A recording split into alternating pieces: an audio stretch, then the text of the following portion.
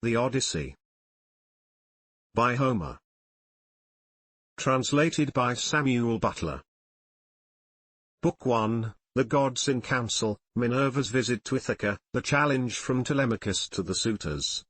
Tell me, O Muse, of that ingenious hero who travelled far and wide after he had sacked the famous town of Troy.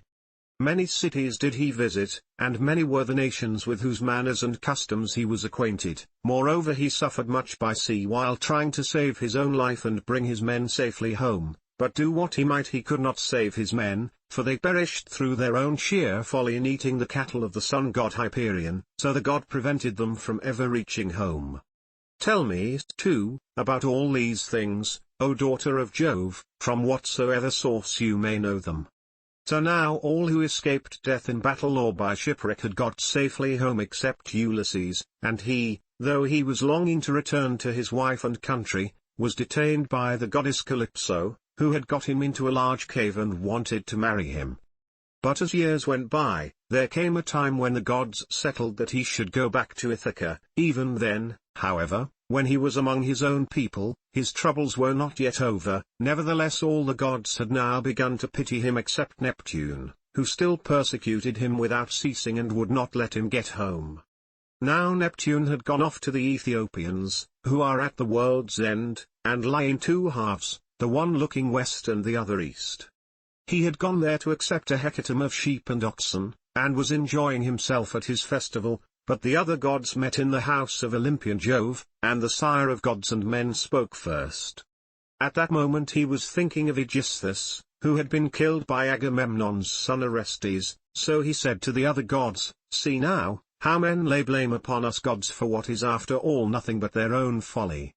Look at Aegisthus, he must needs make love to Agamemnon's wife unrighteously and then kill Agamemnon, though he knew it would be the death of him. For I sent Mercury to warn him not to do either of these things, inasmuch as Orestes would be sure to take his revenge when he grew up and wanted to return home. Mercury told him this in all goodwill, but he would not listen, and now he has paid for everything in full. Then Minerva said, Father, son of Saturn, king of kings, it served Aegisthus right, and so it would anyone else who does as he did, but Aegisthus is neither here nor there. It is for Ulysses that my heart bleeds, when I think of his sufferings in that lonely sea-girt island, far away, poor man, from all his friends. It is an island covered with forest, in the very middle of the sea, and a goddess lives there, daughter of the magician Atlas, who looks after the bottom of the ocean, and carries the great columns that keep heaven and earth asunder.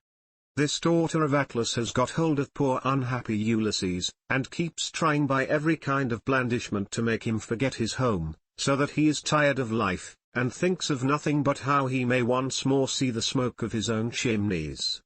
You, sir, take no heed of this, and yet when Ulysses was before Troy did he not propitiate you with many a burnt sacrifice? Why then should you keep on being so angry with him? And Jove said, My child, what are you talking about? How can I forget Ulysses than whom there is no more capable man on earth, nor more liberal in his offerings to the immortal gods that live in heaven? Bear in mind, however, that Neptune is still furious with Ulysses for having blinded an eye of Polyphemus king of the Cyclopes. Polyphemus is son to Neptune by the nymph Thoosa, daughter to the sea king Phorcys, therefore though he will not kill Ulysses outright, he torments him by preventing him from getting home. Still, let us slay our heads together and see how we can help him to return. Neptune will then be pacified, for if we are all of a mind he can hardly stand out against us.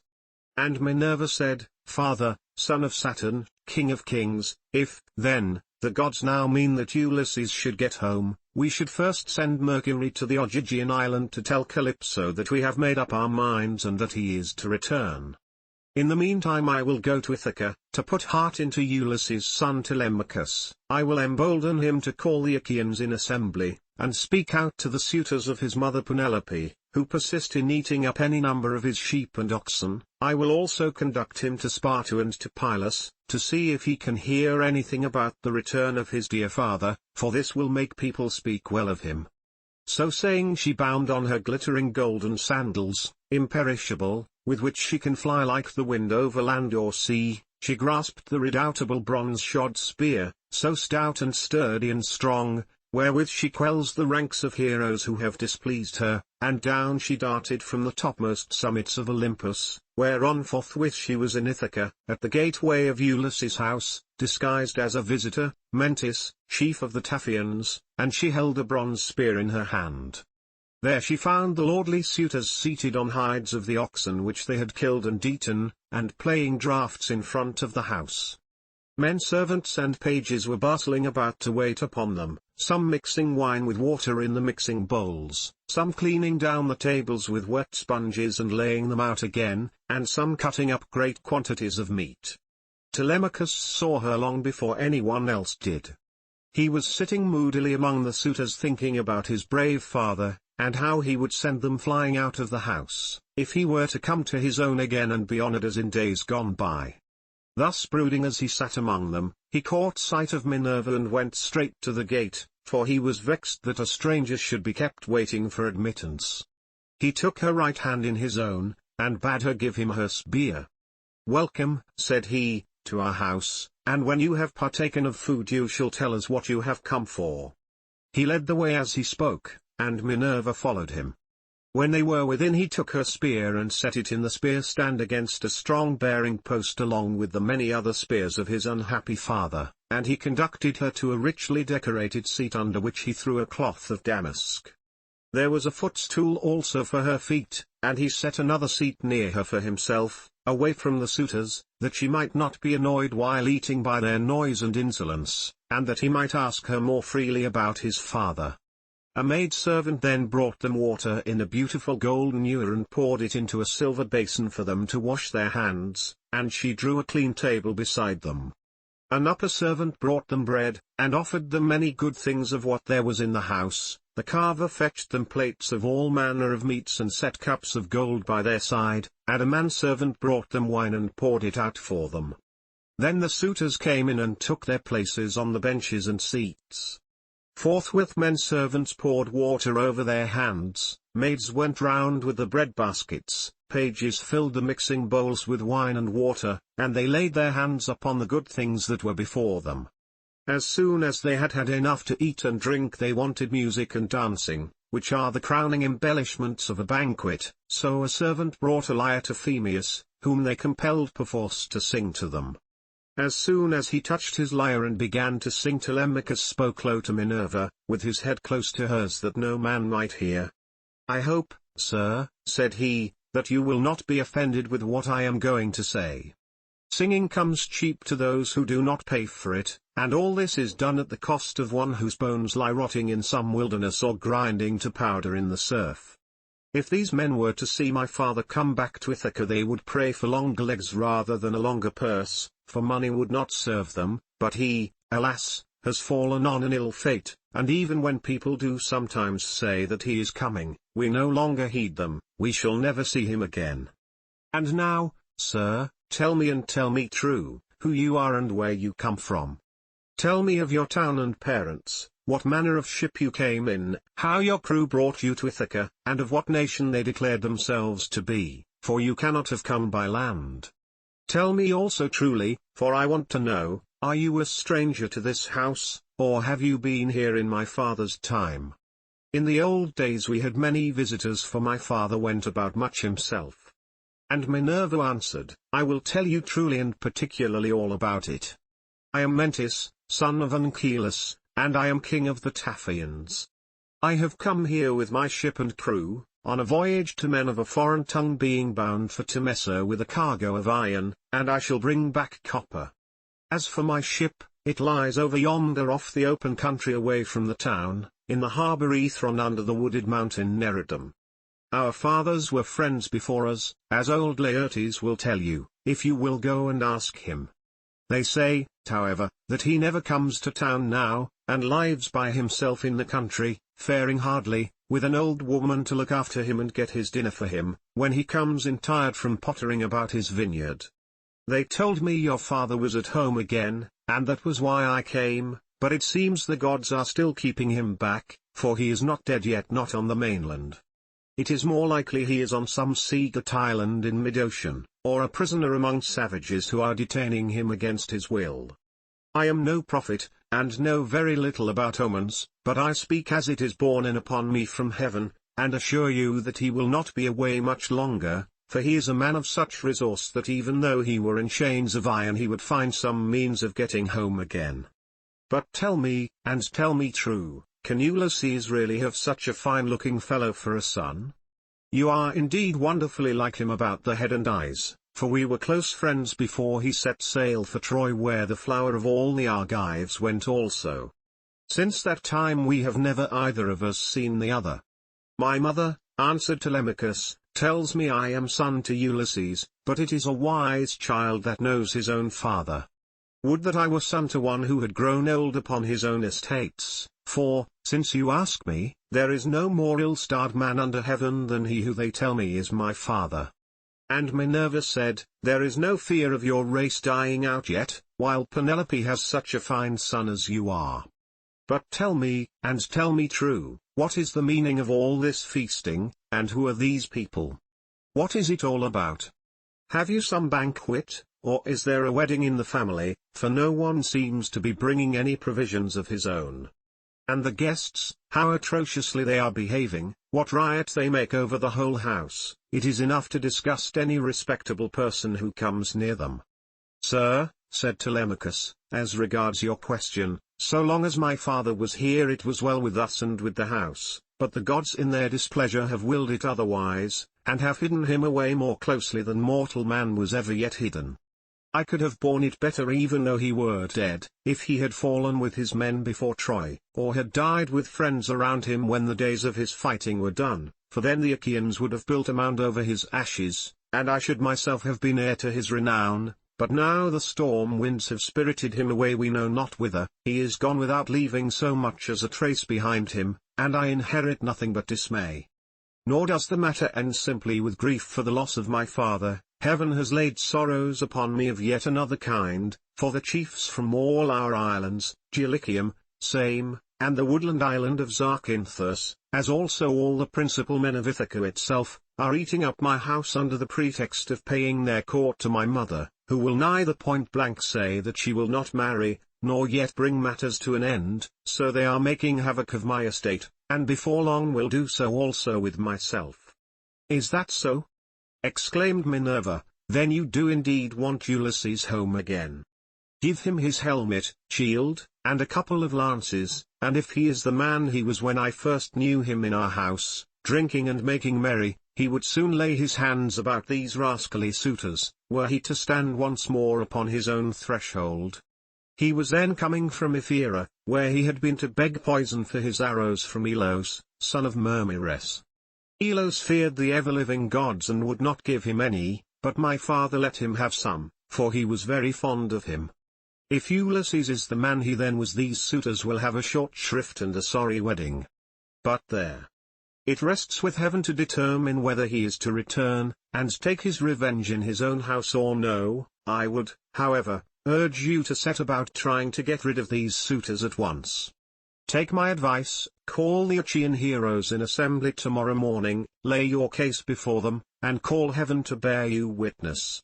Bid the suitors take themselves off, each to his own place, and if your mother's mind is set on marrying again, let her go back to her father, who will find her a husband and provide her with all the marriage gifts that so dear a daughter may expect.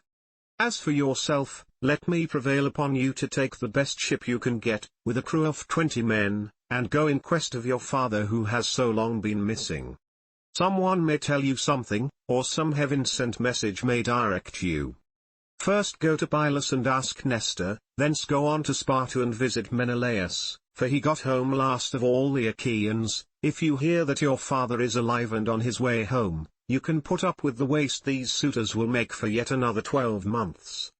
If on the other hand you hear of his death, come home at once, celebrate his funeral rites with all due pomp, build a barrow to his memory, and make your mother marry again. Then, having done all this, think it well over in your mind how, by fair means or foul, you may kill these suitors in your own house. You are too old to plead infancy any longer, have you not heard how people are singing Orestes' praises for having killed his father's murderer Aegisthus? You are a fine, smart-looking fellow, show your mettle, then, and make yourself a name in story. Now, however, I must go back to my ship and to my crew, who will be impatient if I keep them waiting longer. Think the matter over for yourself, and remember what I have said to you." "Sir," answered Telemachus, "it has been very kind of you to talk to me in this way, as though I were your own son, and I will do all you tell me. I know you want to be getting on with your voyage, but stay a little longer till you have taken a bath and refreshed yourself. I will then give you a present, and you shall go on your way rejoicing. I will give you one of great beauty and value, a keepsake such as only dear friends give to one another." Minerva answered, "Do not try to keep me, for I would be on my way at once. As for any present you may be disposed to make me, keep it till I come again, and I will take it home with me. You shall give me a very good one, and I will give you one of no less value in return." With these words she flew away like a bird into the air, but she had given Telemachus courage, and had made him think more than ever about his father. He felt the change, wondered at it, and knew that the stranger had been a god, so he went straight to where the suitors were sitting. Phemius was still singing, and his hearers sat wrapped in silence as he told the sad tale of the return from Troy, and the ills Minerva had laid upon the Achaeans. Penelope, daughter of Icarius, heard his song from her room upstairs, and came down by the great staircase, not alone, but attended by 2 of her handmaids. When she reached the suitors she stood by one of the bearing posts that supported the roof of the cloisters with a staid maiden on either side of her. She held a veil, moreover, before her face, and was weeping bitterly. "Phemius," she cried, "you know many another feat of gods and heroes, such as poets love to celebrate. Sing the suitors some one of these, and let them drink their wine in silence, but cease this sad tale, for it breaks my sorrowful heart, and reminds me of my lost husband whom I mourn ever without ceasing, and whose name was great over all Hellas and middle Argos." "Mother," answered Telemachus, "let the bard sing what he has a mind to. Bards do not make the ills they sing of, it is Jove, not they, who makes them, and who sends weal or woe upon mankind according to his own good pleasure. This fellow means no harm by singing the ill-fated return of the Danaans, for people always applaud the latest songs most warmly. Make up your mind to it and bear it. Ulysses is not the only man who never came back from Troy, but many another went down as well as he. Go, then, within the house and busy yourself with your daily duties, your loom, your distaff, and the ordering of your servants, for speech is man's matter, and mine above all others, for it is I who am master here." She went wandering back into the house, and laid her son's saying in her heart. Then, going upstairs with her handmaids into her room, she mourned her dear husband till Minerva shed sweet sleep over her eyes. But the suitors were clamorous throughout the covered cloisters, and prayed each one that he might be her bedfellow. Then Telemachus spoke. "Shameless," he cried, "and insolent suitors, let us feast at our pleasure now, and let there be no brawling, for it is a rare thing to hear a man with such a divine voice as Phemius has, but in the morning meet me in full assembly that I may give you formal notice to depart, and feast at one another's houses, turn and turn about, at your own cost. If on the other hand you choose to persist in sponging upon one man, heaven help me, but Jove shall reckon with you in full, and when you fall in my father's house there shall be no man to avenge you." The suitors bit their lips as they heard him, and marveled at the boldness of his speech. Then, Antinous, son of Eupeithes, said, "The gods seem to have given you lessons in bluster and tall talking. May Jove never grant you to be chief in Ithaca as your father was before you." Telemachus answered, "Antinous, do not chide with me, but, God willing, I will be chief too if I can. Is this the worst fate you can think of for me? It is no bad thing to be a chief, for it brings both riches and honor. Still, now that Ulysses is dead there are many great men in Ithaca both old and young, and some other may take the lead among them. Nevertheless I will be chief in my own house, and will rule those whom Ulysses has won for me." Then Eurymachus, son of Polybus, answered, "It rests with heaven to decide who shall be chief among us, but you shall be master in your own house and over your own possessions. No one while there is a man in Ithaca shall do you violence nor rob you. And now, my good fellow, I want to know about this stranger. What country does he come from? Of what family is he, and where is his estate? Has he brought you news about the return of your father, or was he on business of his own? He seemed a well-to-do man, but he hurried off so suddenly that he was gone in a moment before we could get to know him." "My father is dead and gone," answered Telemachus, "and even if some rumor reaches me I put no more faith in it now. My mother does indeed sometimes send for a soothsayer and question him, but I give his prophesyings no heed. As for the stranger, he was Mentis, son of Anchialus, chief of the Taphians, an old friend of my father's. But in his heart he knew that it had been the goddess." The suitors then returned to their singing and dancing until the evening, but when night fell upon their pleasuring they went home to bed each in his own abode. Telemachus's room was high up in a tower that looked on to the outer court. Hither, then, he hied, brooding and full of thought.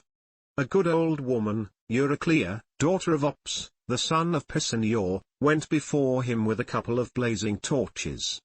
Laertes had bought her with his own money when she was quite young. He gave the worth of 20 oxen for her, and showed as much respect to her in his household as he did to his own wedded wife, but he did not take her to his bed for he feared his wife's resentment. She it was who now lighted Telemachus to his room, and she loved him better than any of the other women in the house did, for she had nursed him when he was a baby. He opened the door of his bedroom and sat down upon the bed. As he took off his shirt he gave it to the good old woman, who folded it tidily up, and hung it for him over a peg by his bedside, after which she went out, pulled the door to by a silver catch, and drew the bolt home by means of the strap. But Telemachus as he lay covered with a woolen fleece kept thinking all night through of his intended voyage and of the counsel that Minerva had given him. Book 2, Assembly of the People of Ithaca, Speeches of Telemachus and of the Suitors. Telemachus makes his preparations and starts for Pylos with Minerva disguised as Mentor. Now when the child of morning, rosy-fingered dawn, appeared Telemachus rose and dressed himself. He bound his sandals onto his comely feet, girded his sword about his shoulder, and left his room looking like an immortal god. He at once sent the criers round to call the people in assembly, so they called them and the people gathered thereon. Then, when they were got together, he went to the place of assembly spear in hand, not alone, for his 2 hounds went with him. Minerva endowed him with a presence of such divine comeliness that all marvelled at him as he went by, and when he took his place in his father's seat even the oldest counsellors made way for him. Aegyptius, a man bent double with age, and of infinite experience, was the first to speak. His son Antiphus had gone with Ulysses to Ilius, land of noble steeds, but the savage Cyclops had killed him when they were all shut up in the cave, and had cooked his last dinner for him. He had 3 sons left, of whom 2 still worked on their father's land, while the third, Eurynomus, was one of the suitors. Nevertheless their father could not get over the loss of Antiphus, and was still weeping for him when he began his speech. "Men of Ithaca," he said, "hear my words. From the day Ulysses left us there has been no meeting of our counsellors until now. Who then can it be, whether old or young, that finds it so necessary to convene us? Has he got wind of some host approaching, and does he wish to warn us, or would he speak upon some other matter of public moment? I am sure he is an excellent person, and I hope Jove will grant him his heart's desire." Telemachus took this speech as of good omen and rose at once, for he was bursting with what he had to say. He stood in the middle of the assembly and the good herald Pisanor brought him his staff. Then, turning to Aegyptius, "Sir," said he, "it is I, as you will shortly learn, who have convened you, for it is I who am the most aggrieved. I have not got wind of any host approaching about which I would warn you, nor is there any matter of public moment on which I would speak. My grievance is purely personal, and turns on 2 great misfortunes which have fallen upon my house. The first of these is the loss of my excellent father, who was chief among all you here present, and was like a father to every one of you, The second is much more serious, and ere long will be the utter ruin of my estate. The sons of all the chief men among you are pestering my mother to marry them against her will. They are afraid to go to her father Icarius, asking him to choose the one he likes best, and to provide marriage gifts for his daughter, but day by day they keep hanging about my father's house, sacrificing our oxen, sheep, and fat goats for their banquets, and never giving so much as a thought to the quantity of wine they drink. No estate can stand such recklessness. We have now no Ulysses to ward off harm from our doors, and I cannot hold my own against them. I shall never all my days be as good a man as he was, still I would indeed defend myself if I had power to do so, for I cannot stand such treatment any longer. My house is being disgraced and ruined. Have respect, therefore, to your own consciences and to public opinion. Fear, too, the wrath of heaven, lest the gods should be displeased and turn upon you. I pray you by Jove and Themis, who is the beginning and the end of counsels, do not hold back, my friends, and leave me single-handed, unless it be that my brave father Ulysses did some wrong to the Achaeans which you would now avenge on me, by aiding and abetting these suitors. Moreover, if I am to be eaten out of house and home at all, I had rather you did the eating yourselves, for I could then take action against you to some purpose, and serve you with notices from house to house till I got paid in full, whereas now I have no remedy. With this Telemachus dashed his staff to the ground and burst into tears. Every one was very sorry for him, but they all sat still and no one ventured to make him an angry answer, save only Antinous, who spoke thus: Telemachus, insolent braggart that you are, how dare you try to throw the blame upon us suitors?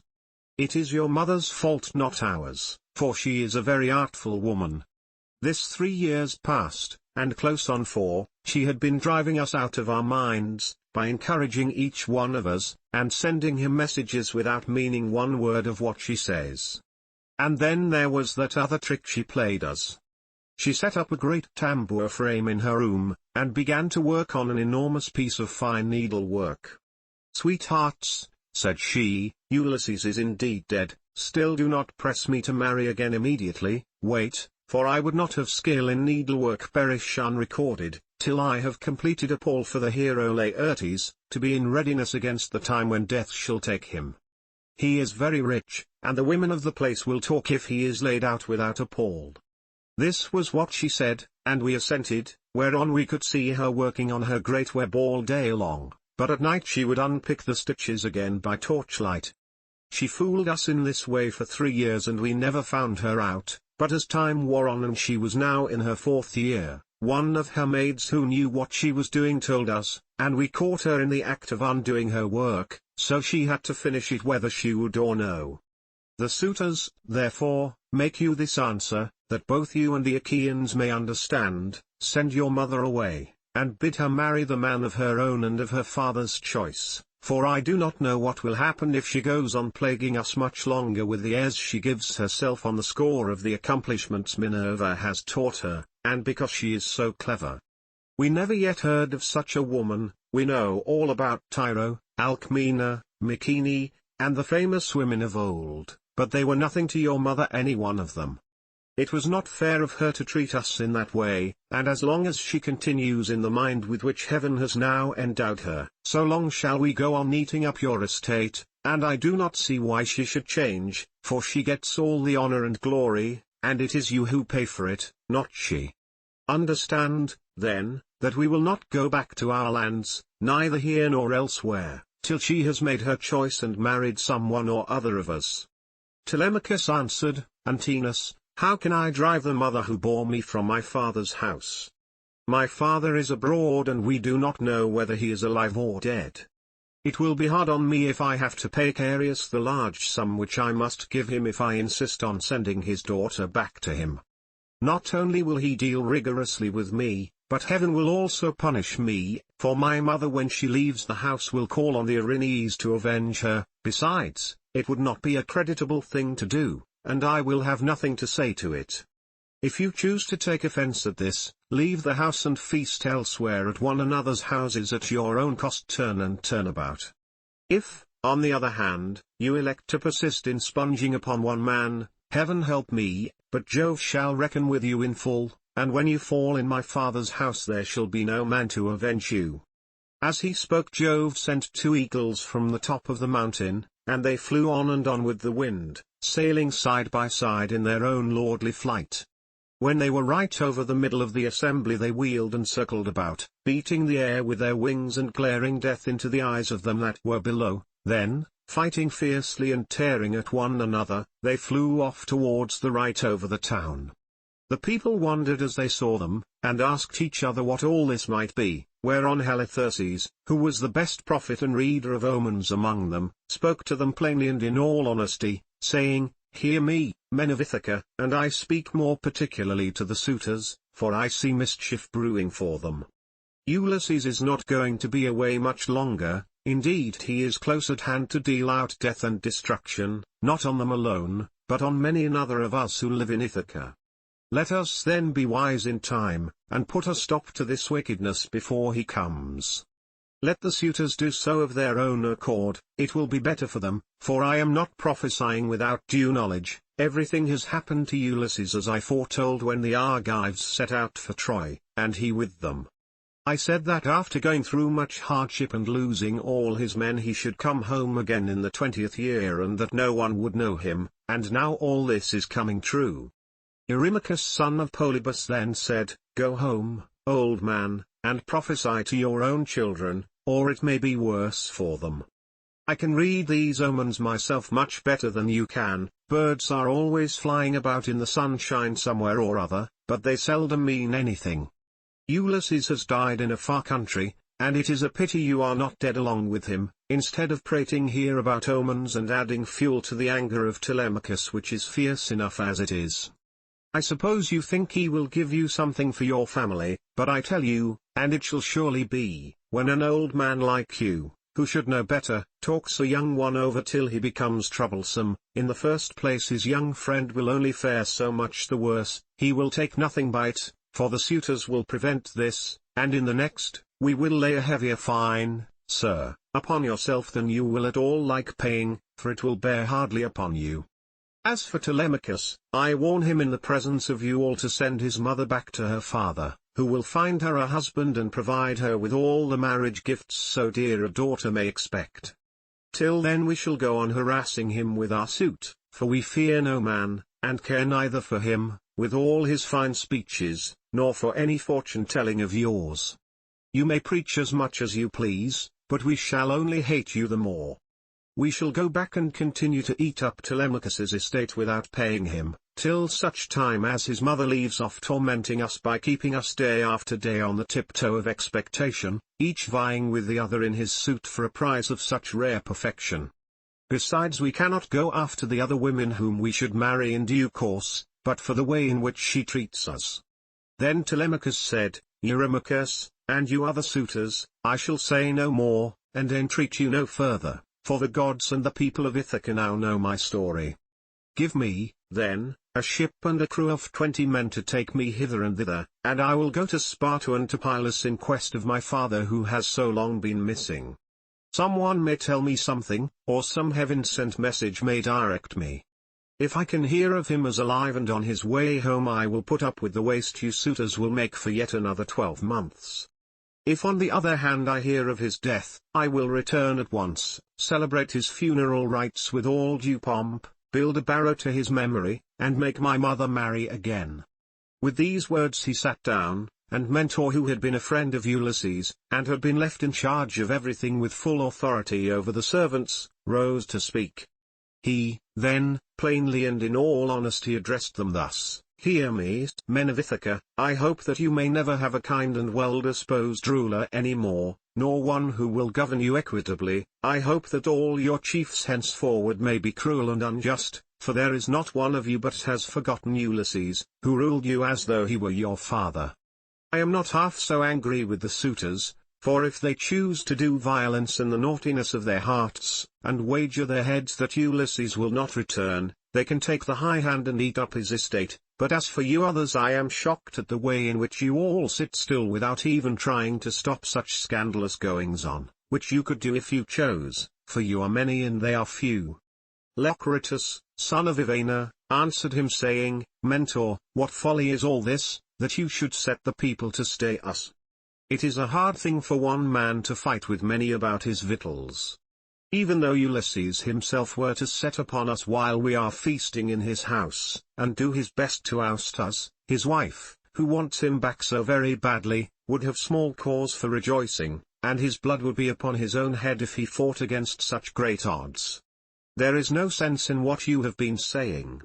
Now, therefore, do you people go about your business, and let his father's old friends, Mentor and Halitherses, speed this boy on his journey, if he goes at all, which I do not think he will, for he is more likely to stay where he is till someone comes and tells him something.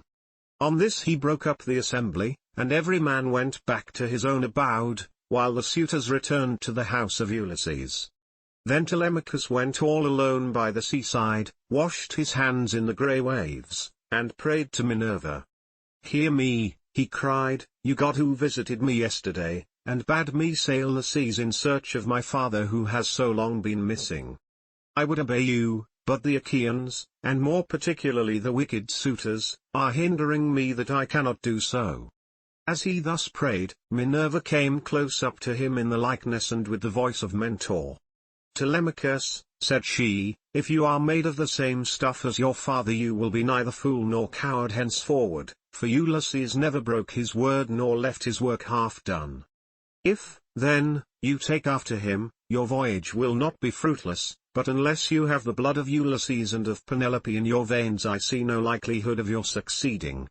Sons are seldom as good men as their fathers, they are generally worse, not better. Still, as you are not going to be either fool or coward henceforward, and are not entirely without some share of your father's wise discernment, I look with hope upon your undertaking. But mind you never make common cause with any of those foolish suitors, for they have neither sense nor virtue, and give no thought to death and to the doom that will shortly fall on one and all of them, so that they shall perish on the same day. As for your voyage, it shall not be long delayed. Your father was such an old friend of mine that I will find you a ship, and will come with you myself. Now, however, return home, and go about among the suitors, begin getting provisions ready for your voyage, see everything well stowed, the wine in jars, and the barley meal, which is the staff of life, in leathern bags, while I go round the town and beat up volunteers at once. There are many ships in Ithaca both old and new, I will run my eye over them for you and will choose the best, we will get her ready and will put out to sea without delay. Thus spoke Minerva daughter of Jove, and Telemachus lost no time in doing as the goddess told him. He went moodily home, and found the suitors flaying goats and singeing pigs in the outer court. Antinous came up to him at once and laughed as he took his hand in his own, saying, Telemachus, my fine fire-eater, bear no more ill blood neither in word nor deed, but eat and drink with us as you used to do. The Achaeans will find you in everything, a ship and a picked crew to boot, so that you can set sail for Pylos at once and get news of your noble father. Antinous, answered Telemachus, I cannot eat in peace, nor take pleasure of any kind with such men as you are. Was it not enough that you should waste so much good property of mine while I was yet a boy? Now that I am older and know more about it, I am also stronger, and whether here among this people, or by going to Pylos, I will do you all the harm I can. I shall go, and my going will not be in vain, though, thanks to you suitors, I have neither ship nor crew of my own, and must be passenger not captain. As he spoke he snatched his hand from that of Antinous. Meanwhile the others went on getting dinner ready about the buildings, jeering at him tauntingly as they did so. Telemachus, said one youngster, means to be the death of us. I suppose he thinks he can bring friends to help him from Pylos, or again from Sparta, where he seems bent on going. Or will he go to Ephyra as well, for poison to put in our wine and kill us? Another said, perhaps if Telemachus goes on board ship, he will be like his father and perish far from his friends. In this case we should have plenty to do, for we could then divide up his property amongst us. As for the house we can let his mother and the man who marries her have that. This was how they talked. But Telemachus went down into the lofty and spacious storeroom where his father's treasure of gold and bronze lay heaped up upon the floor, and where the linen and spare clothes were kept in open chests. Here, too, there was a store of fragrant olive oil, while casks of old, well-ripened wine, unblended and fit for a god to drink, were ranged against the wall in case Ulysses should come home again after all. The room was closed with well-made doors opening in the middle. Moreover, the faithful old housekeeper Euryclea, daughter of Ops the son of Pisanior, was in charge of everything both night and day. Telemachus called her to the storeroom and said, "Nurse, draw me off some of the best wine you have, after what you are keeping for my father's own drinking, in case, poor man, he should escape death, and find his way home again after all. Let me have 12 jars, and see that they all have lids. Also fill me some well-sewn leathern bags with barley meal, about 20 measures in all. Get these things put together at once, and say nothing about it. I will take everything away this evening as soon as my mother has gone upstairs for the night. I am going to Sparta and to Pylos to see if I can hear anything about the return of my dear father." When Euryclea heard this, she began to cry, and spoke fondly to him, saying, "My dear child, whatever can have put such notion as that into your head? Where in the world do you want to go to, you, who are the one hope of the house? Your poor father is dead and gone in some foreign country nobody knows where, and as soon as your back is turned these wicked ones here will be scheming to get you put out of the way, and will share all your possessions among themselves. Stay where you are among your own people, and do not go wandering and worrying your life out on the barren ocean." "Fear not, nurse," answered Telemachus, "my scheme is not without heaven's sanction, but swear that you will say nothing about all this to my mother, till I have been away some 10 or 12 days, unless she hears of my having gone, and asks you, for I do not want her to spoil her beauty by crying." The old woman swore most solemnly that she would not, and when she had completed her oath, she began drawing off the wine into jars, and getting the barley meal into the bags, while Telemachus went back to the suitors. Then Minerva bethought her of another matter. She took his shape and went round the town to each one of the crew, telling them to meet at the ship by sundown. She went also to Neumann son of Proneus, and asked him to let her have a ship, which he was very ready to do. When the sun had set and darkness was over all the land, she got the ship into the water, put all the tackle on board her that ships generally carry, and stationed her at the end of the harbour. Presently the crew came up, and the goddess spoke encouragingly to each of them. Furthermore, she went to the house of Ulysses, and threw the suitors into a deep slumber.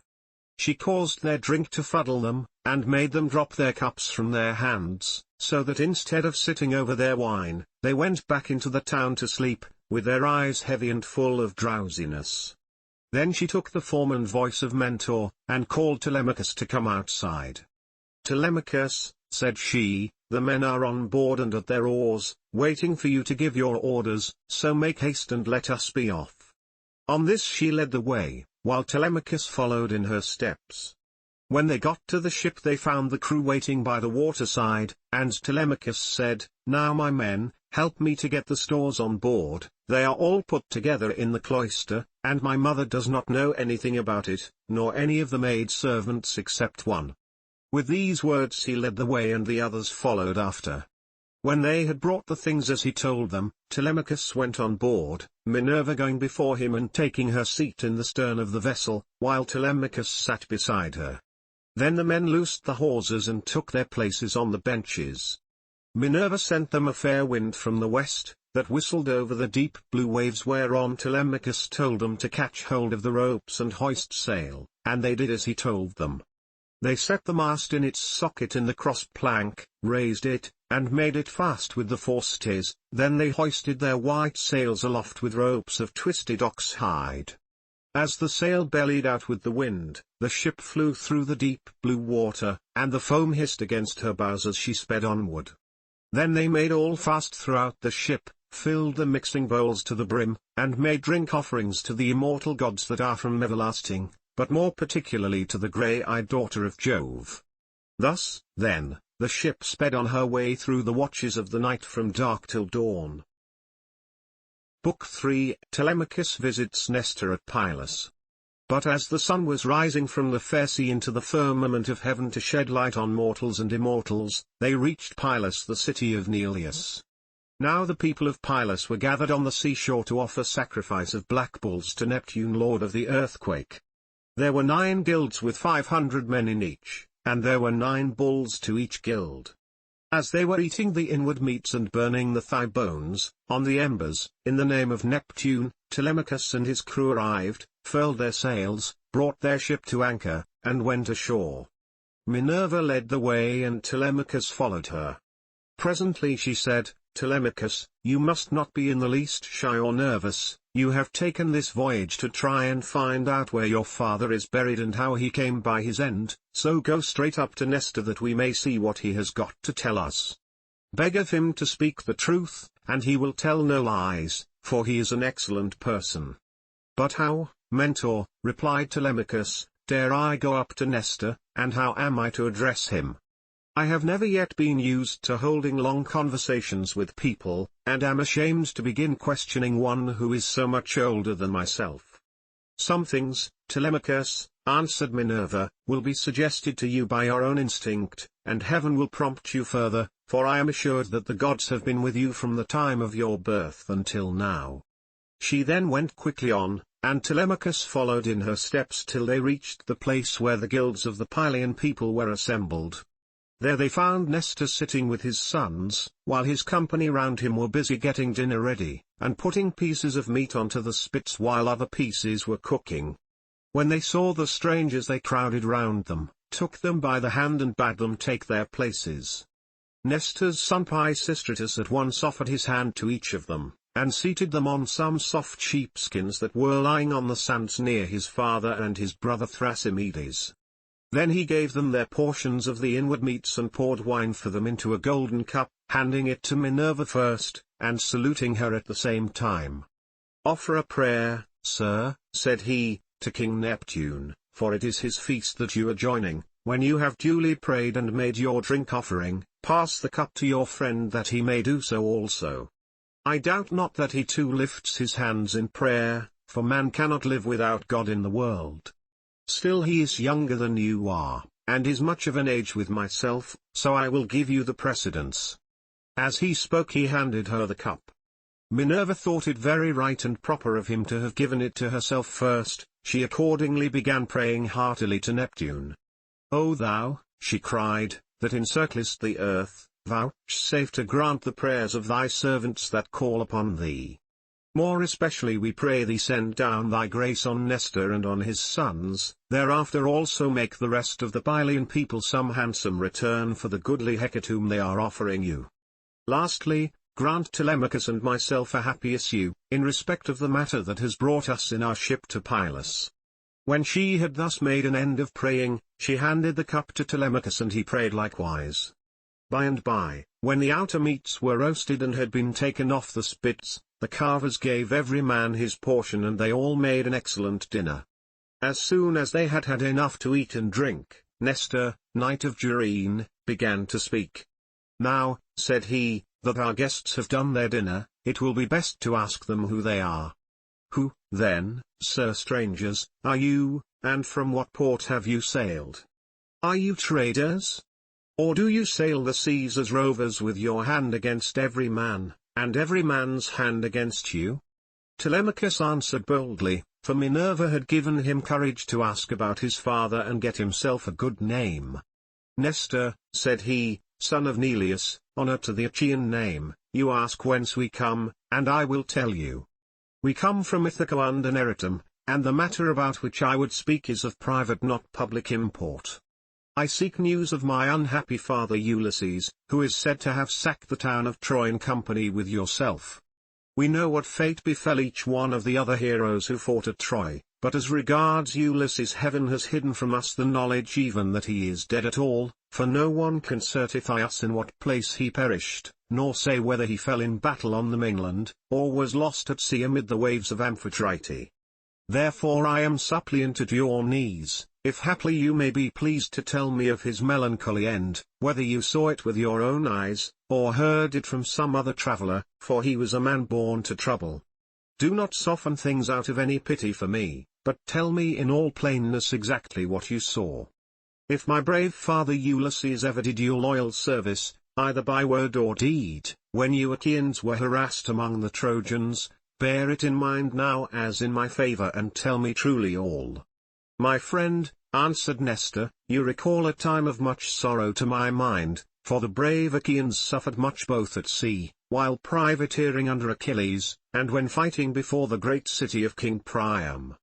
Our best men all of them fell there, Ajax, Achilles, Patroclus peer of gods in council, and my own dear son Antilochus, a man singularly fleet of foot and in fight valiant.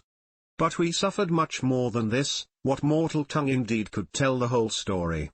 Though you were to stay here and question me for 5 years, or even 6, I could not tell you all that the Achaeans suffered, and you would turn homeward weary of my tale before it ended. 9 long years did we try every kind of stratagem, but the hand of heaven was against us. During all this time there was no one who could compare with your father in subtlety. If indeed you are his son, I can hardly believe my eyes, and you talk just like him too. No one would say that people of such different ages could speak so much alike. He and I never had any kind of difference from first to last, neither in camp nor council, but in singleness of heart and purpose we advised the Argives how all might be ordered for the best. When, however, we had sacked the city of Priam, and were setting sail in our ships as heaven had dispersed us, then Jove saw fit to vex the Argives on their homeward voyage, for they had not all been either wise or understanding, and hence many came to a bad end through the displeasure of Jove's daughter Minerva, who brought about a quarrel between the 2 sons of Atreus. The sons of Atreus called a meeting which was not as it should be, for it was sunset and the Achaeans were heavy with wine. When they explained why they had called the people together, it seemed that Menelaus was for sailing homeward at once, and this displeased Agamemnon, who thought that we should wait till we had offered hecatombs to appease the anger of Minerva. Fool that he was, he might have known that he would not prevail with her, for when the gods have made up their minds they do not change them lightly. So the 2 stood bandying hard words, whereon the Achaeans sprang to their feet with a cry that rent the air, and were of 2 minds as to what they should do. That night we rested and nursed our anger, for Jove was hatching mischief against us. But in the morning some of us drew our ships into the water and put our goods with our women on board, while the rest, about half in number, stayed behind with Agamemnon. We, the other half, embarked and sailed, and the ships went well, for heaven had smoothed the sea. When we reached Tenedos we offered sacrifices to the gods, for we were longing to get home. Cruel Jove, however, did not yet mean that we should do so, and raised a second quarrel, in the course of which some among us turned their ships back again, and sailed away under Ulysses to make their peace with Agamemnon, but I, and all the ships that were with me pressed forward, for I saw that mischief was brewing. The son of Tydeus went on also with me, and his crews with him. Later on Menelaus joined us at Lesbos, and found us making up our minds about our course, for we did not know whether to go outside Chios by the island of Syra, keeping this to our left, or inside Chios, over against the stormy headland of Mimas. So we asked heaven for a sign, and were shown one to the effect that we should be soonest out of danger if we headed our ships across the open sea to Euboea. This we therefore did, and a fair wind sprang up which gave us a quick passage during the night to Geristos, where we offered many sacrifices to Neptune for having helped us so far on our way. 4 days later Diomed and his men stationed their ships in Argos, but I held on for Pylos, and the wind never fell light from the day when heaven first made it fair for me. Therefore, my dear young friend, I returned without hearing anything about the others. I know neither who got home safely nor who were lost, but, as in duty bound, I will give you without reserve the reports that have reached me since I have been here in my own house. They say the Myrmidons returned home safely under Achilles' son Neoptolemus, so also did the valiant son of Poeas, Philoctetes. Idomeneus, again, lost no men at sea, and all his followers who escaped death in the field got safe home with him to Crete. No matter how far out of the world you live, you will have heard of Agamemnon and the bad end he came to at the hands of Aegisthus, and a fearful reckoning did Aegisthus presently pay. See what a good thing it is for a man to leave a son behind him to do as Orestes did, who killed false Aegisthus the murderer of his noble father. You too, then, for you are a tall smart-looking fellow, show your mettle and make yourself a name in story. Nestor son of Neleus, answered Telemachus, honor to the Achaean name, the Achaeans applaud Orestes and his name will live through all time for he has avenged his father nobly. Would that heaven might grant me to do like vengeance on the insolence of the wicked suitors, who are ill-treating me and plotting my ruin, but the gods have no such happiness in store for me and for my father, so we must bear it as best we may. My friend, said Nestor, now that you remind me, I remember to have heard that your mother has many suitors, who are ill-disposed towards you and are making havoc of your estate. Do you submit to this tamely, or are public feeling and the voice of heaven against you? Who knows but what Ulysses may come back after all, and pay these scoundrels in full, either single-handed or with a force of Achaeans behind him. If Minerva were to take as great a liking to you as she did to Ulysses when we were fighting before, if she would take as good care of you as she did of him, these wooers would soon some of them forget their wooing. Telemachus answered, I can expect nothing of the kind, it would be far too much to hope for. I dare not let myself think of it. Even though the gods themselves willed it, no such good fortune could befall me.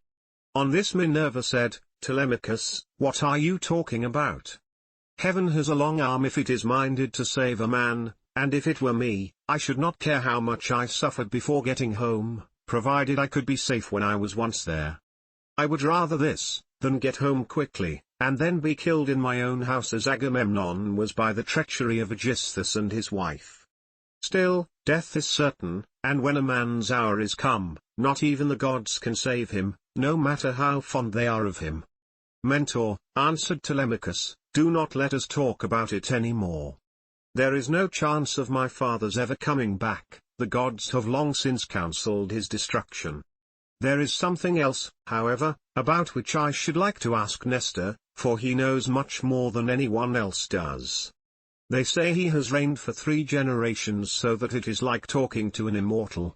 Tell me, therefore, Nestor, and tell me true, how did Agamemnon come to die in that way? What was Menelaus doing? And how came false Aegisthus to kill so far better a man than himself?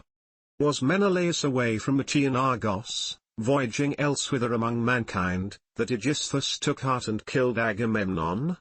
I will tell you truly, answered Nestor, and indeed you have yourself divined how it all happened. If Menelaus when he got back from Troy had found Aegisthus still alive in his house, there would have been no barrow heaped up for him, not even when he was dead, but he would have been thrown outside the city to dogs and vultures, and not a woman would have mourned him, for he had done a deed of great wickedness. But we were over there, fighting hard at Troy, and Aegisthus, who was taking his ease quietly in the heart of Argos, cajoled Agamemnon's wife Clytemnestra with incessant flattery.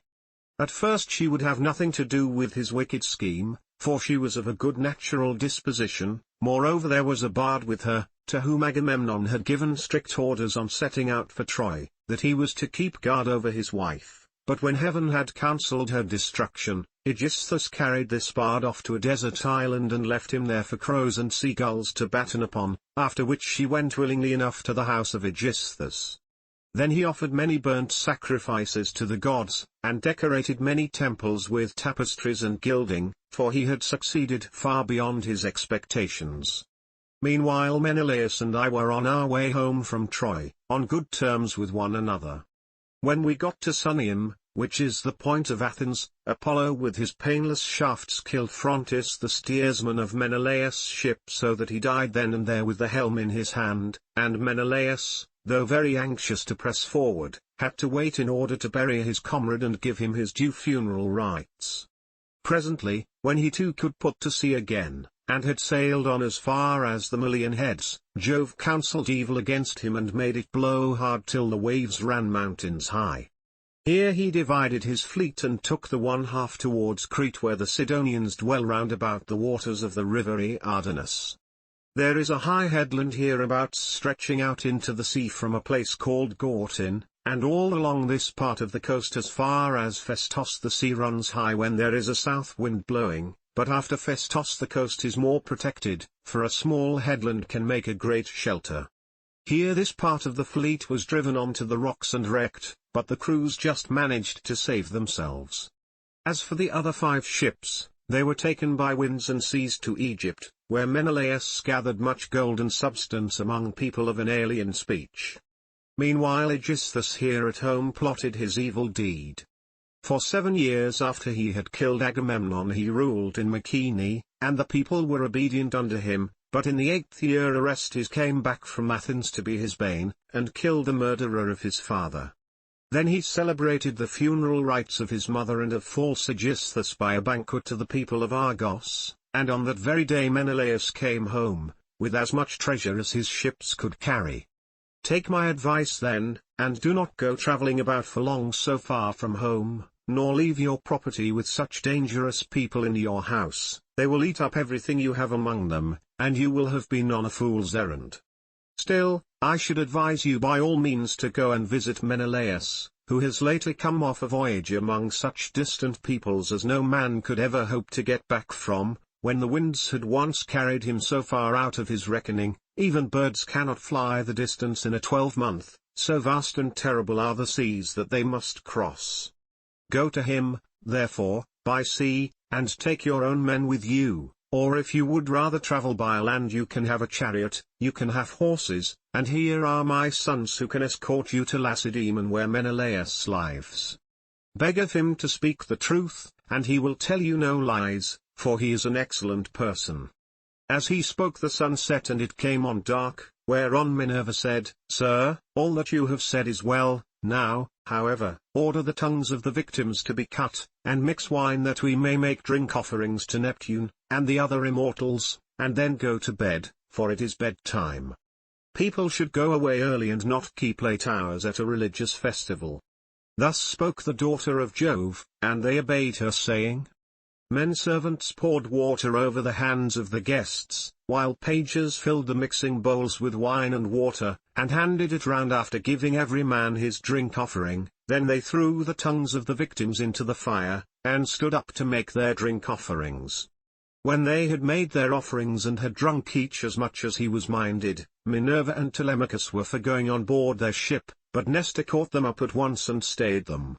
Heaven and the immortal gods, he exclaimed, forbid that you should leave my house to go on board of a ship. Do you think I am so poor and short of clothes, or that I have so few cloaks and as to be unable to find comfortable beds both for myself and for my guests? Let me tell you I have store both of rugs and cloaks, and shall not permit the son of my old friend Ulysses to camp down on the deck of a ship, not while I live, nor yet will my sons after me, but they will keep open house as I have done. Then Minerva answered, Sir, you have spoken well, and it will be much better that Telemachus should do as you have said. He, therefore, shall return with you and sleep at your house, but I must go back to give orders to my crew, and keep them in good heart. I am the only older person among them, the rest are all young men of Telemachus' own age, who have taken this voyage out of friendship, so I must return to the ship and sleep there. Moreover tomorrow I must go to the Corconians where I have a large sum of money long owing to me. As for Telemachus, now that he is your guest, send him to Lacedaemon in a chariot, and let one of your sons go with him. Be pleased to also provide him with your best and fleetest horses.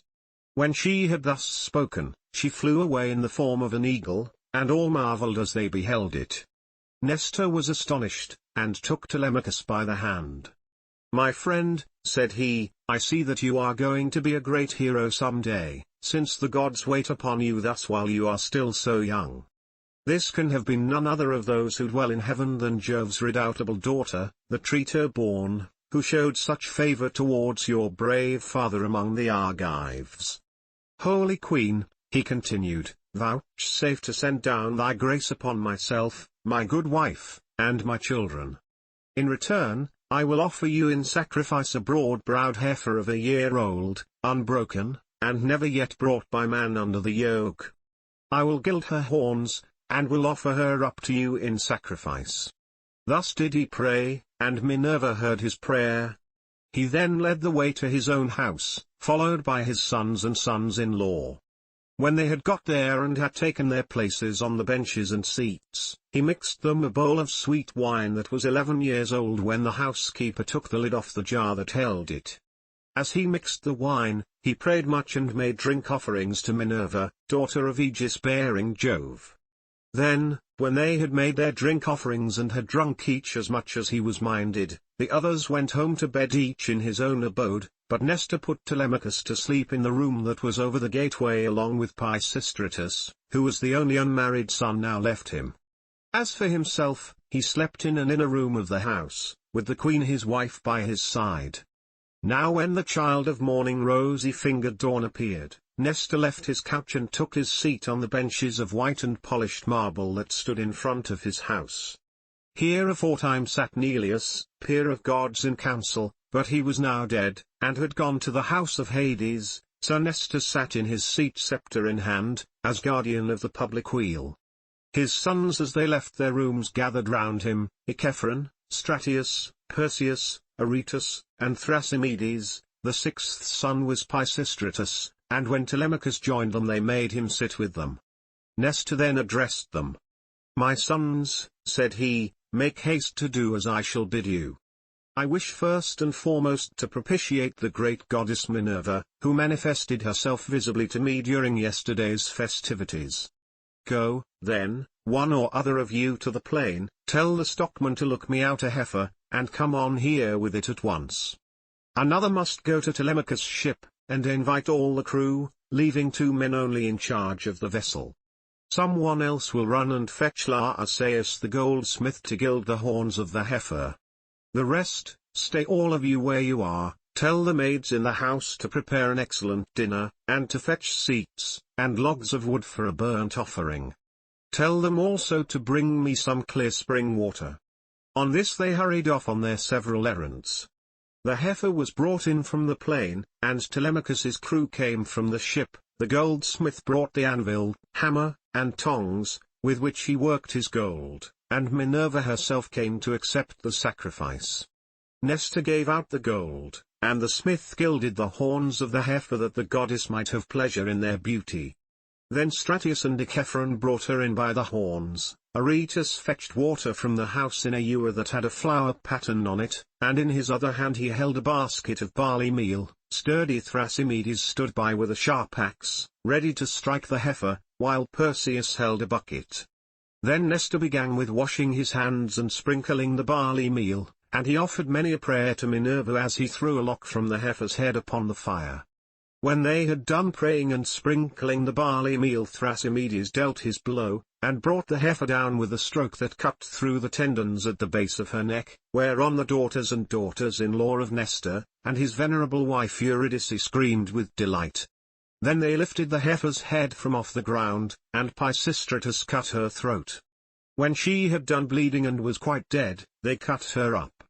They cut out the thigh bones all in due course, wrapped them round in 2 layers of fat, and set some pieces of raw meat on the top of them. Then Nestor laid them upon the wood fire and poured wine over them, while the young men stood near him with 5-pronged spits in their hands. When the thighs were burned and they had tasted the inward meats, they cut the rest of the meat up small, put the pieces on the spits and toasted them over the fire. Meanwhile lovely Polycaste, Nestor's youngest daughter, washed Telemachus. When she had washed him and anointed him with oil, she brought him a fair mantle and shirt, and he looked like a god as he came from the bath and took his seat by the side of Nestor. When the outer meats were done they drew them off the spits and sat down to dinner, where they were waited upon by some worthy henchmen, who kept pouring them out their wine in cups of gold. As soon as they had had enough to eat and drink, Nestor said, "Sons, put Telemachus's horses to the chariot that he may start at once." Thus did he speak, and they did even as he had said, and yoked the fleet horses to the chariot. The housekeeper packed them up a provision of bread, wine, and sweetmeats fit for the sons of princes. Then Telemachus got into the chariot, while Pisistratus gathered up the reins and took his seat beside him. He lashed the horses on and they flew forward nothing loath into the open country, leaving the high citadel of Pylus behind them. All that day did they travel, swaying the yoke upon their necks till the sun went down and darkness was over all the land. Then they reached Pherae where Diocles lived, who was son to Autolycus and grandson to Alpheus. Here they passed the night and Diocles entertained them hospitably. When the child of morning, rosy-fingered dawn, appeared, they again yoked their horses and drove out through the gateway under the echoing gatehouse. Pisistratus slashed the horses on and they flew forward nothing loath. Presently they came to the corn lands of the open country, and in the course of time completed their journey, so well did their steeds take them. Now when the sun had set and darkness was over the land. Book 4, The Visit to King Menelaus. Who tells his story. Meanwhile the suitors in Ithaca plot against Telemachus. They reached the low-lying city of Lacedaemon, where they drove straight to the abode of Menelaus, and found him in his own house, feasting with his many clansmen in honor of the wedding of his son, and also of his daughter, whom he was marrying to the son of that valiant warrior Achilles. He had given his consent and promised her to him while he was still at Troy, and now the gods were bringing the marriage about, so he was sending her with chariots and horses to the city of the Myrmidons over whom Achilles' son was reigning. For his only son he had found a bride from Sparta, the daughter of Elector. This son, Megapenthes, was born to him of a bondwoman, for heaven vouchsafed Helen no more children after she had borne Hermione, who was fair as golden Venus herself. So the neighbors and kinsmen of Menelaus were feasting and making merry in his house. There was a bard also to sing to them and play his lyre, while two tumblers went about performing in the midst of them when the man struck up with his tune. Telemachus and the son of Nestor stayed their horses at the gate, whereon Eteoneus servant to Menelaus came out, and as soon as he saw them ran hurrying back into the house to tell his master. He went close up to him and said, Menelaus, there are some strangers come here, 2 men, who look like sons of Jove. What are we to do? Shall we take their horses out, or tell them to find friends elsewhere as they best can? Menelaus was very angry and said, Eteoneus, son of Bauthus, you never used to be a fool, but now you talk like a simpleton. Take their horses out, of course, and show the strangers in that they may have supper. You and I have stayed often enough at other people's houses before we got back here, where heaven grant that we may rest in peace henceforward. So Eteoneus bustled back and bade the other servants come with him. They took their sweating steeds from under the yoke, made them fast to the mangers, and gave them a feed of oats and barley mixed. Then they leaned the chariot against the end wall of the courtyard, and led the way into the house. Telemachus and Pisistratus were astonished when they saw it, for its splendor was as that of the sun and moon. Then, when they had admired everything to their heart's content, they went into the bathroom and washed themselves. When the servants had washed them and anointed them with oil, they brought them woolen cloaks and shirts, and the two took their seats by the side of Menelaus. A maidservant brought them water in a beautiful golden ewer, and poured it into a silver basin for them to wash their hands, and she drew a clean table beside them. An upper servant brought them bread, and offered them many good things of what there was in the house, while the carver fetched them plates of all manner of meats and set cups of gold by their side.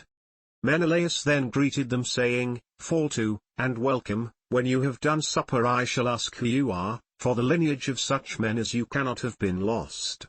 You must be descended from a line of scepter-bearing kings, for poor people do not have such sons as you are. On this he handed them a piece of fat roast loin, which had been set near him as being a prime part, and they laid their hands on the good things that were before them. As soon as they had had enough to eat and drink, Telemachus said to the son of Nestor, with his head so close that no one might hear, Look, Pisistratus, man after my own heart, see the gleam of bronze and gold, of amber, ivory, and silver. Everything is so splendid that it is like seeing the palace of Olympian Jove. I am lost in admiration. Menelaus overheard him and said, No one, my sons, can hold his own with Jove, for his house and everything about him is immortal, but among mortal men, well, there may be another who has as much wealth as I have, or there may not, but at all events I have travelled much and have undergone much hardship, for it was nearly 8 years before I could get home with my fleet. I went to Cyprus, Phoenicia and the Egyptians, I went also to the Ethiopians, the Sidonians, and the Erembians, and to Libya where the lambs have horns as soon as they are born, and the sheep lamb down 3 times a year. Every one in that country, whether master or man, has plenty of cheese, meat, and good milk, for the ewes yield all the year round. But while I was traveling and getting great riches among these people, my brother was secretly and shockingly murdered through the perfidy of his wicked wife, so that I have no pleasure in being lord of all this wealth. Whoever your parents may be, they must have told you about all this, and of my heavy loss in the ruin of a stately mansion fully and magnificently furnished. Would that I had only a third of what I now have, so that I had stayed at home, and all those were living who perished on the plain of Troy, far from Argos. I often grieve, as I sit here in my house, for one and all of them. At times I cry aloud for sorrow, but presently I leave off again, for crying is cold comfort and one soon tires of it. Yet grieve for these as I may, I do so for one man more than for them all. I cannot even think of him without loathing both food and sleep, so miserable does he make me, for no one of all the Achaeans worked so hard or risked so much as he did. He took nothing by it, and has left a legacy of sorrow to myself, for he has been gone a long time, and we know not whether he is alive or dead. His old father, his long-suffering wife Penelope, and his son Telemachus, whom he left behind him an infant in arms, are plunged in grief on his account. Thus spoke Menelaus, and the heart of Telemachus yearned as he bethought him of his father. Tears fell from his eyes as he heard him thus mentioned, so that he held his cloak before his face with both hands. When Menelaus saw this, he doubted whether to let him choose his own time for speaking, or to ask him at once and find what it was all about. While he was thus in 2 minds, Helen came down from her high-vaulted and perfumed room, looking as lovely as Diana herself. Adraste brought her a seat, Alcippe a soft woolen rug, while Philo fetched her the silver work-box which Alcandra, wife of Polybus, had given her. Polybus lived in Egyptian Thebes, which is the richest city in the whole world. He gave Menelaus 2 baths, both of pure silver, 2 tripods, and 10 talents of gold. Besides all this, his wife gave Helen some beautiful presents, to wit, a golden distaff, and a silver work-box that ran on wheels, with a gold band round the top of it. Philo now placed this by her side, full of fine spun yarn, and a distaff charged with violet-colored wool was laid upon the top of it. Then Helen took her seat, put her feet upon the footstool, and began to question her husband. "Do we know, Menelaus," said she, "the names of these strangers who have come to visit us? Shall I guess right or wrong? But I cannot help saying what I think. Never yet have I seen either man or woman so like somebody else as this young man is like Telemachus, whom Ulysses left as a baby behind him, when you Achaeans went to Troy with battle in your hearts, on account of my most shameless self." "My dear wife," replied Menelaus, "I see the likeness just as you do. His hands and feet are just like Ulysses, so is his hair, with the shape of his head and the expression of his eyes.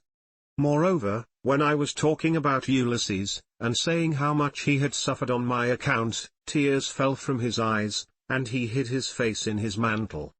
Then Pisistratus said, "Menelaus, son of Atreus, you are right in thinking that this young man is Telemachus, but he is very modest, and is ashamed to come here and begin opening up discourse with one whose conversation is so divinely interesting as your own. My father, Nestor, sent me to escort him hither, for he wanted to know whether you could give him any counsel or suggestion. A son has always trouble at home when his father has gone away, leaving him without supporters, and this is how Telemachus is now placed, for his father is absent, and there is no one among his own people to stand by him." "Bless my heart," replied Menelaus, "then I am receiving a visit from the son of a very dear friend, who suffered much hardship for my sake. I had always hoped to entertain him with most marked distinction when heaven had granted us a safe return from beyond the seas. I should have founded a city for him in Argos, and built him a house. I should have made him leave Ithaca with his goods, his son, and all his people, and should have sacked for them some one of the neighboring cities that are subject to me. We should thus have seen one another continually, and nothing but death could have interrupted so close and happy an intercourse. I suppose, however, that heaven grudged us such great good fortune, for it has prevented the poor fellow from ever getting home at all. Thus did he speak, and his words set them all a-weeping. Helen wept, Telemachus wept, and so did Menelaus, nor could Pisistratus keep his eyes from filling, when he remembered his dear brother Antilochus whom the son of bright dawn had killed. Thereon he said to Menelaus, Sir, my father Nestor, when we used to talk about you at home, told me you were a person of rare and excellent understanding. If, then, it be possible, do as I would urge you. I am not fond of crying while I am getting my supper. Morning will come in due course, and in the forenoon I care not how much I cry for those that are dead and gone. This is all we can do for the poor things. We can only shave our heads for them and wring the tears from our cheeks. I had a brother who died at Troy. He was by no means the worst man there, you are sure to have known him, his name was Antilochus. I never set eyes upon him myself, but they say that he was singularly fleet of foot and in fight valiant. Your discretion, my friend, answered Menelaus, is beyond your years. It is plain you take after your father. One can soon see when a man is son to one whom heaven has blessed both as regards wife and offspring, and it has blessed Nestor from first to last all his days, giving him a green old age in his own house, with sons about him who are both well disposed and valiant. We will put an end therefore to all this weeping, and attend to our supper again. Let water be poured over our hands. Telemachus and I can talk with one another fully in the morning. On this Asphalene, one of the servants, poured water over their hands and they laid their hands on the good things that were before them. Then Jove's daughter Helen bethought her of another matter. She drugged the wine with an herb that banishes all care, sorrow, and ill humor. Whoever drinks wine thus drugged cannot shed a single tear all the rest of the day, not even though his father and mother both of them drop down dead, or he sees a brother or a son hewn in pieces before his very eyes. This drug, of such sovereign power and virtue, had been given to Helen by Polydamna wife of Thon, a woman of Egypt, where there grow all sorts of herbs, some good to put into the mixing bowl and others poisonous. Moreover, every one in the whole country is a skilled physician, for they are of the race of Paeon. When Helen had put this drug in the bowl, and had told the servants to serve the wine round, she said, Menelaus, son of Atreus, and you my good friends, sons of honorable men, feast here as you will, and listen while I tell you a tale in season. I cannot indeed name every single one of the exploits of Ulysses, but I can say what he did when he was before Troy, and you Achaeans were in all sorts of difficulties. He covered himself with wounds and bruises, dressed himself all in rags, and entered the enemy's city looking like a menial or a beggar, and quite different from what he did when he was among his own people. In this disguise he entered the city of Troy, and no one said anything to him. I alone recognized him and began to question him, but he was too cunning for me. When, however, I had washed and anointed him and had given him clothes, and after I had sworn a solemn oath not to betray him to the Trojans till he had got safely back to his own camp and to the ships, he told me all that the Achaeans meant to do. He killed many Trojans and got much information before he reached the Argive camp, for all which things the Trojan women made lamentation. But for my own part I was glad, for my heart was beginning to yearn after my home, and I was unhappy about the wrong that Venus had done me in taking me over there, away from my country, my girl, and my lawful wedded husband, who is indeed by no means deficient either in person or understanding. Then Menelaus said, All that you have been saying, my dear wife, is true. I have traveled much, and have had much to do with heroes, but I have never seen such another man as Ulysses. What endurance too, and what courage he displayed within the wooden horse, wherein all the bravest of the Argives were lying in wait to bring death and destruction upon the Trojans. At that moment you came up to us, some god who wished well to the Trojans must have set you onto it and you had Deiphobus with you. 3 times did you go all round our hiding place and pat it, you called our chiefs each by his own name, and mimicked all our wives, Diomed, Ulysses, and I from our seats inside heard what a noise you made. Diomed and I could not make up our minds whether to spring out then and there, or to answer you from inside, but Ulysses held us all in check, so we sat quite still, all except Anticlus, who was beginning to answer you, when Ulysses clapped his 2 brawny hands over his mouth, and kept them there. It was this that saved us all, for he muzzled Anticlus till Minerva took you away again. How sad, exclaimed Telemachus, that all this was of no avail to save him, nor yet his own iron courage. But now, sir, be pleased to send us all to bed, that we may lie down and enjoy the blessed boon of sleep. On this Helen told the maidservants to set beds in the room that was in the gatehouse, and to make them with good red rugs, and spread coverlets on the top of them with woolen cloaks for the guests to wear. So the maids went out, carrying a torch, and made the beds, to which a manservant presently conducted the strangers. Thus, then, did Telemachus and Pisistratus sleep there in the forecourt, while the son of Atreus lay in an inner room with lovely Helen by his side. When the child of morning, rosy-fingered dawn appeared, Menelaus rose and dressed himself. He bound his sandals onto his comely feet, girded his sword about his shoulders, and left his room looking like an immortal god. Then, taking a seat near Telemachus, he said, "And what, Telemachus, has led you to take this long sea voyage to Lacedaemon? Are you on public, or private business? Tell me all about it." "I have come, sir," replied Telemachus, "to see if you can tell me anything about my father. I am being eaten out of house and home, my fair estate is being wasted, and my house is full of miscreants who keep killing great numbers of my sheep and oxen, on the pretence of paying their addresses to my mother. Therefore, I am suppliant at your knees if haply you may tell me about my father's melancholy end, whether you saw it with your own eyes, or heard it from some other traveller, for he was a man born to trouble.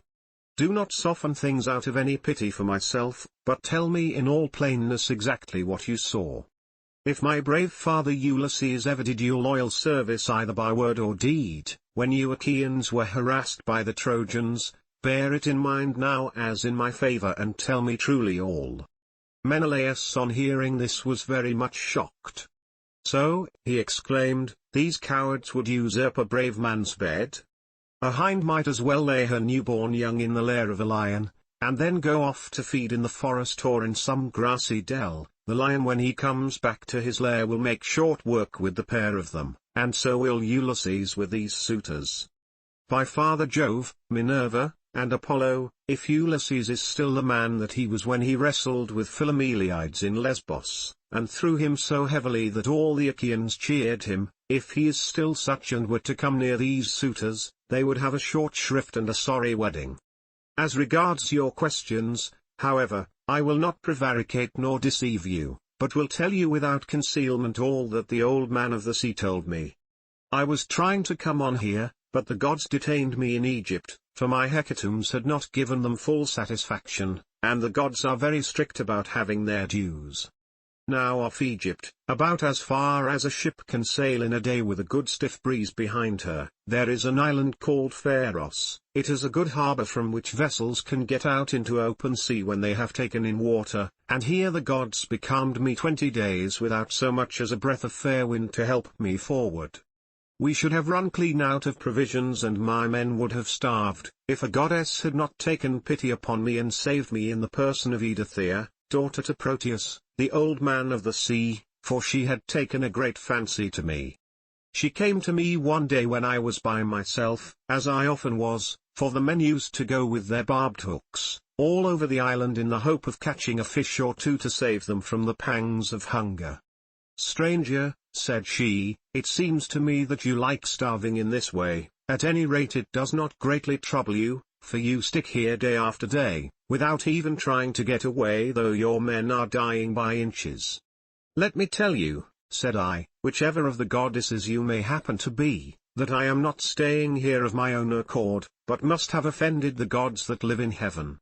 Tell me, therefore, for the gods know everything, which of the immortals it is that is hindering me in this way, and tell me also how I may sail the sea so as to reach my home." "Stranger," replied she, "I will make it all quite clear to you. There is an old immortal who lives under the sea hereabouts and whose name is Proteus. He is an Egyptian, and people say he is my father. He is Neptune's headman and knows every inch of ground all over the bottom of the sea. If you can snare him and hold him tight, he will tell you about your voyage, what courses you are to take, and how you are to sail the sea so as to reach your home. He will also tell you, if you so will, all that has been going on at your house both good and bad, while you have been away on your long and dangerous journey." "Can you show me," said I, "some stratagem by means of which I may catch this old god without his suspecting it and finding me out? For a god is not easily caught, not by a mortal man." "Stranger," said she, "I will make it all quite clear to you. About the time when the sun shall have reached mid-heaven, the old man of the sea comes up from under the waves, heralded by the west wind that furs the water over his head. As soon as he has come up he lies down, and goes to sleep in a great sea cave, where the seals, Halosidans chickens as they call them, come up also from the grey sea, and go to sleep in shoals all round him, and a very strong and fish-like smell do they bring with them. Early tomorrow morning I will take you to this place and will lay you in ambush. Pick out, therefore, the 3 best men you have in your fleet, and I will tell you all the tricks that the old man will play you. First he will look over all his seals, and count them, then, when he has seen them and tallied them on his 5 fingers, he will go to sleep among them, as a shepherd among his sheep. The moment you see that he is asleep, seize him, put forth all your strength and hold him fast, for he will do his very utmost to get away from you. He will turn himself into every kind of creature that goes upon the earth, and will become also both fire and water, but you must hold him fast and grip him tighter and tighter, till he begins to talk to you and comes back to what he was when you saw him go to sleep. Then you may slacken your hold and let him go, and you can ask him which of the gods it is that is angry with you, and what you must do to reach your home over the seas."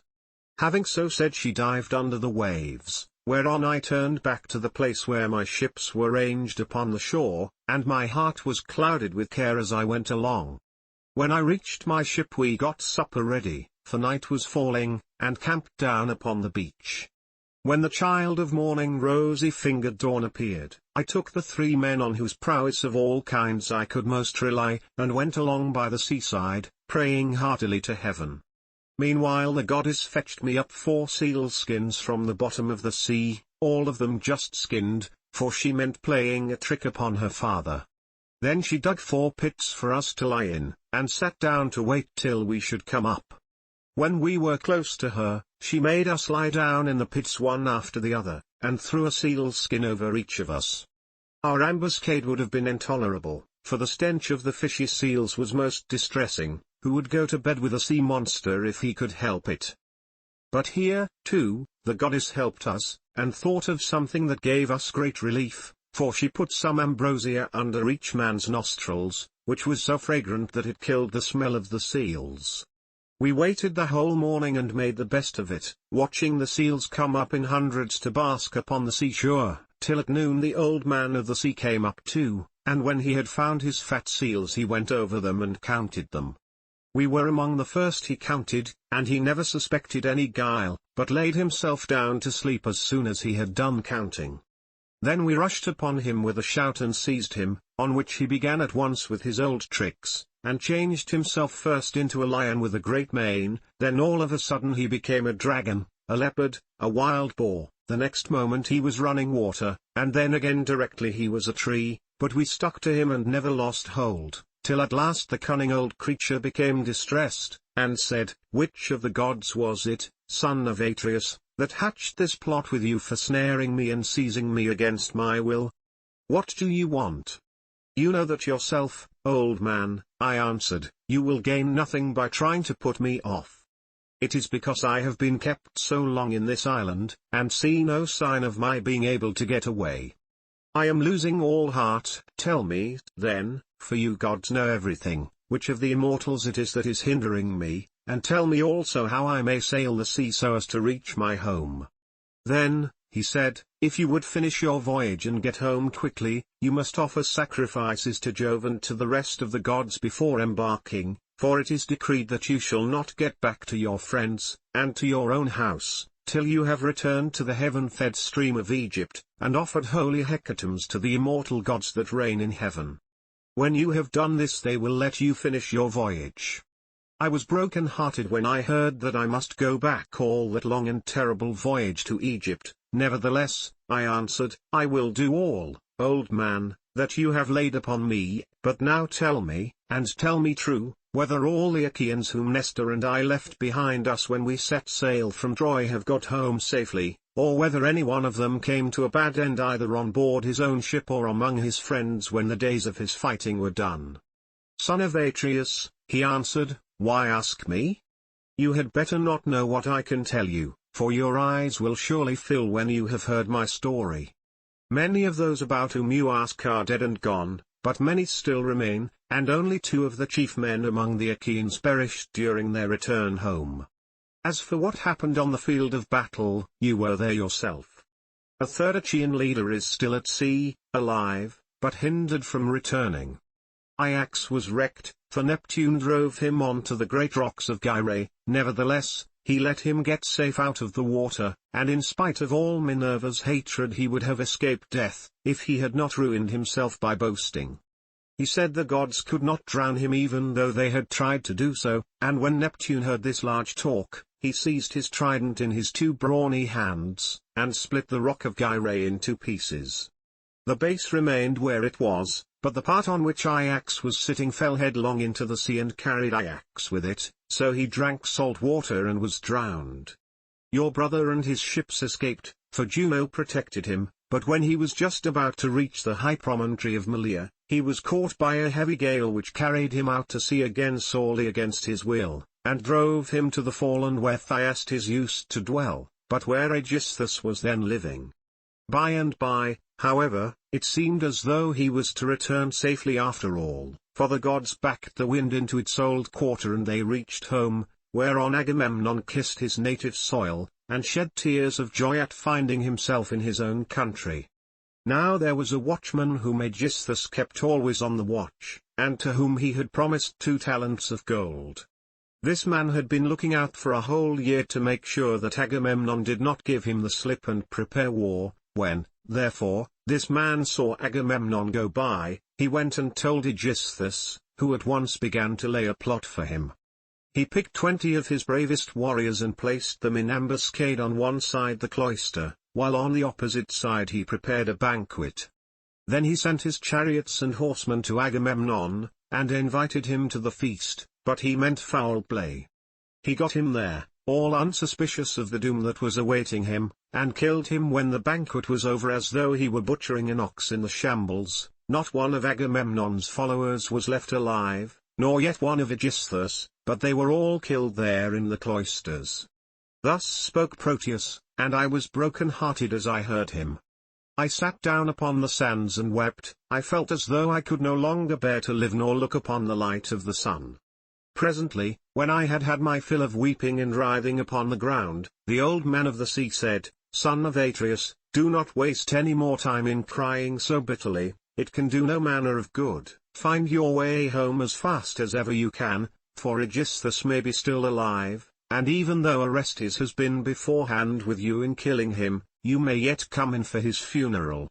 On this I took comfort in spite of all my sorrow, and said, "I know, then, about these 2, tell me, therefore, about the 3rd man of whom you spoke. Is he still alive, but at sea, and unable to get home? Or is he dead?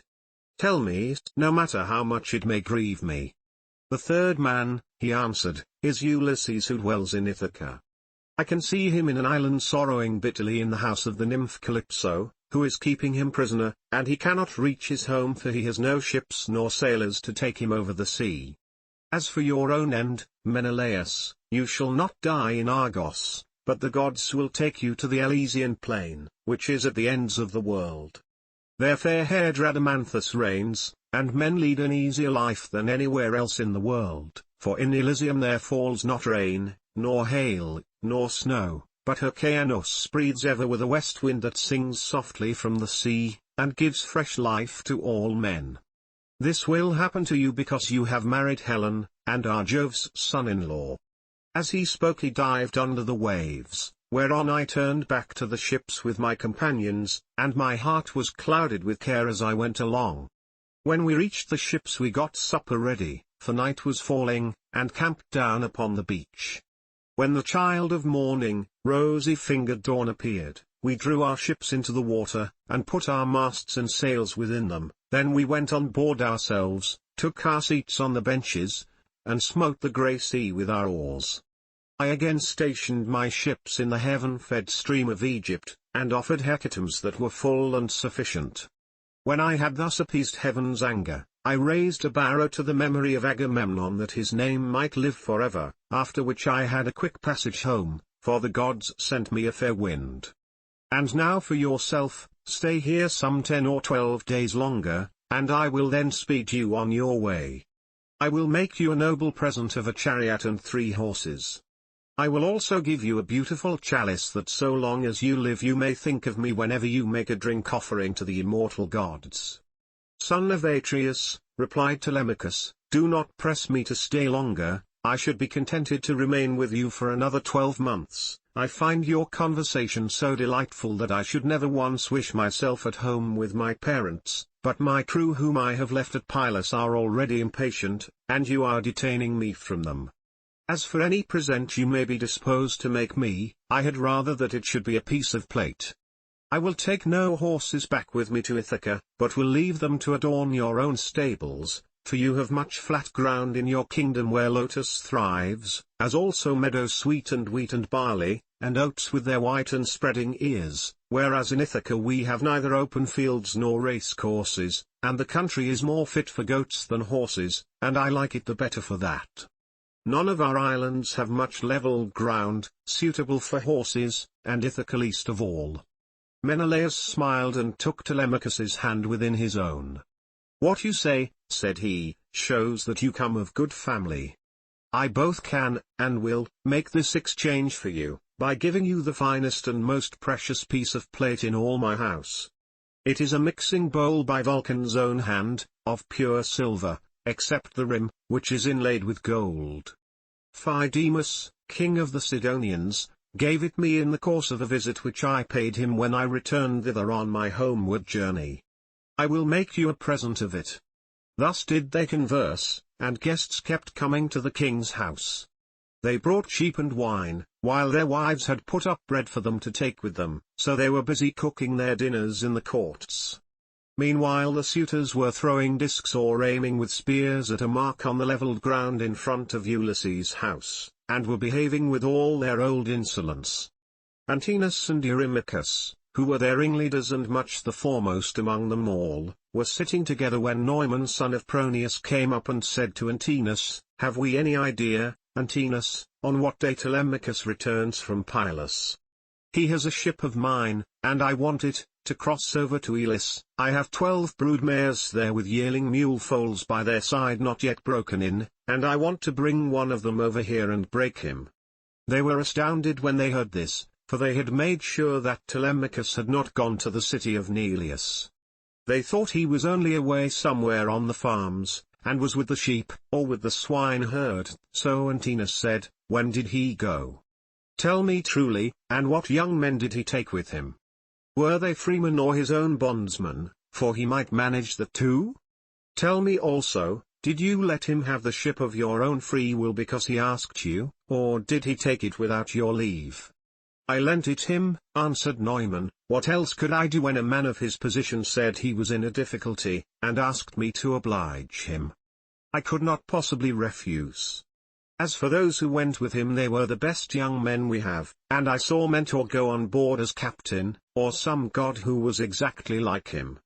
I cannot understand it, for I saw Mentor here myself yesterday morning, and yet he was then setting out for Pylos." Neumann then went back to his father's house, but Antinous and Eurymachus were very angry. They told the others to leave off playing, and to come and sit down along with themselves. When they came, Antinous son of Eupeithes spoke in anger. His heart was black with rage, and his eyes flashed fire as he said, "Good heavens, this voyage of Telemachus is a very serious matter. We had made sure that it would come to nothing, but the young fellow has got away in spite of us, and with a picked crew too.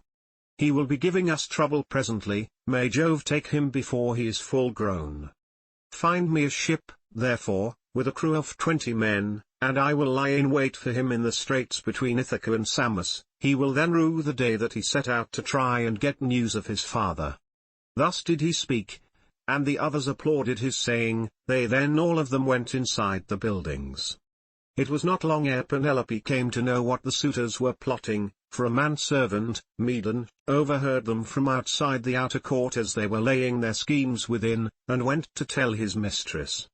As he crossed the threshold of her room, Penelope said, "Medon, what have the suitors sent you here for?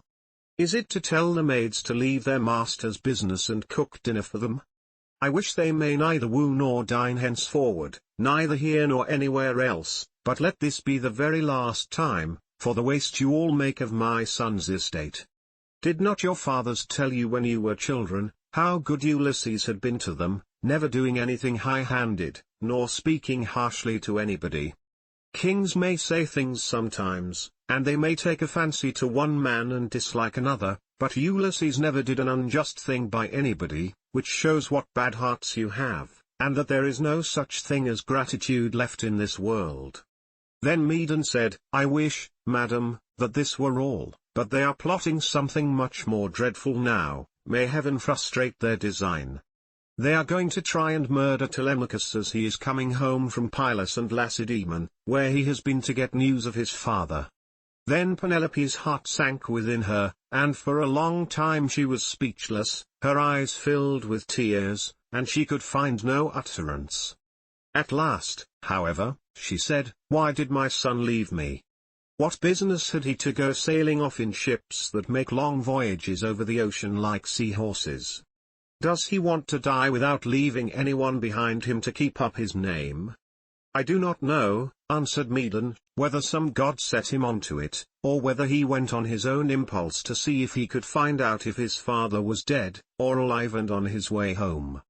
Then he went downstairs again, leaving Penelope in an agony of grief. There were plenty of seats in the house, but she had no heart for sitting on any one of them. She could only fling herself on the floor of her own room and cry, whereon all the maids in the house, both old and young, gathered round her and began to cry too, till at last in a transport of sorrow she exclaimed, "My dears, heaven has been pleased to try me with more affliction than any other woman of my age and country. First I lost my brave and lion-hearted husband, who had every good quality under heaven, and whose name was great over all Hellas and middle Argos, and now my darling son is at the mercy of the winds and waves, without my having heard one word about his leaving home. You hussies, there was not one of you would so much as think of giving me a call out of my bed, though you all of you very well knew when he was starting. If I had known he meant taking this voyage, he would have had to give it up, no matter how much he was bent upon it, or leave me a corpse behind him, one or other.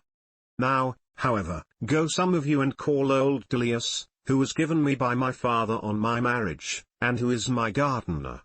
Bid him go at once and tell everything to Laertes, who may be able to hit on some plan for enlisting public sympathy on our side, as against those who are trying to exterminate his own race and that of Ulysses." Then the dear old nurse Euryclea said, "You may kill me, madam, or let me live on in your house, whichever you please, but I will tell you the real truth. I knew all about it, and gave him everything he wanted in the way of bread and wine, but he made me take my solemn oath that I would not tell you anything for some 10 or 12 days, unless you asked or happened to hear of his having gone, for he did not want you to spoil your beauty by crying. And now, madam, wash your face, change your dress, and go upstairs with your maids to offer prayers to Minerva, daughter of Aegis-bearing Jove, for she can save him even though he be in the jaws of death. Do not trouble Laertes, he has trouble enough already. Besides, I cannot think that the gods hate the race of the son of Arcesius so much, but there will be a son left to come up after him, and inherit both the house and the fair fields that lie far all round it." With these words she made her mistress leave off crying, and dried the tears from her eyes. Penelope washed her face, changed her dress, and went upstairs with her maids. She then put some bruised barley into a basket and began praying to Minerva. "Hear me," she cried, "daughter of Aegis-bearing Jove, unweariable. If ever Ulysses while he was here burned you fat thigh bones of sheep or heifer, bear it in mind now as in my favor, and save my darling son from the villainy of the suitors." She cried aloud as she spoke, and the goddess heard her prayer. Meanwhile the suitors were clamorous throughout the covered cloister, and one of them said, "The queen is preparing for her marriage with one or other of us. Little does she dream that her son has now been doomed to die." This was what they said, but they did not know what was going to happen. Then Antinous said, "Comrades, let there be no loud talking, lest some of it get carried inside.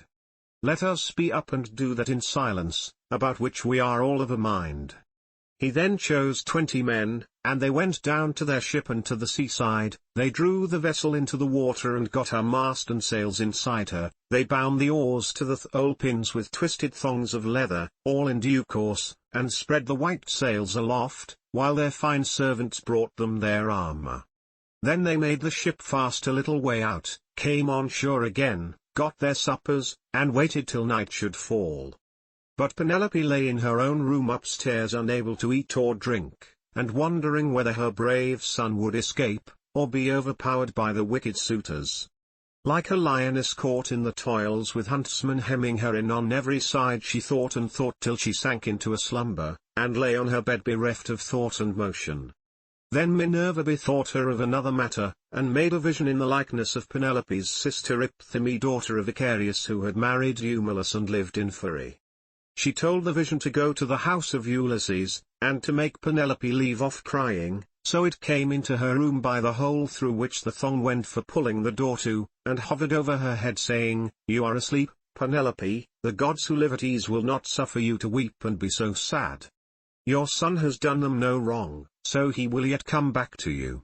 Penelope, who was sleeping sweetly at the gates of dreamland, answered, "Sister, why have you come here? You do not come very often, but I suppose that is because you live such a long way off. Am I, then, to leave off crying and refrain from all the sad thoughts that torture me? I, who have lost my brave and lion-hearted husband, who had every good quality under heaven, and whose name was great over all Hellas and middle Argos, and now my darling son has gone off on board of a ship, a foolish fellow who has never been used to roughing it, nor to going about among gatherings of men. I am even more anxious about him than about my husband. I am all in a tremble when I think of him, lest something should happen to him, either from the people among whom he has gone, or by sea, for he has many enemies who are plotting against him, and are bent on killing him before he can return home." Then the vision said, "Take heart, and be not so much dismayed. There is one gone with him whom many a man would be glad enough to have stand by his side, I mean Minerva. It is she who has compassion upon you, and who has sent me to bear you this message." Then, said Penelope, "If you are a god or have been sent here by divine commission, tell me also about that other unhappy one. Is he still alive, or is he already dead and in the house of Hades?" And the vision said, "I shall not tell you for certain whether he is alive or dead, and there is no use in idle conversation." Then it vanished through the thong hole of the door and was dissipated into thin air, but Penelope rose from her sleep refreshed and comforted, so vivid had been her dream. Meantime the suitors went on board and sailed their ways over the sea, intent on murdering Telemachus. Now there is a rocky islet called Asteris, of no great size, in mid-channel between Ithaca and Samos, and there is a harbour on either side of it where a ship can lie. Here then the Achaeans placed themselves in ambush. Book 5, Calypso, Ulysses reaches Scheria on a raft. And now, as dawn rose from her couch beside Tithonus, harbinger of light alike to mortals and immortals, the gods met in council, and with them, Jove the lord of thunder, who is their king. Thereon Minerva began to tell them of the many sufferings of Ulysses, for she pitied him away there in the house of the nymph Calypso. "Father Jove," said she, "and all you other gods that live in everlasting bliss, I hope there may never be such a thing as a kind and well-disposed ruler any more, nor one who will govern equitably. I hope they will be all henceforth cruel and unjust, for there is not one of his subjects but has forgotten Ulysses, who ruled them as though he were their father. There he is, lying in great pain in an island where dwells the nymph Calypso, who will not let him go, and he cannot get back to his own country, for he can find neither ships nor sailors to take him over the sea. Furthermore, wicked people are now trying to murder his only son Telemachus, who is coming home from Pylos and Lacedaemon, where he has been to see if he can get news of his father." "What, my dear, are you talking about?" replied her father. "Did you not send him there yourself, because you thought it would help Ulysses to get home and punish the suitors? Besides, you are perfectly able to protect Telemachus, and to see him safely home again, while the suitors have to come hurry-scurrying back without having killed him." When he had thus spoken, he said to his son Mercury, "Mercury, you are our messenger, go therefore and tell Calypso we have decreed that poor Ulysses is to return home. He is to be convoyed neither by gods nor men, but after a perilous voyage of 20 days upon a raft he is to reach fertile Scheria, the land of the Phaeacians, who are near of kin to the gods, and will honor him as though he were one of ourselves. They will send him in a ship to his own country, and will give him more bronze and gold and raiment than he would have brought back from Troy, if he had had all his prize money and had got home without disaster. This is how we have settled that he shall return to his country and his friends." Thus he spoke, and Mercury, guide and guardian, slayer of Argus, did as he was told. Forthwith he bound on his glittering golden sandals with which he could fly like the wind over land and sea. He took the wand with which he seals men's eyes in sleep or wakes them just as he pleases, and flew holding it in his hand over Pieria. Then he swooped down through the firmament till he reached the level of the sea, whose waves he skimmed like a cormorant that flies fishing every hole and corner of the ocean, and drenching its thick plumage in the spray. He flew and flew over many a weary wave, but when at last he got to the island which was his journey's end, he left the sea and went on by land till he came to the cave where the nymph Calypso lived. He found her at home. There was a large fire burning on the hearth, and one could smell from far the fragrant reek of burning cedar and sandalwood. As for herself, she was busy at her loom, shooting her golden shuttle through the warp and singing beautifully. Round her cave there was a thick wood of alder, poplar, and sweet-smelling cypress trees, wherein all kinds of great birds had built their nests, owls, hawks, and chattering sea-crows that occupy their business in the waters. A vine loaded with grapes was trained and grew luxuriantly about the mouth of the cave. There were also 4 running rills of water in channels cut pretty close together, and turned hither and thither so as to irrigate the beds of violets and luscious herbage over which they flowed. Even a god could not help being charmed with such a lovely spot, so Mercury stood still and looked at it, but when he had admired it sufficiently he went inside the cave. Calypso knew him at once, for the gods all know each other, no matter how far they live from one another, but Ulysses was not within. He was on the seashore as usual, looking out upon the barren ocean with tears in his eyes, groaning and breaking his heart for sorrow. Calypso gave Mercury a seat and said, "Why have you come to see me, Mercury, honored, and ever welcome, for you do not visit me often? Say what you want, I will do it for you at once if I can, and if it can be done at all, but come inside, and let me set refreshment before you." As she spoke she drew a table loaded with ambrosia beside him and mixed him some red nectar, so Mercury ate and drank till he had had enough, and then said, "We are speaking god and goddess to one another, and you ask me why I have come here, and I will tell you truly as you would have me do. Jove sent me, it was no doing of mine. Who could possibly want to come all this way over the sea where there are no cities full of people to offer me sacrifices or choice hecatombs? Nevertheless I had to come, for none of us other gods can cross Jove, nor transgress his orders. He says that you have here the most ill-starred of all those who fought 9 years before the city of King Priam and sailed home in the 10th year after having sacked it. On their way home they sinned against Minerva, who raised both wind and waves against them, so that all his brave companions perished, and he alone was carried hither by wind and tide. Jove says that you are to let this man go at once, for it is decreed that he shall not perish here, far from his own people, but shall return to his house and country and see his friends again. Calypso trembled with rage when she heard this. You gods, she exclaimed, ought to be ashamed of yourselves. You are always jealous and hate seeing a goddess take a fancy to a mortal man, and live with him in open matrimony. So when rosy-fingered Dawn made love to Orion, you precious gods were all of you furious till Diana went and killed him in Ortygia. So again when Ceres fell in love with Iasion, and yielded to him in a thrice-ploughed fallow field, Jove came to hear of it before so very long and killed Iasion with his thunderbolts. And now you are angry with me too because I have a man here.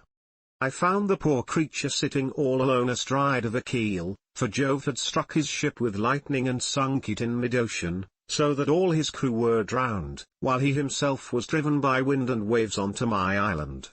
I got fond of him and cherished him, and had set my heart on making him immortal, so that he should never grow old all his days. Still I cannot cross Jove, nor bring his counsels to nothing. Therefore, if he insists upon it, let the man go beyond the seas again, but I cannot send him anywhere myself, for I have neither ships nor men who can take him. Nevertheless I will readily give him such advice, in all good faith, as will be likely to bring him safely to his own country.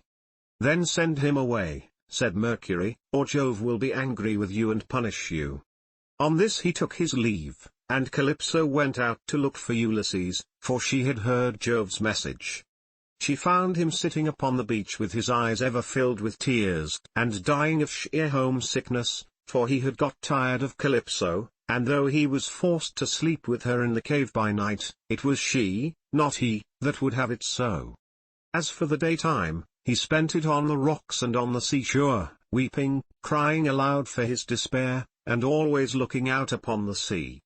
Calypso then went close up to him, said, My poor fellow, you shall not stay here grieving and fretting your life out any longer. I am going to send you away of my own free will, so go, cut some beams of wood, and make yourself a large raft with an upper deck that it may carry you safely over the sea. I will put bread, wine, and water on board to save you from starving. I will also give you clothes, and will send you a fair wind to take you home, if the gods in heaven so will it, for they know more about these things, and can settle them better than I can. Ulysses shuddered as he heard her. Now goddess, he answered, there is something behind all this. You cannot be really meaning to help me home when you bid me do such a dreadful thing as put to sea on a raft. Not even a well-found ship with a fair wind could venture on such a distant voyage. Nothing that you can say or do shall make me go on board a raft unless you first solemnly swear that you mean me no mischief.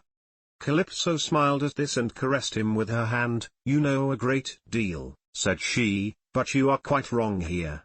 May heaven above and earth below be my witnesses, with the waters of the river Styx, and this is the most solemn oath which a blessed god can take, that I mean you no sort of harm, and am only advising you to do exactly what I should do myself in your place. I am dealing with you quite straightforwardly, my heart is not made of iron, and I am very sorry for you. When she had thus spoken she led the way rapidly before him, and Ulysses followed in her steps, so the pair, goddess and man, went on and on till they came to Calypso's cave, where Ulysses took the seat that Mercury had just left. Calypso set meat and drink before him of the food that mortals eat, but her maids brought ambrosia and nectar for herself, and they laid their hands on the good things that were before them. When they had satisfied themselves with meat and drink, Calypso spoke, saying, Ulysses, noble son of Laertes, so you would start home to your own land at once. Good luck go with you, but if you could only know how much suffering is in store for you before you get back to your own country, you would stay where you are, keep house along with me, and let me make you immortal, no matter how anxious you may be to see this wife of yours, of whom you are thinking all the time day after day. Yet I flatter myself that I am no whit less tall or well-looking than she is, for it is not to be expected that a mortal woman should compare in beauty with an immortal. "Goddess," replied Ulysses, "do not be angry with me about this. I am quite aware that my wife Penelope is nothing like so tall or so beautiful as yourself. She is only a woman, whereas you are an immortal. Nevertheless, I want to get home, and can think of nothing else.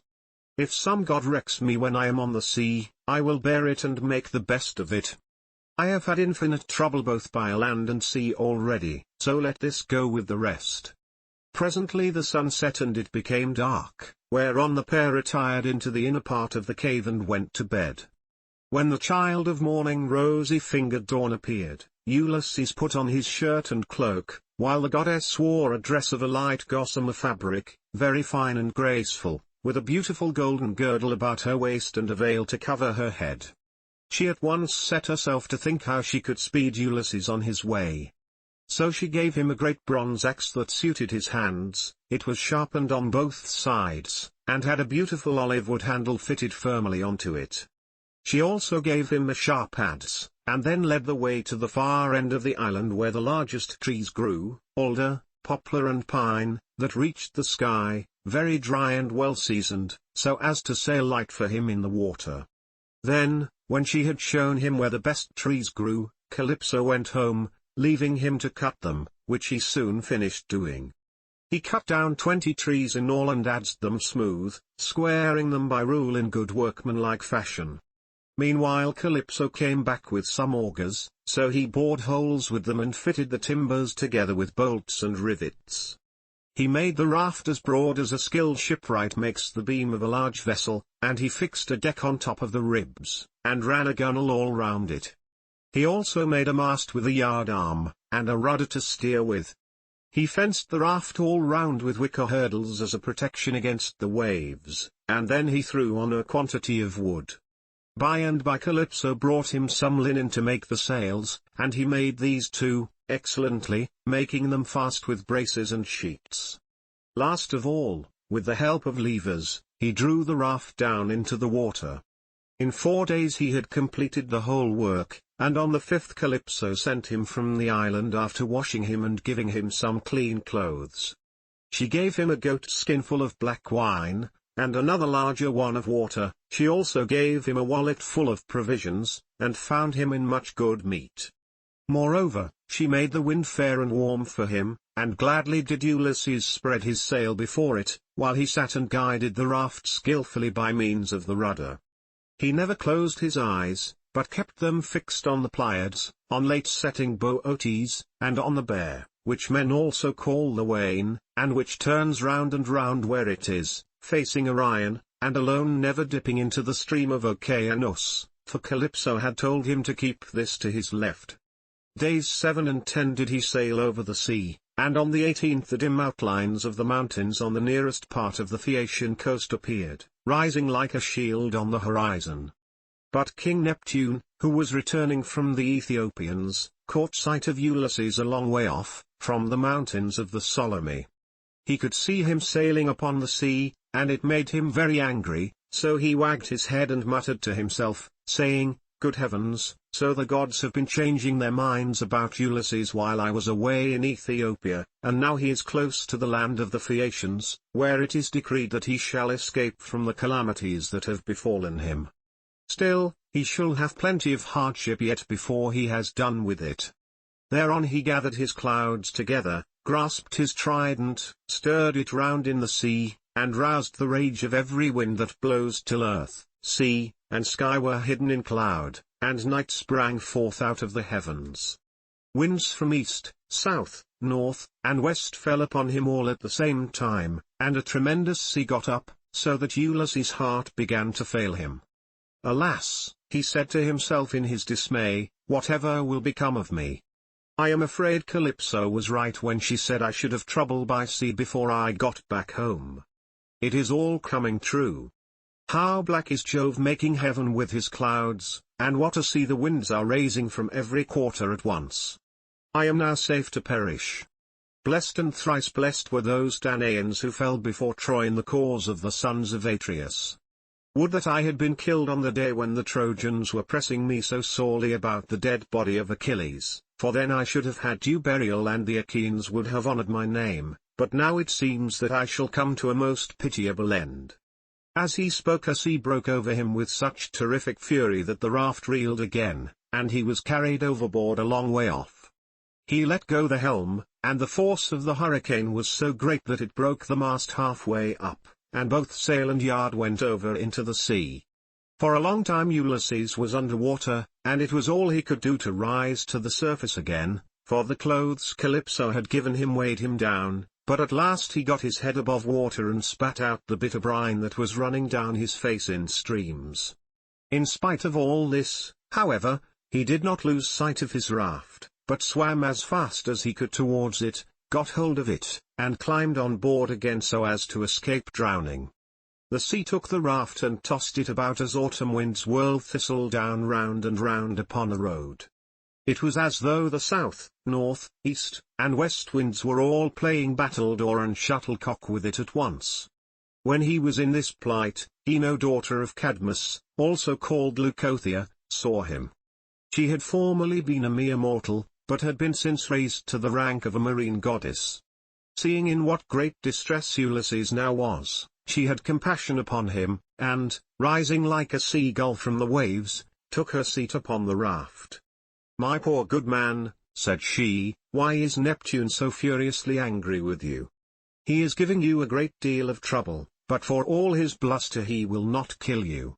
You seem to be a sensible person, do then as I bid you, strip, leave your raft to drive before the wind, and swim to the Phaeacian coast where better luck awaits you. And here, take my veil and put it round your chest, it is enchanted, and you can come to no harm so long as you wear it. As soon as you touch land take it off, throw it back as far as you can into the sea, and then go away again." With these words she took off her veil and gave it him. Then she dived down again like a seagull and vanished beneath the dark blue waters. But Ulysses did not know what to think. "Alas," he said to himself in his dismay, "this is only some one or other of the gods who is luring me to ruin by advising me to quit my raft. At any rate I will not do so at present, for the land where she said I should be quit of all troubles seemed to be still a good way off.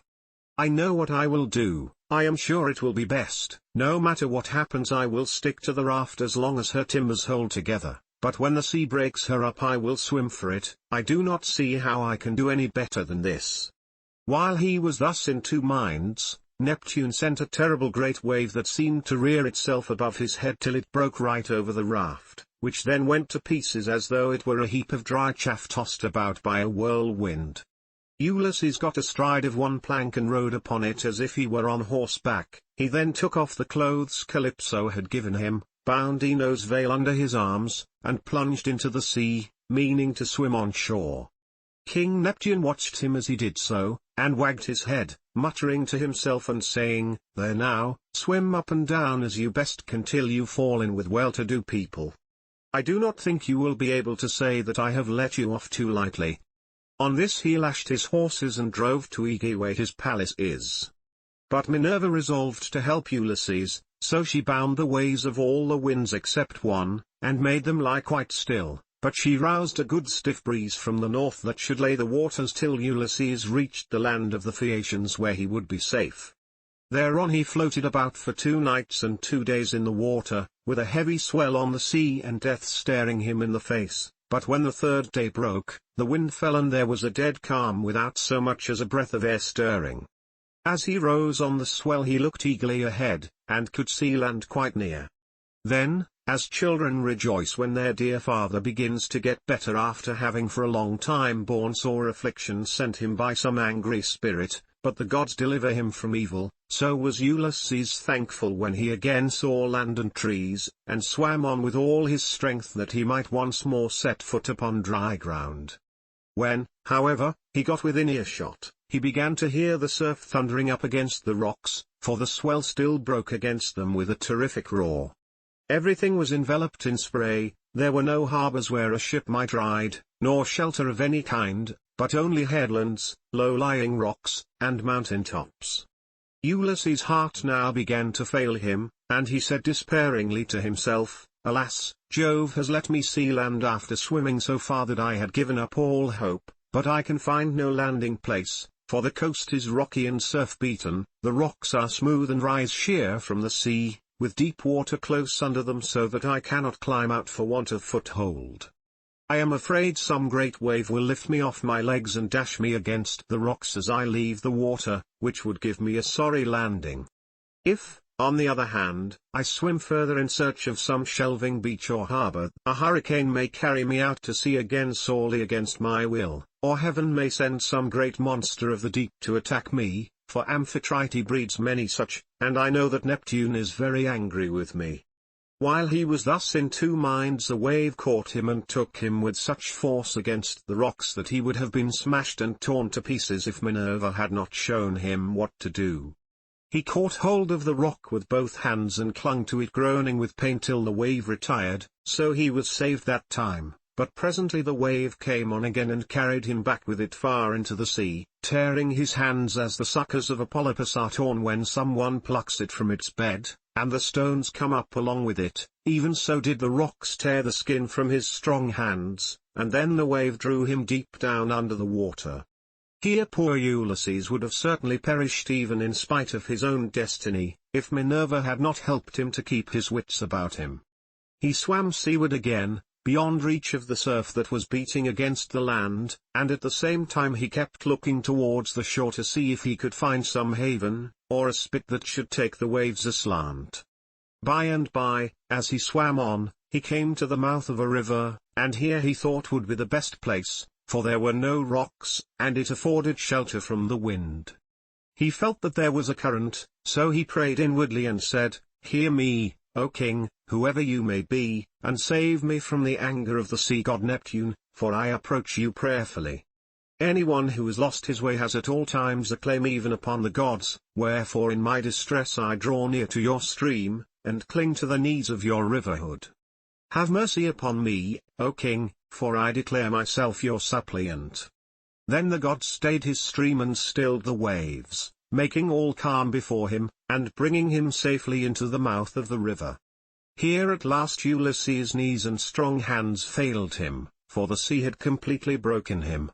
His body was all swollen, and his mouth and nostrils ran down like a river with sea water, so that he could neither breathe nor speak, and lay swooning from sheer exhaustion. Presently, when he had got his breath and came to himself again, he took off the scarf that Ino had given him and threw it back into the salt stream of the river, whereon Ino received it into her hands from the wave that bore it towards her. Then he left the river, laid himself down among the rushes, and kissed the bounteous earth. "Alas," he cried to himself in his dismay, "whatever will become of me, and how is it all to end? If I stay here upon the riverbed through the long watches of the night, I am so exhausted that the bitter cold and damp may make an end of me, for towards sunrise there will be a keen wind blowing from off the river. If, on the other hand, I climb the hillside, find shelter in the woods, and sleep in some thicket, I may escape the cold and have a good night's rest, but some savage beast may take advantage of me and devour me." In the end he deemed it best to take to the woods, and he found one upon some high ground not far from the water. There he crept beneath two shoots of olive that grew from a single stock, the one an ungrafted sucker, while the other had been grafted. No wind, however squally, could break through the cover they afforded, nor could the sun's rays pierce them, nor the rain get through them, so closely did they grow into one another. Ulysses crept under these and began to make himself a bed to lie on, for there was a great litter of dead leaves lying about, enough to make a covering for 2 or 3 men even in hard winter weather. He was glad enough to see this, so he laid himself down and heaped the leaves all round him. Then, as one who lives alone in the country, far from any neighbor, hides a brand as fire seed in the ashes to save himself from having to get a light elsewhere, even so did Ulysses cover himself up with leaves, and Minerva shed a sweet sleep upon his eyes, closed his eyelids, and made him lose all memories of his sorrows. Book 6, The Meeting between Nausicaa and Ulysses. So here Ulysses slept, overcome by sleep and toil, but Minerva went off to the country and city of the Phaeacians, a people who used to live in the fair town of Hyperea, near the lawless Cyclopes. Now the Cyclopes were stronger than they and plundered them, so their king Nausithous moved them thence and settled them in Scheria, far from all other people. He surrounded the city with a wall, built houses and temples, and divided the lands among his people, but he was dead and gone to the house of Hades, and King Alcinous, whose counsels were inspired of heaven, was now reigning. To his house, then, did Minerva hie in furtherance of the return of Ulysses. She went straight to the beautifully decorated bedroom in which there slept a girl who was as lovely as a goddess, Nausicaa, daughter to King Alcinous. 2 maidservants were sleeping near her, both very pretty, one on either side of the doorway, which was closed with well-made folding doors. Minerva took the form of the famous sea captain Demas's daughter, who was a bosom friend of Nausicaa and just her own age. Then, coming up to the girl's bedside like a breath of wind, she hovered over her head and said, "Nausicaa, what can your mother have been about, to have such a lazy daughter? Here are your clothes all lying in disorder, yet you are going to be married almost immediately, and should not only be well dressed yourself, but should find good clothes for those who attend you. This is the way to get yourself a good name, and to make your father and mother proud of you. Suppose, then, that we make tomorrow a washing day, and start at daybreak. I will come and help you so that you may have everything ready as soon as possible, for all the best young men among your own people are courting you, and you are not going to remain a maid much longer. Ask your father, therefore, to have a wagon and mules ready for us at daybreak, to take the rugs, robes, and girdles, and you can ride, too, which will be much pleasanter for you than walking, for the washing cisterns are some way from the town." When she had said this, Minerva went away to Olympus, which they say is the everlasting home of the gods. Here no wind beats roughly, and neither rain nor snow can fall, but it abides in everlasting sunshine and in a great peacefulness of light, wherein the blessed gods are illumined for ever and ever. This was the place to which the goddess went when she had given instructions to the girl. By and by morning came and woke Nausicaa, who began wondering about her dream. She therefore went to the other end of the house to tell her father and mother all about it, and found them in their own room. Her mother was sitting by the fireside spinning her purple yarn with her maids around her, and she happened to catch her father just as he was going out to attend a meeting of the town council, which the Phaeacian alderman had convened. She stopped him and said, "Papa dear, could you manage to let me have a good big wagon? I want to take all our dirty clothes to the river and wash them. You are the chief man here, so it is only right that you should have a clean shirt when you attend meetings of the council. Moreover, you have 5 sons at home, 2 of them married, while the other 3 are good-looking bachelors. You know they always like to have clean linen when they go to a dance, and I have been thinking about all this." She did not say a word about her own wedding, for she did not like to, but her father knew and said, "You shall have the mules, my love, and whatever else you have a mind for. Be off with you, and the men shall get you a good strong wagon with a body to it that will hold all your clothes." On this he gave his orders to the servants, who got the wagon out, harnessed the mules, and put them to, while the girl brought the clothes down from the linen room and placed them on the wagon. Her mother prepared her a basket of provisions with all sorts of good things, and a goat skin full of wine. The girl now got into the wagon, and her mother gave her also a golden cruse of oil, that she and her women might anoint themselves. Then she took the whip and reins and lashed the mules on, whereon they set off, and their hoofs clattered on the road. They pulled without flagging, and carried not only Nausicaa and her wash of clothes, but the maids also who were with her.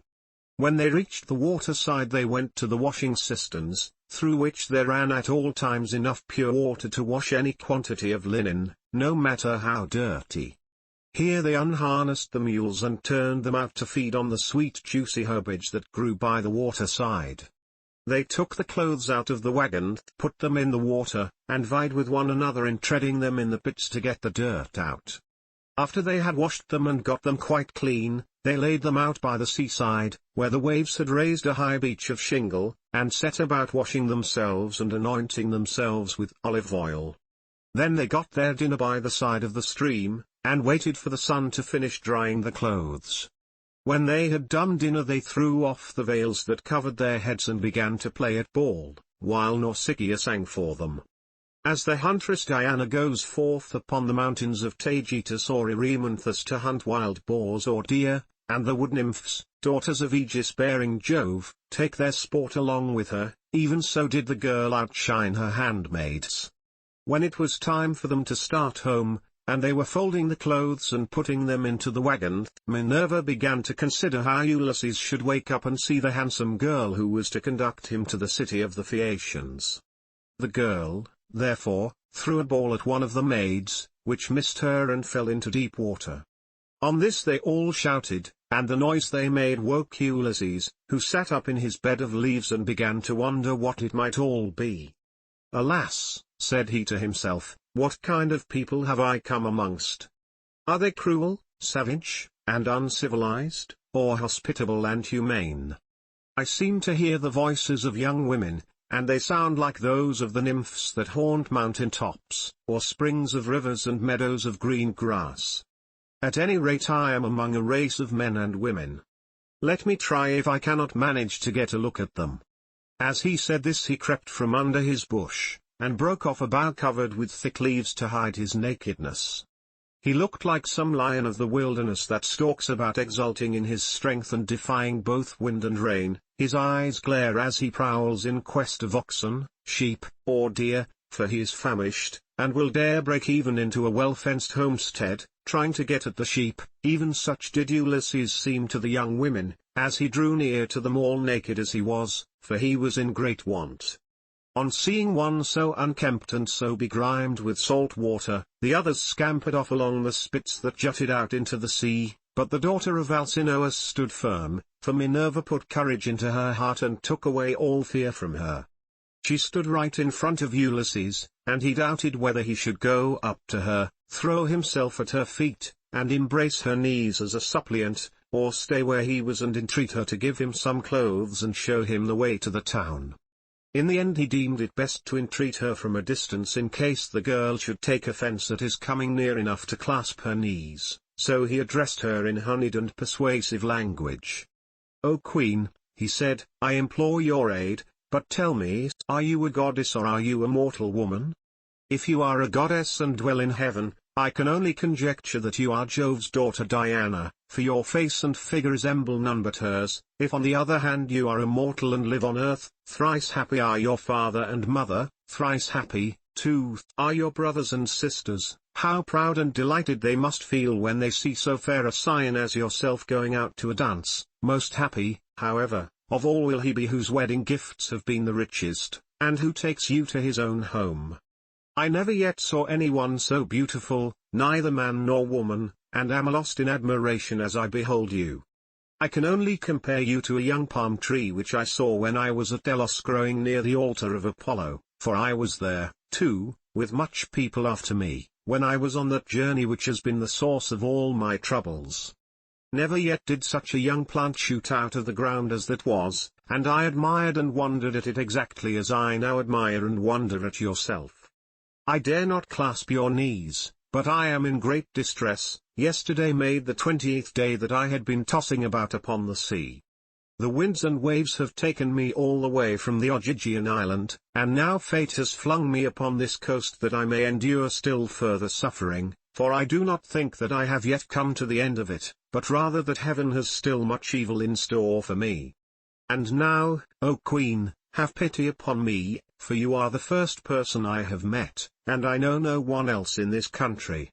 Show me the way to your town, and let me have anything that you may have brought hither to wrap your clothes in.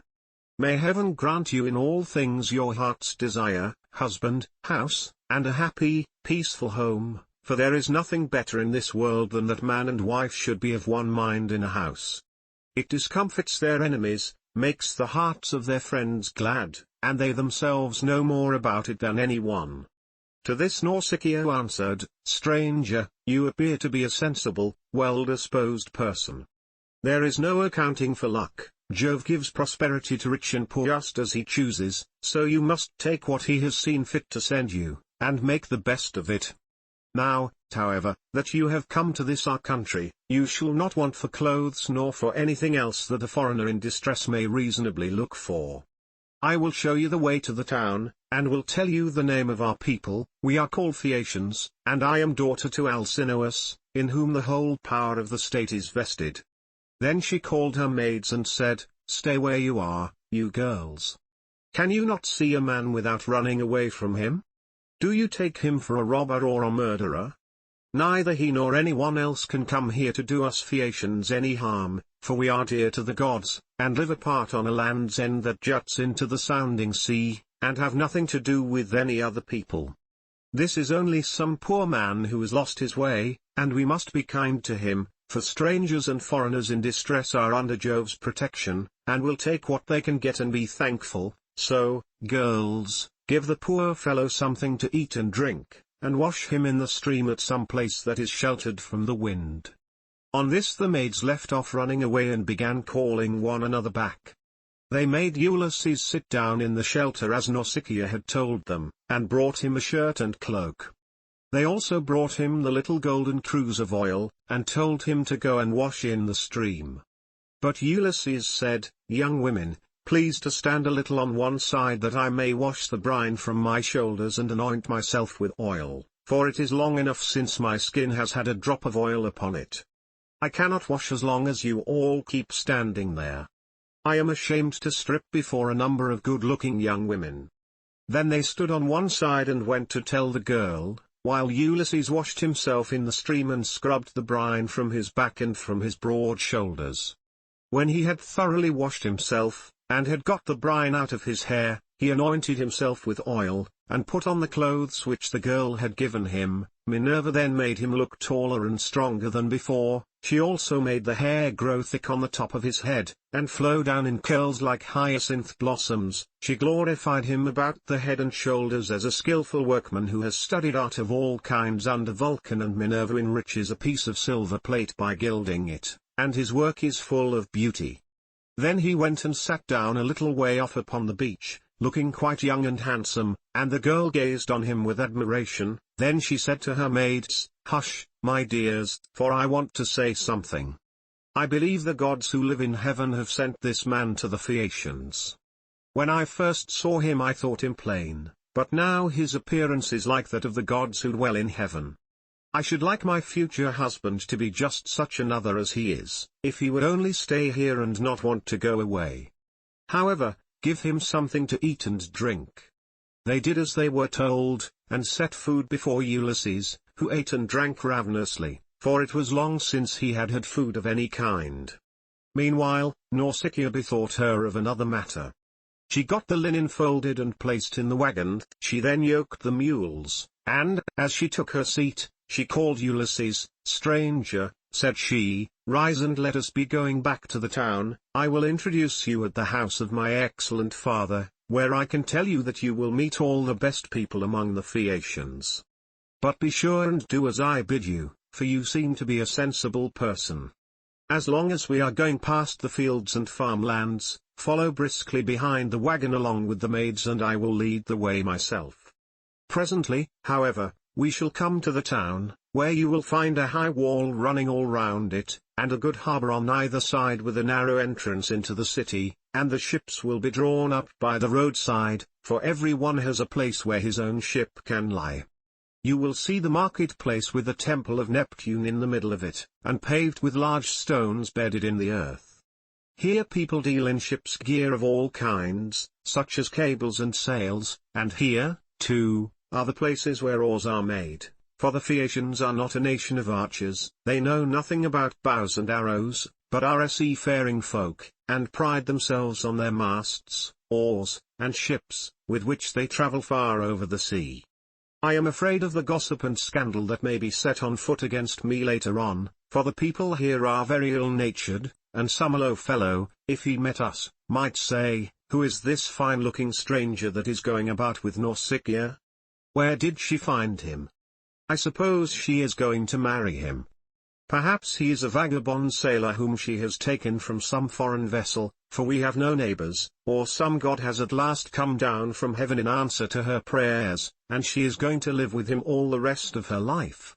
It would be a good thing if she would take herself off and find a husband somewhere else, for she will not look at one of the many excellent young Phaeacians who are in love with her. This is the kind of disparaging remark that would be made about me, and I could not complain, for I should myself be scandalized at seeing any other girl do the like, and go about with men in spite of everybody, while her father and mother were still alive, and without having been married in the face of all the world. If, therefore, you want my father to give you an escort and to help you home, do as I bid you. You will see a beautiful grove of poplars by the roadside dedicated to Minerva. It has a well in it and a meadow all round it. Here my father has a field of rich garden ground, about as far from the town as a man's voice will carry. Sit down there and wait for a while till the rest of us can get into the town and reach my father's house. Then, when you think we must have done this, come into the town and ask the way to the house of my father Alcinous. You will have no difficulty in finding it. Any child will point it out to you, for no one else in the whole town has anything like such a fine house as he has. When you have got past the gates and through the outer court, go right across the inner court till you come to my mother. You will find her sitting by the fire and spinning her purple wool by firelight. It is a fine sight to see her as she leans back against one of the bearing posts with her maids all ranged behind her. Close to her seat stands that of my father, on which he sits and topes like an immortal god. Never mind him, but go up to my mother, and lay your hands upon her knees if you would get home quickly. If you can gain her over, you may hope to see your own country again, no matter how distant it may be. So saying, she lashed the mules with her whip and they left the river. The mules drew well, and their hoofs went up and down upon the road. She was careful not to go too fast for Ulysses and the maids who were following on foot along with the wagon, so she plied her whip with judgment. As the sun was going down they came to the sacred grove of Minerva, and there Ulysses sat down and prayed to the mighty daughter of Jove. "Hear me," he cried, "daughter of aegis-bearing Jove, unweariable, hear me now, for you gave no heed to my prayers when Neptune was wrecking me. Now, therefore, have pity upon me and grant that I may find friends and be hospitably received by the Phaeacians."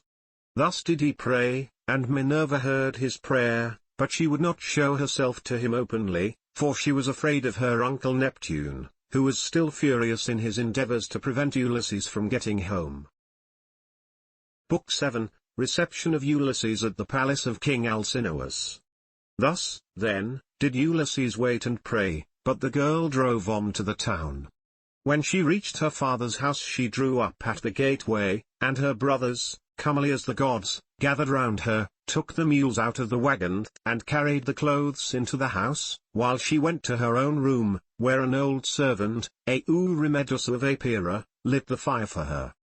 This old woman had been brought by sea from Epira, and had been chosen as a prize for Alcinous because he was king over the Phaeacians, and the people obeyed him as though he were a god. She had been nursed to Nausicaa, and had now lit the fire for her, and brought her supper for her into her own room. Presently Ulysses got up to go towards the town, and Minerva shed a thick mist all round him to hide him in case any of the proud Phaeacians who met him should be rude to him, or ask him who he was. Then, as he was just entering the town, she came towards him in the likeness of a little girl carrying a pitcher. She stood right in front of him, and Ulysses said, "My dear, will you be so kind as to show me the house of King Alcinous? I am an unfortunate foreigner in distress, and do not know one in your town and country." Then Minerva said, "Yes, father stranger, I will show you the house you want, for Alcinous lives quite close to my own father. I will go before you and show the way, but say not a word as you go, and do not look at any man, nor ask him questions, for the people here cannot abide strangers, and do not like men who come from some other place. They are a seafaring folk, and sail the seas by the grace of Neptune in ships that glide along like thought, or as a bird in the air." On this she led the way, and Ulysses followed in her steps, but not one of the Phaeacians could see him as he passed through the city in the midst of them, for the great goddess Minerva in her goodwill towards him had hidden him in a thick cloud of darkness. He admired their harbours, ships, places of assembly, and the lofty walls of the city, which, with the palisade on top of them, were very striking, and when they reached the king's house Minerva said, "This is the house, father stranger, which you would have me show you. You will find a number of great people sitting at table, but do not be afraid, go straight in, for the bolder a man is the more likely he is to carry his point, even though he is a stranger. First find the queen. Her name is Arete, and she comes of the same family as her husband Alcinous. They both descend originally from Neptune, who was father to Nausithous by Peribea, a woman of great beauty. Peribea was the youngest daughter of Eurymedon, who at one time reigned over the giants, but he ruined his ill-fated people and lost his own life to boot. Neptune, however, lay with his daughter, and she had a son by him, the great Nausithous, who reigned over the Phaeacians. Nausithous had two sons Rhexena and Alcinous. Apollo killed the first of them while he was still a bridegroom and without male issue, but he left a daughter Arete, whom Alcinous married, and honors as no other woman is honored of all those that keep house along with their husbands. Thus she both was, and still is, respected beyond measure by her children, by Alcinous himself, and by the whole people, who look upon her as a goddess, and greet her whenever she goes about the city, for she is a thoroughly good woman both in head and heart. And when any women are friends of hers, she will help their husbands also to settle their disputes. If you can gain her goodwill, you may have every hope of seeing your friends again, and getting safely back to your home and country." Then Minerva left Scheria and went away over the sea. She went to Marathon and to the spacious streets of Athens, where she entered the abode of Erechtheus, but Ulysses went on to the house of Alcinous. And he pondered much as he paused a while before reaching the threshold of bronze, for the splendor of the palace was like that of the sun or moon. The walls on either side were of bronze from end to end, and the cornice was of blue enamel. The doors were gold, and hung on pillars of silver that rose from a floor of bronze, while the lintel was silver and the hook of the door was of gold. On either side there stood gold and silver mastiffs which Vulcan, with his consummate skill, had fashioned expressly to keep watch over the palace of King Alcinous, so they were immortal and could never grow old. Seats were ranged all along the wall, here and there from one end to the other, with coverings of fine woven work which the women of the house had made. Here the chief persons of the Phaeacians used to sit and eat and drink, for there was abundance at all seasons, and there were golden figures of young men with lighted torches in their hands, raised on pedestals, to give light by night to those who were at table. There are 50 maidservants in the house, some of whom are always grinding rich yellow grain at the mill, while others work at the loom, or sit and spin, and their shuttles go backwards and forwards like the fluttering of aspen leaves, while the linen is so closely woven that it will turn oil. As the Phaeacians are the best sailors in the world, so their women excel all others in weaving, for Minerva has taught them all manner of useful arts, and they are very intelligent. Outside the gate of the outer court there is a large garden of about 4 acres with a wall all round it. It is full of beautiful trees, pears, pomegranates, and the most delicious apples. There are luscious figs also, and olives in full growth. The fruits never rot nor fail all the year round, neither winter nor summer, for the air is so soft that a new crop ripens before the old has dropped. Pear grows on pear, apple on apple, and fig on fig, and so also with the grapes, for there is an excellent vineyard. On the level ground of a part of this, the grapes are being made into raisins, in another part they are being gathered, some are being trodden in the wine tubs, others further on have shed their blossom and are beginning to show fruit, others again are just changing color. In the furthest part of the ground there are beautifully arranged beds of flowers that are in bloom all the year round. 2 streams go through it, the one turned in ducts throughout the whole garden, while the other is carried under the ground of the outer court to the house itself, and the townspeople draw water from it. Such, then, were the splendors with which the gods had endowed the house of King Alcinous. So here Ulysses stood for a while and looked about him, but when he had looked long enough he crossed the threshold and went within the precincts of the house. There he found all the chief people among the Phaeacians making their drink offerings to Mercury, which they always did the last thing before going away for the night. He went straight through the court, still hidden by the cloak of darkness in which Minerva had enveloped him, till he reached Arete and King Alcinous. Then he laid his hands upon the knees of the queen, and at that moment the miraculous darkness fell away from him and he became visible.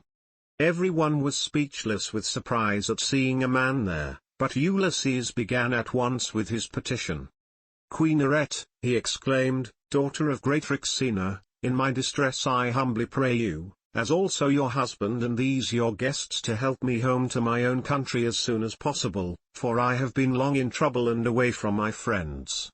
Then he sat down on the hearth among the ashes and they all held their peace, till presently the old hero Aeschines, who was an excellent speaker and an elder among the Phaeacians, plainly and in all honesty addressed them thus: "Alcinous," said he, "it is not creditable to you that a stranger should be seen sitting among the ashes of your hearth. Everyone is waiting to hear what you are about to say. Tell him, then, to rise and take a seat on a stool inlaid with silver, and bid your servants mix some wine and water that we may make a drink offering to Jove the Lord of Thunder, who takes all well-disposed suppliants under his protection, and let the housekeeper give him some supper, of whatever there may be in the house."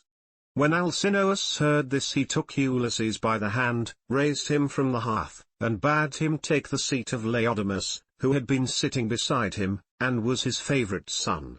A maidservant then brought him water in a beautiful golden ewer and poured it into a silver basin for him to wash his hands, and she drew a clean table beside him. An upper servant brought him bread and offered him many good things of what there was in the house, and Ulysses ate and drank.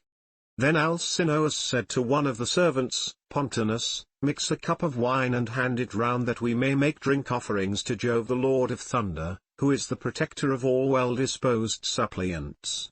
Pontonous then mixed wine and water, and handed it round after giving every man his drink offering. When they had made their offerings, and had drunk each as much as he was minded, Alcinous said, "Aldermen and town councillors of the Phaeacians, hear my words. You have had your supper, so now go home to bed. Tomorrow morning I shall invite a still larger number of aldermen, and will give a sacrificial banquet in honor of our guest. We can then discuss the question of his escort, and consider how we may at once send him back rejoicing to his own country without trouble or inconvenience to himself, no matter how distant it may be. We must see that he comes to no harm while on his homeward journey, but when he is once at home he will have to take the luck he was born with for better or worse like other people. It is possible, however, that the stranger is one of the immortals who has come down from heaven to visit us, but in this case the gods are departing from their usual practice, for hitherto they have made themselves perfectly clear to us when we have been offering them hecatombs. They come and sit at our feasts just like one of ourselves, and if any solitary wayfarer happens to stumble upon someone or other of them, they affect no concealment, for we are as near of kin to the gods as the Cyclopes and the savage giants are." Then Ulysses said, "Pray, Alcinous, do not take any such notion into your head. I have nothing of the immortal about me, neither in body nor mind, and most resemble those among you who are the most afflicted. Indeed, were I to tell you all that heaven has seen fit to lay upon me, you would say that I was still worse off than they are.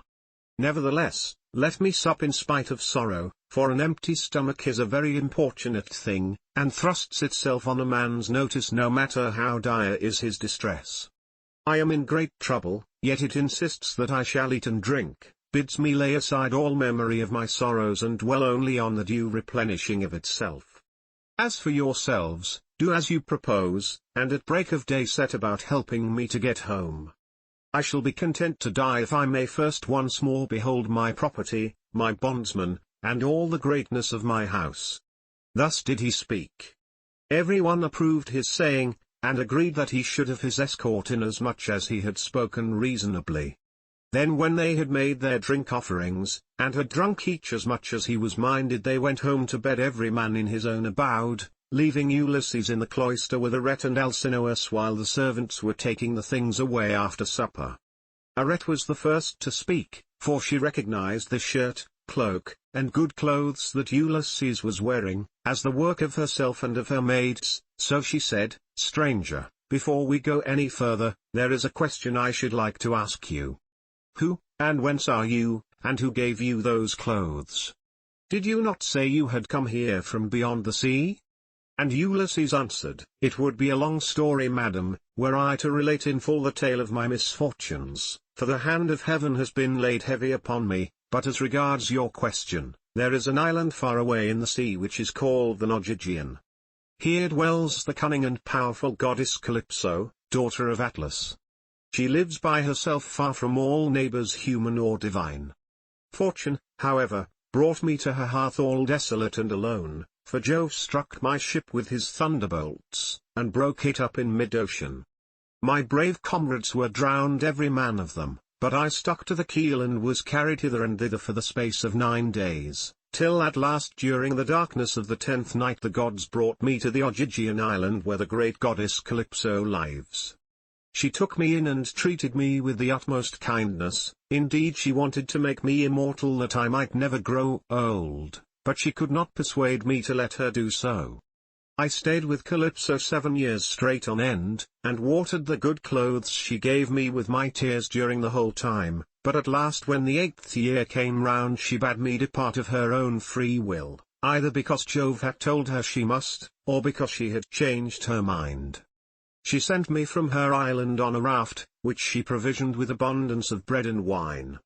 Moreover, she gave me good stout clothing, and sent me a wind that blew both warm and fair. Days 7 and 10 did I sail over the sea, and on the 18th I caught sight of the first outlines of the mountains upon your coast, and glad indeed was I to set eyes upon them. Nevertheless there was still much trouble in store for me, for at this point Neptune would let me go no further, and raised a great storm against me. The sea was so terribly high that I could no longer keep to my raft, which went to pieces under the fury of the gale, and I had to swim for it, till wind and current brought me to your shores. There I tried to land, but could not, for it was a bad place and the waves dashed me against the rocks. So I again took to the sea and swam until I came to a river that seemed the most likely landing place, for there were no rocks and it was sheltered from the wind. Here, then, I got out of the water and gathered my senses together again. Night was coming on, so I left the river, and went into a thicket, where I covered myself all over with leaves, and presently heaven sent me off into a very deep sleep. Sick and sorry as I was, I slept among the leaves all night, and through the next day till afternoon, when I woke as the sun was westering, and saw your daughter's maidservants playing upon the beach, and your daughter among them looking like a goddess. I besought her aid, and she proved to be of an excellent disposition, much more so than could be expected from so young a person, for young people are apt to be thoughtless. She gave me plenty of bread and wine, and when she had me washed in the river she also gave me the clothes in which you see me. Now, therefore, though it has pained me to do so, I have told you the whole truth. Then Alcinous said, Stranger, it was very wrong of my daughter not to bring you on at once to my house along with the maids, seeing that she was the first person whose aid you asked. Pray do not scold her, replied Ulysses, she is not to blame. She did tell me to follow along with the maids, but I was ashamed and afraid, for I thought you might perhaps be displeased if you saw me. Every human being is sometimes a little suspicious and irritable. Stranger, replied Alcinous, I am not the kind of man to get angry about nothing. It is always better to be reasonable, but by Father Jove, Minerva, and Apollo, now that I see what kind of person you are, and how much you think as I do, I wish you would stay here, marry my daughter, and become my son-in-law. If you will stay I will give you a house and an estate, but no one shall keep you here against your own wish, and that you may be sure of this I will attend tomorrow to the matter of your escort. You can sleep during the whole voyage if you like, and the men shall sail you over smooth waters either to your own home, or wherever you please, even though it be a long way further off than Evia, which those of my people who saw it when they took yellow-haired Rhadamanthus to see Tityus the son of Gaia, tell me is the furthest of any place, and yet they did the whole voyage in a single day without distressing themselves, and came back again afterwards. You will thus see how much my ships excel all others, and what magnificent oarsmen my sailors are." Then was Ulysses glad and prayed aloud saying, "Father Jove, grant that Alcinous may do all as he has said, for so he will win an imperishable name among mankind, and at the same time I shall return to my country." Thus did they converse. Then Rhett told her maids to set a bed in the room that was in the gatehouse, and make it with good red rugs, and to spread coverlets on the top of them with woolen cloaks for Ulysses to wear. The maids thereon went out with torches in their hands, and when they had made the bed they came up to Ulysses and said, "Rise, sir stranger, and come with us for your bed is ready," and glad indeed was he to go to his rest. So Ulysses slept in a bed placed in a room over the echoing gateway, but Alcinous lay in the inner part of the house, with the queen his wife by his side. Book 8, Banquet in the House of Alcinous, The Games. Now when the child of morning, rosy-fingered dawn, appeared, Alcinous and Ulysses both rose, and Alcinous led the way to the Phaeacian place of assembly, which was near the ships. When they got there they sat down side by side on a seat of polished stone, while Minerva took the form of one of Alcinous' servants, and went round the town in order to help Ulysses to get home. She went up to the citizens, man by man, and said, "Aldermen and town councillors of the Phaeacians, come to the assembly all of you and listen to the stranger who has just come off a long voyage to the house of King Alcinous. He looks like an immortal god." With these words she made them all want to come, and they flocked to the assembly till seats and standing room were alike crowded. Every one was struck with the appearance of Ulysses, for Minerva had beautified him about the head and shoulders, making him look taller and stouter than he really was, that he might impress the Phaeacians favourably as being a very remarkable man, and might come off well in the many trials of skill to which they would challenge him.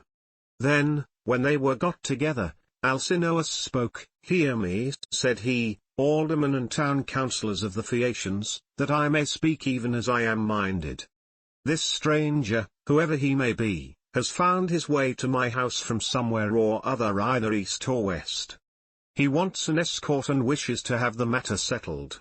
Let us then get one ready for him, as we have done for others before him. Indeed, no one who ever yet came to my house has been able to complain of me for not speeding on his way soon enough. Let us draw a ship into the sea, one that has never yet made a voyage, and man her with 52 of our smartest young sailors. Then when you have made fast your oars each by his own seat, leave the ship and come to my house to prepare a feast. I will find you in everything. I am giving these instructions to the young men who will form the crew, for as regards you aldermen and town councillors, you will join me in entertaining our guest in the cloisters. I can take no excuses, and we will have Demodocus to sing to us, for there is no bard like him whatever he may choose to sing about." Alcinous then led the way, and the others followed after, while a servant went to fetch Demodocus. The 52 picked oarsmen went to the seashore as they had been told, and when they got there they drew the ship into the water, got her mast and sails inside her, bound the oars to the thole-pins with twisted thongs of leather, all in due course, and spread the white sails aloft. They moored the vessel a little way out from land, and then came on shore and went to the house of King Alcinous. The outhouses, yards, and all the precincts were filled with crowds of men in great multitudes both old and young, and Alcinous killed them 12 sheep, 8 full-grown pigs, and 2 oxen. These they skinned and dressed so as to provide a magnificent banquet. A servant presently led in the famous bard Demodocus, whom the muse had dearly loved, but to whom she had given both good and evil, for though she had endowed him with a divine gift of song, she had robbed him of his eyesight. Pontonous set a seat for him among the guests, leaning it up against a bearing post. He hung the lyre for him on a peg over his head, and showed him where he was to feel for it with his hands. He also set a fair table with a basket of victuals by his side, and a cup of wine from which he might drink whenever he was so disposed. The company then laid their hands upon the good things that were before them, but as soon as they had had enough to eat and drink, the muse inspired Demodocus to sing the feats of heroes, and more especially a matter that was then in the mouths of all men, to wit, the quarrel between Ulysses and Achilles, and the fierce words that they heaped on one another as they sat together at a banquet. But Agamemnon was glad when he heard his chieftains quarreling with one another, for Apollo had foretold him this at Pytho when he crossed the stone floor to consult the oracle. Here was the beginning of the evil that by the will of Jove fell both upon Danaans and Trojans. Thus sang the bard, but Ulysses drew his purple mantle over his head and covered his face, for he was ashamed to let the Phaeacians see that he was weeping. When the bard left off singing he wiped the tears from his eyes, uncovered his face, and, taking his cup, made a drink offering to the gods. But when the Phaeacians pressed Demodocus to sing further, for they delighted in his lays, then Ulysses again drew his mantle over his head and wept bitterly. No one noticed his distress except Alcinous, who was sitting near him, and heard the heavy sighs that he was heaving. So he at once said, "Aldermen and town councillors of the Phaeacians, we have had enough now, both of the feast, and of the minstrelsy that is its due accompaniment. Let us proceed therefore to the athletic sports, so that our guest on his return home may be able to tell his friends how much we surpass all other nations as boxers, wrestlers, jumpers, and runners." With these words he led the way, and the others followed after. A servant hung Demodocus's lyre on its peg for him, led him out of the cloister, and set him on the same way as that along which all the chief men of the Phaeacians were going to see the sports. A crowd of several thousands of people followed them, and there were many excellent competitors for all the prizes. Acronios, Asialus, Elatraeus, Nautius, Prymneus, Anchialus, Eretmius, Pontius, Proreus, Thune, Anabicinius, and Amphialus son of Polyneus son of Tecton. There was also Euryalus son of Naubolus, who was like Mars himself, and was the best-looking man among the Phaeacians except Laodamas. 3 sons of Alcinous, Laodamas, Halios, and Clytonius, competed also. The foot races came first. The course was set out for them from the starting post, and they raised a dust upon the plain as they all flew forward at the same moment. Clytonius came in first by a long way. He left everyone else behind him by the length of the furrow that a couple of mules can plough in a fallow field. They then turned to the painful art of wrestling, and here Euryalus proved to be the best man. Amphialus excelled all the others in jumping, while at throwing the disc there was no one who could approach Elatraeus. Alcinous's son Laodamas was the best boxer, and he it was who presently said, when they had all been diverted with the games, "Let us ask the stranger whether he excels in any of these sports. He seems very powerfully built, his thighs, calves, hands, and neck are of prodigious strength, nor is he at all old, but he has suffered much lately, and there is nothing like the sea for making havoc with a man, no matter how strong he is." "You are quite right, Laodamas," replied Euryalus. "Go up to your guest and speak to him about it yourself." When Laodamas heard this he made his way into the middle of the crowd and said to Ulysses, "I hope, sir, that you will enter yourself for some one or other of our competitions if you are skilled in any of them, and you must have gone in for many a one before now. There is nothing that does anyone so much credit all his life long as the showing himself a proper man with his hands and feet. Have a try therefore at something, and banish all sorrow from your mind. Your return home will not be long delayed, for the ship is already drawn into the water, and the crew is found." Ulysses answered, "Laodamas, why do you taunt me in this way? My mind is set rather on cares than contests. I have been through infinite trouble, and am come among you now as a suppliant, praying your king and people to further me on my return home." Then Euryalus reviled him outright and said, "I gather, then, that you are unskilled in any of the many sports that men generally delight in. I suppose you are one of those grasping traders that go about in ships as captains or merchants, and who think of nothing but of their outward freights and homeward cargoes. There does not seem to be much of the athlete about you." "For shame, sir," answered Ulysses, fiercely, "you are an insolent fellow. So true is it that the gods do not grace all men alike in speech, person, and understanding. One man may be of weak presence, but heaven has adorned this with such a good conversation that he charms everyone who sees him. His honeyed moderation carries his hearers with him so that he is leader in all assemblies of his fellows, and wherever he goes he is looked up to. Another may be as handsome as a god, but his good looks are not crowned with discretion. This is your case. No god could make a finer-looking fellow than you are, but you are a fool. Your ill-judged remarks have made me exceedingly angry, and you are quite mistaken, for I excel in a great many athletic exercises. Indeed, so long as I had youth and strength, I was among the first athletes of the age. Now, however, I am worn out by labor and sorrow, for I have gone through much both on the field of battle and by the waves of the weary sea. Still, in spite of all this I will compete, for your taunts have stung me to the quick. So he hurried up without even taking his cloak off, and seized a disc, larger, more massive and much heavier than those used by the Phaeacians when disc-throwing among themselves. Then, swinging it back, he threw it from his brawny hand, and it made a humming sound in the air as he did so. The Phaeacians quailed beneath the rushing of its flight as it sped gracefully from his hand, and flew beyond any mark that had been made yet. Minerva, in the form of a man, came and marked the place where it had fallen. "A blind man, sir," said she, "could easily tell your mark by groping for it, it is so far ahead of any other. You may make your mind easy about this contest, for no Phaeacian can come near to such a throw as yours." Ulysses was glad when he found he had a friend among the lookers-on, so he began to speak more pleasantly. "Young men," said he, "come up to that throw if you can, and I will throw another disc as heavy or even heavier. If anyone wants to have a bout with me, let him come on, for I am exceedingly angry. I will box, wrestle, or run, I do not care what it is, with any man of you all except Laodamas, but not with him because I am his guest, and one cannot compete with one's own personal friend.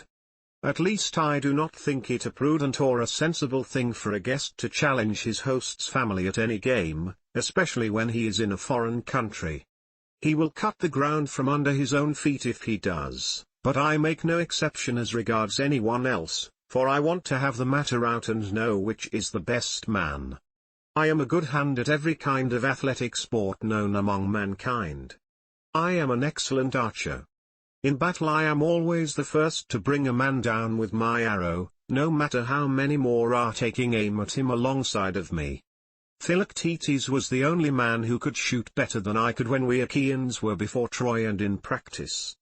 I far excel everyone else in the whole world, of those who still eat bread upon the face of the earth, but I should not like to shoot against the mighty dead, such as Hercules, or Eurytus the Icalian, men who could shoot against the gods themselves. This in fact was how Eurytus came prematurely by his end, for Apollo was angry with him and killed him because he challenged him as an archer. I can throw a dart farther than anyone else can shoot an arrow. Running is the only point in respect of which I am afraid some of the Phaeacians might beat me, for I have been brought down very low at sea, my provisions ran short, and therefore I am still weak. They all held their peace except King Alcinous, who began, "Sir, we have had much pleasure in hearing all that you have told us, from which I understand that you are willing to show your prowess, as having been displeased with some insolent remarks that have been made to you by one of our athletes, and which could never have been uttered by anyone who knows how to talk with propriety. I hope you will apprehend my meaning, and will explain to any one of your chief men who may be dining with yourself and your family when you get home, that we have an hereditary aptitude for accomplishments of all kinds. We are not particularly remarkable for our boxing, nor yet as wrestlers, but we are singularly fleet of foot and are excellent sailors. We are extremely fond of good dinners, music, and dancing. We also like frequent changes of linen, warm baths, and good beds. So now, please, some of you who are the best dancers set about dancing, that our guest on his return home may be able to tell his friends how much we surpass all other nations as sailors, runners, dancers, and minstrels. Demodocus has left his lyre at my house, so run someone or other of you and fetch it for him." On this a servant hurried off to bring the lyre from the king's house, and the 9 men who had been chosen as stewards stood forward. It was their business to manage everything connected with the sports, so they made the ground smooth and marked a wide space for the dancers. Presently the servant came back with Demodocus's lyre, and he took his place in the midst of them, whereon the best young dancers in the town began to foot and trip it so nimbly that Ulysses was delighted with the merry twinkling of their feet. Meanwhile the bard began to sing the loves of Mars and Venus, and how they first began their intrigue in the house of Vulcan. Mars made Venus many presents, and defiled King Vulcan's marriage bed, so the sun, who saw what they were about, told Vulcan. Vulcan was very angry when he heard such dreadful news, so he went to his smithy brooding mischief, got his great anvil into its place, and began to forge some chains which none could either unloose or break, so that they might stay there in that place. When he had finished his snare he went into his bedroom and festooned the bedposts all over with chains like cobwebs. He also let many hang down from the great beam of the ceiling. Not even a god could see them, so fine and subtle were they. As soon as he had spread the chains all over the bed, he made as though he was setting out for the fair state of Lemnos, which of all places in the world was the one he was most fond of. But Mars kept no blind lookout, and as soon as he saw him start, hurried off to his house, burning with love for Venus. Now Venus was just come in from a visit to her father Jove, and was about sitting down when Mars came inside the house, and said as he took her hand in his own, "Let us go to the couch of Vulcan, he is not at home, but is gone off to Lemnos among the Sintians, whose speech is barbarous." She was nothing loath, so they went to the couch to take their rest, whereon they were caught in the toils which cunning Vulcan had spread for them, and could neither get up nor stir hand or foot, but found too late that they were in a trap.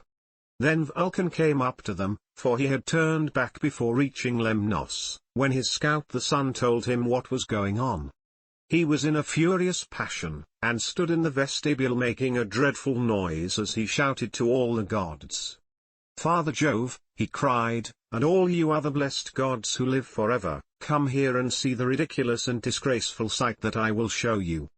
Jove's daughter Venus is always dishonoring me because I am lame. She is in love with Mars, who is handsome and clean built, whereas I am a cripple, but my parents are to blame for that, not I, they ought never to have begotten me. Come and see the pair together asleep on my bed. It makes me furious to look at them. They are very fond of one another, but I do not think they will lie there longer than they can help, nor do I think that they will sleep much. There, however, they shall stay till her father has repaid me the sum I gave him for his baggage of a daughter, who is fair but not honest." On this the gods gathered to the house of Vulcan. Earth encircling Neptune came, and Mercury the bringer of luck, and King Apollo, but the goddesses stayed at home, all of them for shame. Then the givers of all good things stood in the doorway, and the blessed gods roared with inextinguishable laughter, as they saw how cunning Vulcan had been, whereon one would turn towards his neighbor saying, "Ill deeds do not prosper, and the weak confound the strong. See how limping Vulcan, lame as he is, has caught Mars, who is the fleetest god in heaven, and now Mars will be cast in heavy damages." Thus did they converse, but King Apollo said to Mercury, "Messenger Mercury, giver of good things, you would not care how strong the chains were, would you, if you could sleep with Venus?" "King Apollo," answered Mercury, "I only wish I might get the chance, though there were 3 times as many chains, and you might look on, all of you, gods and goddesses, but I would sleep with her if I could." The immortal gods burst out laughing as they heard him, but Neptune took it all seriously, and kept on imploring Vulcan to set Mars free again.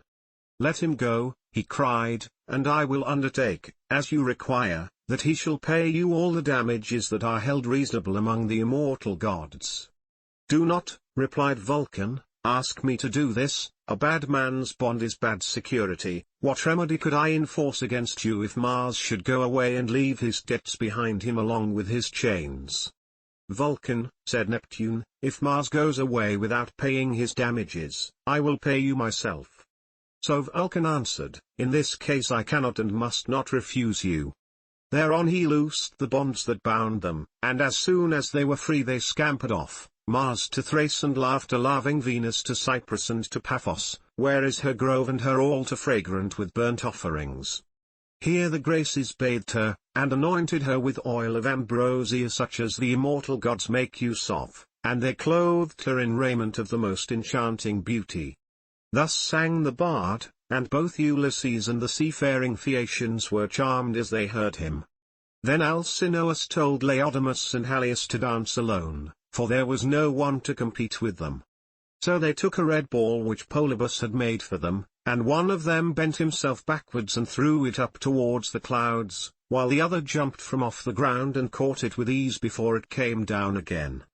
When they had done throwing the ball straight up into the air, they began to dance, and at the same time kept on throwing it backwards and forwards to one another, while all the young men in the ring applauded and made a great stamping with their feet. Then Ulysses said, "King Alcinous, you said your people were the nimblest dancers in the world, and indeed they have proved themselves to be so. I was astonished as I saw them." The king was delighted at this, and exclaimed to the Phaeacians, aldermen and town councillors, "Our guest seems to be a person of singular judgment, let us give him such proof of our hospitality as he may reasonably expect. There are 12 chief men among you, and counting myself there are 13, contribute, each of you, a clean cloak, a shirt, and a talent of fine gold, let us give him all this in a lump down at once, so that when he gets his supper he may do so with a light heart. As for Euryalus, he will have to make a formal apology and a present too, for he has been rude." Thus did he speak. The others all of them applauded his saying, and sent their servants to fetch the presents. Then Euryalus said, "King Alcinous, I will give the stranger all the satisfaction you require. He shall have my sword, which is of bronze, all but the hilt, which is of silver. I will also give him the scabbard of newly sawn ivory into which it fits. It will be worth a great deal to him." As he spoke he placed the sword in the hands of Ulysses and said, "Good luck to you, father stranger, if anything has been said amiss may the winds blow it away with them, and may heaven grant you a safe return, for I understand you have been long away from home, and have gone through much hardship." To which Ulysses answered, "Good luck to you too, my friend, and may the gods grant you every happiness. I hope you will not miss the sword you have given me along with your apology." With these words he girded the sword about his shoulders, and towards sundown the presents began to make their appearance, as the servants of the donors kept bringing them to the house of King Alcinous. Here his sons received them, and placed them under their mother's charge. Then Alcinous led the way to the house and bade his guests take their seats.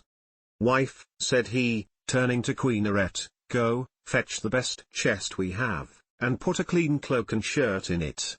Also, set a copper on the fire and heat some water, our guest will take a warm bath. See also to the careful packing of the presents that the noble Phaeacians have made him, he will thus better enjoy both his supper and the singing that will follow. I shall myself give him this golden goblet, which is of exquisite workmanship, that he may be reminded of me for the rest of his life whenever he makes a drink offering to Jove, or to any of the gods." Then Arete told her maids to set a large tripod upon the fire as fast as they could, whereon they set a tripod full of bath water onto a clear fire. They threw on sticks to make it blaze, and the water became hot as the flame played about the belly of the tripod. Meanwhile Arete brought a magnificent chest from her own room, and inside it she packed all the beautiful presents of gold and raiment which the Phaeacians had brought. Lastly she added a cloak and a good shirt from Alcinous, and said to Ulysses, "See to the lid yourself, and have the whole bound round at once, for fear anyone should rob you by the way when you are asleep in your ship." When Ulysses heard this he put the lid on the chest and made it fast with a bond that Circe had taught him. He had done so before an upper servant told him to come to the bath and wash himself. He was very glad of a warm bath, for he had had no one to wait upon him ever since he left the house of Calypso, who as long as he remained with her had taken as good care of him as though he had been a god. When the servants had done washing and anointing him with oil, and had given him a clean cloak and shirt, he left the bathroom and joined the guests who were sitting over their wine. Lovely Nausicaa stood by one of the bearing posts supporting the roof of the cloister, and admired him as she saw him pass. "Farewell, stranger," said she, "do not forget me when you are safe at home again, for it is to me first that you owe a ransom for having saved your life." And Ulysses said, "Nausicaa, daughter of great Alcinous, may Jove the mighty husband of Juno, grant that I may reach my home, so shall I bless you as my guardian angel all my days, for it was you who saved me." When he had said this, he seated himself beside Alcinous. Supper was then served, and the wine was mixed for drinking. A servant led in the favorite bard Demodocus, and set him in the midst of the company, near one of the bearing posts supporting the cloister, that he might lean against it. Then Ulysses cut off a piece of roast pork with plenty of fat and said to a servant, "Take this piece of pork over to Demodocus and tell him to eat it, for all the pain his lays may cause me I will salute him none the less." Bards are honored and respected throughout the world, for the muse teaches them their songs and loves them. The servant carried the pork in his fingers over to Demodocus, who took it and was very much pleased. They then laid their hands on the good things that were before them, and as soon as they had had to eat and drink, Ulysses said to Demodocus, "Demodocus, there is no one in the world whom I admire more than I do you. You must have studied under the Muse, Jove's daughter, and under Apollo, so accurately do you sing the return of the Achaeans with all their sufferings and adventures. If you were not there yourself, you must have heard it all from someone who was. Now, however, change your song and tell us of the wooden horse which Hippias made with the assistance of Minerva, and which Ulysses got by stratagem into the fort of Troy after freighting it with the men who afterwards sacked the city. If you will sing this tale aright I will tell all the world how magnificently heaven has endowed you." The bard inspired of heaven took up the story at the point where some of the Argives set fire to their tents and sailed away while others, hidden within the horse, were waiting with Ulysses in the Trojan place of assembly. For the Trojans themselves had drawn the horse into their fortress, and it stood there while they sat in council round it, and were in three minds as to what they should do. Some were for breaking it up then and there, others would have it dragged to the top of the rock on which the fortress stood, and then thrown down the precipice, while yet others were for letting it remain as an offering and propitiation for the gods. And this was how they settled it in the end, for the city was doomed when it took in that horse, within which were all the bravest of the Argives waiting to bring death and destruction on the Trojans. Anon he sang how the sons of the Achaeans issued from the horse, and sacked the town, breaking out from their ambuscade. He sang how they overran the city hither and thither and ravaged it, and how Ulysses went raging like Mars along with Menelaus to the house of Deiphobus. It was there that the fight raged most furiously, nevertheless by Minerva's help he was victorious. All this he told, but Ulysses was overcome as he heard him, and his cheeks were wet with tears. He wept as a woman weeps when she throws herself on the body of her husband who has fallen before his own city and people, fighting bravely in defense of his home and children.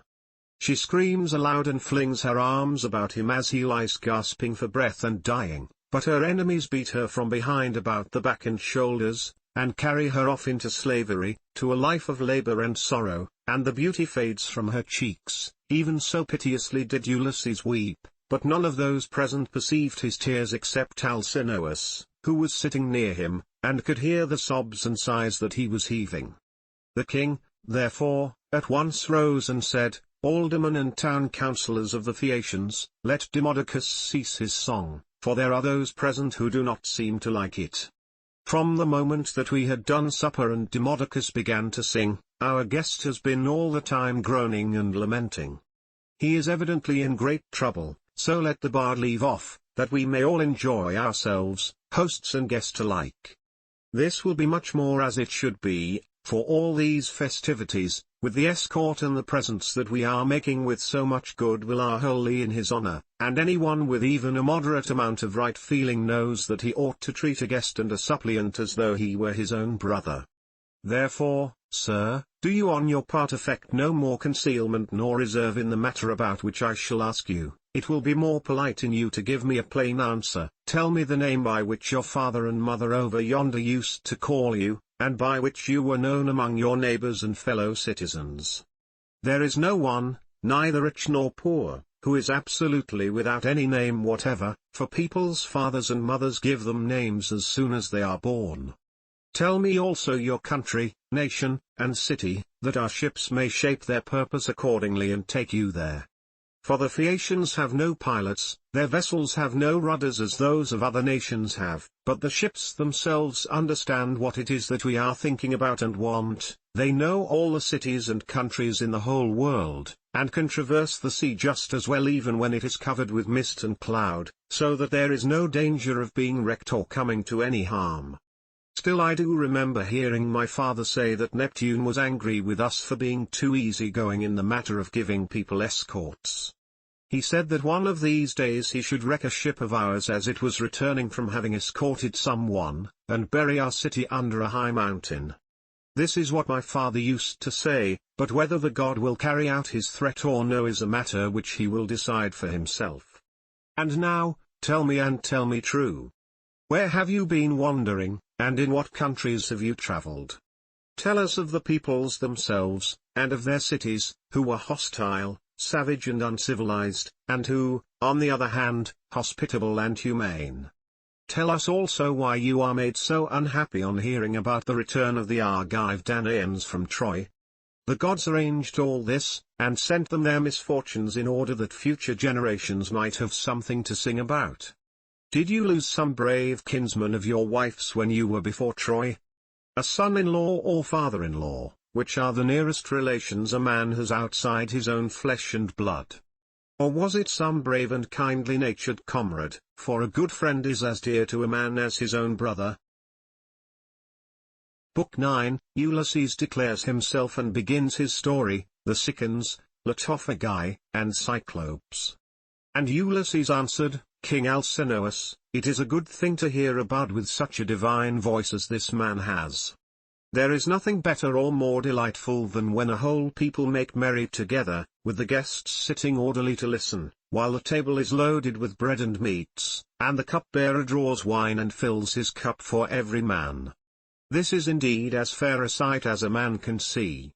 Now, however, since you are inclined to ask the story of my sorrows, and rekindle my own sad memories in respect of them, I do not know how to begin, nor yet how to continue and conclude my tale, for the hand of heaven has been laid heavily upon me. Firstly, then, I will tell you my name that you too may know it, and one day, if I outlive this time of sorrow, may become my guests though I live so far away from all of you. I am Ulysses son of Laertes, renowned among mankind for all manner of subtlety, so that my fame ascends to heaven.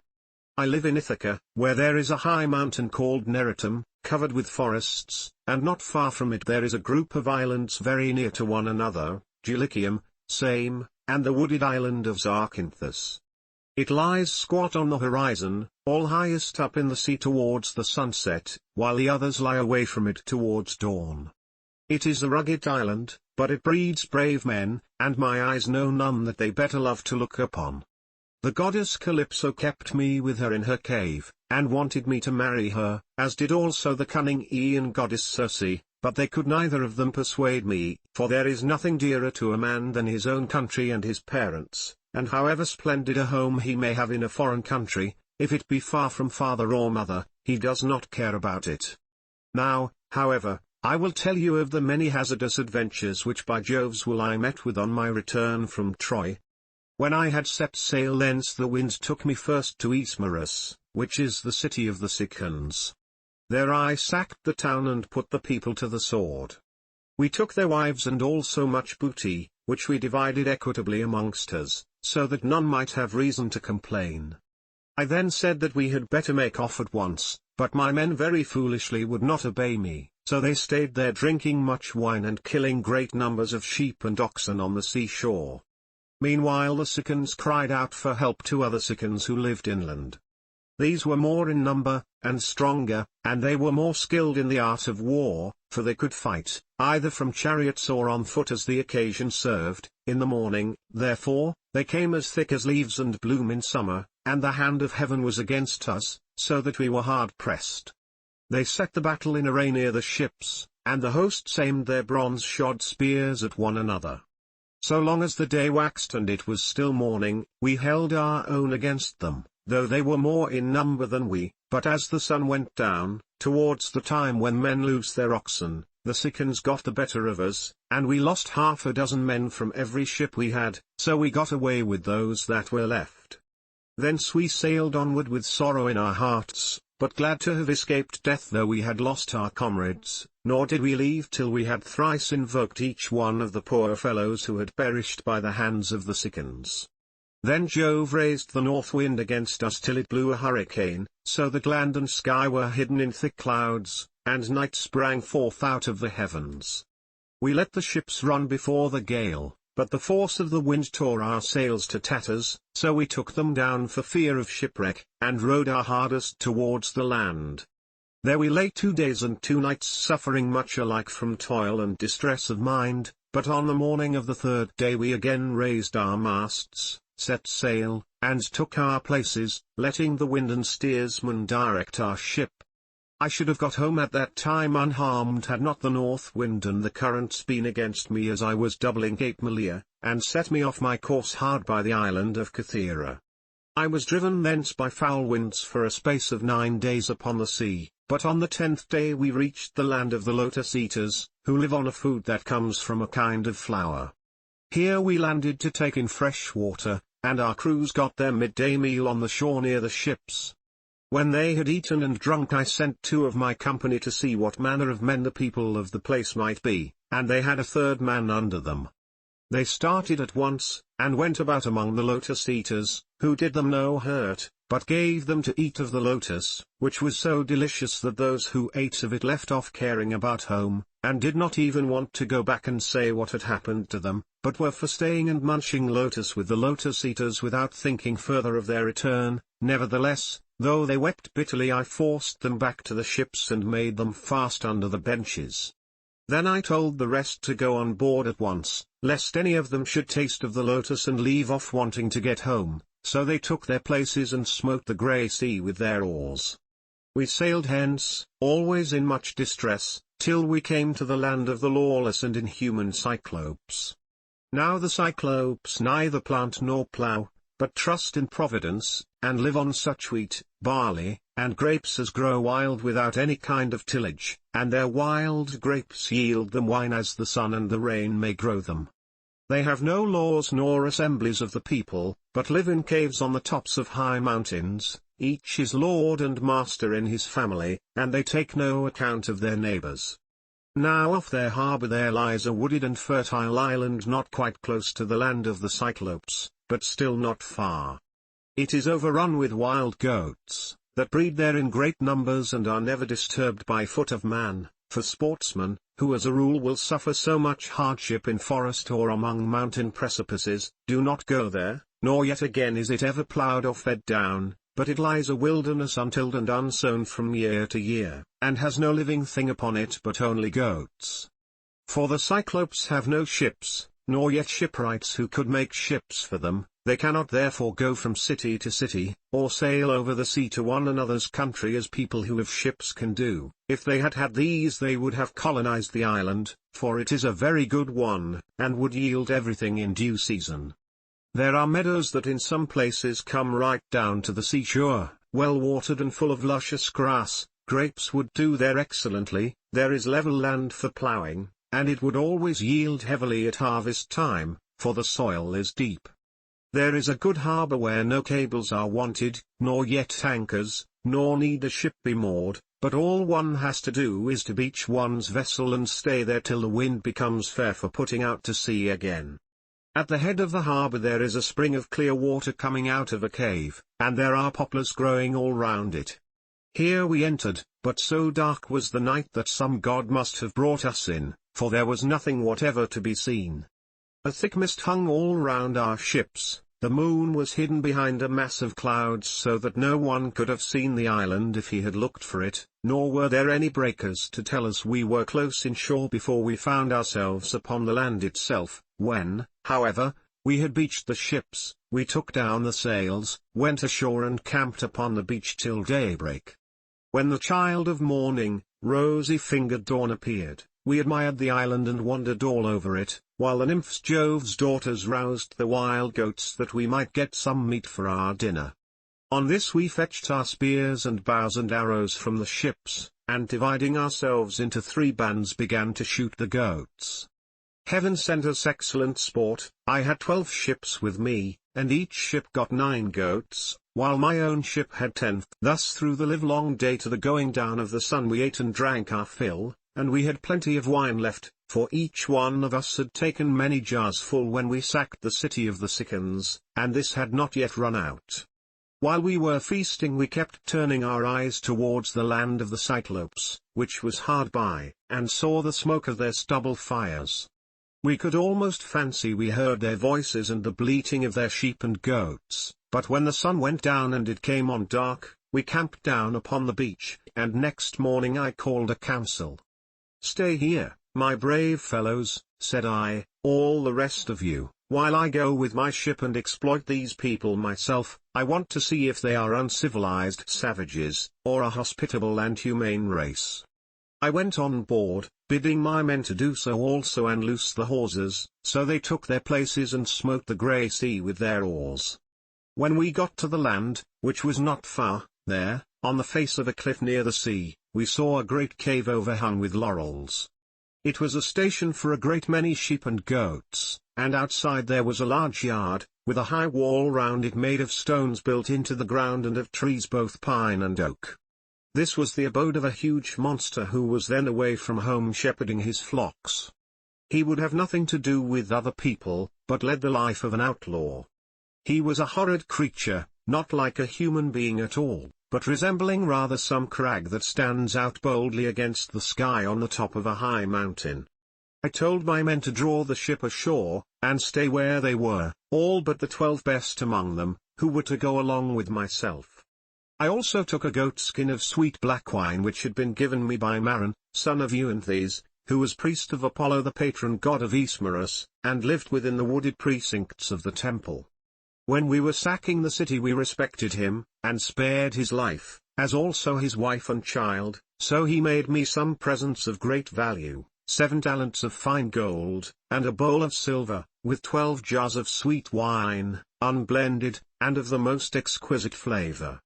Not a man nor maid in the house knew about it, but only himself, his wife, and one housekeeper. When he drank it he mixed 20 parts of water to 1 of wine, and yet the fragrance from the mixing bowl was so exquisite that it was impossible to refrain from drinking. I filled a large skin with this wine, and took a wallet full of provisions with me, for my mind misgave me that I might have to deal with some savage who would be of great strength, and would respect neither right nor law. We soon reached his cave, but he was out shepherding, so we went inside and took stock of all that we could see. His cheese racks were loaded with cheeses, and he had more lambs and kids than his pens could hold. They were kept in separate flocks, first there were the hoggets, then the oldest of the younger lambs and lastly the very young ones, all kept apart from one another. As for his dairy, all the vessels, bowls, and milk pails into which he milked, were swimming with whey. When they saw all this, my men begged me to let them first steal some cheeses, and make off with them to the ship. They would then return, drive down the lambs and kids, put them on board and sail away with them. It would have been indeed better if we had done so, but I would not listen to them, for I wanted to see the owner himself, in the hope that he might give me a present. When, however, we saw him, my poor men found him ill to deal with. We lit a fire, offered some of the cheeses in sacrifice, ate others of them, and then sat waiting till the Cyclops should come in with his sheep. When he came, he brought in with him a huge load of dry firewood to light the fire for his supper, and this he flung with such a noise onto the floor of his cave that we hid ourselves for fear at the far end of the cavern. Meanwhile he drove all the ewes inside, as well as the she-goats that he was going to milk, leaving the males, both rams and he-goats, outside in the yards. Then he rolled a huge stone to the mouth of the cave, so huge that 22 strong 4-wheeled wagons would not be enough to draw it from its place against the doorway. When he had so done he sat down and milked his ewes and goats, all in due course, and then let each of them have her own young. He curdled half the milk and set it aside in wicker strainers, but the other half he poured into bowls that he might drink it for his supper. When he had got through with all his work, he lit the fire, and then caught sight of us, whereon he said, "Strangers, who are you? Where do you sail from? Are you traders, or do you sail the sea as rovers, with your hands against every man, and every man's hand against you?" We were frightened out of our senses by his loud voice and monstrous form, but I managed to say, "We are Achaeans on our way home from Troy, but by the will of Jove, and stress of weather, we have been driven far out of our course. We are the people of Agamemnon, son of Atreus, who has won infinite renown throughout the whole world, by sacking so great a city and killing so many people. We therefore humbly pray you to show us some hospitality, and otherwise make us such presents as visitors may reasonably expect. May your excellency fear the wrath of heaven, for we are your suppliants, and Jove takes all respectable travelers under his protection, for he is the avenger of all suppliants and foreigners in distress." To this he gave me but a pitiless answer. "Stranger," said he, "you are a fool, or else you know nothing of this country. Talk to me, indeed, about fearing the gods or shunning their anger? We Cyclopes do not care about Jove or any of your blessed gods, for we are ever so much stronger than they. I shall not spare either yourself or your companions out of any regard for Jove, unless I am in the humor for doing so. And now tell me where you made your ship fast when you came on shore. Was it round the point, or is she lying straight off the land?" He said this to draw me out, but I was too cunning to be caught in that way, so I answered with a lie. "Neptune," said I, "sent my ship onto the rocks at the far end of your country, and wrecked it. We were driven onto them from the open sea, but I and those who are with me escaped the jaws of death." The cruel wretch vouchsafed me not one word of answer, but with a sudden clutch he gripped up 2 of my men at once and dashed them down upon the ground as though they had been puppies. Their brains were shed upon the ground, and the earth was wet with their blood. Then he tore them limb from limb and supped upon them. He gobbled them up like a lion in the wilderness, flesh, bones, marrow, and entrails, without leaving anything uneaten. As for us, we wept and lifted up our hands to heaven on seeing such a horrid sight, for we did not know what else to do. But when the Cyclops had filled his huge paunch, and had washed down his meal of human flesh with a drink of neat milk, he stretched himself full length upon the ground among his sheep, and went to sleep. I was at first inclined to seize my sword, draw it, and drive it into his vitals, but I reflected that if I did we should all certainly be lost, for we should never be able to shift the stone which the monster had put in front of the door. So we stayed sobbing and sighing where we were till morning came. When the child of morning, rosy-fingered dawn, appeared, he again lit his fire, milked his goats and ewes, all quite rightly, and then let each have her own young one. As soon as he had got through with all his work, he clutched up 2 more of my men, and began eating them for his morning's meal. Presently, with the utmost ease, he rolled the stone away from the door and drove out his sheep, but he at once put it back again, as easily as though he were merely clapping the lid onto a quiver full of arrows. As soon as he had done so he shouted, and cried "Shoo, shoo," after his sheep to drive them onto the mountain, so I was left to scheme some way of taking my revenge and covering myself with glory. In the end I deemed it would be the best plan to do as follows. The Cyclops had a great club which was lying near one of the sheep pens. It was of green olive wood, and he had cut it intending to use it for a staff as soon as it should be dry. It was so huge that we could only compare it to the mast of a 20-oared merchant vessel of large burden, and able to venture out into open sea.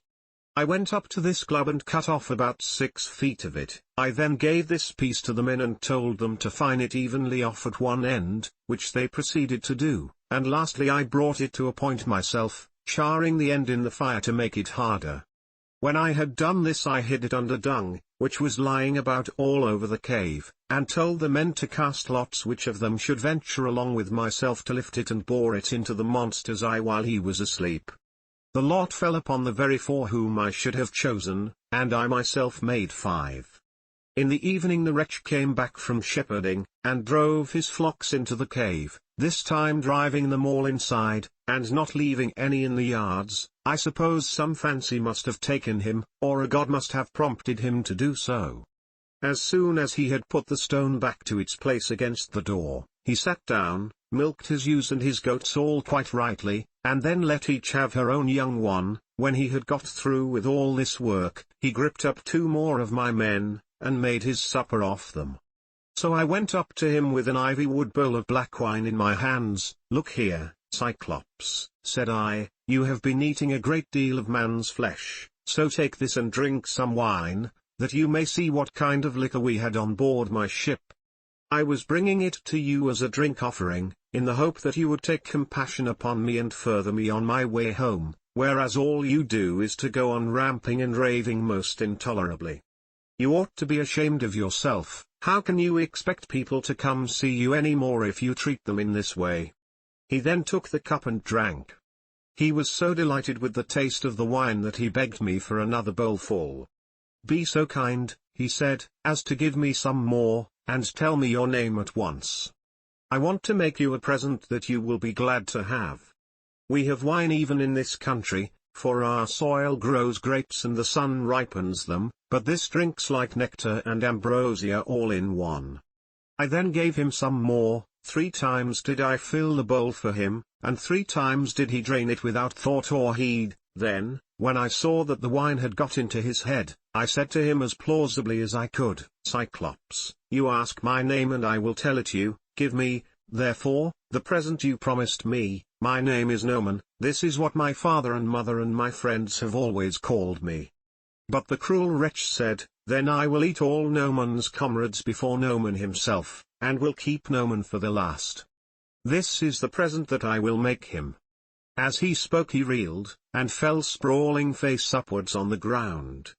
His great neck hung heavily backwards and a deep sleep took hold upon him. Presently he turned sick, and threw up both wine and the gobbets of human flesh on which he had been gorging, for he was very drunk. Then I thrust the beam of wood far into the embers to heat it, and encouraged my men lest any of them should turn faint-hearted. When the wood, green though it was about to blaze, I drew it out of the fire glowing with heat, and my men gathered round me, for heaven had filled their hearts with courage. We drove the sharp end of the beam into the monster's eye, and bearing upon it with all my weight I kept turning it round and round as though I were boring a hole in a ship's plank with an auger, which 2 men with a wheel and strap can keep on turning as long as they choose. Even thus did we bore the red-hot beam into his eye, till the boiling blood bubbled all over it as we worked it round and round, so that the steam from the burning eyeball scalded his eyelids and eyebrows, and the roots of the eye sputtered in the fire. As a blacksmith plunges an axe or hatchet into cold water to temper it, for it is this that gives strength to the iron, and it makes a great hiss as he does so, even thus did the Cyclops' eye hiss round the beam of olive wood, and his hideous yells made the cave ring again. We ran away in a fright, but he plucked the beam all besmirched with gore from his eye, and hurled it from him in a frenzy of rage and pain, shouting as he did so to the other Cyclopes who lived on the bleak headlands near him. So they gathered from all quarters round his cave when they heard him crying, and asked what was the matter with him. "What ails you, Polyphemus," said they, "that you make such a noise, breaking the stillness of the night, and preventing us from being able to sleep? Surely no man is carrying off your sheep? Surely no man is trying to kill you either by fraud or by force?" But Polyphemus shouted to them from inside the cave, "No man is killing me by fraud, no man is killing me by force." "Then," said they, "if no man is attacking you, you must be ill. When Jove makes people ill, there is no help for it, and you had better pray to your father Neptune." Then they went away, and I laughed inwardly at the success of my clever stratagem, but the Cyclops, groaning and in an agony of pain, felt about with his hands till he found the stone and took it from the door. Then he sat in the doorway and stretched his hands in front of it to catch anyone going out with the sheep, for he thought I might be foolish enough to attempt this. As for myself, I kept on puzzling to think how I could best save my own life and those of my companions. I schemed and schemed, as one who knows that his life depends upon it, for the danger was very great. In the end I deemed that this plan would be the best. The male sheep were well grown, and carried a heavy black fleece, so I bound them noiselessly in 3s together, with some of the withies on which the wicked monster used to sleep. There was to be a man under the middle sheep, and the 2 on either side were to cover him, so that there were 3 sheep to each man. As for myself, there was a ram finer than any of the others, so I caught hold of him by the back, ensconced myself in the thick wool under his belly, and hung on patiently to his fleece, face upwards, keeping a firm hold on it all the time. Thus, then, did we wait in great fear of mind till morning came, but when the child of morning, rosy-fingered dawn, appeared, the male sheep hurried out to feed, while the ewes remained bleating about the pens waiting to be milked, for their udders were full to bursting, but their master in spite of all his pain felt the backs of all the sheep as they stood upright, without being sharp enough to find out that the men were underneath their bellies. As the ram was going out, last of all, heavy with its fleece and with the weight of my crafty self, Polyphemus laid hold of it and said, "My good ram, what is it that makes you the last to leave my cave this morning? You are not wont to let the ewes go before you, but lead the mob with a run whether to flowery mead or bubbling fountain, and are the first to come home again at night, but now you lag last of all. Is it because you know your master has lost his eye, and are sorry because that wicked Noman and his horrid crew has got him down in his drink and blinded him? But I will have his life yet. If you could understand and talk, you would tell me where the wretch is hiding, and I would dash his brains upon the ground till they flew all over the cave. I should thus have some satisfaction for the harm this no-good Noman has done me." As he spoke he drove the ram outside, but when we were a little way out from the cave and yards, I first got from under the ram's belly, and then freed my comrades. As for the sheep, which were very fat, by constantly heading them in the right direction we managed to drive them down to the ship. The crew rejoiced greatly at seeing those of us who had escaped death, but wept for the others whom the Cyclops had killed. However, I made signs to them by nodding and frowning that they were to hush their crying, and told them to get all the sheep on board at once and put out to sea, so they went aboard, took their places, and smote the grey sea with their oars. Then, when I had got as far out as my voice would reach, I began to jeer at the Cyclops. "Cyclops," said I, "you should have taken better measure of your man before eating up his comrades in your cave. You wretch, eat up your visitors in your own house. You might have known that your sin would find you out, and now Jove and the other gods have punished you." He got more and more furious as he heard me, so he tore the top from off a high mountain, and flung it just in front of my ship so that it was within a little of hitting the end of the rudder. The sea quaked as the rock fell into it, and the wash of the wave it raised carried us back towards the mainland, and forced us towards the shore. But I snatched up a long pole and kept the ship off, making signs to my men by nodding my head, that they must row for their lives, whereon they laid out with a will. When we had got twice as far as we were before, I was for jeering at the Cyclops again, but the men begged and prayed of me to hold my tongue. "Do not," they exclaimed, "be mad enough to provoke this savage creature further. He has thrown one rock at us already which drove us back again to the mainland, and we made sure it had been the death of us. If he had then heard any further sound of voices he would have pounded our heads and our ship's timbers into a jelly with the rugged rocks he would have heaved at us, for he can throw them a long way." But I would not listen to them, and shouted out to him in my rage, "Cyclops, if anyone asks you who it was that put your eye out and spoiled your beauty, say it was the valiant warrior Ulysses, son of Laertes, who lives in Ithaca." On this he groaned, and cried out, "Alas, alas, then the old prophecy about me is coming true. There was a prophet here, at one time, a man both brave and of great stature, Telemus son of Eurymus, who was an excellent seer, and did all the prophesying for the Cyclops till he grew old. He told me that all this would happen to me some day, and said I should lose my sight by the hand of Ulysses.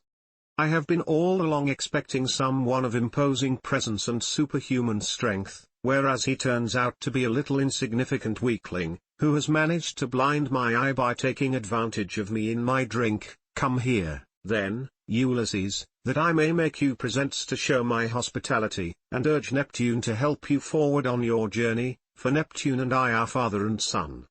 He, if he so will, shall heal me, which no one else neither god nor man can do."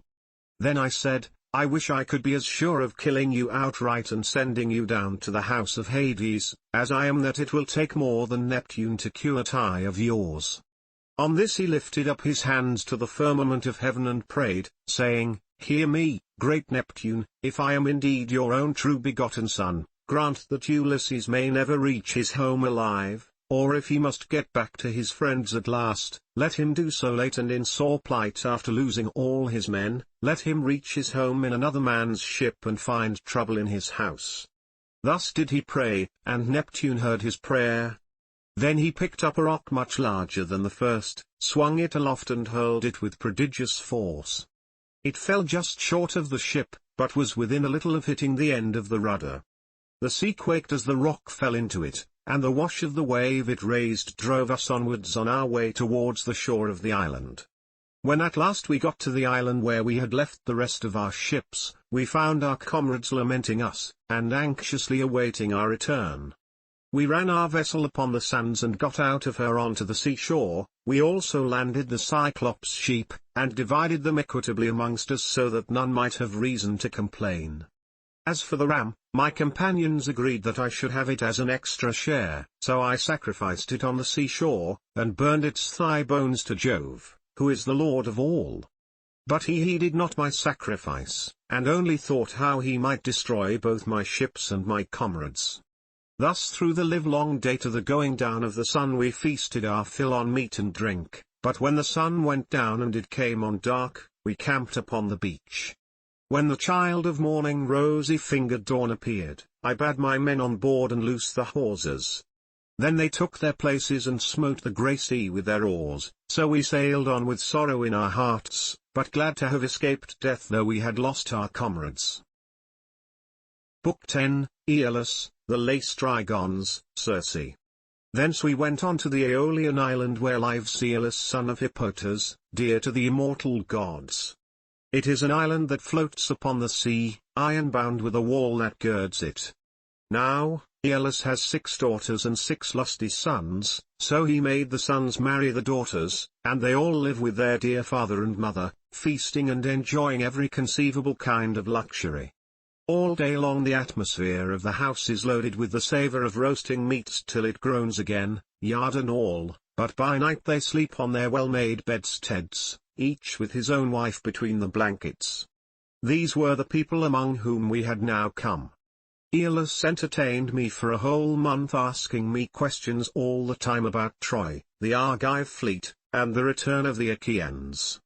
I told him exactly how everything had happened, and when I said I must go, and asked him to further me on my way, he made no sort of difficulty, but set about doing so at once. Moreover, he flayed me a prime ox hide to hold the ways of the roaring winds, which he shut up in the hide as in a sack, for Jove had made him captain over the winds, and he could stir or still each one of them according to his own pleasure. He put the sack in the ship and bound the mouth so tightly with a silver thread that not even a breath of a side wind could blow from any quarter. The west wind which was fair for us did he alone let blow as it chose, but it all came to nothing, for we were lost through our own folly. 9 days and 9 nights did we sail, and on the 10th day our native land showed on the horizon. We got so close in that we could see the stubble fires burning, and I, being then dead beat, fell into a light sleep, for I had never let the rudder out of my own hands, that we might get home the faster. On this the men fell to talking among themselves, and said I was bringing back gold and silver in the sack that Aeolus had given me. Bless my heart, would one turn to his neighbor, saying, how this man gets honored and makes friends to whatever city or country he may go. See what fine prizes he is taking home from Troy, while we, who have traveled just as far as he has, come back with hands as empty as we set out with, and now Aeolus has given him ever so much more. Quick, let us see what it all is, and how much gold and silver there is in the sack he gave him. Thus they talked and evil counsels prevailed. They loosed the sack, whereupon the wind flew howling forth and raised a storm that carried us sweeping out to sea and away from our own country. Then I awoke, and knew not whether to throw myself into the sea or to live on and make the best of it, but I bore it, covered myself up, and lay down in the ship, while the men lamented bitterly as the fierce winds bore our fleet back to the Aeolian island. When we reached it we went ashore to take in water, and dined hard by the ships. Immediately after dinner I took a herald and one of my men and went straight to the house of Aeolus, where I found him feasting with his wife and family, so we sat down as suppliants on the threshold. They were astounded when they saw us and said, "Ulysses, what brings you here? What god has been ill-treating you? We took great pains to further you on your way home to Ithaca, or wherever it was that you wanted to go to."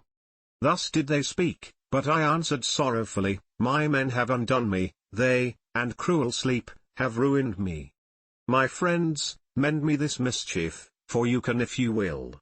I spoke as movingly as I could, but they said nothing, till their father answered, "Vilest of mankind, get you gone at once out of the island, him whom heaven hates will I no wise help. Be off, for you come here as one abhorred of heaven." And with these words he sent me sorrowing from his door. Thence we sailed sadly on till the men were worn out with long and fruitless rowing, for there was no longer any wind to help them. 6 days, night and day did we toil, and on the 7th day we reached the rocky stronghold of Lamus, Telepylus, the city of the Laestrygonians, where the shepherd who is driving in his sheep and goats, to be milked, salutes him who is driving out his flock, to feed, and this last answers the salute. In that country a man who could do without sleep might earn double wages, one as a herdsman of cattle, and another as a shepherd, for they work much the same by night as they do by day. When we reached the harbour we found it landlocked under steep cliffs, with a narrow entrance between two headlands. My captains took all their ships inside, and made them fast close to one another, for there was never so much as a breath of wind inside, but it was always dead calm. I kept my own ship outside, and moored it to a rock at the very end of the point. Then I climbed a high rock to reconnoitre, but could see no sign neither of man nor cattle, only some smoke rising from the ground. So I sent 2 of my company with an attendant to find out what sort of people the inhabitants were. The men when they got on shore followed a level road by which the people draw their firewood from the mountains into the town, till presently they met a young woman who had come outside to fetch water, and who was daughter to a Laestrygonian named Antiphates. She was going to the fountain Artasia from which the people bring in their water, and when my men had come close up to her, they asked her who the king of that country might be, and over what kind of people he ruled, so she directed them to her father's house, but when they got there they found his wife to be a giantess as huge as a mountain, and they were horrified at the sight of her. She at once called her husband Antiphates from the place of assembly, and forthwith he set about killing my men. He snatched up one of them, and began to make his dinner off him then and there, whereon the other 2 ran back to the ships as fast as ever they could. But Antiphates raised a hue and cry after them, and thousands of sturdy Laestrygonians sprang up from every quarter, ogres, not men. They threw vast rocks at us from the cliffs as though they had been mere stones, and I heard the horrid sound of the ships crunching up against one another, and the death cries of my men, as the Laestrygonians speared them like fishes and took them home to eat them. While they were thus killing my men within the harbour I drew my sword, cut the cable of my own ship, and told my men to row with all their might if they too would not fare like the rest. So they laid out for their lives, and we were thankful enough when we got into open water out of reach of the rocks they hurled at us. As for the others there was not one of them left. Thence we sailed sadly on, glad to have escaped death, though we had lost our comrades, and came to the Aeaean island, where Circe lives, a great and cunning goddess who is own sister to the magician Aeetes, for they are both children of the sun by Perse, who is daughter to Oceanus. We brought our ship into a safe harbour without a word, for some god guided us thither, and having landed we lay there for 2 days and 2 nights, worn out in body and mind. When the morning of the 3rd day came I took my spear and my sword, and went away from the ship to reconnoitre, and see if I could discover signs of human handiwork, or hear the sound of voices. Climbing to the top of a high lookout I espied the smoke of Circe's house rising upwards amid a dense forest of trees, and when I saw this I doubted whether, having seen the smoke, I would not go on at once and find out more, but in the end I deemed it best to go back to the ship, give the men their dinners, and send some of them instead of going myself. When I had nearly got back to the ship some god took pity upon my solitude, and sent a fine antlered stag right into the middle of my path. He was coming down his pasture in the forest to drink of the river, for the heat of the sun drove him, and as he passed I struck him in the middle of the back. The bronze point of the spear went clean through him, and he lay groaning in the dust until the life went out of him. Then I set my foot upon him, drew my spear from the wound, and laid it down. I also gathered rough grass and rushes and twisted them into a fathom or so of good stout rope, with which I bound the 4 feet of the noble creature together. Having so done I hung him round my neck and walked back to the ship leaning upon my spear, for the stag was much too big for me to be able to carry him on my shoulder, steadying him with one hand. As I threw him down in front of the ship, I called the men and spoke cheeringly man by man to each of them. "Look here, my friends," said I, "we are not going to die so much before our time after all, and at any rate we will not starve so long as we have got something to eat and drink on board." On this they uncovered their heads upon the seashore and admired the stag, for he was indeed a splendid fellow. Then, when they had feasted their eyes upon him sufficiently, they washed their hands and began to cook him for dinner. Thus through the livelong day to the going down of the sun we stayed there eating and drinking our fill, but when the sun went down and it came on dark, we camped upon the seashore. When the child of morning, rosy-fingered dawn, appeared, I called a council and said, "My friends, we are in very great difficulties, listen therefore to me. We have no idea where the sun either sets or rises, so that we do not even know east from west. I see no way out of it, nevertheless, we must try and find one.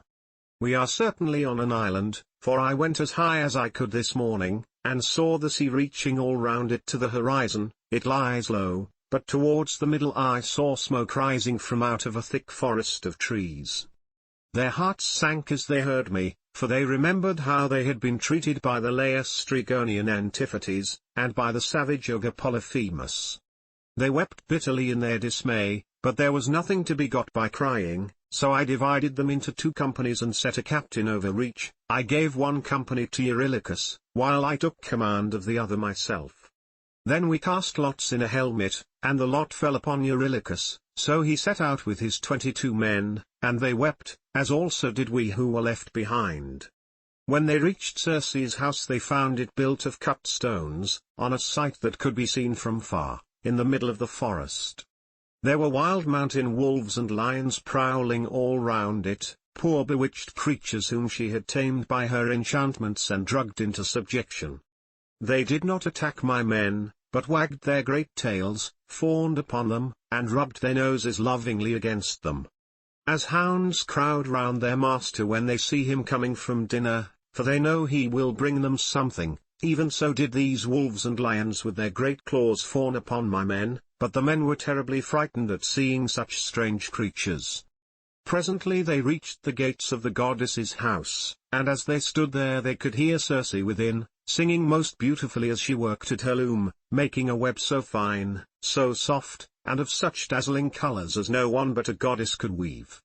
On this Polites, whom I valued and trusted more than any other of my men, said, "There is someone inside working at a loom and singing most beautifully, the whole place resounds with it, let us call her and see whether she is woman or goddess." They called her and she came down, unfastened the door, and bade them enter. They, thinking no evil, followed her, all except Eurylochus, who suspected mischief and stayed outside. When she had got them into her house, she set them upon benches and seats and mixed them a mess with cheese, honey, meal, and Pramnian wine, but she drugged it with wicked poisons to make them forget their homes, and when they had drunk she turned them into pigs by a stroke of her wand, and shut them up in her pigsties. They were like pigs, head, hair, and all, and they grunted just as pigs do, but their senses were the same as before, and they remembered everything. Thus then were they shut up squealing, and Circe threw them some acorns and beech masts such as pigs eat, but Eurylochus hurried back to tell me about the sad fate of our comrades. He was so overcome with dismay that though he tried to speak he could find no words to do so, his eyes filled with tears and he could only sob and sigh, till at last we forced his story out of him, and he told us what had happened to the others. "We went," said he, "as you told us, through the forest, and in the middle of it there was a fine house built with cut stones in a place that could be seen from far. There we found a woman, or else she was a goddess, working at her loom and singing sweetly, so the men shouted to her and called her, whereon she at once came down, opened the door, and invited us in. The others did not suspect any mischief, so they followed her into the house, but I stayed where I was, for I thought there might be some treachery.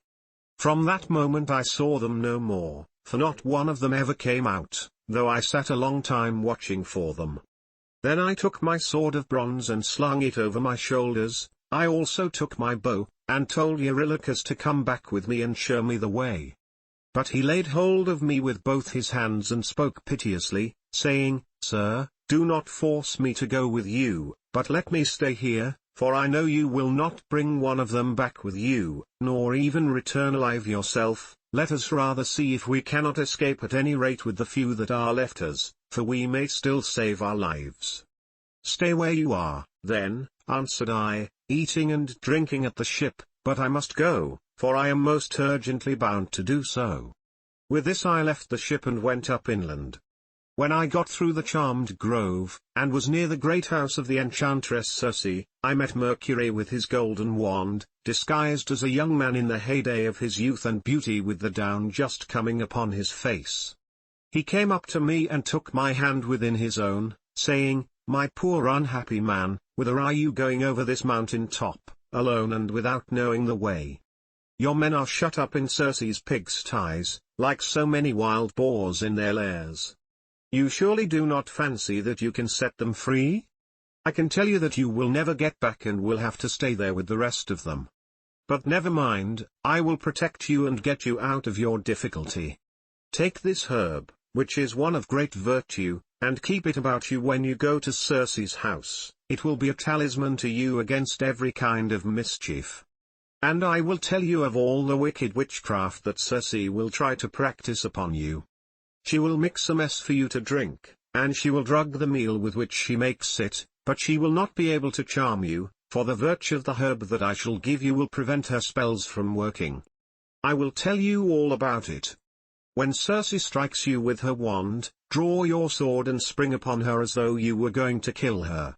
She will then be frightened, and will desire you to go to bed with her. On this you must not point-blank refuse her, for you want her to set your companions free, and to take good care also of yourself, but you must make her swear solemnly by all the blessed gods that she will plot no further mischief against you, or else when she has got you naked she will unman you and make you fit for nothing.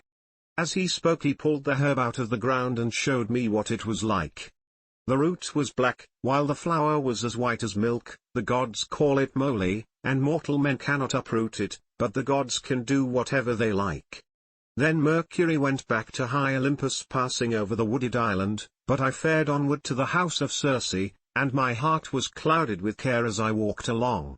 When I got to the gates I stood there and called the goddess, and as soon as she heard me she came down, opened the door, and asked me to come in, so I followed her, much troubled in my mind. She set me on a richly decorated seat inlaid with silver. There was a footstool also under my feet, and she mixed a mess in a golden goblet for me to drink, but she drugged it, for she meant me mischief. When she had given it me, and I had drunk it without its charming me, she struck me with her wand. There now, she cried, be off to the pigsty, and make your lair with the rest of them. But I rushed at her with my sword drawn as though I would kill her, whereon she fell with a loud scream, clasped my knees, and spoke piteously, saying, Who and whence are you? From what place and people have you come? How can it be that my drugs have no power to charm you? Never yet was any man able to stand so much as a taste of the herb I gave you. You must be spell-proof. Surely you can be none other than the bold hero Ulysses, who Mercury always said would come here some day with his ship while on his way home from Troy. So be it then, sheathe your sword and let us go to bed, that we may make friends and learn to trust each other. And I answered, Circe, how can you expect me to be friendly with you when you have just been turning all my men into pigs? And now that you have got me here myself, you mean me mischief when you ask me to go to bed with you, and will unman me and make me fit for nothing. I shall certainly not consent to go to bed with you unless you will first take your solemn oath to plot no further harm against me. So she swore at once as I had told her, and when she had completed her oath then I went to bed with her. Meanwhile her 4 servants, who are her housemaids, set about their work. They are the children of the groves and fountains, and of the holy waters that run down into the sea. One of them spread a fair purple cloth over a seat, and laid a carpet underneath it.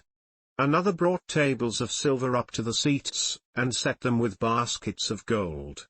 A third mixed some sweet wine with water in a silver bowl and put golden cups upon the tables, while the fourth brought in water and set it to boil in a large cauldron over a good fire which she had lighted. When the water in the cauldron was boiling, she poured cold into it till it was just as I liked it, and then she set me in a bath and began washing me from the cauldron about the head and shoulders, to take the tire and stiffness out of my limbs. As soon as she had done washing me and anointing me with oil, she arrayed me in a good cloak and shirt and led me to a richly decorated seat inlaid with silver. There was a footstool also under my feet. A maidservant then brought me water in a beautiful golden ewer and poured it into a silver basin for me to wash my hands, and she drew a clean table beside me. An upper servant brought me bread and offered me many things of what there was in the house, and then Circe bade me eat, but I would not, and sat without heeding what was before me, still moody and suspicious. When Circe saw me sitting there without eating, and in great grief, she came to me and said, "Ulysses, why do you sit like that as though you were dumb, gnawing at your own heart, and refusing both meat and drink? Is it that you are still suspicious? You ought not to be, for I have already sworn solemnly that I will not hurt you." And I said, "Circe, no man with any sense of what is right can think of either eating or drinking in your house until you have set his friends free and let him see them. If you want me to eat and drink, you must free my men and bring them to me that I may see them with my own eyes." When I had said this she went straight through the court with her wand in her hand and opened the pigsty doors. My men came out like so many prime hogs and stood looking at her, but she went about among them and anointed each with a second drug, whereon the bristles that the bad drug had given them fell off, and they became men again, younger than they were before, and much taller and better looking. They knew me at once, seized me each of them by the hand, and wept for joy till the whole house was filled with the sound of their halloo-ballooing, and Circe herself was so sorry for them that she came up to me and said, "Ulysses, noble son of Laertes, go back at once to the sea where you have left your ship, and first draw it onto the land. Then, hide all your ship's gear and property in some cave, and come back here with your men." I agreed to this. So I went back to the seashore, and found the men at the ship weeping and wailing most piteously. When they saw me the silly blubbering fellows began frisking round me as calves break out and gambol round their mothers, when they see them coming home to be milked after they have been feeding all day, and the homestead resounds with their lowing. They seemed as glad to see me as though they had got back to their own rugged Ithaca, where they had been born and bred. "Sir," said the affectionate creatures, "we are as glad to see you back as though we had got safe home to Ithaca, but tell us all about the fate of our comrades." I spoke comfortingly to them and said, "We must draw our ship onto the land, and hide the ship's gear with all our property in some cave, then come with me all of you as fast as you can to Circe's house, where you will find your comrades eating and drinking in the midst of great abundance." On this the men would have come with me at once, but Eurylochus tried to hold them back and said, "Alas, poor wretches that we are, what will become of us? Rush not on your ruin by going to the house of Circe, who will turn us all into pigs or wolves or lions, and we shall have to keep guard over her house. Remember how the Cyclops treated us when our comrades went inside his cave, and Ulysses with them. It was all through his sheer folly that those men lost their lives." When I heard him I was in two minds whether or no to draw the keen blade that hung by my sturdy thigh and cut his head off in spite of his being a near relation of my own, but the men interceded for him and said, "Sir, if it may so be, let this fellow stay here and mind the ship, but take the rest of us with you to Circe's house." On this we all went inland, and Eurylochus was not left behind after all, but came on too, for he was frightened by the severe reprimand that I had given him. Meanwhile Circe had been seeing that the men who had been left behind were washed and anointed with olive oil. She had also given them woolen cloaks and shirts, and when we came we found them all comfortably at dinner in her house. As soon as the men saw each other face to face and knew one another, they wept for joy and cried aloud till the whole palace rang again. Thereon Circe came up to me and said, "Ulysses, noble son of Laertes, tell your men to leave off crying. I know how much you have all of you suffered at sea, and how ill you have fared among cruel savages on the mainland, but that is over now, so stay here, and eat and drink till you are once more as strong and hearty as you were when you left Ithaca, for at present you are weakened both in body and mind. You keep all the time thinking of the hardships you have suffered during your travels, so that you have no more cheerfulness left in you." Thus did she speak and we assented. We stayed with Circe for a whole 12-month feasting upon an untold quantity both of meat and wine. But when the year had passed in the waning of moons and the long days had come round, my men called me apart and said, "Sir, it is time you began to think about going home, if so be you are to be spared to see your house and native country at all." Thus did they speak and I assented.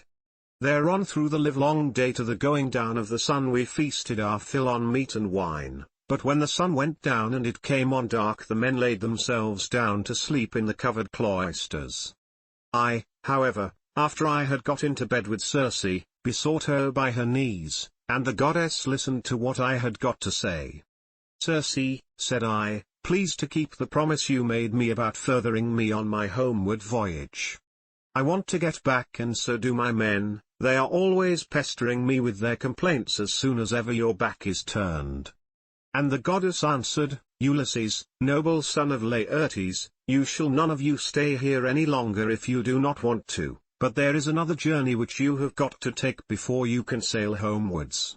You must go to the house of Hades and of dread Proserpine to consult the ghost of the blind Theban prophet Tiresias, whose reason is still unshaken. To him alone has Proserpine left his understanding even in death, but the other ghosts flit about aimlessly." I was dismayed when I heard this. I sat up in bed and wept, and would gladly have lived no longer to see the light of the sun, but presently when I was tired of weeping and tossing myself about, I said, "And who shall guide me upon this voyage, for the house of Hades is a port that no ship can reach." "You will want no guide," she answered, "raise your mast, set your white sails, sit quite still, and the north wind will blow you there of itself. When your ship has traversed the waters of Oceanus, you will reach the fertile shore of Proserpine's country with its groves of tall poplars and willows that shed their fruit untimely. Here beach your ship upon the shore of Oceanus, and go straight on to the dark abode of Hades. You will find it near the place where the rivers Pyriphlethen and Cocytus flow into Acheron, and you will see a rock near it, just where the two roaring rivers run into one another. When you have reached this spot, as I now tell you, dig a trench a cubit or so in length, breadth, and depth, and pour into it as a drink offering to all the dead, first, honey mixed with milk, then wine, and in the third place water, sprinkling white barley meal over the whole. Moreover you must offer many prayers to the poor feeble ghosts, and promise them that when you get back to Ithaca you will sacrifice a barren heifer to them, the best you have, and will load the pyre with good things. More particularly you must promise that Tiresias shall have a black sheep all to himself, the finest in all your flocks. When you shall have thus besought the ghosts with your prayers, offer them a ram and a black ewe, bending their heads towards Erebus, but yourself turn away from them as though you would make towards the river. On this, many dead men's ghosts will come to you, and you must tell your men to skin the 2 sheep that you have just killed, and offer them as a burnt sacrifice with prayers to Hades and to Proserpine. Then draw your sword and sit there, so as to prevent any other poor ghost from coming near the spilt blood before Tiresias shall have answered your questions. The seer will presently come to you, and will tell you about your voyage, what stages you are to make, and how you are to sail the sea so as to reach your home." It was daybreak by the time she had done speaking, so she dressed me in my shirt and cloak. As for herself she threw a beautiful light gossamer fabric over her shoulders, fastening it with a golden girdle round her waist, and she covered her head with a mantle. Then I went about among the men everywhere all over the house, and spoke kindly to each of them man by man. You must not lie sleeping here any longer, said I to them, we must be going, for Circe has told me all about it. And on this they did as I bade them. Even so, however, I did not get them away without misadventure. We had with us a certain youth named Elpina, not very remarkable for sense or courage, who had got drunk and was lying on the housetop away from the rest of the men, to sleep off his liquor in the cool. When he heard the noise of the men bustling about, he jumped up on a sudden and forgot all about coming down by the main staircase, so he tumbled right off the roof and broke his neck, and his soul went down to the house of Hades. When I had got the men together I said to them, you think you are about to start home again, but Circe has explained to me that instead of this, we have got to go to the house of Hades and Proserpine to consult the ghost of the Theban prophet Tiresias. The men were broken-hearted as they heard me, and threw themselves on the ground groaning and tearing their hair, but they did not mend matters by crying. When we reached the seashore, weeping and lamenting our fate, Circe brought the ram and the ewe, and we made them fast hard by the ship. She passed through the midst of us without our knowing it, for who can see the comings and goings of a god, if the god does not wish to be seen? Book 11, The Visit to the Dead. Then, when we had got down to the seashore we drew our ship into the water and got our mast and sails into her, we also put the sheep on board and took our places, weeping and in great distress of mind.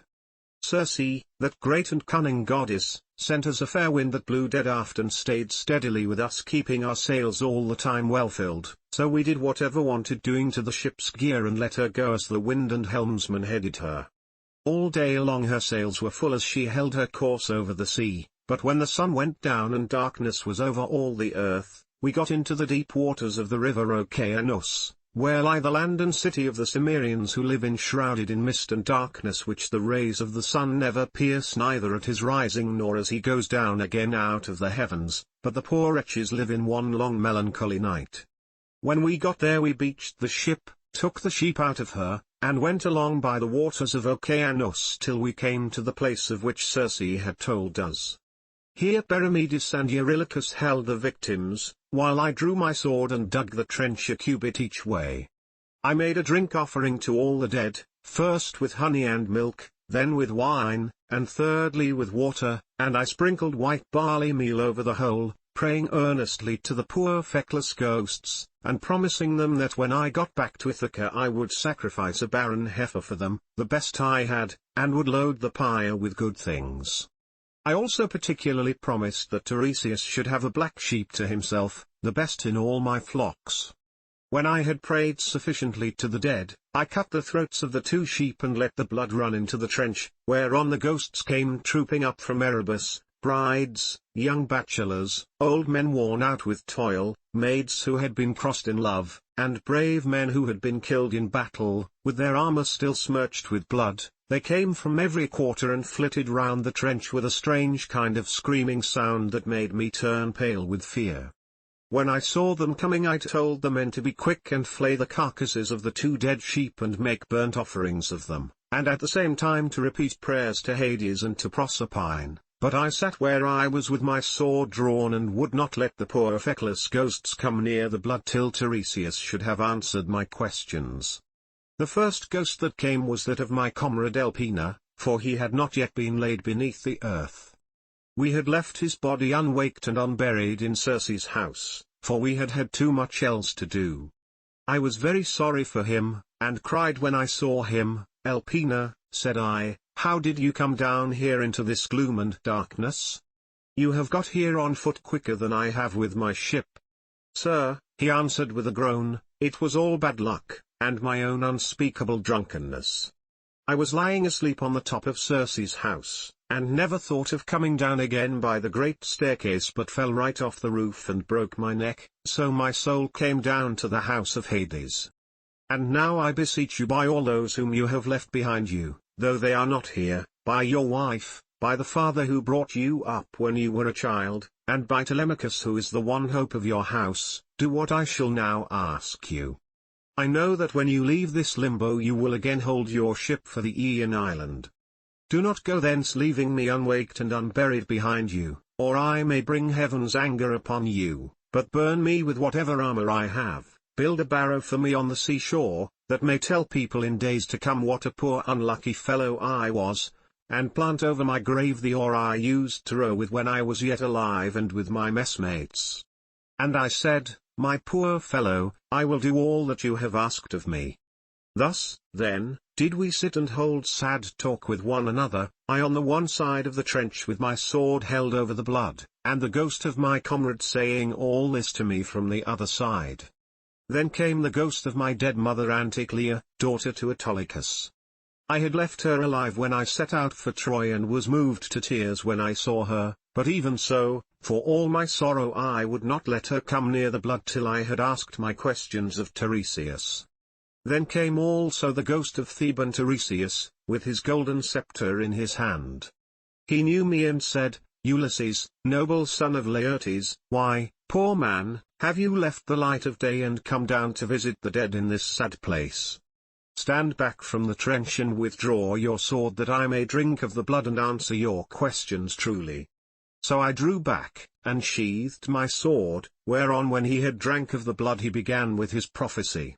You want to know, said he, about your return home, but heaven will make this hard for you.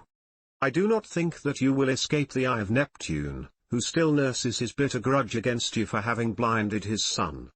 Still, after much suffering you may get home if you can restrain yourself and your companions when your ship reaches the Thrinacian island, where you will find the sheep and cattle belonging to the sun, who sees and gives ear to everything.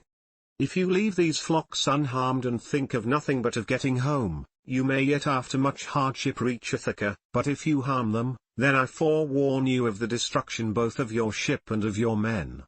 Even though you may yourself escape, you will return in bad plight after losing all your men, in another man's ship, and you will find trouble in your house, which will be overrun by high-handed people, who are devouring your substance under the pretext of paying court and making presents to your wife.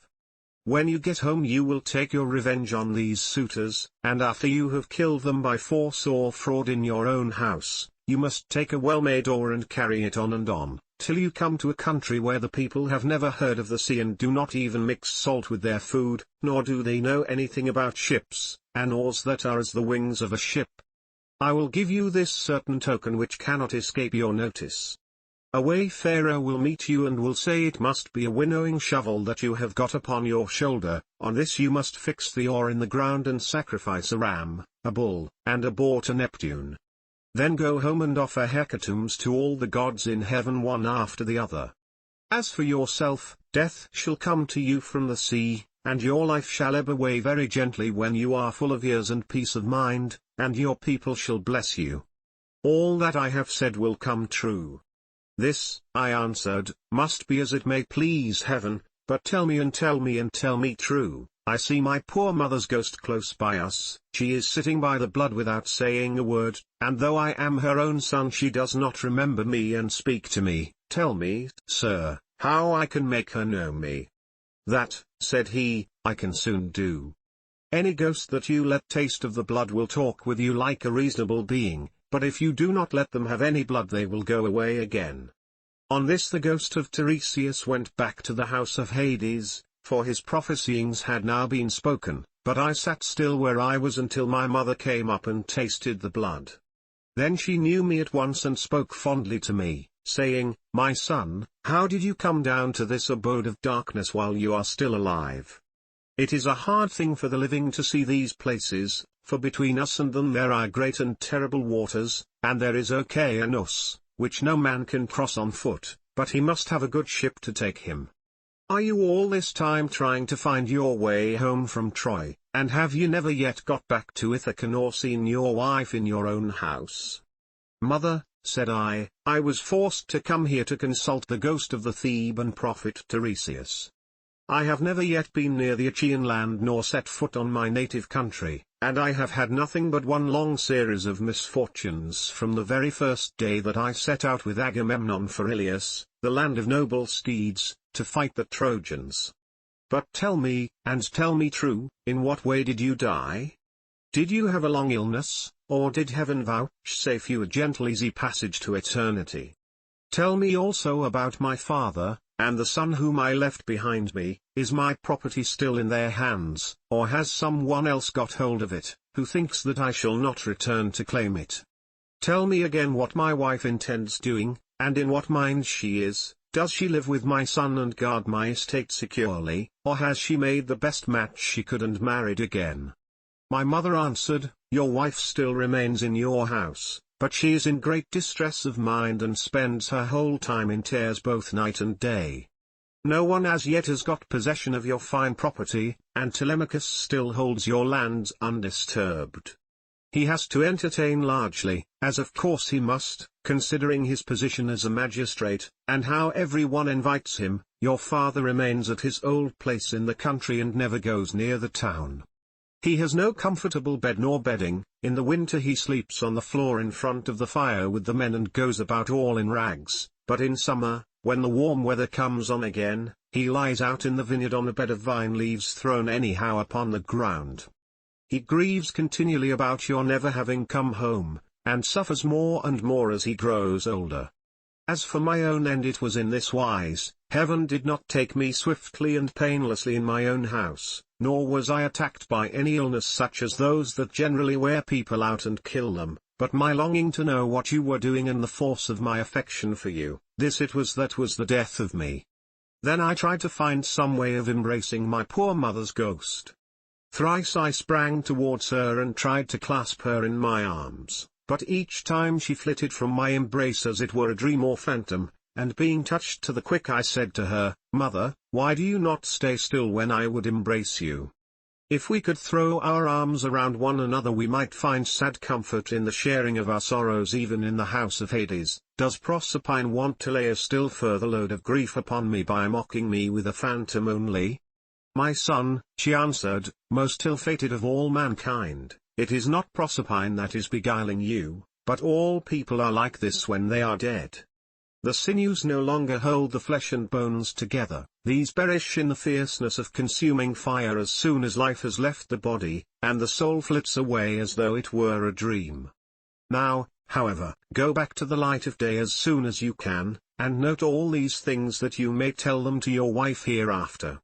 Thus did we converse, and anon Proserpine sent up the ghosts of the wives and daughters of all the most famous men. They gathered in crowds about the blood, and I considered how I might question them severally. In the end I deemed that it would be best to draw the keen blade that hung by my sturdy thigh, and keep them from all drinking the blood at once. So they came up one after the other, and each one as I questioned her told me her race and lineage. The first I saw was Tyro. She was daughter of Salmoneus and wife of Cretheus the son of Aeolus. She fell in love with the river Enipeus, who is much the most beautiful river in the whole world. Once when she was taking a walk by his side as usual, Neptune, disguised as her lover, lay with her at the mouth of the river, and a huge blue wave arched itself like a mountain over them to hide both woman and god, whereon he loosed her virgin girdle and laid her in a deep slumber. When the god had accomplished the deed of love, he took her hand in his own and said, Tyro, rejoice in all goodwill, the embraces of the gods are not fruitless, and you will have fine twins about this time 12 months. Take great care of them. I am Neptune, so now go home, but hold your tongue and do not tell anyone. Then he dived under the sea, and she in due course bore Peleus and Neleus, who both of them served Jove with all their might. Peleus was a great breeder of sheep and lived in Iolcus, but the other lived in Pylus. The rest of her children were by Cretheus, namely, Aeson, Pheris, and Amathaon, who was a mighty warrior and charioteer. Next to her I saw Antiope, daughter to Asopus, who could boast of having slept in the arms of even Jove himself, and who bore him 2 sons Amphion and Zethus. These founded Thebes with its 7 gates, and built a wall all round it, for strong though they were they could not hold Thebes till they had walled it. Then I saw Alcmena, the wife of Amphitryon, who also bore to Jove indomitable Hercules, and Megara who was daughter to great King Creon, and married the redoubtable son of Amphitryon. I also saw fair Epicaste, mother of King Oedipodes, whose awful lot it was to marry her own son without suspecting it. He married her after having killed his father, but the gods proclaimed the whole story to the world, whereon he remained king of Thebes, in great grief for the spite the gods had borne him. But Epicaste went to the house of the mighty jailer Hades, having hanged herself for grief, and the avenging spirits haunted him as for an outraged mother, to his ruing bitterly thereafter. Then I saw Chloris, whom Neleus married for her beauty, having given priceless presents for her. She was youngest daughter to Amphion son of Iasus and king of Minion Orchomenus, and was queen in Pylus. She bore Nestor, Chromius, and Periclymenus, and she also bore that marvellously lovely woman Pero, who was wooed by all the country round, but Neleus would only give her to him who should raid the cattle of Iphicles from the grazing grounds of Phylace, and this was a hard task. The only man who would undertake to raid them was a certain excellent seer, but the will of heaven was against him, for the rangers of the cattle caught him and put him in prison. Nevertheless, when a full year had passed and the same season came round again, Iphicles set him at liberty, after he had expounded all the oracles of heaven. Thus, then, was the will of Jove accomplished. And I saw Leda the wife of Tyndarus, who bore him 2 famous sons, Castor breaker of horses, and Pollux the mighty boxer. Both these heroes are lying under the earth, though they are still alive, for by a special dispensation of Jove, they die and come to life again, each one of them every other day throughout all time, and they have the rank of gods. After her I saw Iphimedia wife of Aloeus, who boasted the embrace of Neptune. She bore 2 sons Otus and Ephialtes, but both were short-lived. They were the finest children that were ever born in this world, and the best-looking, Orion only excepted, for at 9 years old they were 9 fathoms high, and measured 9 cubits round the chest. They threatened to make war with the gods in Olympus, and tried to set Mount Ossa on the top of Mount Olympus, and Mount Pelion on the top of Ossa, that they might scale heaven itself, and they would have done it too if they had been grown up, but Apollo, son of Leto, killed both of them, before they had got so much as a sign of hair upon their cheeks or chin. Then I saw Phaedra, and Procris, and fair Ariadne daughter of the magician Minos, whom Theseus was carrying off from Crete to Athens, but he did not enjoy her, for before he could do so Diana killed her in the island of Dion on account of what Bacchus had said against her. I also saw Meru and Clymene and hateful Eriphyle, who sold her own husband for gold. But it would take me all night if I were to name every single one of the wives and daughters of heroes whom I saw, and it is time for me to go to bed, either on board ship with my crew, or here. As for my escort, heaven and yourselves will see to it. Here he ended, and the guests sat all of them enthralled and speechless throughout the covered cloister. Then Rhett said to them, "What do you think of this man, O Phaeacians? Is he not tall and good-looking, and is he not clever? True, he is my own guest, but all of you share in the distinction. Do not be in a hurry to send him away, nor niggardly in the presents you make to one who is in such great need, for heaven has blessed all of you with great abundance." Then spoke the aged hero Aeschines, who was one of the oldest men among them. "My friends," said he, "what our august queen has just said to us is both reasonable and to the purpose, therefore be persuaded by it, but the decision whether in word or deed rests ultimately with King Alcinous." "The thing shall be done," exclaimed Alcinous, "as surely as I still live and reign over the Phaeacians. Our guest is indeed very anxious to get home, still we must persuade him to remain with us until tomorrow, by which time I shall be able to get together the whole sum that I mean to give him. As regards his escort, it will be a matter for you all, and mine above all others as the chief person among you." And Ulysses answered, "King Alcinous, if you were to bid me to stay here for a whole 12 months, and then speed me on my way, loaded with your noble gifts, I should obey you gladly, and it would redound greatly to my advantage, for I should return fuller-handed to my own people, and should thus be more respected and beloved by all who see me when I get back to Ithaca." "Ulysses," replied Alcinous, "not one of us who sees you has any idea that you are a charlatan or a swindler. I know there are many people going about who tell such plausible stories that it is very hard to see through them, but there is a style about your language which assures me of your good disposition. Moreover, you have told the story of your own misfortunes, and those of the Argives, as though you were a practiced bard. But tell me, and tell me true, whether you saw any of the mighty heroes who went to Troy at the same time with yourself, and perished there. The evenings are still at their longest, and it is not yet bedtime. Go on, therefore, with your divine story, for I could stay here listening till tomorrow morning, so long as you will continue to tell us of your adventures. Alcinous, answered Ulysses, there is a time for making speeches, and a time for going to bed. Nevertheless, since you so desire, I will not refrain from telling you the still sadder tale of those of my comrades who did not fall fighting with the Trojans, but perished on their return, through the treachery of a wicked woman. When Proserpine had dismissed the female ghosts in all directions, the ghost of Agamemnon son of Atreus came sadly up to me, surrounded by those who had perished with him in the house of Aegisthus. As soon as he had tasted the blood, he knew me, and weeping bitterly stretched out his arms towards me to embrace me. But he had no strength nor substance any more, and I too wept and pitied him as I beheld him. How did you come by your death, said I, King Agamemnon? Did Neptune raise his winds and waves against you when you were at sea, or did your enemies make an end of you on the mainland when you were cattle lifting or sheep stealing, or while they were fighting in defense of their wives and city? Ulysses, he answered, noble son of Laertes, I was not lost at sea in any storm of Neptune's raising, nor did my foes dispatch me upon the mainland, but Aegisthus and my wicked wife were the death of me between them. He asked me to his house, feasted me, and then butchered me most miserably as though I were a fat beast in a slaughter-house, while all around me my comrades were slain like sheep or pigs for the wedding breakfast, or picnic, or gorgeous banquet of some great nobleman. You must have seen numbers of men killed either in a general engagement, or in single combat, but you never saw anything so truly pitiable as the way in which we fell in that cloister, with the mixing bowl and the loaded tables lying all about, and the ground reeking with our blood. I heard Priam's daughter Cassandra scream as Clytemnestra killed her close beside me.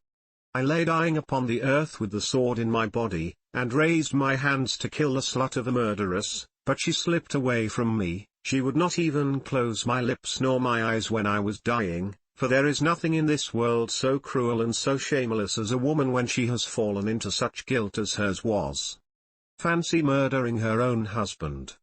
I thought I was going to be welcomed home by my children and my servants, but her abominable crime has brought disgrace on herself and all women who shall come after, even on the good ones. And I said, in truth Jove has hated the house of Atreus from first to last in the matter of their women's counsels. See how many of us fell for Helen's sake, and now it seems that Clytemnestra hatched mischief against you too during your absence. Be sure, therefore, continued Agamemnon, and not be too friendly even with your own wife. Do not tell her all that you know perfectly well yourself. Tell her a part only, and keep your own counsel about the rest. Not that your wife, Ulysses, is likely to murder you, for Penelope is a very admirable woman, and has an excellent nature. We left her a young bride with an infant at her breast when we set out for Troy.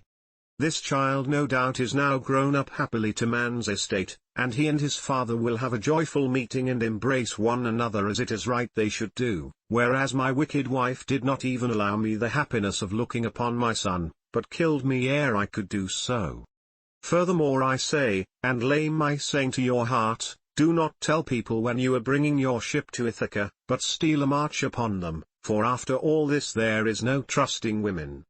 But now tell me, and tell me true, can you give me any news of my son Orestes? Is he in Orchomenus, or at Pylos, or is he at Sparta with Menelaus, for I presume that he is still living? And I said, Agamemnon, why do you ask me? I do not know whether your son is alive or dead, and it is not right to talk when one does not know. As we two sat weeping and talking thus sadly with one another, the ghost of Achilles came up to us with Patroclus, Antilochus, and Ajax, who was the finest and goodliest man of all the Danaans after the son of Peleus. The fleet descendant of Aeacus knew me and spoke piteously, saying, Ulysses, noble son of Laertes, what deed of daring will you undertake next, that you venture down to the house of Hades among us silly dead, who are but the ghosts of them that can labour no more? And I said, Achilles, son of Peleus, foremost champion of the Achaeans, I came to consult Tiresias, and see if he could advise me about my return home to Ithaca, for I have never yet been able to get near the Achaean land, nor to set foot in my own country, but have been in trouble all the time. As for you, Achilles, no one was ever yet so fortunate as you have been, nor ever will be, for you were adored by all us Argives as long as you were alive, and now that you are here you are a great prince among the dead. Do not, therefore, take it so much to heart even if you are dead. Say not a word, he answered, in death's favour, I would rather be a paid servant in a poor man's house and be above ground than king of kings among the dead. But give me news about my son, is he gone to the wars and will he be a great soldier, or is this not so? Tell me also if you have heard anything about my father Peleus, does he still rule among the Myrmidons? Or do they show him no respect throughout Hellas and Phthia now that he is old and his limbs fail him? Could I but stand by his side, in the light of day, with the same strength that I had when I killed the bravest of our foes upon the plain of Troy, could I but be as I then was and go even for a short time to my father's house, anyone who tried to do him violence or supersede him would soon rue it. I have heard nothing, I answered, of Peleus, but I can tell you all about your son Neoptolemus, for I took him in my own ship from Scyros with the Achaeans. In our councils of war before Troy he was always first to speak, and his judgment was unerring. Nestor and I were the only two who could surpass him, and when it came to fighting on the plain of Troy, he would never remain with the body of his men, but would dash on far in front, foremost of them all in valour. Many a man did he kill in battle, I cannot name every single one of those whom he slew while fighting on the side of the Argives, but will only say how he killed that valiant hero Eurypylus son of Telephus, who was the handsomest man I ever saw except Memnon. Many others also of the Cettians fell around him by reason of a woman's bribes.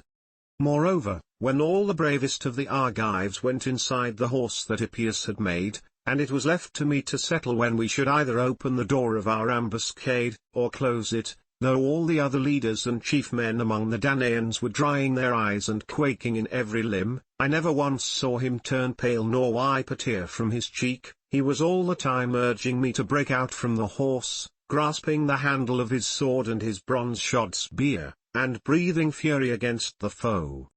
Yet when we had sacked the city of Priam he got his handsome share of the prize money and went on board without a wound upon him, neither from a thrown spear nor in close combat, for the rage of Mars is a matter of great chance.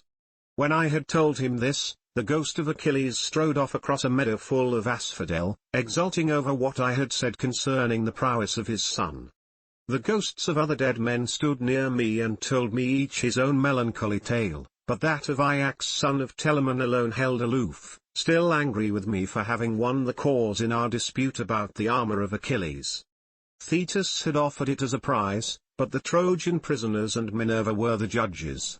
Would that I had never gained the day in such a contest, for it cost the life of Ajax, who was foremost of all the Danaans after the son of Peleus, alike in stature and prowess. When I saw him I tried to pacify him and said, Ajax, will you not forget and forgive even in death, but must the judgment about that hateful armor still rankle with you? It cost us Argives dear enough to lose such a tower of strength as you were to us. We mourned you as much as we mourned Achilles son of Peleus himself, nor can the blame be laid on anything but on the spite which Jove bore against the Danaans, for it was this that made him counsel your destruction. Come hither, therefore, bring your proud spirit into subjection, and hear what I can tell you. He would not answer, but turned away to Erebus and to the other ghosts. Nevertheless, I should have made him talk to me in spite of his being so angry, or I should have gone on talking to him, only that there were still others among the dead whom I desired to see. Then I saw Minos son of Jove with his golden scepter in his hand sitting in judgment on the dead, and the ghosts were gathered sitting and standing round him in the spacious house of Hades, to learn his sentences upon them. After him I saw huge Orion in a meadow full of asphodel driving the ghosts of the wild beasts that he had killed upon the mountains, and he had a great bronze club in his hand, unbreakable for ever and ever. And I saw Tityus son of Gaia stretched upon the plain and covering some 9 acres of ground. 2 vultures on either side of him were digging their beaks into his liver, and he kept on trying to beat them off with his hands, but could not, for he had violated Jove's mistress Leto as she was going through Parnapaeus on her way to Pytho. I saw also the dreadful fate of Tantalus, who stood in a lake that reached his chin. He was dying to quench his thirst, but could never reach the water, for whenever the poor creature stooped to drink, it dried up and vanished, so that there was nothing but dry ground, parched by the spite of heaven. There were tall trees, moreover, that shed their fruit over his head, pears, pomegranates, apples, sweet figs and juicy olives, but whenever the poor creature stretched out his hand to take some, the wind tossed the branches back again to the clouds. And I saw Sisyphus at his endless task raising his prodigious stone with both his hands. With hands and feet he tried to roll it up to the top of the hill, but always, just before he could roll it over onto the other side, its weight would be too much for him, and the pitiless stone would come thundering down again onto the plain. Then he would begin trying to push it uphill again, and the sweat ran off him and the steam rose after him. After him I saw mighty Hercules, but it was his phantom only, for he is feasting ever with the immortal gods, and has lovely Hebe to wife, who is daughter of Jove and Juno. The ghosts were screaming round him like scared birds flying all withers. He looked black as night with his bare bow in his hands and his arrow on the string, glaring around as though ever on the point of taking aim. About his breast there was a wondrous golden belt adorned in the most marvelous fashion with bears, wild boars, and lions with gleaming eyes. There was also war, battle, and death. The man who made that belt, do what he might, would never be able to make another like it. Hercules knew me at once when he saw me, and spoke piteously, saying, "My poor Ulysses, noble son of Laertes, are you too leading the same sorry kind of life that I did when I was above ground? I was son of Jove, but I went through an infinity of suffering, for I became bondsman to one who was far beneath me, a low fellow who set me all manner of labors. He once sent me here to fetch the hellhound, for he did not think he could find anything harder for me than this, but I got the hound out of Hades and brought him to him, for Mercury and Minerva helped me. On this Hercules went down again into the house of Hades, but I stayed where I was in case some other of the mighty dead should come to me. And I should have seen still other of them that are gone before, whom I would fain have seen, Theseus and Pirithous, glorious children of the gods, but so many thousands of ghosts came round me and uttered such appalling cries, that I was panic-stricken lest Proserpine should send up from the house of Hades the head of that awful monster Gorgon. On this I hastened back to my ship and ordered my men to go on board at once and loose the hawsers, so they embarked and took their places, whereon the ship went down the stream of the river Oceanus. We had to row at first, but presently a fair wind sprang up. Book 12, The Sirens, Scylla and Charybdis, the Cattle of the Sun. After we were clear of the river Oceanus, and had got out into the open sea, we went on till we reached the Aeaean island where there is dawn and sunrise as in other places. We then drew our ship onto the sands and got out of her onto the shore, where we went to sleep and waited till day should break. Then, when the child of morning, rosy-fingered dawn, appeared, I sent some men to Circe's house to fetch the body of Elpina. We cut firewood from a wood where the headland jutted out into the sea, and after we had wept over him and lamented him we performed his funeral rites. When his body and armor had been burnt to ashes, we raised a cairn, set a stone over it, and at the top of the cairn we fixed the oar that he had been used to row with. While we were doing all this, Circe, who knew that we had got back from the house of Hades, dressed herself and came to us as fast as she could, and her maidservants came with her bringing us bread, meat, and wine. Then she stood in the midst of us and said, "You have done a bold thing in going down alive to the house of Hades, and you will have died twice, to other peoples once. Now, then, stay here for the rest of the day, feast your fill, and go on with your voyage at daybreak tomorrow morning. In the meantime I will tell Ulysses about your course, and will explain everything to him so as to prevent your suffering from misadventure either by land or sea." We agreed to do as she had said, and feasted through the livelong day to the going down of the sun, but when the sun had set and it came on dark, the men laid themselves down to sleep by the stern cables of the ship. Then Circe took me by the hand and bade me be seated away from the others, while she reclined by my side and asked me all about our adventures. "So far so good," said she, when I had ended my story, "and now pay attention to what I am about to tell you. Heaven itself, indeed, will recall it to your recollection. First you will come to the sirens who enchant all who come near them. If anyone unwarily draws in too close and hears the singing of the sirens, his wife and children will never welcome him home again, for they sit in a green field and warble him to death with the sweetness of their song. There is a great heap of dead men's bones lying all around, with the flesh still rotting off them. Therefore pass these sirens by, and stop your men's ears with wax that none of them may hear, but if you like you can listen yourself, for you may get the men to bind you as you stand upright on a crosspiece halfway up the mast, and they must lash the rope's ends to the mast itself, that you may have the pleasure of listening. If you beg and pray the men to unloose you, then they must bind you faster. When your crew have taken you past these sirens, I cannot give you coherent directions as to which of two courses you are to take. I will lay the two alternatives before you, and you must consider them for yourself. On the one hand there are some overhanging rocks against which the deep blue waves of Amphitrite beat with terrific fury. The blessed gods call these rocks the Wanderers. Here not even a bird may pass, no, not even the timid doves that bring ambrosia to Father Jove, but the sheer rock always carries off one of them, and Father Jove has to send another to make up their number. No ship that ever yet came to these rocks has got away again, but the waves and whirlwinds of fire are freighted with wreckage and with the bodies of dead men. The only vessel that ever sailed and got through, was the famous Argo on her way from the house of Eats, and she too would have gone against these great rocks, only that Juno piloted her past them for the love she bore to Jason. Of these two rocks the one reaches heaven and its peak is lost in a dark cloud. This never leaves it, so that the top is never clear not even in summer and early autumn. No man though he had 20 hands and 20 feet could get a foothold on it and climb it, for it runs sheer up, as smooth as though it had been polished.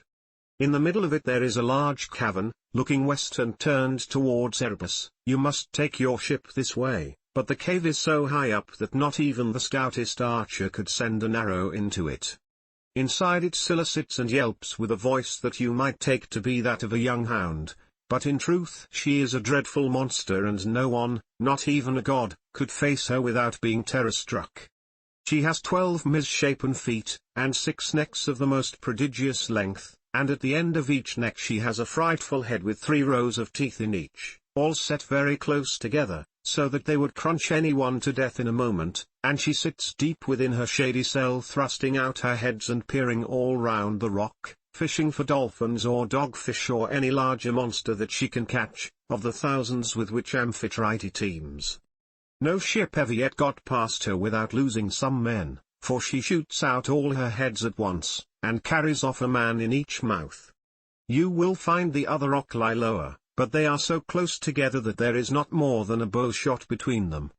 A large fig tree in full leaf grows upon it, and under it lies the sucking whirlpool of Charybdis. 3 times in the day does she vomit forth her waters, and 3 times she sucks them down again. See that you be not there when she is sucking, for if you are, Neptune himself could not save you. You must hug the Scylla's side and drive ship by as fast as you can, for you had better lose 6 men than your whole crew. Is there no way, said I, of escaping Charybdis, and at the same time keeping Scylla off when she is trying to harm my men? You daredevil, replied the goddess, you are always wanting to fight somebody or something. You will not let yourself be beaten even by the immortals. For Scylla is not mortal, moreover she is savage, extreme, rude, cruel and invincible. There is no help for it. Your best chance will be to get by her as fast as ever you can, for if you dawdle about her rock while you are putting on your armor, she may catch you with a second cast of her 6 heads, and snap up another half-dozen of your men, so drive your ship past her at full speed, and roar out lustily to Cratouis who is Scylla's dam, bad luck to her, she will then stop her from making a second raid upon you. You will now come to the Thrinacian island, and here you will see many herds of cattle and flocks of sheep belonging to the sun god, 7 herds of cattle and 7 flocks of sheep, with 50 head in each flock. They do not breed, nor do they become fewer in number, and they are tended by the goddesses Phaethusa and Lampeti, who are children of the sun god Hyperion by Neaera. Their mother when she had borne them and had done suckling them sent them to the Thrinacian island, which was a long way off, to live there and look after their father's flocks and herds. If you leave these flocks unharmed, and think of nothing but getting home, you may yet after much hardship reach Ithaca, but if you harm them, then I forewarn you of the destruction both of your ship and of your comrades, and even though you may yourself escape, you will return late, in bad plight, after losing all your men. Here she ended, and dawn enthroned in gold began to show in heaven, whereon she returned inland. I then went on board and told my men to loose the ship from her moorings, so they at once got into her, took their places, and began to smite the grey sea with their oars. Presently the great and cunning goddess Circe befriended us with a fair wind that blew dead aft, and stayed steadily with us, keeping our sails well filled, so we did whatever wanted doing to the ship's gear, and let her go as wind and helmsman headed her. Then, being much troubled in mind, I said to my men, my friends, it is not right that 1 or 2 of us alone should know the prophecies that Circe has made me, I will therefore tell you about them, so that whether we live or die we may do so with our eyes open. First she said we were to keep clear of the sirens, who sit and sing most beautifully in a field of flowers, but she said I might hear them myself so long as no one else did. Therefore, take me and bind me to the crosspiece halfway up the mast, bind me as I stand upright, with a bond so fast that I cannot possibly break away, and lash the rope's ends to the mast itself. If I beg and pray you to set me free, then bind me more tightly still. I had hardly finished telling everything to the men before we reached the island of the 2 sirens, for the wind had been very favorable. Then all of a sudden it fell dead calm, there was not a breath of wind nor a ripple upon the water, so the men furled the sails and stowed them, then taking to their oars they whitened the water with the foam they raised in rowing. Meanwhile I looked a large wheel of wax and cut it up small with my sword. Then I kneaded the wax in my strong hands till it became soft, which it soon did between the kneading and the rays of the sun god son of Hyperion. Then I stopped the ears of all my men, and they bound me hands and feet to the mast as I stood upright on the crosspiece, but they went on rowing themselves. When we had got within earshot of the land, and the ship was going at a good rate, the sirens saw that we were getting inshore and began with their singing. Come here, they sang, renowned Ulysses, honor to the Achaean name, and listen to our 2 voices. No one ever sailed past us without staying to hear the enchanting sweetness of our song, and he who listens will go on his way not only charmed, but wiser, for we know all the ills that the gods laid upon the Argives and Trojans before Troy, and can tell you everything that is going to happen over the whole world. They sang these words most musically, and as I longed to hear them further I made signs by frowning to my men that they should set me free, but they quickened their stroke, and Eurylochus and Perimedes bound me with still stronger bonds till we had got out of hearing of the sirens' voices. Then my men took the wax from their ears and unbound me. Immediately after we had got past the island I saw a great wave from which spray was rising, and I heard a loud roaring sound. The men were so frightened that they loosed hold of their oars, for the whole sea resounded with the rushing of the waters, but the ship stayed where it was, for the men had left off rowing. I went round, therefore, and exhorted them man by man not to lose heart. My friends, said I, this is not the first time that we have been in danger, and we are in nothing like so bad a case as when the Cyclops shut us up in his cave. Nevertheless, my courage and wise counsel saved us then, and we shall live to look back on all this as well. Now, therefore, let us all do as I say, trust in Jove and row on with might and main.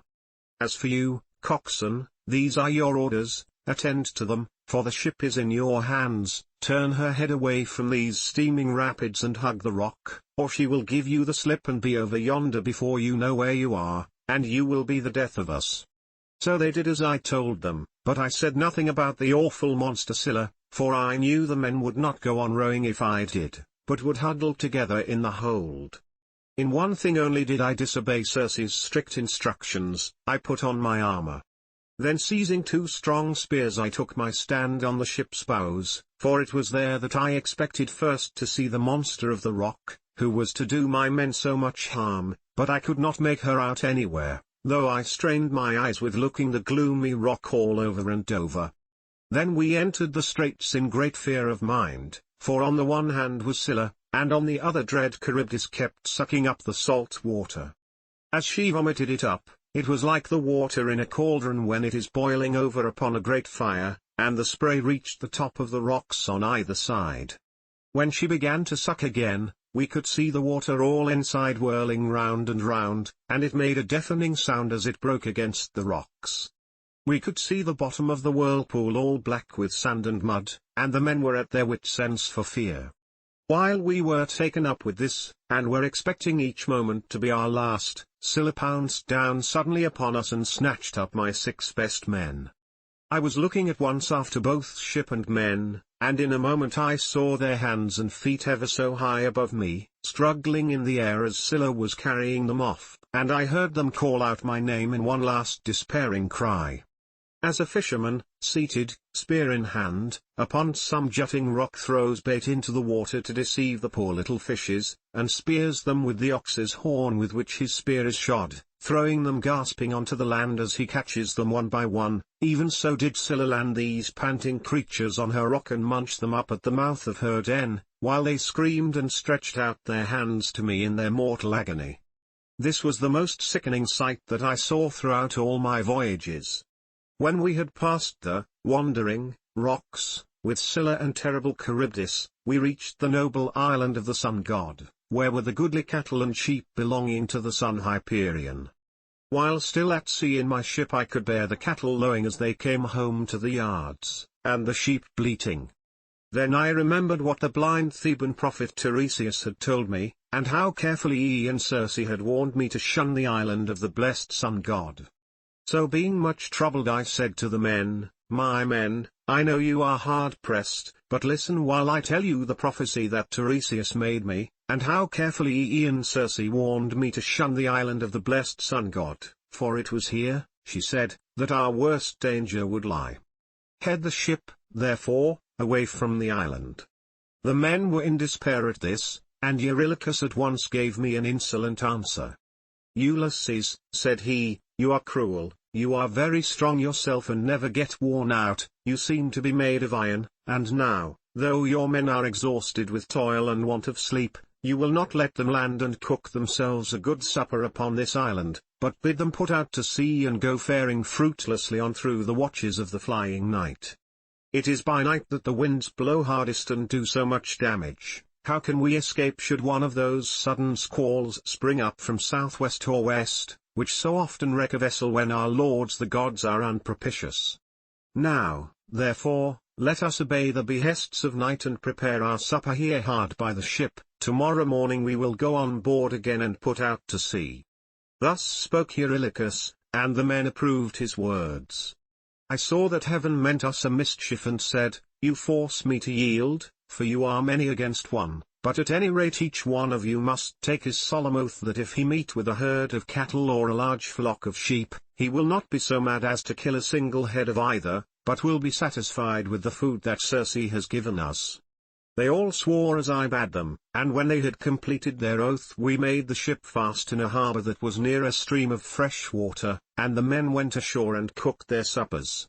As soon as they had had enough to eat and drink, they began talking about their poor comrades whom Scylla had snatched up and eaten. This set them weeping and they went on crying till they fell off into a sound sleep. In the third watch of the night when the stars had shifted their places, Jove raised a great gale of wind that flew a hurricane so that land and sea were covered with thick clouds, and night sprang forth out of the heavens. When the child of morning, rosy-fingered dawn, appeared, we brought the ship to land and drew her into a cave wherein the sea nymphs hold their courts and dances, and I called the men together in council. My friends, said I, we have meat and drink in the ship, let us mind, therefore, and not touch the cattle, or we shall suffer for it, for these cattle and sheep belong to the mighty Sun, who sees and gives ear to everything. And again they promised that they would obey.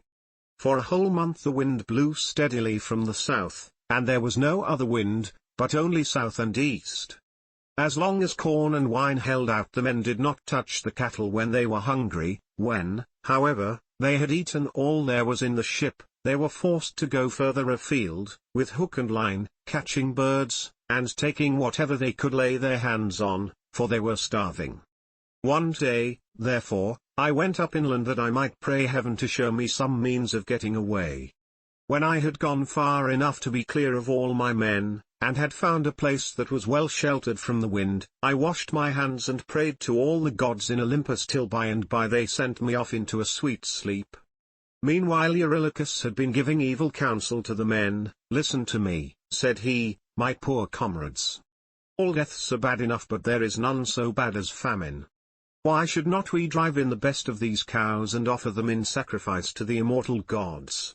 If we ever get back to Ithaca, we can build a fine temple to the sun god and enrich it with every kind of ornament. If, however, he is determined to sink our ship out of revenge for these homed cattle, and the other gods are of the same mind, I for one would rather drink salt water once for all and have done with it, than be starved to death by inches in such a desert island as this is. Thus spoke Eurylochus, and the men approved his words.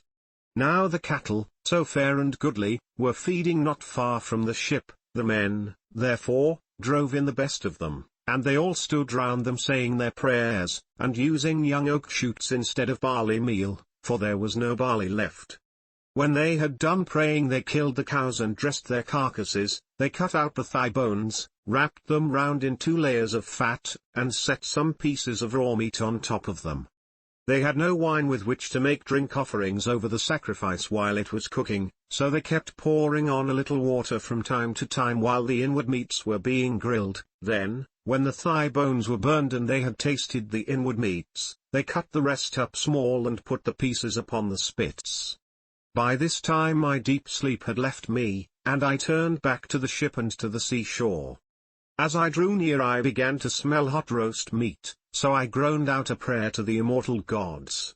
Father Jove, I exclaimed, and all you other gods who live in everlasting bliss, you have done me a cruel mischief by the sleep into which you have sent me. See what fine work these men of mine have been making in my absence. Meanwhile Lampetti went straight off to the sun and told him we had been killing his cows, whereon he flew into a great rage, and said to the immortals, Father Jove, and all you other gods who live in everlasting bliss, I must have vengeance on the crew of Ulysses' ship. They have had the insolence to kill my cows, which were the one thing I loved to look upon, whether I was going up heaven or down again. If they do not square accounts with me about my cows, I will go down to Hades and shine there among the dead. Sun, said Jove, go on shining upon us gods and upon mankind over the fruitful earth. I will shiver their ship into little pieces with a bolt of white lightning as soon as they get out to sea.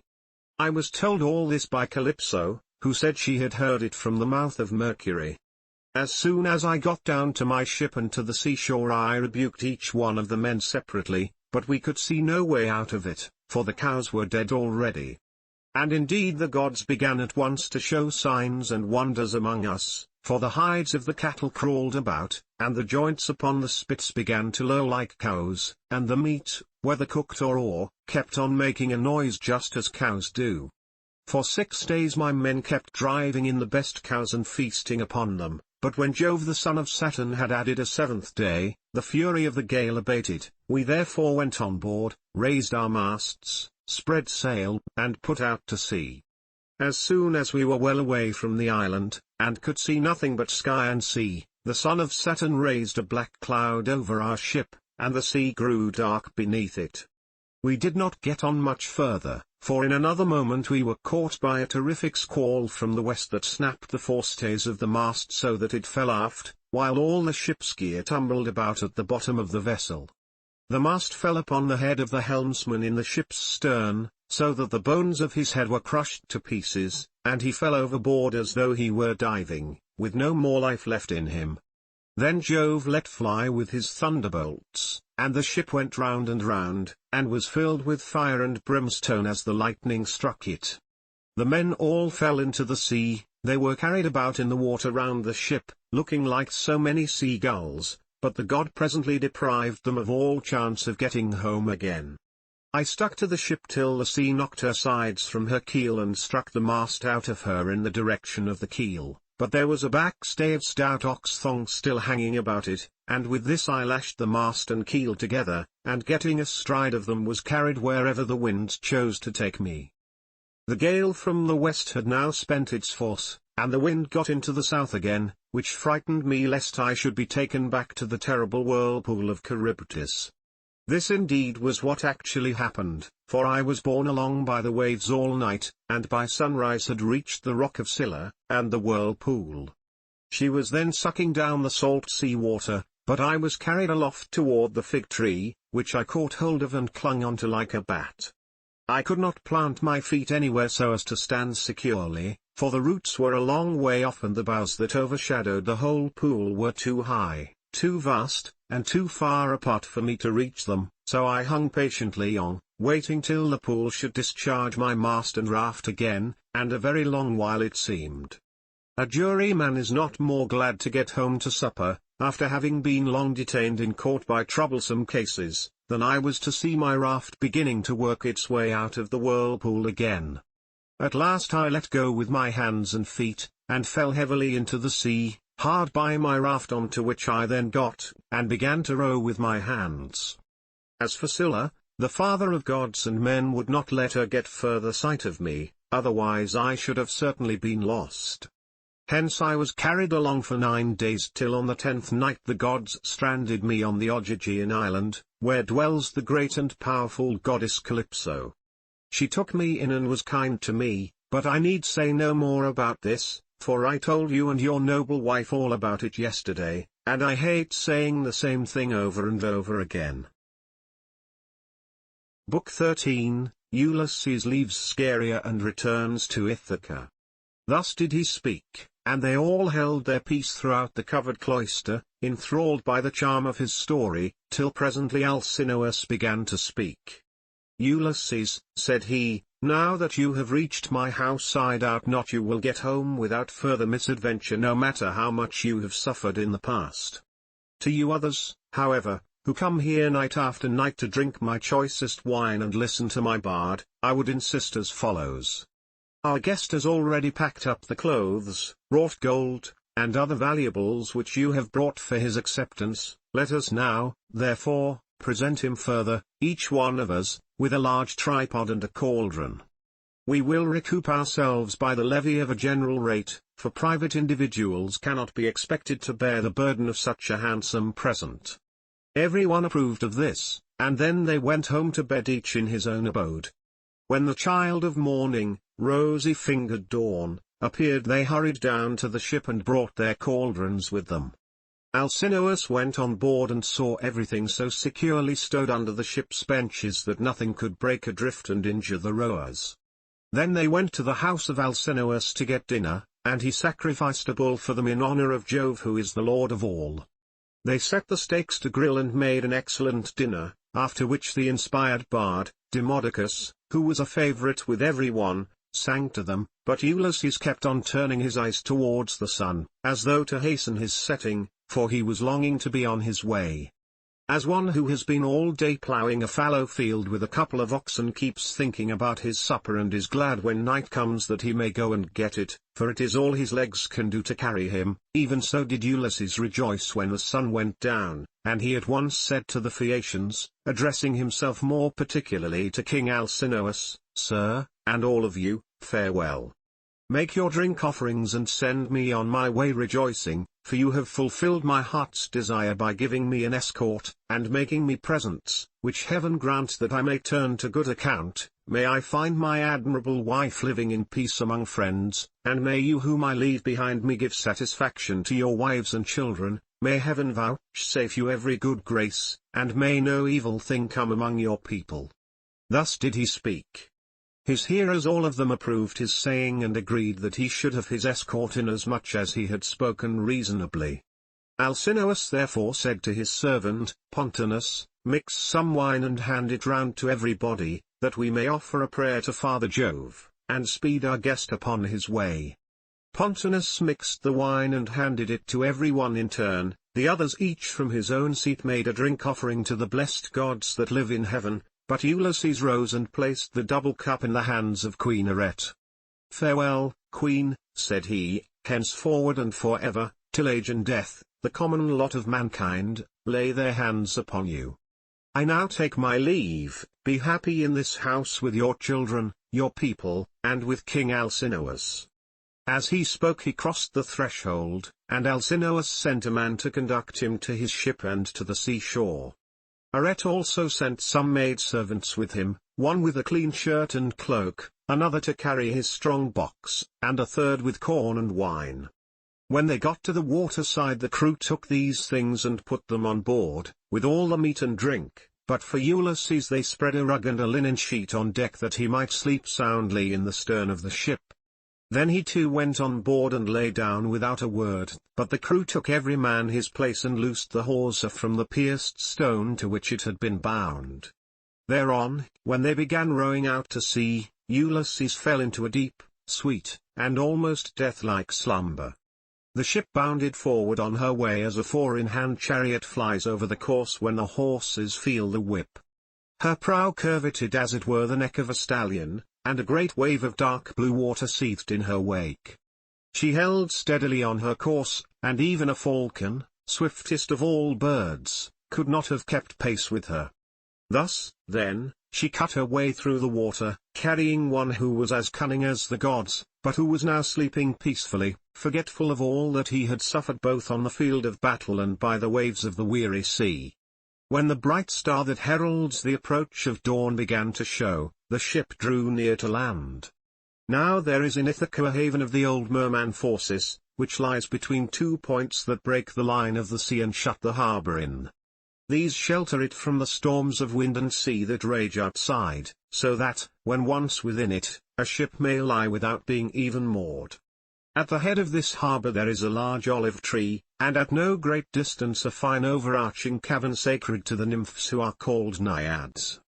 There are mixing bowls within it and wine jars of stone, and the bees hive there. Moreover, there are great looms of stone on which the nymphs weave their robes of sea purple, very curious to see, and at all times there is water within it. It has 2 entrances, one facing north by which mortals can go down into the cave, while the other comes from the south and is more mysterious. Mortals cannot possibly get in by it, it is the way taken by the gods. Into this harbour, then, they took their ship, for they knew the place. She had so much way upon her that she ran half her own length onto the shore. When, however, they had landed, the first thing they did was to lift Ulysses with his rug and linen sheet out of the ship, and lay him down upon the sand still fast asleep. Then they took out the presents which Minerva had persuaded the Phaeacians to give him when he was setting out on his voyage homewards. They put these all together by the root of the olive tree, away from the road, for fear some passer-by might come and steal them before Ulysses awoke, and then they made the best of their way home again. But Neptune did not forget the threats with which he had already threatened Ulysses, so he took counsel with Jove. "Father Jove," said he, "I shall no longer be held in any sort of respect among you gods, if mortals like the Phaeacians, who are my own flesh and blood, show such small regard for me. I said I would let Ulysses get home when he had suffered sufficiently. I did not say that he should never get home at all, for I knew you had already nodded your head about it, and promised that he should do so, but now they have brought him in a ship fast asleep and have landed him in Ithaca after loading him with more magnificent presents of bronze, gold, and raiment than he would ever have brought back from Troy, if he had had his share of the spoil and got home without misadventure." And Jove answered, "What, O Lord of the earthquake, are you talking about? The gods are by no means wanting in respect for you. It would be monstrous were they to insult one so old and honored as you are. As regards mortals, however, if any of them is indulging in insolence and treating you disrespectfully, it will always rest with yourself to deal with him as you may think proper, so do just as you please. I should have done so at once, replied Neptune, if I were not anxious to avoid anything that might displease you. Now, therefore, I should like to wreck the Phaeacian ship as it is returning from its escort. This will stop them from escorting people in future, and I should also like to bury their city under a huge mountain. My good friend, answered Jove, I should recommend you at the very moment when the people from the city are watching the ship on her way, to turn it into a rock near the land and looking like a ship. This will astonish everybody, and you can then bury their city under the mountain. When earth-encircling Neptune heard this, he went to Scheria where the Phaeacians live, and stayed there till the ship, which was making rapid way, had got close in. Then he went up to it, turned it into stone, and drove it down with the flat of his hand so as to root it in the ground. After this he went away. The Phaeacians then began talking among themselves, and one would turn towards his neighbor, saying, Bless my heart, who is it that can have rooted the ship in the sea just as she was getting into port? We could see the whole of her only a moment ago. This was how they talked, but they knew nothing about it, and Alcinous said, I remember now the old prophecy of my father. He said that Neptune would be angry with us for taking everyone so safely over the sea, and would one day wreck a Phaeacian ship as it was returning from an escort, and bury our city under a high mountain.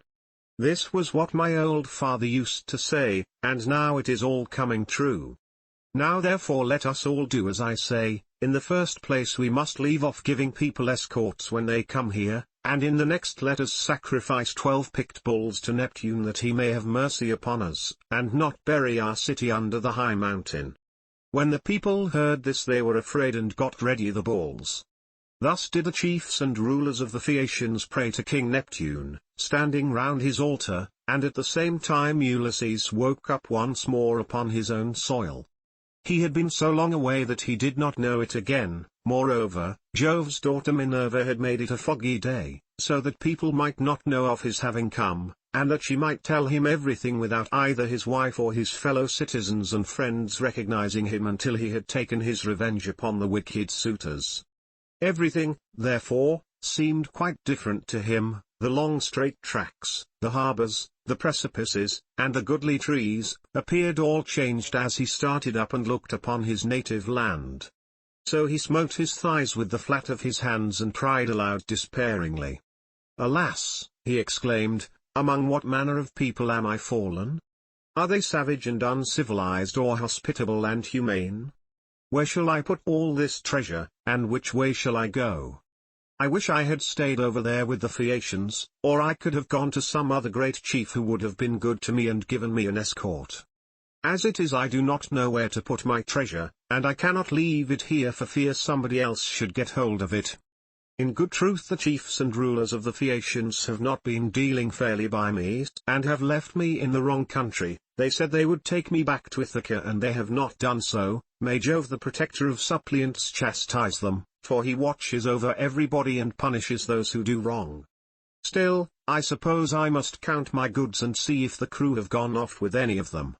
He counted his goodly coppers and cauldrons, his gold and all his clothes, but there was nothing missing. Still he kept grieving about not being in his own country, and wandered up and down by the shore of the sounding sea bewailing his hard fate. Then Minerva came up to him disguised as a young shepherd of delicate and princely mien, with a good cloak folded double about her shoulders. She had sandals on her comely feet and held a javelin in her hand. Ulysses was glad when he saw her, and went straight up to her. My friend, said he, you are the first person whom I have met within this country. I salute you, therefore, and beg you to be well disposed towards me. Protect these my goods, and myself too, for I embrace your knees and pray to you as though you were a god. Tell me, then, and tell me truly, what land and country is this? Who are its inhabitants? Am I on an island, or is this the seaboard of some continent? Minerva answered, Stranger, you must be very simple, or must have come from somewhere a long way off, not to know what country this is. It is a very celebrated place, and everybody knows it east and west. It is rugged and not a good driving country, but it is by no means a bad island for what there is of it. It grows any quantity of corn and also wine, for it is watered both by rain and dew. It breeds cattle also and goats. All kinds of timber grow here, and there are watering places where the water never runs dry. So, sir, the name of Ithaca is known even as far as Troy, which I understand to be a long way off from this Achaean country. Ulysses was glad at finding himself, as Minerva told him, in his own country, and he began to answer, but he did not speak the truth, and made up a lying story in the instinctive wiliness of his heart. I heard of Ithaca, said he, when I was in Crete beyond the seas, and now it seems I have reached it with all these treasures. I have left as much more behind me for my children, but am flying because I killed Orsilochus son of Idomeneus, the fleetest runner in Crete. I killed him because he wanted to rob me of the spoils I had got from Troy with so much trouble and danger both on the field of battle and by the waves of the weary sea. He said I had not served his father loyally at Troy as vassal, but had set myself up as an independent ruler. So I lay in wait for him with one of my followers by the roadside, and speared him as he was coming into town from the country. It was a very dark night and nobody saw us. It was not known, therefore, that I had killed him. But as soon as I had done so I went to a ship and besought the owners, who were Phoenicians, to take me on board and set me in Pylos or in Elis where the Epeans rule, giving them as much spoil as satisfied them. They meant no guile, but the wind drove them off their course, and we sailed on till we came hither by night.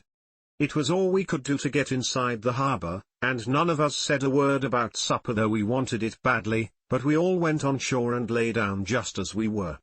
I was very tired and fell asleep directly, so they took my goods out of the ship, and placed them beside me where I was lying upon the sand. Then they sailed away to Cydonia, and I was left here in great distress of mind. Such was his story, but Minerva smiled and caressed him with her hand. Then she took the form of a woman, fair, stately, and wise. He must be indeed a shifty lying fellow, said she, who could surpass you in all manner of craft even though you had a god for your antagonist. Daredevil that you are, full of guile, unwearying in deceit, can you not drop your tricks and your instinctive falsehood, even now that you are in your own country again? We will say no more, however, about this, for we can both of us deceive upon occasion. You are the most accomplished counselor and orator among all mankind, while I for diplomacy and subtlety have no equal among the gods. Did you not know Jove's daughter Minerva, me, who have been ever with you, who kept watch over you in all your troubles, and who made the Phaeacians take so great a liking to you? And now, again, I am come here to talk things over with you, and help you to hide the treasure I made the Phaeacians give you. I want to tell you about the troubles that await you in your own house. You have got to face them, but tell no one, neither man nor woman, that you have come home again. Bear everything, and put up with every man's insolence, without a word. And Ulysses answered, a man, goddess, may know a great deal, but you are so constantly changing your appearance that when he meets you it is a hard matter for him to know whether it is you or not. This much, however, I know exceedingly well, you were very kind to me as long as we Achaeans were fighting before Troy. But from the day on which we went on board ship after having sacked the city of Priam, and heaven dispersed us, from that day, Minerva, I saw no more of you, and cannot ever remember your coming to my ship to help me in a difficulty. I had to wander on sick and sorry till the gods delivered me from evil and I reached the city of the Phaeacians, where you encouraged me and took me into the town. And now, I beseech you in your father's name, tell me the truth. For I do not believe I am really back in Ithaca. I am in some other country and you are mocking me and deceiving me in all you have been saying. Tell me then truly, have I really got back to my own country? You are always taking something of that sort in your head, replied Minerva, and that is why I cannot desert you in your afflictions. You are so plausible, shrewd and shifty.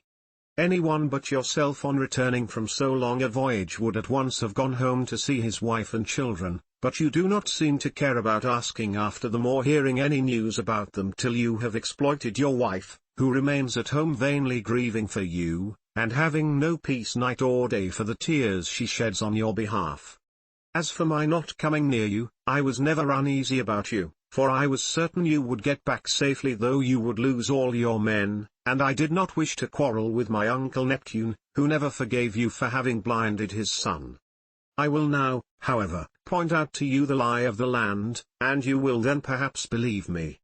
This is the haven of the old merman Phorcys, and here is the olive tree that grows at the head of it. Near it is the cave sacred to the Naiads, here too is the overarching cavern in which you have offered many an acceptable hecatomb to the nymphs, and this is the wooded mountain Nereidon. As she spoke the goddess dispersed the mist and the land appeared.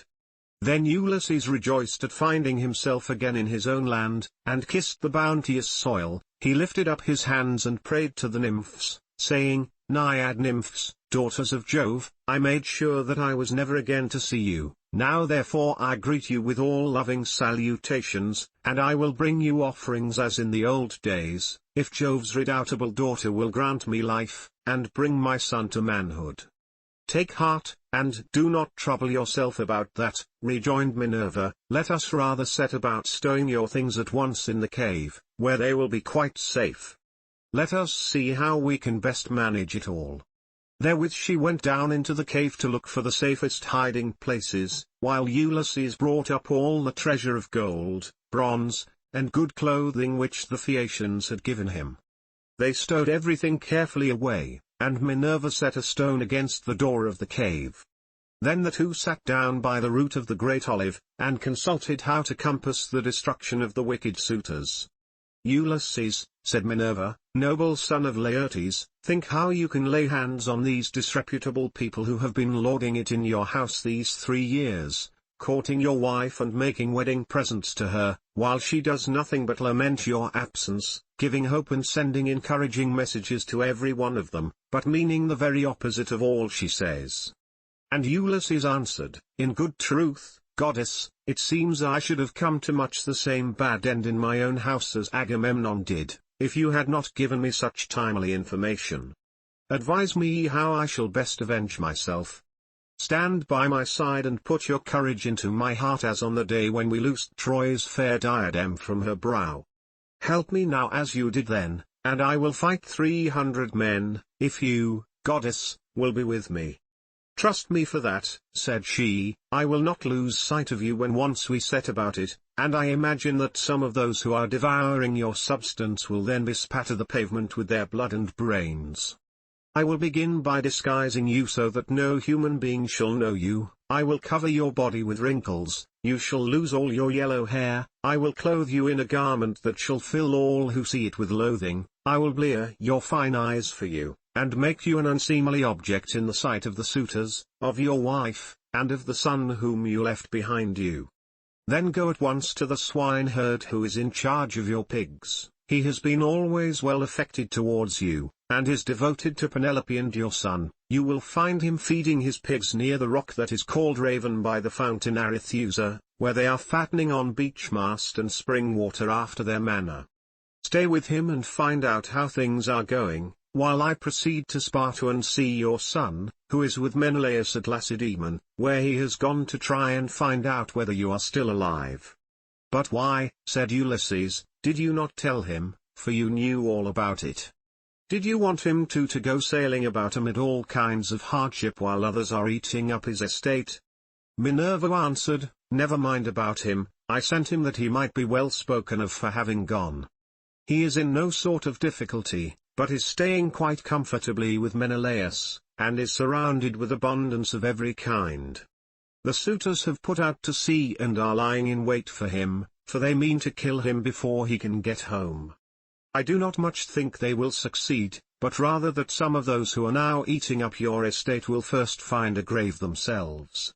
As she spoke, Minerva touched him with her wand and covered him with wrinkles, took away all his yellow hair, and withered the flesh over his whole body. She bleared his eyes, which were naturally very fine ones, she changed his clothes and threw an old rag of a wrap about him, and a tunic, tattered, filthy, and begrimed with smoke. She also gave him an undressed deerskin as an outer garment, and furnished him with a staff and a wallet all in holes, with a twisted thong for him to sling it over his shoulder.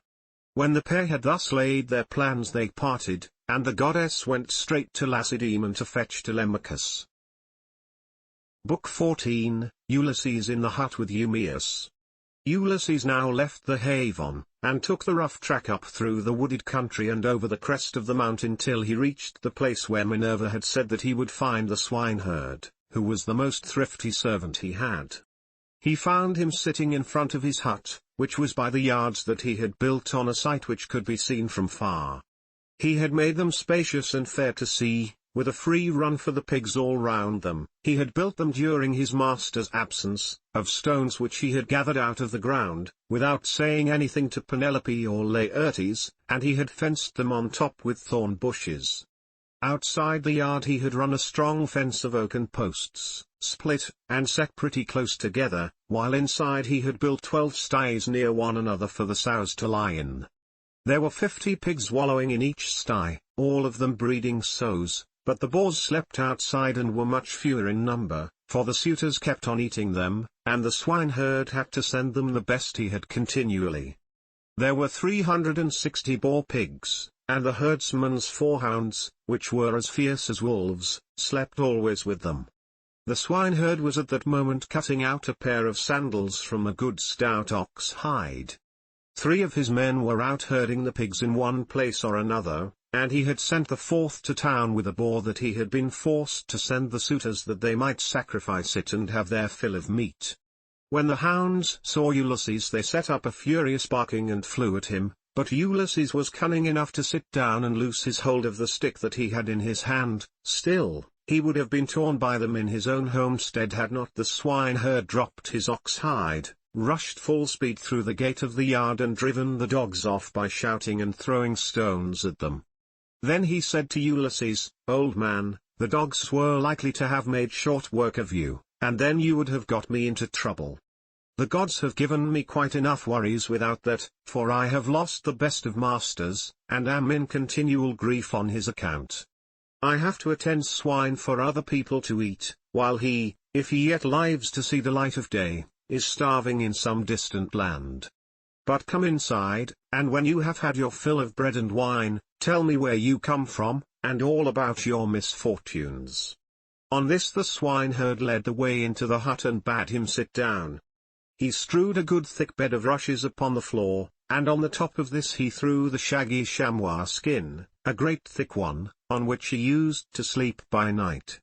Ulysses was pleased at being made thus welcome, and said, "May Jove, sir, and the rest of the gods grant you your heart's desire in return for the kind way in which you have received me." To this you answered, "O swineherd Eumaeus, stranger, though a still poorer man should come here, it would not be right for me to insult him, for all strangers and beggars are from Jove. You must take what you can get and be thankful, for servants live in fear when they have young lords for their masters, and this is my misfortune now, for heaven has hindered the return of him who would have been always good to me and given me something of my own, a house, a piece of land, a good-looking wife, and all else that a liberal master allows a servant who has worked hard for him, and whose labor the gods have prospered as they have mine in the situation which I hold.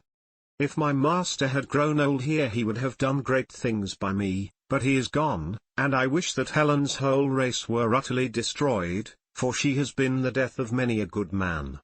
It was this matter that took my master to Ilius, the land of noble steeds, to fight the Trojans in the cause of King Agamemnon." As he spoke he bound his girdle round him and went to the sties where the young sucking pigs were penned. He picked out 2 which he brought back with him and sacrificed. He singed them, cut them up, and spitted them. When the meat was cooked he brought it all in and set it before Ulysses, hot and still on the spit, whereon Ulysses sprinkled it over with white barley meal. The swineherd then mixed wine in a bowl of ivy wood, and taking a seat opposite Ulysses told him to begin. "Fall to, stranger," said he, on a dish of servant's pork. "The fat pigs have to go to the suitors, who eat them up without shame or scruple, but the blessed gods love not such shameful doings, and respect those who do what is lawful and right.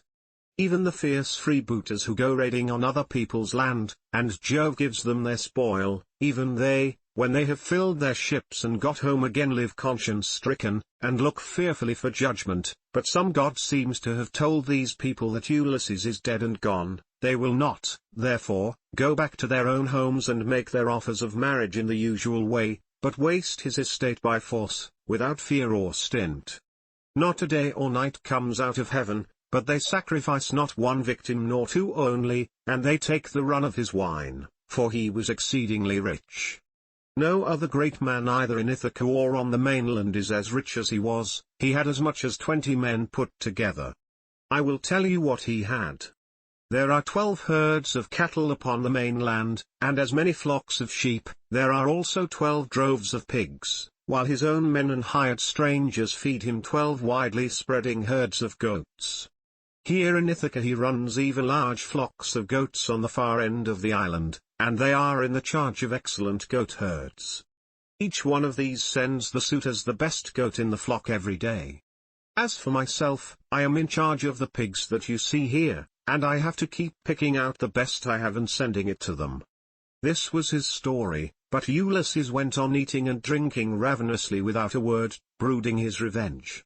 When he had eaten enough and was satisfied, the swineherd took the bowl from which he usually drank, filled it with wine, and gave it to Ulysses, who was pleased, and said as he took it in his hands, "My friend, who was this master of yours that bought you and paid for you, so rich and so powerful as you tell me?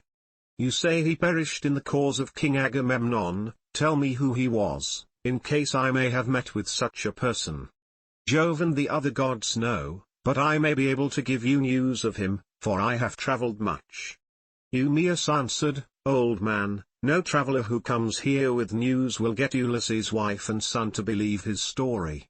Nevertheless, tramps in want of a lodging keep coming with their mouths full of lies, and not a word of truth. Every one who finds his way to Ithaca goes to my mistress and tells her falsehoods, whereon she takes them in, makes much of them, and asks them all manner of questions, crying all the time as women will when they have lost their husbands. And you too, old man, for a shirt and a cloak would doubtless make up a very pretty story. But the wolves and birds of prey have long since torn Ulysses to pieces, or the fishes of the sea have eaten him, and his bones are lying buried deep in sand upon some foreign shore. He is dead and gone, and a bad business it is for all his friends, for me especially. Go where I may, I shall never find so good a master, not even if I were to go home to my mother and father where I was bred and born. I do not so much care, however, about my parents now, though I should dearly like to see them again in my own country. It is the loss of Ulysses that grieves me most. I cannot speak of him without reverence though he is here no longer, for he was very fond of me, and took such care of me that wherever he may be I shall always honor his memory." "My friend," replied Ulysses, "you are very positive, and very hard of belief about your master's coming home again. Nevertheless I will not merely say, but will swear, that he is coming. Do not give me anything for my news till he has actually come. You may then give me a shirt and cloak of good wear if you will. I am in great want, but I will not take anything at all till then, for I hate a man, even as I hate hellfire, who lets his poverty tempt him into lying. I swear by King Jove, by the rights of hospitality, and by that hearth of Ulysses to which I have now come, that all will surely happen as I have said it will. Ulysses will return in this self-same year, with the end of this moon and the beginning of the next. He will be here to do vengeance on all those who are ill-treating his wife and son." To this you answered, "O swineherd Eumaeus, old man, you will neither get paid for bringing good news, nor will Ulysses ever come home. Drink your wine in peace, and let us talk about something else. Do not keep on reminding me of all this. It always pains me when anyone speaks about my honored master. As for your oath we will let it alone, but I only wish he may come, as do Penelope, his old father Laertes, and his son Telemachus. I am terribly unhappy too about this same boy of his. He was running up fast into manhood, and bade fair to be no worse man, face and figure, than his father, but someone, either god or man, has been unsettling his mind. So he has gone off to Pylos to try and get news of his father, and the suitors are lying in wait for him as he is coming home, in the hope of leaving the house of Arcesius without a name in Ithaca.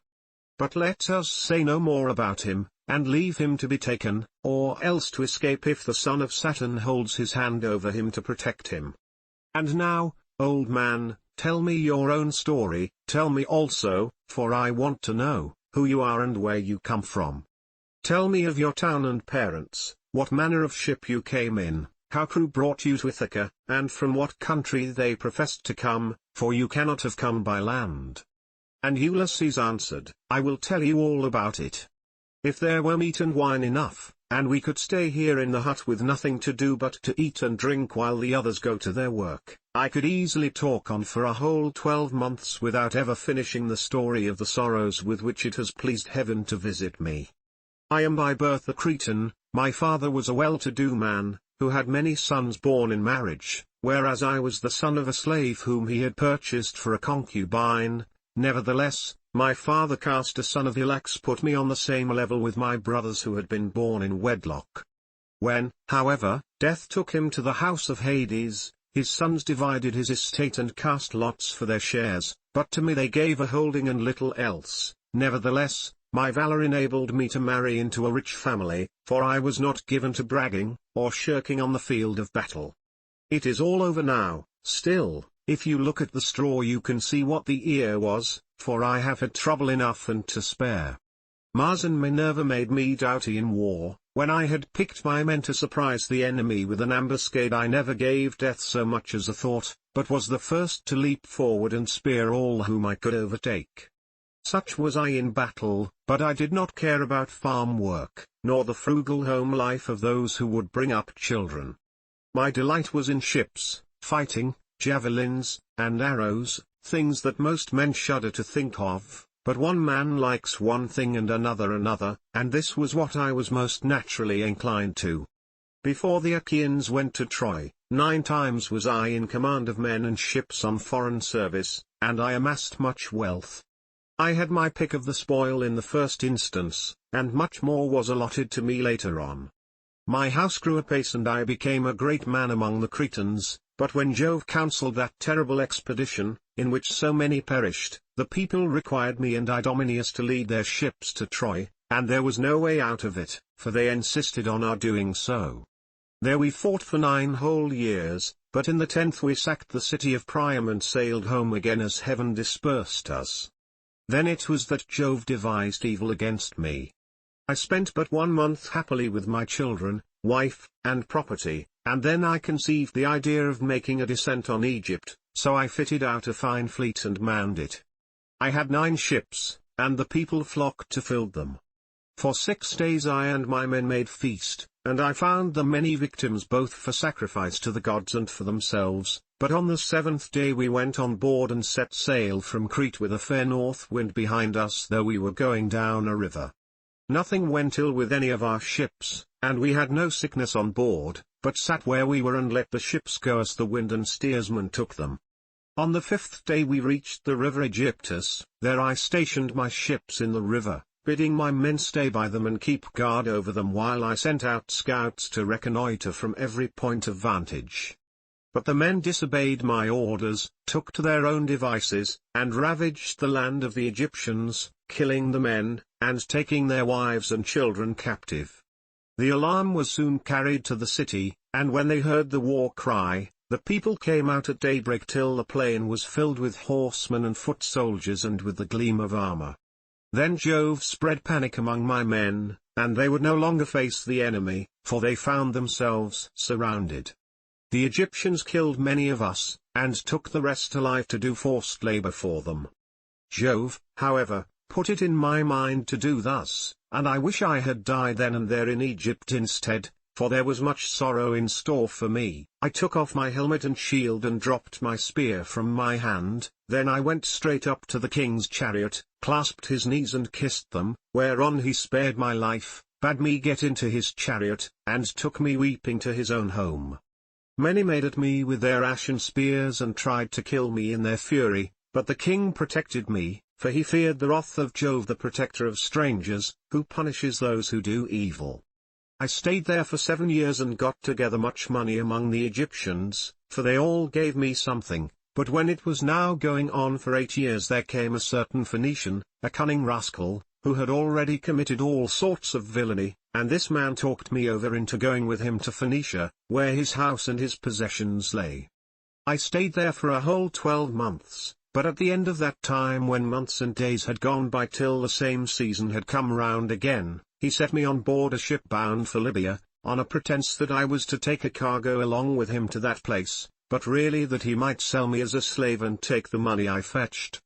I suspected his intention, but went on board with him, for I could not help it.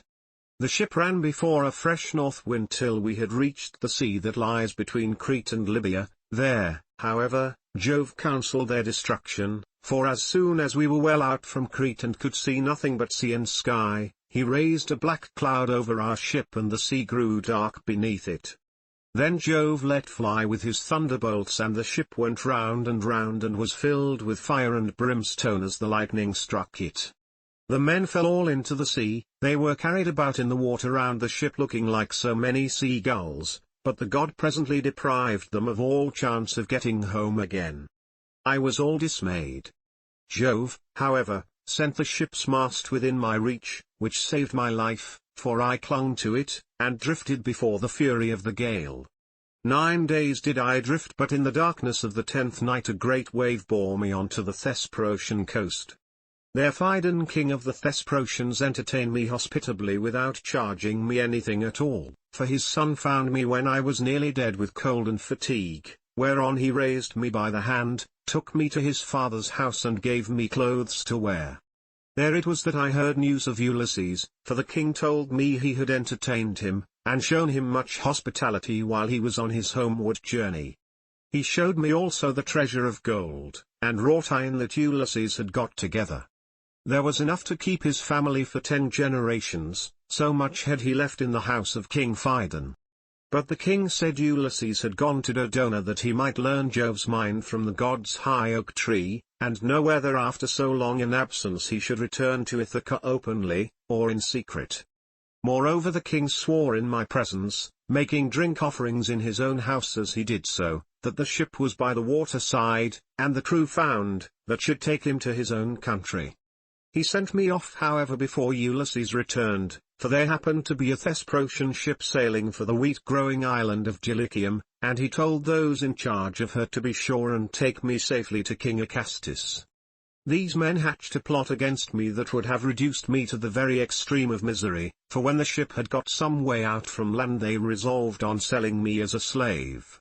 They stripped me of the shirt and cloak that I was wearing, and gave me instead the tattered old clouts in which you now see me. Then, towards nightfall, they reached the tilled lands of Ithaca, and there they bound me with a strong rope fast in the ship, while they went on shore to get supper by the seaside. But the gods soon undid my bonds for me, and having drawn my rags over my head I slid down the rudder into the sea, where I struck out and swam till I was well clear of them, and came ashore near a thick wood in which I lay concealed. They were very angry at my having escaped and went searching about for me, till at last they thought it was no further use and went back to their ship. The gods, having hidden me thus easily, then took me to a good man's door, for it seems that I am not to die yet a while. To this you answered, O swineherd Eumaeus, poor unhappy stranger, I have found the story of your misfortunes extremely interesting, but that part about Ulysses is not right, and you will never get me to believe it. Why should a man like you go about telling lies in this way? I know all about the return of my master. The gods one and all of them detest him, or they would have taken him before Troy, or let him die with friends around him when the days of his fighting were done, for then the Achaeans would have built a mound over his ashes and his son would have been heir to his renown, but now the storm winds have spirited him away we know not whither. As for me I live out of the way here with the pigs, and never go to the town unless when Penelope sends for me on the arrival of some news about Ulysses. Then they all sit round and ask questions, both those who grieve over the king's absence, and those who rejoice at it because they can eat up his property without paying for it. For my own part I have never cared about asking anyone else since the time when I was taken in by an Aetolian, who had killed a man and come a long way till at last he reached my station, and I was very kind to him. He said he had seen Ulysses with Idomeneus among the Cretans, refitting his ships which had been damaged in a gale. He said Ulysses would return in the following summer or autumn with his men, and that he would bring back much wealth.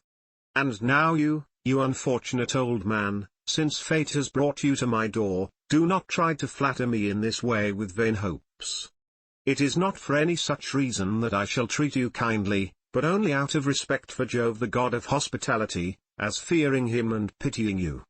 Ulysses answered, I see that you are of an unbelieving mind. I have given you my oath, and yet you will not credit me. Let us then make a bargain, and call all the gods in heaven to witness it.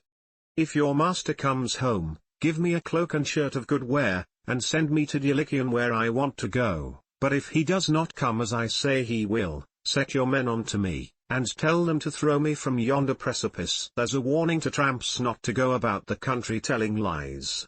And a pretty figure I should cut then, replied Eumaeus, both now and hereafter, if I were to kill you after receiving you into my hut and showing you hospitality. I should have to say my prayers in good earnest if I did, but it is just supper time and I hope my men will come in directly, that we may cook something savory for supper.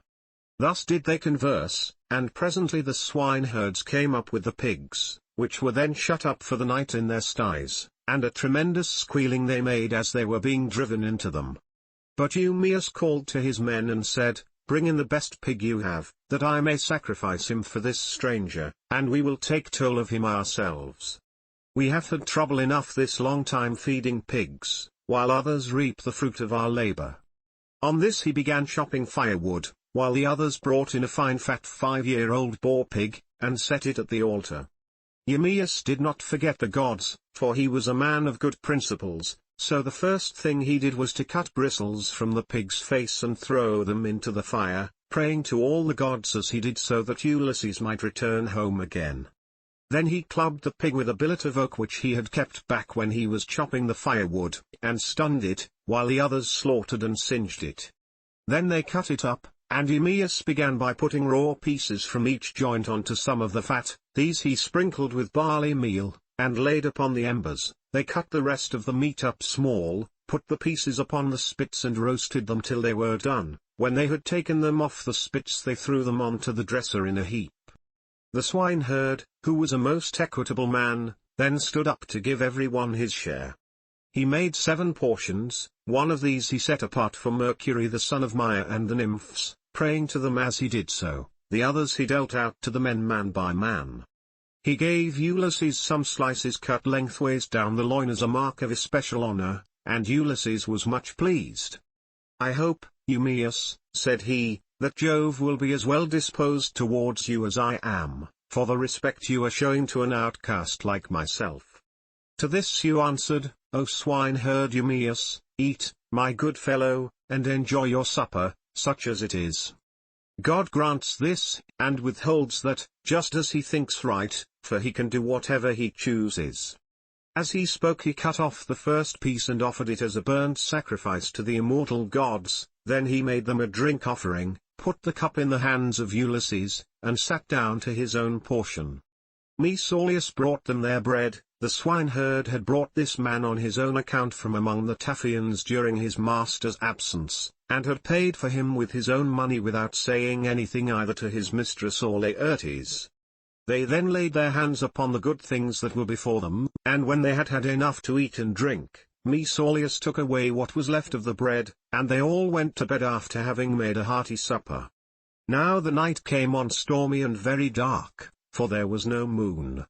It poured without ceasing, and the wind blew strong from the west, which is a wet quarter, so Ulysses thought he would see whether Eumaeus, in the excellent care he took of him, would take off his own cloak and give it him, or make one of his men give him one. Listen to me, said he, Eumaeus and the rest of you, when I have said a prayer I will tell you something. It is the wine that makes me talk in this way. Wine will make even a wise man fall to singing. It will make him chuckle and dance and say many a word that he had better leave unspoken. Still, as I have begun, I will go on. Would that I were still young and strong as when we got up an ambuscade before Troy. Menelaus and Ulysses were the leaders, but I was in command also, for the other 2 would have it so. When we had come up to the wall of the city we crouched down beneath our armor and lay there under cover of the reeds and thick brushwood that grew about the swamp. It came on to freeze with a north wind blowing, the snow fell small and fine like hoar frost, and our shields were coated thick with rime. The others had all got cloaks and shirts, and slept comfortably enough with their shields about their shoulders, but I had carelessly left my cloak behind me, not thinking that I should be too cold, and had gone off in nothing but my shirt and shield. When the night was 2/3 through and the stars had shifted their places, I nudged Ulysses who was close to me with my elbow, and he at once gave me his ear. "Ulysses," said I, "this cold will be the death of me, for I have no cloak, some god fooled me into setting off with nothing on but my shirt, and I do not know what to do." Ulysses, who was as crafty as he was valiant, hit upon the following plan. "Keep still," said he in a low voice, "or the others will hear you." Then he raised his head on his elbow. "My friends," said he, "I have had a dream from heaven in my sleep. We are a long way from the ships. I wish someone would go down and tell Agamemnon to send us up more men at once." On this Thoas son of Andremon threw off his cloak and set out running to the ships, whereon I took the cloak and lay in it comfortably enough till morning. Would that I were still young and strong as I was in those days, for then some one of you swineherds would give me a cloak both out of goodwill and for the respect due to a brave soldier, but now people look down upon me because my clothes are shabby. And Eumaeus answered, "Old man, you have told us an excellent story, and have said nothing so far but what is quite satisfactory. For the present, therefore, you shall want neither clothing nor anything else that a stranger in distress may reasonably expect, but tomorrow morning you have to shake your own old rags about your body again, for we have not many spare cloaks nor shirts up here, but every man has only one. When Ulysses' son comes home again he will give you both cloak and shirt, and send you wherever you may want to go." With this he got up and made a bed for Ulysses by throwing some goatskins and sheepskins on the ground in front of the fire. Here Ulysses lay down, and Eumaeus covered him over with a great heavy cloak that he kept for a change in case of extraordinarily bad weather. Thus did Ulysses sleep, and the young men slept beside him. But the swineherd did not like sleeping away from his pigs, so he got ready to go outside, and Ulysses was glad to see that he looked after his property during his master's absence. First he slung his sword over his brawny shoulders and put on a thick cloak to keep out the wind. He also took the skin of a large and well-fed goat, and a javelin in case of attack from men or dogs. Thus equipped he went to his rest where the pigs were camping under an overhanging rock that gave them shelter from the north wind.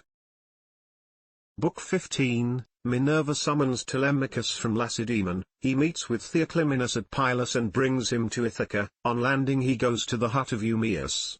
But Minerva went to the fair city of Lacedaemon to tell Ulysses' son that he was to return at once.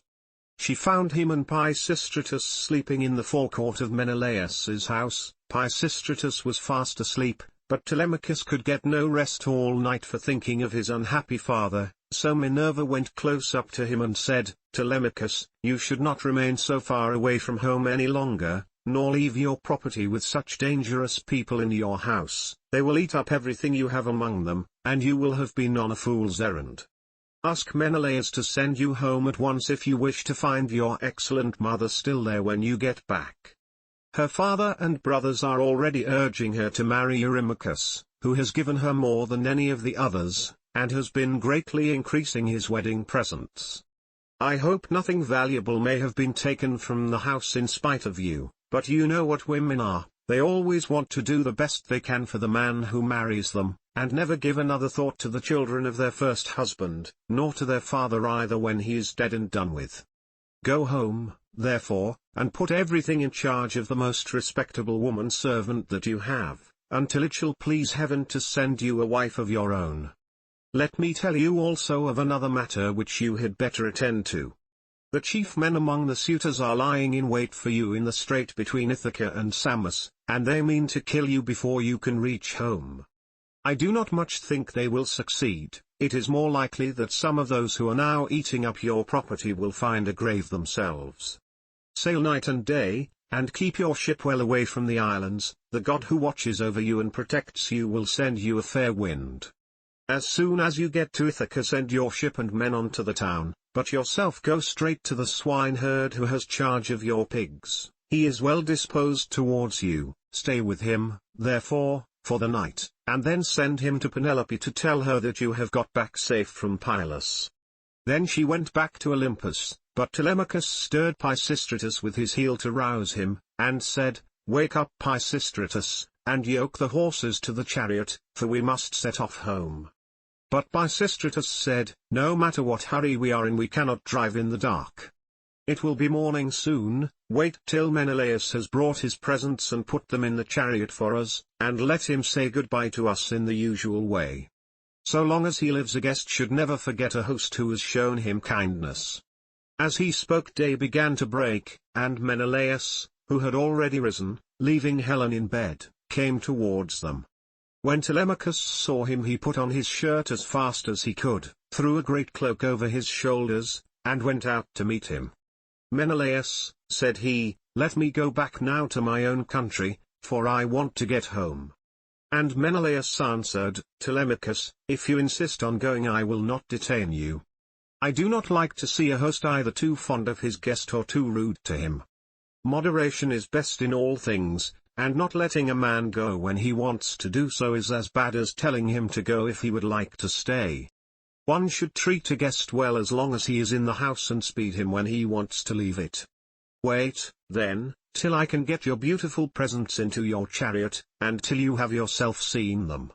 I will tell the women to prepare a sufficient dinner for you of what there may be in the house. It will be at once more proper and cheaper for you to get your dinner before setting out on such a long journey. If, moreover, you have a fancy for making a tour in Hellas or in the Peloponnese, I will yoke my horses, and will conduct you myself through all our principal cities. No one will send us away empty-handed, every one will give us something, a bronze tripod, a couple of mules, or a gold cup." "Menelaus," replied Telemachus, "I want to go home at once, for when I came away I left my property without protection, and fear that while looking for my father I shall come to ruin myself, or find that something valuable has been stolen during my absence." When Menelaus heard this, he immediately told his wife and servants to prepare a sufficient dinner from what there might be in the house. At this moment Ityneus joined him, for he lived close by and had just got up, so Menelaus told him to light the fire and cook some meat, which he at once did. Then Menelaus went down into his fragrant storeroom, not alone, but Helen went too, with Megapenthes.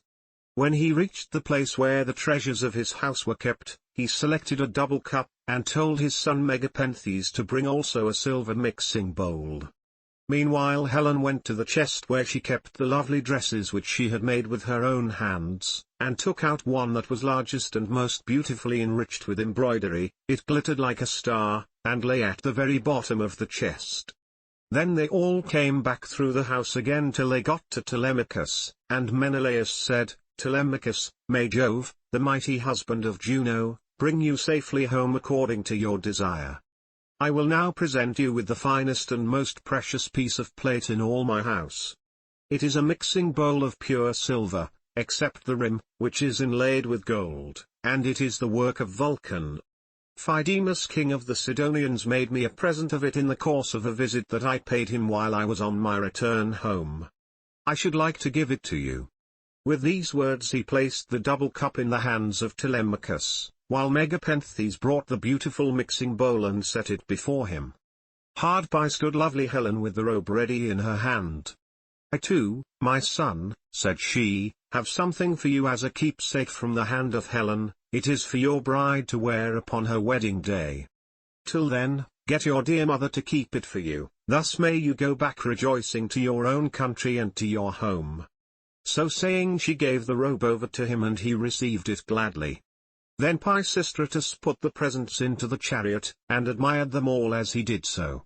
Presently Menelaus took Telemachus and Pisistratus into the house, and they both of them sat down to table. A maidservant brought them water in a beautiful golden ewer, and poured it into a silver basin for them to wash their hands, and she drew a clean table beside them, an upper servant brought them bread and offered them many good things of what there was in the house. Itaeneus carved the meat and gave them each their portions, while Megapenthes poured out the wine. Then they laid their hands upon the good things that were before them, but as soon as they had had enough to eat and drink, Telemachus and Pisistratus yoked the horses, and took their places in the chariot. They drove out through the inner gateway and under the echoing gatehouse of the outer court, and Menelaus came after them with a golden goblet of wine in his right hand that they might make a drink offering before they set out. He stood in front of the horses and pledged them, saying, "Farewell to both of you, see that you tell Nestor how I have treated you, for he was as kind to me as any father could be while we Achaeans were fighting before Troy." "We will be sure, sir," answered Telemachus, "to tell him everything as soon as we see him. I wish I were as certain of finding Ulysses returned when I get back to Ithaca, that I might tell him of the very great kindness you have shown me and of the many beautiful presents I am taking with me."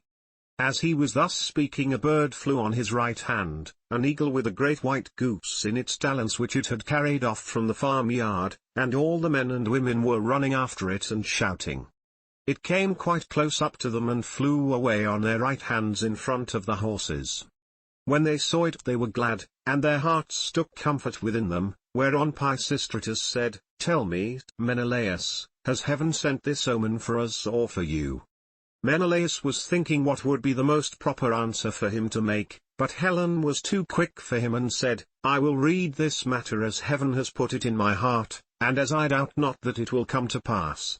The eagle came from the mountain where it was bred and has its nest, and in like manner Ulysses, after having travelled far and suffered much, will return to take his revenge, if indeed he is not back already and hatching mischief for the suitors." "May Jove so grant it," replied Telemachus. "If it should prove to be so, I will make vows to you as though you were a god, even when I am at home." As he spoke he lashed his horses and they started off at full speed through the town towards the open country. They swayed the yoke upon their necks and travelled the whole day long till the sun set and darkness was over all the land. Then they reached Pheræ, where Diocles lived, who was son of Autolycus, the son of Alpheus. There they passed the night and were treated hospitably. When the child of morning, rosy-fingered Dawn, appeared, they again yoked their horses and their places in the chariot. They drove out through the inner gateway and under the echoing gatehouse of the outer court. Then Pisistratus lashed his horses on and they flew forward nothing loath. Ere long they came to Pylos, and then Telemachus said, "Pisistratus, I hope you will promise to do what I am going to ask you.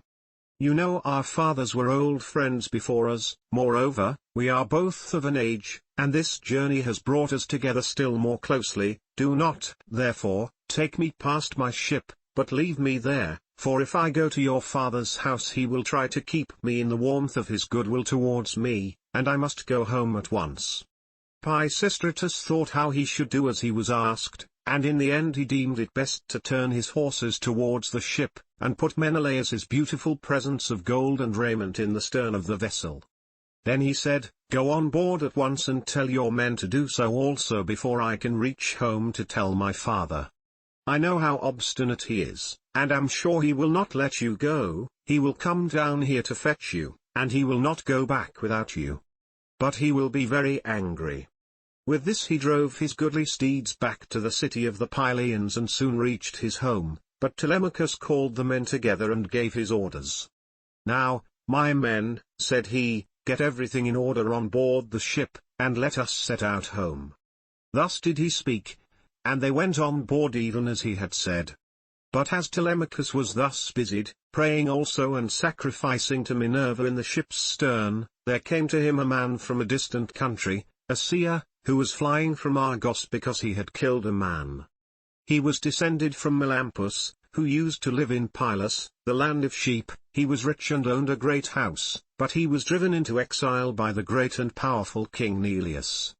Neleus seized his goods and held them for a whole year, during which he was a close prisoner in the house of King Phylacus, and in much distress of mind both on account of the daughter of Neleus and because he was haunted by a great sorrow that dread Erinnys had laid upon him. In the end, however, he escaped with his life, drove the cattle from Phylace to Pylos, avenged the wrong that had been done him, and gave the daughter of Neleus to his brother. Then he left the country and went to Argos, where it was ordained that he should reign over much people. There he married, established himself, and had two famous sons, Antiphates and Mantius. Antiphates became father of Oicleus, and Oicleus of Amphiaraus, who was dearly loved both by Jove and by Apollo, but he did not live to old age, for he was killed in Thebes by reason of a woman's gifts. His sons were Alcmaeon and Amphilochus. Mantius, the other son of Melampus, was father to Polyphemus and Cletus. Aurora, throned in gold, carried off Cletus for his beauty's sake, that he might dwell among the immortals, but Apollo made Polyphemus the greatest seer in the whole world now that Amphiaraus was dead. He quarrelled with his father and went to live in Hyperesia, where he remained and prophesied for all men. His son, Theoclymenus, it was who now came up to Telemachus as he was making drink offerings and praying in his ship. "Friend," said he, "now that I find you sacrificing in this place, I beseech you by your sacrifices themselves, and by the God to whom you make them, I pray you also by your own head and by those of your followers, tell me the truth and nothing but the truth. Who and whence are you? Tell me also of your town and parents." Telemachus said, "I will answer you quite truly. I am from Ithaca, and my father is Ulysses, as surely as that he ever lived. But he has come to some miserable end.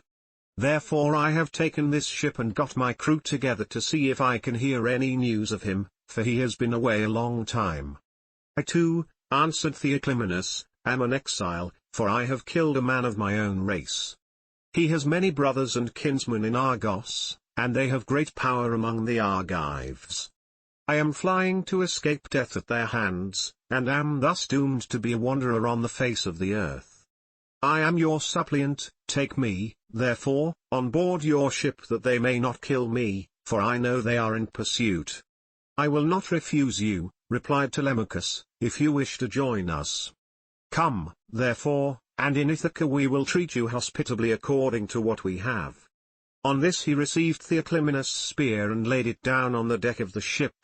He went on board and sat in the stern, bidding Theoclymenus sit beside him. Then the men let go the hawsers. Telemachus told them to catch hold of the ropes, and they made all haste to do so. They set the mast in its socket in the cross plank, raised it and made it fast with the forestays, and they hoisted their white sails with sheets of twisted ox hide. Minerva sent them a fair wind that blew fresh and strong to take the ship on her course as fast as possible. Thus then they passed by Cruni and Chalcis. Presently the sun set and darkness was over all the land. The vessel made a quick passage to Phaia and thence on to Elis, where the Epeans ruled. Telemachus then headed her for the flying islands, wondering within himself whether he should escape death or should be taken prisoner. Meanwhile Ulysses and the swineherd were eating their supper in the hut, and the men supped with them. As soon as they had had to eat and drink, Ulysses began trying to prove the swineherd and see whether he would continue to treat him kindly, and ask him to stay on at the station or pack him off to the city. So he said, "Eumaeus, and all of you, tomorrow I want to go away and begin begging about the town, so as to be no more trouble to you or to your men. Give me your advice therefore, and let me have a good guide to go with me and show me the way. I will go the round of the city begging as I needs must, to see if anyone will give me a drink and a piece of bread. I should like also to go to the house of Ulysses and bring news of her husband to Queen Penelope. I could then go about among the suitors and see if out of all their abundance they will give me a dinner. I should soon make them an excellent servant in all sorts of ways. Listen and believe when I tell you that by the blessing of Mercury who gives grace and good name to the works of all men, there is no one living who would make a more handy servant than I should, to put fresh wood on the fire, chop fuel, carve, cook, pour out wine, and do all those services that poor men have to do for their betters." The swineherd was very much disturbed when he heard this. "Heaven help me," he exclaimed, "whatever can have put such a notion as that into your head? If you go near the suitors you will be undone to a certainty, for their pride and insolence reach the very heavens. They would never think of taking a man like you for a servant.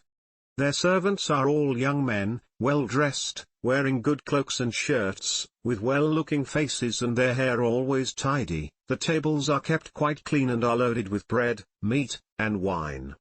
Stay where you are, then, you are not in anybody's way. I do not mind your being here, no more do any of the others, and when Telemachus comes home he will give you a shirt and cloak and will send you wherever you want to go.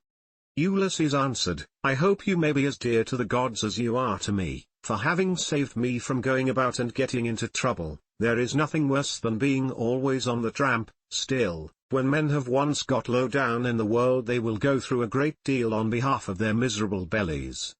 Since, however, you press me to stay here and await the return of Telemachus, tell me about Ulysses' mother, and his father whom he left on the threshold of old age when he set out for Troy. Are they still living or are they already dead and in the house of Hades? I will tell you all about them, replied Eumaeus. Laertes is still living and prays heaven to let him depart peacefully in his own house, for he is terribly distressed about the absence of his son, and also about the death of his wife, which grieved him greatly and aged him more than anything else did. She came to an unhappy end through sorrow for her son. May no friend or neighbor who has dealt kindly by me come to such an end as she did. As long as she was still living, though she was always grieving, I used to like seeing her and asking her how she did, for she brought me up along with her daughter Timone, the youngest of her children. We were boy and girl together, and she made little difference between us. When, however, we both grew up, they sent Timone to Same and received a splendid dowry for her.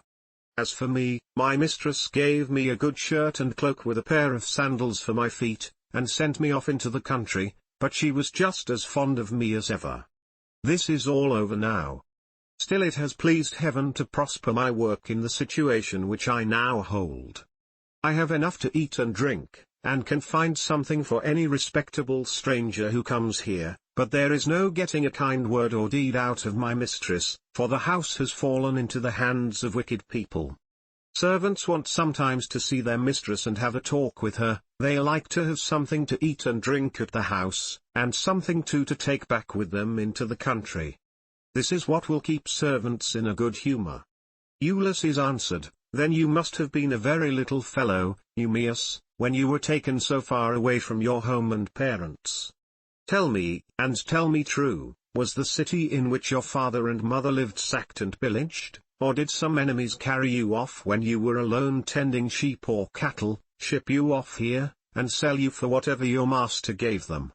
Stranger, replied Eumaeus, as regards your question, sit still, make yourself comfortable, drink your wine, and listen to me. The nights are now at their longest, there is plenty of time both for sleeping and sitting up talking together. You ought not to go to bed till bedtime. Too much sleep is as bad as too little. If any one of the others wishes to go to bed, let him leave us and do so. He can then take my master's pigs out when he has done breakfast in the morning. We two will sit here eating and drinking in the hut, and telling one another stories about our misfortunes, for when a man has suffered much, and been buffeted about in the world, he takes pleasure in recalling the memory of sorrows that have long gone by. As regards your question, then, my tale is as follows. You may have heard of an island called Syra that lies over above Ortygia, where the land begins to turn round and look in another direction. It is not very thickly peopled, but the soil is good, with much pasture fit for cattle and sheep, and it abounds with wine and wheat. Dearth never comes there, nor are the people plagued by any sickness, but when they grow old Apollo comes with Diana and kills them with his painless shafts. It contains 2 communities, and the whole country is divided between these 2. My father Ctesias, son of Ormenus, a man comparable to the gods, reigned over both. Now to this place there came some cunning traders from Phoenicia in a ship which they had freighted with gewgaws of all kinds. There happened to be a Phoenician woman in my father's house, very tall and comely, and an excellent servant. These scoundrels got hold of her one day when she was washing near their ship, seduced her, and cajoled her in ways that no woman can resist, no matter how good she may be by nature. The man who had seduced her asked her who she was and where she came from, and on this she told him her father's name. "I come from Sidon," said she, "and am daughter to Erebus, a man rolling in wealth. One day as I was coming into the town from the country, some Taphian pirates seized me and took me here over the sea, where they sold me to the man who owns this house, and he gave them their price for me. The man who had seduced her then said, 'Would you like to come along with us to see the house of your parents and your parents themselves? They are both alive and are said to be well off.' 'I will do so gladly,' answered she, 'if you men will first swear me a solemn oath that you will do me no harm by the way.' They all swore as she told them, and when they had completed their oath the woman said, 'Hush, and if any of your men meets me in the street or at the well, do not let him speak to me, for fear someone should go and tell my master, in which case he would suspect something. He would put me in prison, and would have all of you murdered. Keep your own counsel therefore, buy your merchandise as fast as you can, and send me word when you have done loading. I will bring as much gold as I can lay my hands on, and there is something else also that I can do towards paying my fare. I am nurse to the son of the good man of the house, a funny little fellow just able to run about. I will carry him off in your ship, and you will get a great deal of money for him if you take him and sell him in foreign parts.' On this she went back to the house. The Phoenicians stayed a whole year till they had loaded their ship with much precious merchandise, and then, when they had got freight enough, they sent to tell the woman. Their messenger, a very cunning fellow, came to my father's house bringing a necklace of gold with amber beads strung among it, and while my mother and the servants had it in their hands admiring it and bargaining about it, he made a sign quietly to the woman and then went back to the ship, whereon she took me by the hand and led me out of the house. In the fore part of the house she saw the tables set with the cups of guests who had been feasting with my father, as being in attendance on him. These were now all gone to a meeting of the public assembly, so she snatched up 3 cups and carried them off in the bosom of her dress, while I followed her, for I knew no better. The sun was now set, and darkness was over all the land, so we hurried on as fast as we could till we reached the harbour, where the Phoenician ship was lying.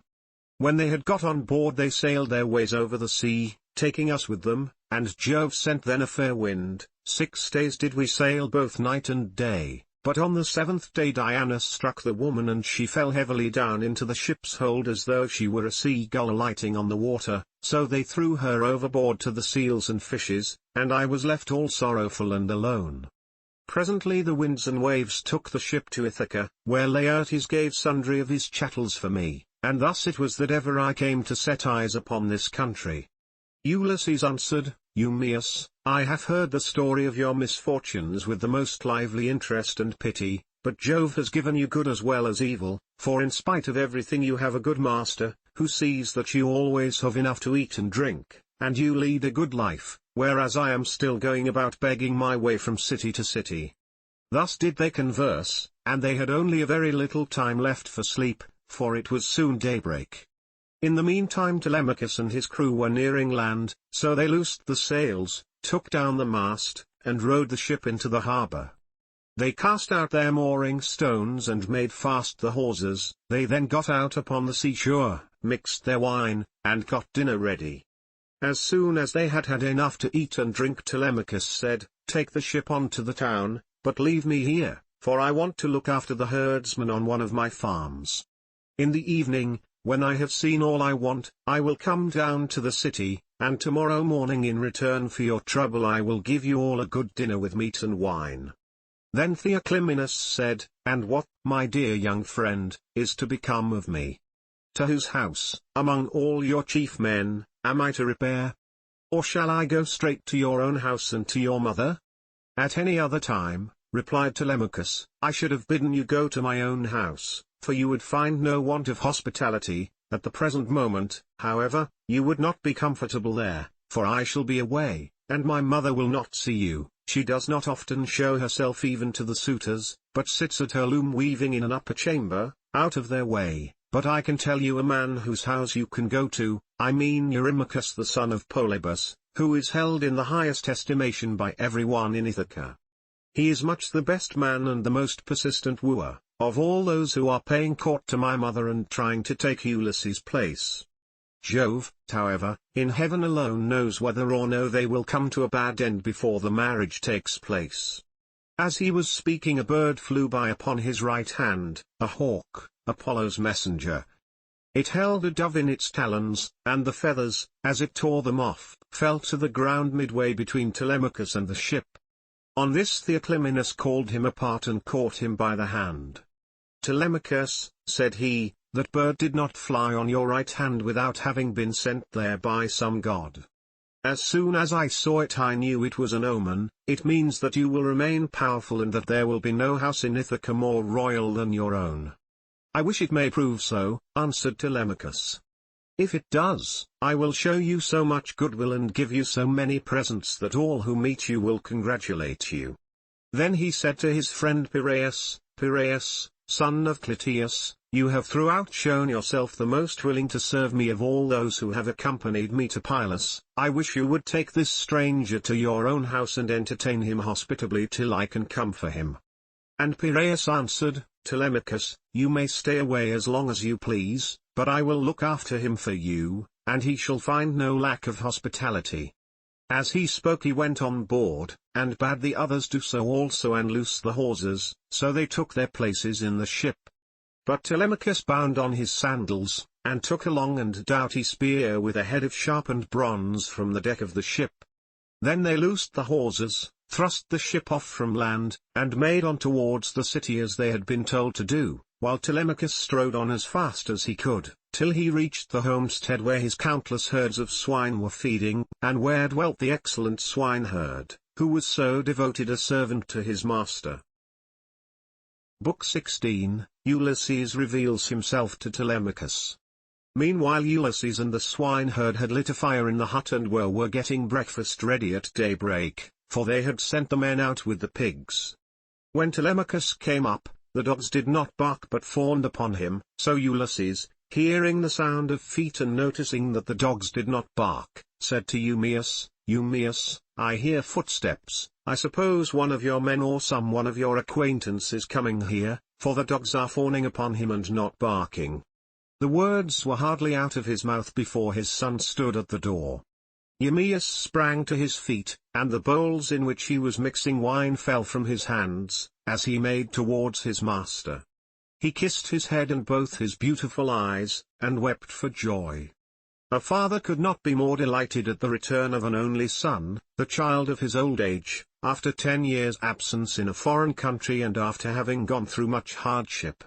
He embraced him, kissed him all over as though he had come back from the dead, and spoke fondly to him saying, "So you are come, Telemachus, light of my eyes that you are. When I heard you had gone to Pylos I made sure I was never going to see you any more. Come in, my dear child, and sit down, that I may have a good look at you now you are home again. It is not very often you come into the country to see us herdsmen, you stick pretty close to the town generally. I suppose you think it better to keep an eye on what the suitors are doing." "So be it, old friend," answered Telemachus, "but I am come now because I want to see you, and to learn whether my mother is still at her old home or whether someone else has married her, so that the bed of Ulysses is without bedding and covered with cobwebs." "She is still at the house," replied Eumaeus, grieving and breaking her heart, and doing nothing but weep, both night and day continually. As he spoke he took Telemachus' spear, whereon he crossed the stone threshold and came inside. Ulysses rose from his seat to give him place as he entered, but Telemachus checked him. "Sit down, stranger," said he, "I can easily find another seat, and there is one here who will lay it for me." Ulysses went back to his own place, and Eumaeus strewed some green brushwood on the floor and threw a sheepskin on top of it for Telemachus to sit upon. Then the swineherd brought them platters of cold meat, the remains from what they had eaten the day before, and he filled the bread baskets with bread as fast as he could. He mixed wine also in bowls of ivy wood, and took his seat facing Ulysses.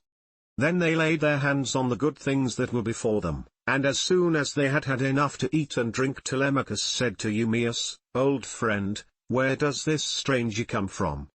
How did his crew bring him to Ithaca, and who were they? For assuredly he did not come here by land." To this you answered, "O swineherd Eumaeus, "My son, I will tell you the real truth. He says he is a Cretan, and that he has been a great traveler. At this moment he is running away from a Thesprotian ship, and has taken refuge at my station, so I will put him into your hands. Do whatever you like with him, only remember that he is your suppliant." "I am very much distressed," said Telemachus, "by what you have just told me. How can I take this stranger into my house? I am as yet young, and am not strong enough to hold my own if any man attacks me. My mother cannot make up her mind whether to stay where she is and look after the house out of respect for public opinion and the memory of her husband, or whether the time is now come for her to take the best man of those who are wooing her, and the one who will make her the most advantageous offer. Still, as the stranger has come to your station, I will find him a cloak and shirt of good wear, with a sword and sandals, and will send him wherever he wants to go. Or if you like, you can keep him here at the station, and I will send him clothes and food that he may be no burden on you and on your men, but I will not have him go near the suitors, for they are very insolent, and our short will treat him in a way that would greatly grieve me. No matter how valiant a man may be, he can do nothing against numbers, for they will be too strong for him." Then Ulysses said, "Sir, it is right that I should say something myself. I am much shocked about what you have said about the insolent way in which the suitors are behaving in despite of such a man as you are. Tell me, do you submit to such treatment tamely, or has some god set your people against you? May you not complain of your brothers, for it is to these that a man may look for support, however great his quarrel may be? I wish I were as young as you are and in my present mind, if I were son to Ulysses, or, indeed, Ulysses himself, I would rather someone came and cut my head off, but I would go to the house and be the bane of every one of these men. If they were too many for me, I being single-handed, I would rather die fighting in my own house than see such disgraceful sights day after day, strangers grossly maltreated, and men dragging the women servants about the house in an unseemly way, wine drawn recklessly, and bread wasted all to no purpose for an end that shall never be accomplished." And Telemachus answered, "I will tell you truly everything. There is no enmity between me and my people, nor can I complain of brothers, to whom a man may look for support however great his quarrel may be. Jove has made us a race of only sons. Laertes was the only son of Arcesius, and Ulysses only son of Laertes. I am myself the only son of Ulysses who left me behind him when he went away, so that I have never been of any use to him. Hence it comes that my house is in the hands of numberless marauders, for the chiefs from all the neighboring islands, Dulichium, Same, Zakynthus, as also all the principal men of Ithaca itself, are eating up my house under the pretext of paying court to my mother, who will neither say point blank that she will not marry, nor yet bring matters to an end, so they are making havoc of my estate, and before long will do so with myself into the bargain. The issue, however, rests with heaven. But do you, old friend Eumaeus, go at once and tell Penelope that I am safe and have returned from Pylos. Tell it to herself alone, and then come back here without letting anyone else know, for there are many who are plotting mischief against me." "I understand and heed you," replied Eumaeus, "you need instruct me no further, only as I am going that way say whether I had not better let poor Laertes know that you are returned. He used to superintend the work on his farm in spite of his bitter sorrow about Ulysses, and he would eat and drink at will along with his servants. But they tell me that from the day on which you set out for Pylos he has neither eaten nor drunk as he ought to do, nor does he look after his farm, but sits sweeping and wasting the flesh from off his bones." "More's the pity," answered Telemachus, "I am sorry for him, but we must leave him to himself just now. If people could have everything their own way, the first thing I should choose would be the return of my father, but go, and give your message, then make haste back again, and do not turn out of your way to tell Laertes. Tell my mother to send one of her women secretly with the news at once, and let him hear it from her." Thus did he urge the swineherd. Eumaeus, therefore, took his sandals, bound them to his feet, and started for the town. Minerva watched him well off the station, and then came up to it in the form of a woman, fair, stately, and wise.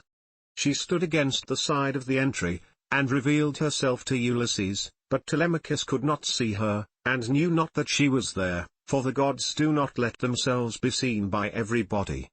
Ulysses saw her, and so did the dogs, for they did not bark, but went scared and whining off to the other side of the yards.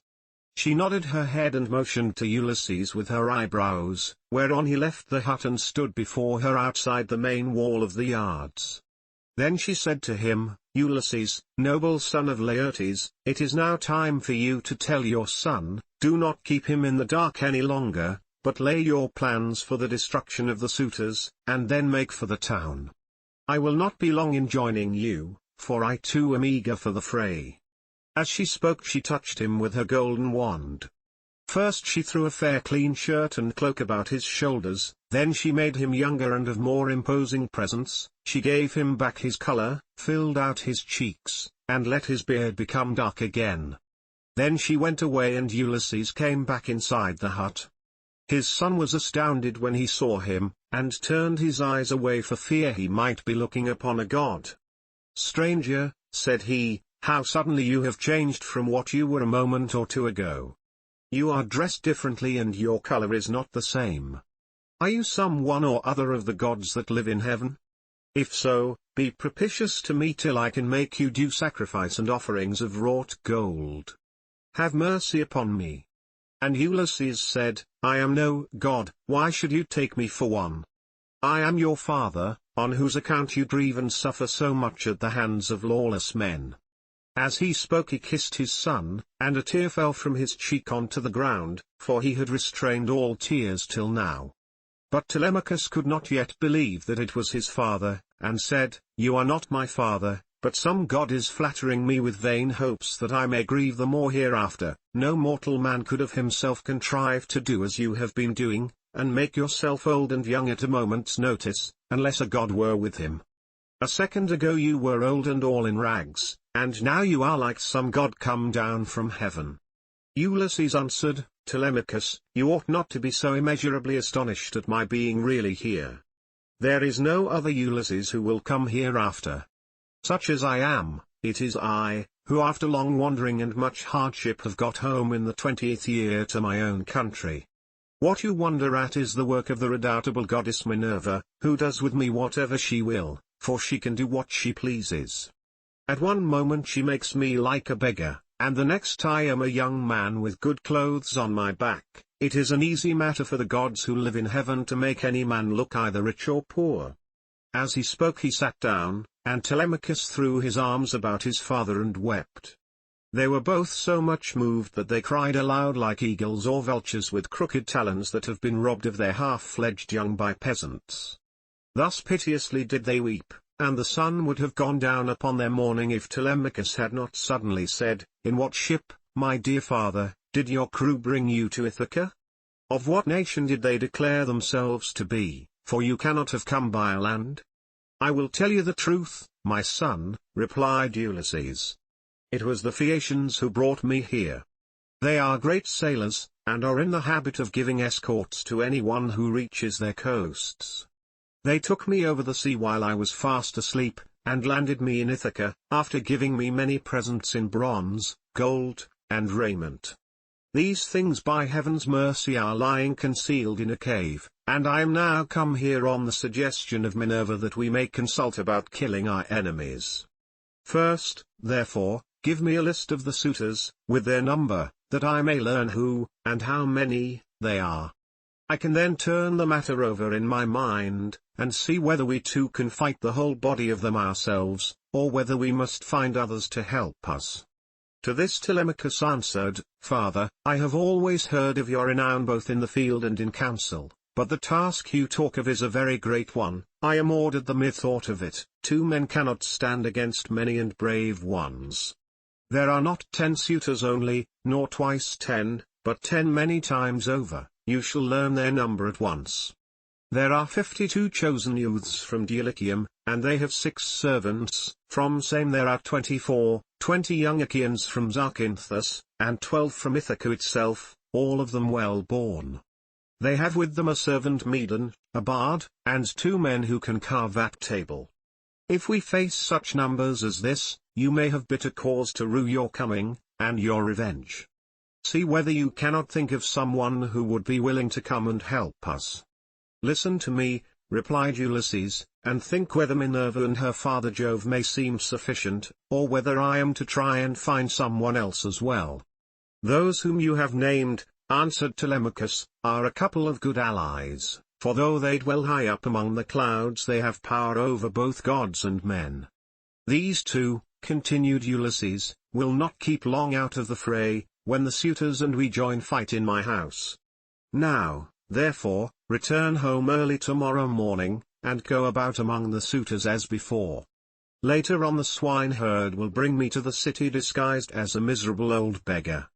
If you see them ill-treating me, steel your heart against my sufferings, even though they drag me feet foremost out of the house, or throw things at me. Look on and do nothing beyond gently trying to make them behave more reasonably, but they will not listen to you, for the day of their reckoning is at hand. Furthermore I say, and lay my saying to your heart, when Minerva shall put it in my mind, I will nod my head to you, and on seeing me do this you must collect all the armor that is in the house and hide it in the strong storeroom.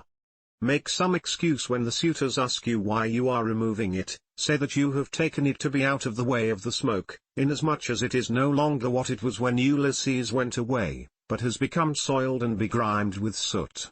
Add to this more particularly that you are afraid Jove may set them on to quarrel over their wine, and that they may do each other some harm which may disgrace both banquet and wooing, for the sight of arms sometimes tempts people to use them. But leave a sword and a spear apiece for yourself and me, and a couple of ox-hide shields so that we can snatch them up at any moment. Jove and Minerva will then soon quiet these people. There is also another matter, if you are indeed my son and my blood runs in your veins, let no one know that Ulysses is within the house, neither Laertes, nor yet the swineherd, nor any of the servants, nor even Penelope herself. Let you and me exploit the women alone, and let us also make trial of some other of the men servants, to see who is on our side and whose hand is against us." "Father," replied Telemachus, "you will come to know me by and by, and when you do you will find that I can keep your counsel. I do not think, however, the plan you propose will turn out well for either of us. Think it over. It will take us a long time to go the round of the farms and exploit the men, and all the time the suitors will be wasting your estate with impunity and without compunction. Prove the women by all means, to see who are disloyal and who guiltless, but I am not in favor of going round and trying the men. We can attend to that later on, if you really have some sign from Jove that he will support you." Thus did they converse, and meanwhile the ship which had brought Telemachus and his crew from Pylos had reached the town of Ithaca. When they had come inside the harbour they drew the ship onto the land, their servants came and took their armour from them, and they left all the presents at the house of Clytius. Then they sent a servant to tell Penelope that Telemachus had gone into the country, but had sent the ship to the town to prevent her from being alarmed and made unhappy. This servant and Eumaeus happened to meet when they were both on the same errand of going to tell Penelope. When they reached the house, the servant stood up and said to the queen in the presence of the waiting women, "Your son, madam, is now returned from Pylos." But Eumaeus went close up to Penelope, and said privately all that her son had bidden him tell her. When he had given his message he left the house with its outbuildings and went back to his pigs again. The suitors were surprised and angry at what had happened, so they went outside the great wall that ran round the outer court, and held a council near the main entrance. Eurymachus, son of Polybus, was the first to speak. "My friends," said he, "this voyage of Telemachus is a very serious matter. We had made sure that it would come to nothing. Now, however, let us draw a ship into the water, and get a crew together to send after the others and tell them to come back as fast as they can." He had hardly done speaking when Amphinomus turned in his place and saw the ship inside the harbour, with the crew lowering her sails, and putting by their oars, so he laughed, and said to the others, "We need not send them any message, for they are here. Some god must have told them, or else they saw the ship go by, and could not overtake her." On this they rose and went to the water side. The crew then drew the ship on shore, their servants took their armor from them, and they went up in a body to the place of assembly, but they would not let anyone old or young sit along with them, and Antinous, son of Eupeithes, spoke first. "Good heavens," said he, "see how the gods have saved this man from destruction. We kept a succession of scouts upon the headlands all day long, and when the sun was down we never went on shore to sleep, but waited in the ship all night till morning in the hope of capturing and killing him, but some god has conveyed him home in spite of us. Let us consider how we can make an end of him. He must not escape us, our affair is never likely to come off while he is alive, for he is very shrewd, and public feeling is by no means all on our side. We must make haste before he can call the Achaeans in assembly. He will lose no time in doing so, for he will be furious with us, and will tell all the world how we plotted to kill him, but failed to take him. The people will not like this when they come to know of it. We must see that they do us no hurt, nor drive us from our own country into exile. Let us try and lay hold of him either on his farm away from the town, or on the road hither. Then we can divide up his property amongst us, and let his mother and the man who marries her have the house. If this does not please you, and you wish Telemachus to live on and hold his father's property, then we must not gather here and eat up his goods in this way, but must make our offers to Penelope each from his own house, and she can marry the man who will give the most for her, and whose lot it is to win her." They all held their peace until Amphinomus rose to speak. He was the son of Nisus, who was son to King Aretias, and he was foremost among all the suitors from the wheat-growing and well-grassed island of Dulichium. His conversation, moreover, was more agreeable to Penelope than that of any of the other suitors, for he was a man of good natural disposition. "My friends," said he, speaking to them plainly and in all honesty, "I am not in favor of killing Telemachus. It is a heinous thing to kill one who is of noble blood. Let us first take counsel of the gods, and if the oracles of Jove advise it, I will both help to kill him myself, and will urge everyone else to do so, but if they dissuade us, I would have you hold your hands."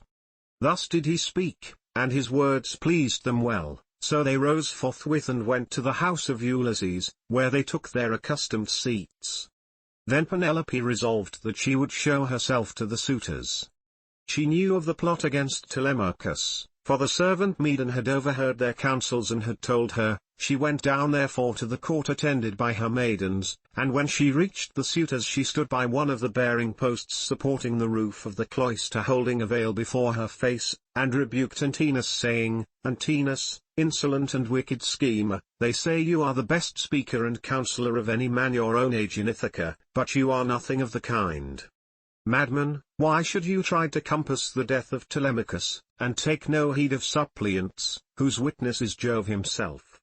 It is not right for you to plot thus against one another. Do you not remember how your father fled to this house in fear of the people, who were enraged against him for having gone with some Taphian pirates and plundered the Thesprotians who were at peace with us? They wanted to tear him in pieces and eat up everything he had, but Ulysses stayed their hands although they were infuriated, and now you devour his property without paying for it, and break my heart by wooing his wife and trying to kill his son. Leave off doing so, and stop the others also." To this Eurymachus son of Polybus answered, "Take heart, Queen Penelope daughter of Icarius, and do not trouble yourself about these matters. The man is not yet born, nor never will be, who shall lay hands upon your son Telemachus, while I yet live to look upon the face of the earth. I say, and it shall surely be, that my spear shall be reddened with his blood, for many a time has Ulysses taken me on his knees, held wine up to my lips to drink, and put pieces of meat into my hands. Therefore Telemachus is much the dearest friend I have, and has nothing to fear from the hands of us suitors. Of course, if death comes to him from the gods, he cannot escape it." He said this to quiet her, but in reality he was plotting against Telemachus. Then Penelope went upstairs again and mourned her husband till Minerva shed sleep over her eyes. In the evening Eumaeus got back to Ulysses and his son, who had just sacrificed a young pig of a year old and were helping one another to get supper ready. Minerva therefore came up to Ulysses, turned him into an old man with a stroke of her wand, and clad him in his old clothes again, for fear that the swineherd might recognize him and not keep the secret, but go and tell Penelope. Telemachus was the first to speak. "So you have got back, Eumaeus," said he. "What is the news of the town? Have the suitors returned, or are they still waiting over yonder, to take me on my way home?" "I did not think of asking about that," replied Eumaeus, "when I was in the town. I thought I would give my message and come back as soon as I could. I met a man sent by those who had gone with you to Pylos, and he was the first to tell the news to your mother, but I can say what I saw with my own eyes. I had just got onto the crest of the hill of Mercury above the town when I saw a ship coming into harbor with a number of men in her. They had many shields and spears, and I thought it was the suitors, but I cannot be sure." On hearing this Telemachus smiled to his father, but so that Eumaeus could not see him. Then, when they had finished their work and the meal was ready, they ate it, and every man had his full share so that all were satisfied. As soon as they had had enough to eat and drink, they lay down to rest and enjoyed the boon of sleep. Book 17, Telemachus and his mother meet. Ulysses and Eumaeus come down to the town, and Ulysses is insulted by Melanthius. He is recognized by the dog Argos. He is insulted and presently struck by Antinous with a stool. Penelope desires that he shall be sent to her. When the child of morning, rosy-fingered Dawn, appeared, Telemachus bound on his sandals and took a strong spear that suited his hands, for he wanted to go into the city. "Old friend," said he to the swineherd, "I will now go to the town and show myself to my mother, for she will never leave off grieving till she has seen me. As for this unfortunate stranger, take him to the town and let him beg there of anyone who will give him a drink and a piece of bread. I have trouble enough of my own, and cannot be burdened with other people. If this makes him angry, so much the worse for him, but I like to say what I mean." Then Ulysses said, "Sir, I do not want to stay here. A beggar can always do better in town than country, for anyone who likes can give him something. I am too old to care about remaining here at the beck and call of a master. Therefore let this man do as you have just told him, and take me to the town as soon as I have had a warm by the fire, and the day has got a little heat in it. My clothes are wretchedly thin, and this frosty morning I shall be perished with cold, for you say the city is some way off." On this Telemachus strode off through the yards, brooding his revenge upon the suitors.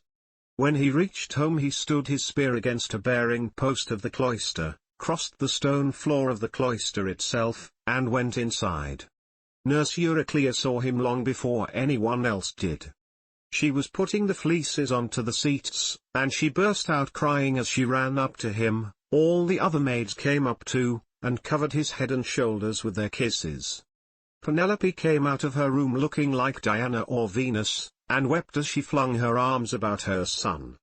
She kissed his forehead and both his beautiful eyes. "Light of my eyes," she cried as she spoke fondly to him, "so you are come home again. I made sure I was never going to see you any more.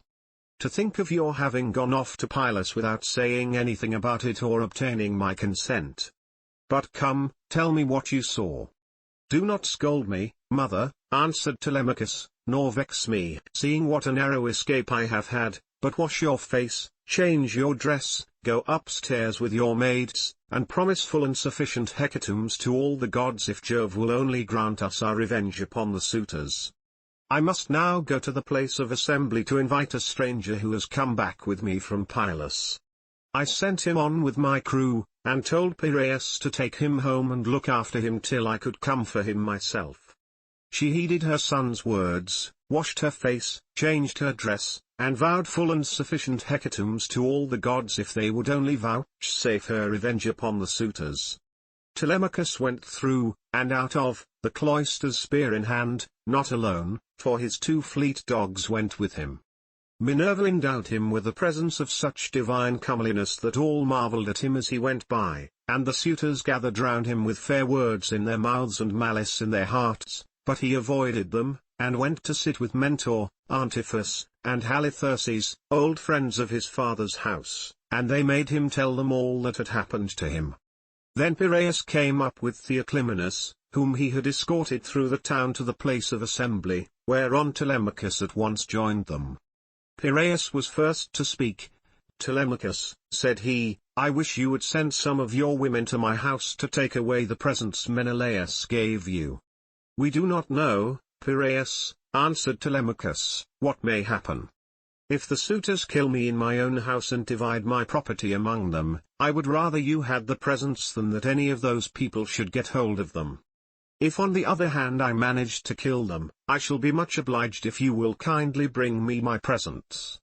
With these words he took Theoclymenus to his own house. When they got there they laid their cloaks on the benches and seats, went into the baths, and washed themselves. When the maids had washed and anointed them, and had given them cloaks and shirts, they took their seats at table. A maidservant then brought them water in a beautiful golden ewer, and poured it into a silver basin for them to wash their hands, and she drew a clean table beside them. An upper servant brought them bread and offered them many good things of what there was in the house. Opposite them sat Penelope, reclining on a couch by one of the bearing posts of the cloister, and spinning. Then they laid their hands on the good things that were before them, and as soon as they had had enough to eat and drink Penelope said, "Telemachus, I shall go upstairs and lie down on that sad couch, which I have not ceased to water with my tears from the day Ulysses set out for Troy with the sons of Atreus. You failed, however, to make it clear to me before the suitors came back to the house, whether or no you had been able to hear anything about the return of your father." "I will tell you then truth," replied her son. "We went to Pylos and saw Nestor, who took me to his house and treated me as hospitably as though I were a son of his own who had just returned after a long absence, so also did his sons, but he said he had not heard a word from any human being about Ulysses, whether he was alive or dead. He sent me, therefore, with a chariot and horses to Menelaus. There I saw Helen, for whose sake so many, both Argives and Trojans, were in heaven's wisdom doomed to suffer. Menelaus asked me what it was that had brought me to Lacedaemon, and I told him the whole truth, whereon he said, 'So, then, these cowards would usurp a brave man's bed? A hind might as well lay her newborn young in the lair of a lion, and then go off to feed in the forest or in some grassy dell.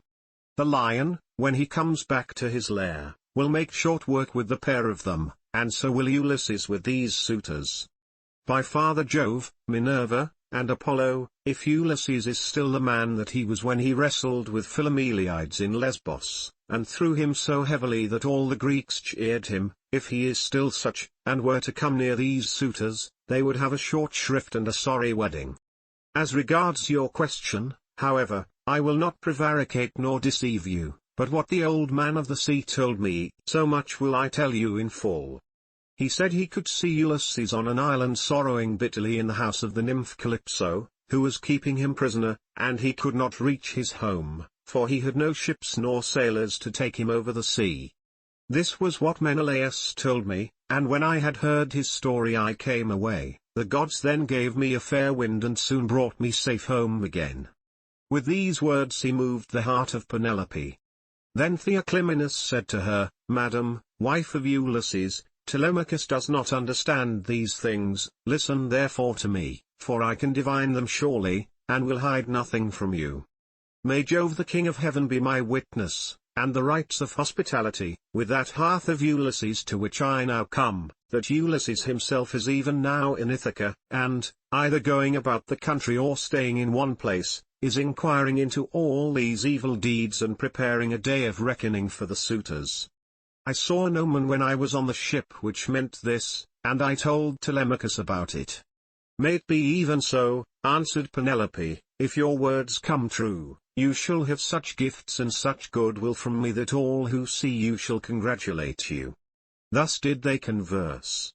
Meanwhile the suitors were throwing discs, or aiming with spears at a mark on the levelled ground in front of the house, and behaving with all their old insolence.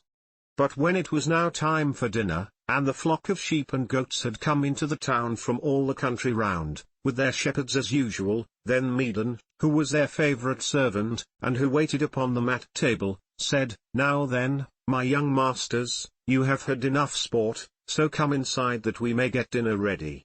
Dinner is not a bad thing, at dinner time."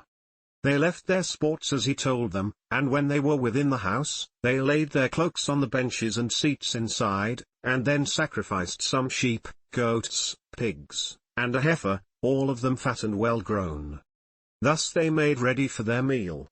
In the meantime Ulysses and the swineherd were about starting for the town, and the swineherd said, "Stranger, I suppose you still want to go to town today, as my master said you were to do. For my own part I should have liked you to stay here as a station hand, but I must do as my master tells me, or he will scold me later on, and a scolding from one's master is a very serious thing.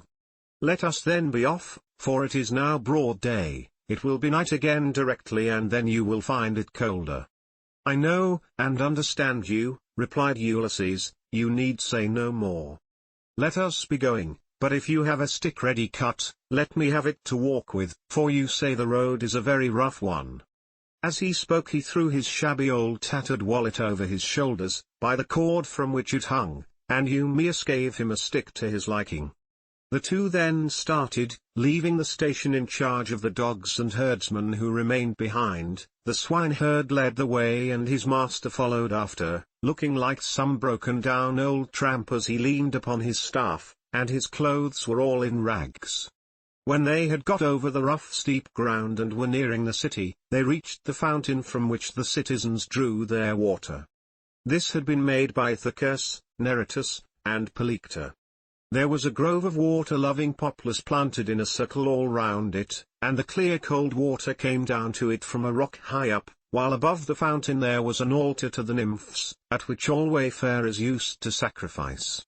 Here Melanthius son of Deleus overtook them as he was driving down some goats, the best in his flock, for the suitors' dinner, and there were 2 shepherds with him. When he saw Eumaeus and Ulysses he reviled them with outrageous and unseemly language, which made Ulysses very angry. "There you go," cried he, "and a precious pair you are. See how heaven brings birds of the same feather to one another. Where, pray, master swineherd, are you taking this poor miserable object? It would make anyone sick to see such a creature at table.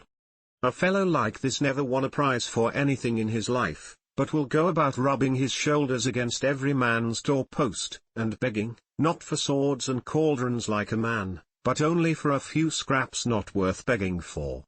If you would give him to me for a hand on my station, he might do to clean out the folds, or bring a bit of sweet feed to the kids, and he could fatten his thighs as much as he pleased on way, but he has taken to bad ways and will not go about any kind of work, he will do nothing but beg victuals all the town over, to feed his insatiable belly.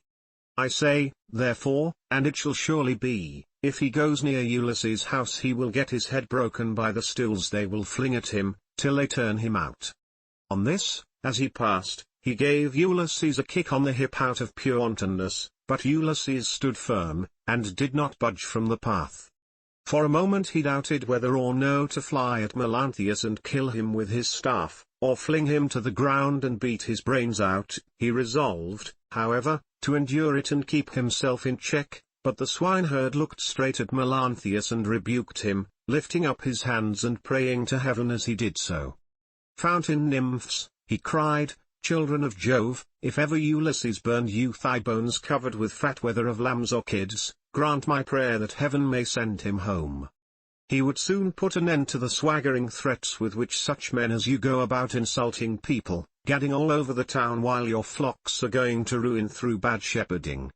Then Melanthius the goatherd answered, "You ill-conditioned cur, what are you talking about?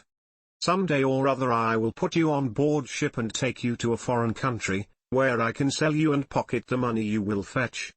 I wish I were as sure that Apollo would strike Telemachus dead this very day, or that the suitors would kill him, as I am that Ulysses will never come home again."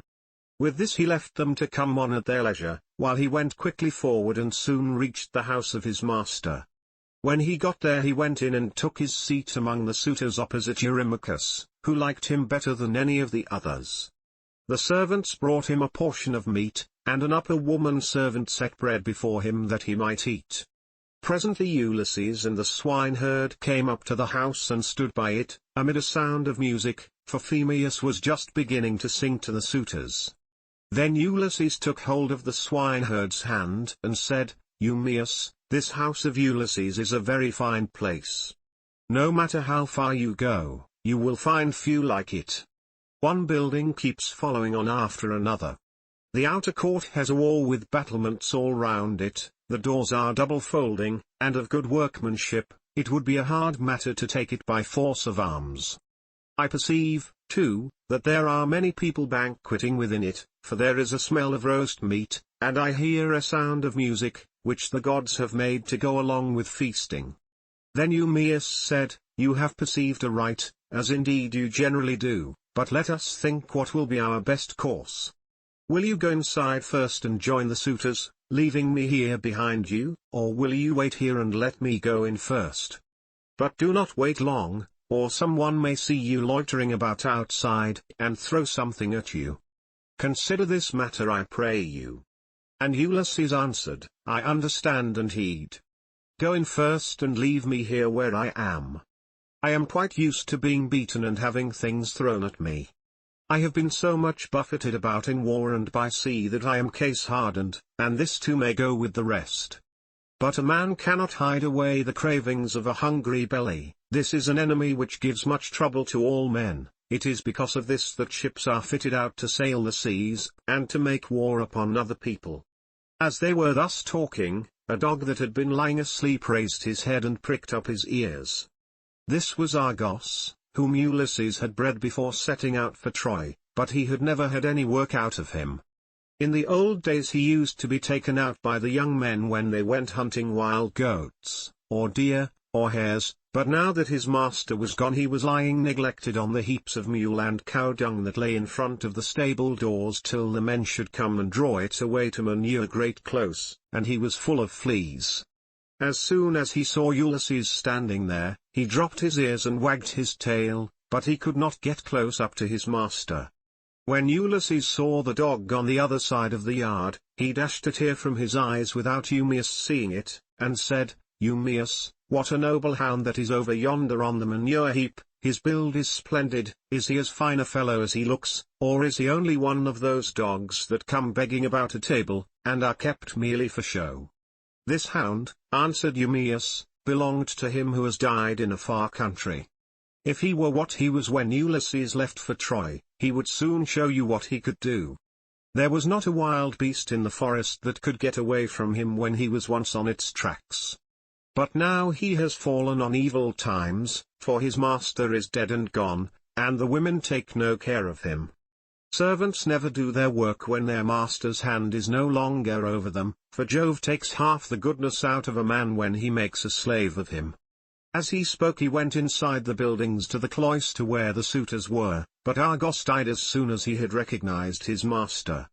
Telemachus saw Eumaeus long before anyone else did, and beckoned him to come and sit beside him, so he looked about and saw a seat lying near where the carver sat serving out their portions to the suitors. He picked it up, brought it to Telemachus's table, and sat down opposite him. Then the servant brought him his portion, and gave him bread from the bread basket. Immediately afterwards Ulysses came inside, looking like a poor miserable old beggar, leaning on his staff and with his clothes all in rags. He sat down upon the threshold of ashwood just inside the doors leading from the outer to the inner court, and against a bearing post of cypress wood which the carpenter had skilfully planed, and had made to join truly with rule and line. Telemachus took a whole loaf from the bread basket, with as much meat as he could hold in his 2 hands, and said to Eumaeus, "Take this to the stranger, and tell him to go the round of the suitors, and beg from them. A beggar must not be shamefaced."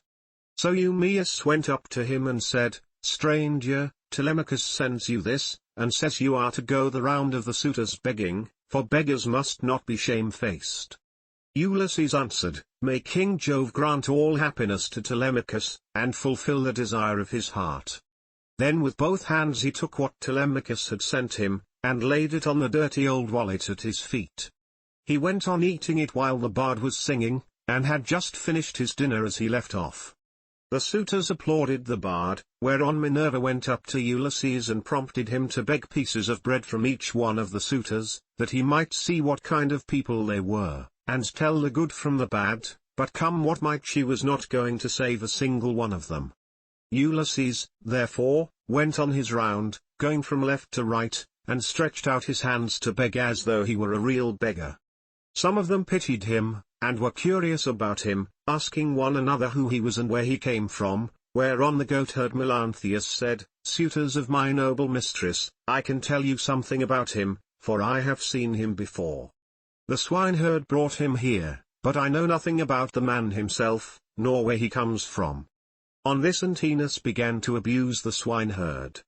"You precious idiot," he cried, "what have you brought this man to town for? Have we not tramps and beggars enough already to pester us as we sit at meat? Do you think it a small thing that such people gather here to waste your master's property, and must you needs bring this man as well?" And Aeneas answered, "Antinous, your birth is good but your words evil. It was no doing of mine that he came here. Who is likely to invite a stranger from a foreign country, unless it be one of those who can do public service as a seer, a healer of hurts, a carpenter, or a bard who can charm us with his singing? Such men are welcome all the world over, but no one is likely to ask a beggar who will only worry him. You are always harder on Ulysses' servants than any of the other suitors are, and above all on me, but I do not care so long as Telemachus and Penelope are alive and here." But Telemachus said, "Hush, do not answer him, Antinous has the bitterest tongue of all the suitors, and he makes the others worse." Then turning to Antinous he said, "Antinous, you take as much care of my interests as though I were your son. Why should you want to see this stranger turned out of the house? Heaven forbid, take something and give it him yourself, I do not grudge it, I bid you take it. Never mind my mother, nor any of the other servants in the house, but I know you will not do what I say, for you are more fond of eating things yourself than of giving them to other people." "What do you mean, Telemachus," replied Antinous, "by this swaggering talk? If all the suitors were to give him as much as I will, he would not come here again for another 3 months." As he spoke he drew the stool on which he rested his dainty feet from under the table, and made as though he would throw it at Ulysses, but the other suitors all gave him something, and filled his wallet with bread and meat. He was about, therefore, to go back to the threshold and eat what the suitors had given him, but he first went up to Antinous and said, "Sir, give me something, you are not, surely, the poorest man here, you seem to be a chief, foremost among them all, therefore you should be the better giver, and I will tell far and wide of your bounty. I too was a rich man once, and had a fine house of my own. In those days I gave to many a tramp such as I now am, no matter who he might be nor what he wanted. I had any number of servants, and all the other things which people have who live well and are accounted wealthy, but it pleased Jove to take all away from me. He sent me with a band of roving robbers to Egypt. It was a long voyage and I was undone by it. I stationed my ships in the river Aegyptus, and bade my men stay by them and keep guard over them, while I sent out scouts to reconnoitre from every point of vantage. But the men disobeyed my orders, took to their own devices, and ravaged the land of the Egyptians, killing the men, and taking their wives and children captives. The alarm was soon carried to the city, and when they heard the war cry, the people came out at daybreak till the plain was filled with soldiers horse and foot, and with the gleam of armor. Then Jove spread panic among my men, and they would no longer face the enemy, for they found themselves surrounded. The Egyptians killed many of us, and took the rest alive to do forced labor for them. As for myself, they gave me to a friend who met them, to take to Cyprus, Meta by name, son of Iasus, who was a great man in Cyprus. Thence I am come hither in a state of great misery." Then Antinous said, "What god can have sent such a pestilence to plague us during our dinner? Get out into the open part of the court, or I will give you Egypt and Cyprus over again for your insolence and importunity. You have begged of all the others, and they have given you lavishly, for they have abundance round them, and it is easy to be free with other people's property when there is plenty of it." On this Ulysses began to move off, and said, "Your looks, my fine sir, are better than your breeding. If you were in your own house you would not spare a poor man so much as a pinch of salt, for though you are in another man's, and surrounded with abundance, you cannot find it in you to give him even a piece of bread."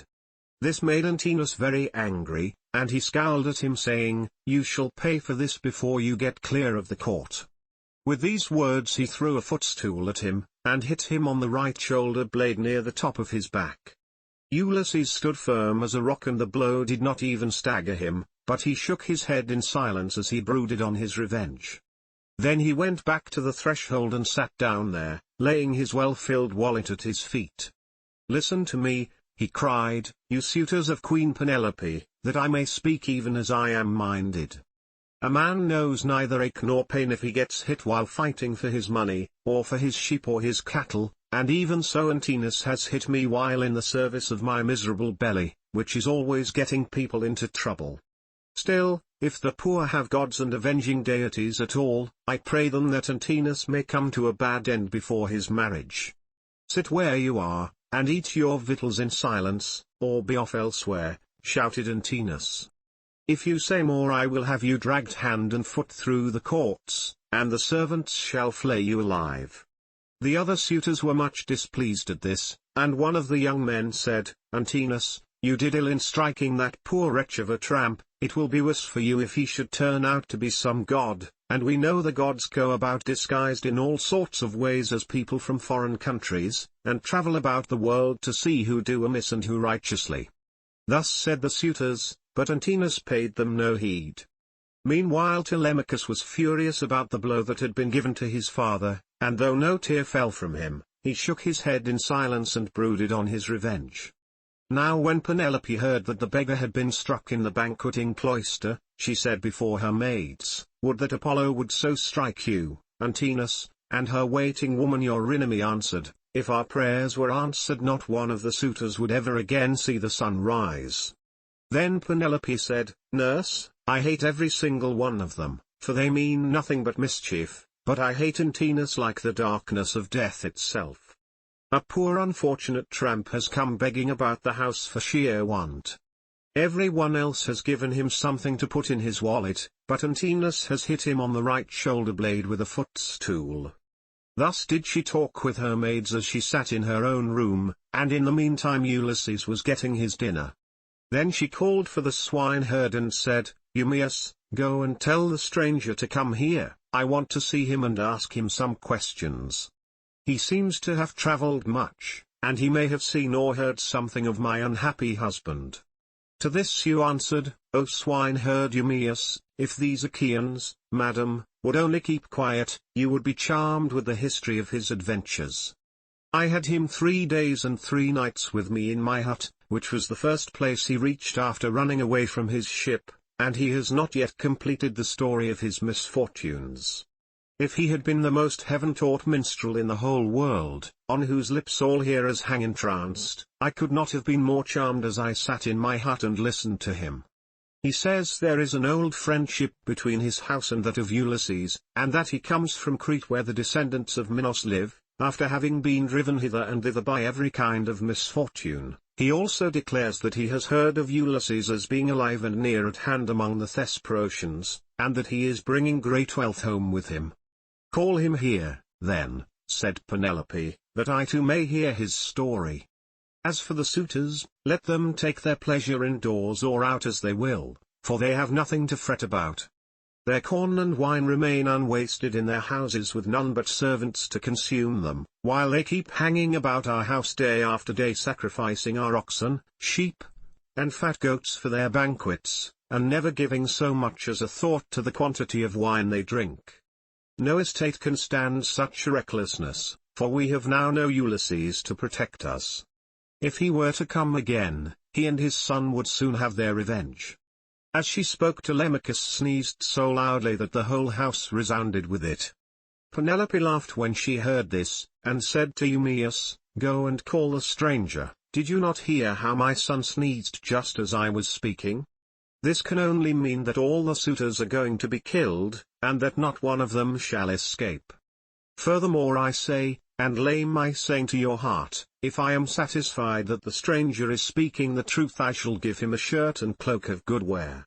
When Eumaeus heard this, he went straight to Ulysses and said, "Father stranger, my mistress Penelope, mother of Telemachus, has sent for you. She is in great grief, but she wishes to hear anything you can tell her about her husband, and if she is satisfied that you are speaking the truth, she will give you a shirt and cloak, which are the very things that you are most in want of.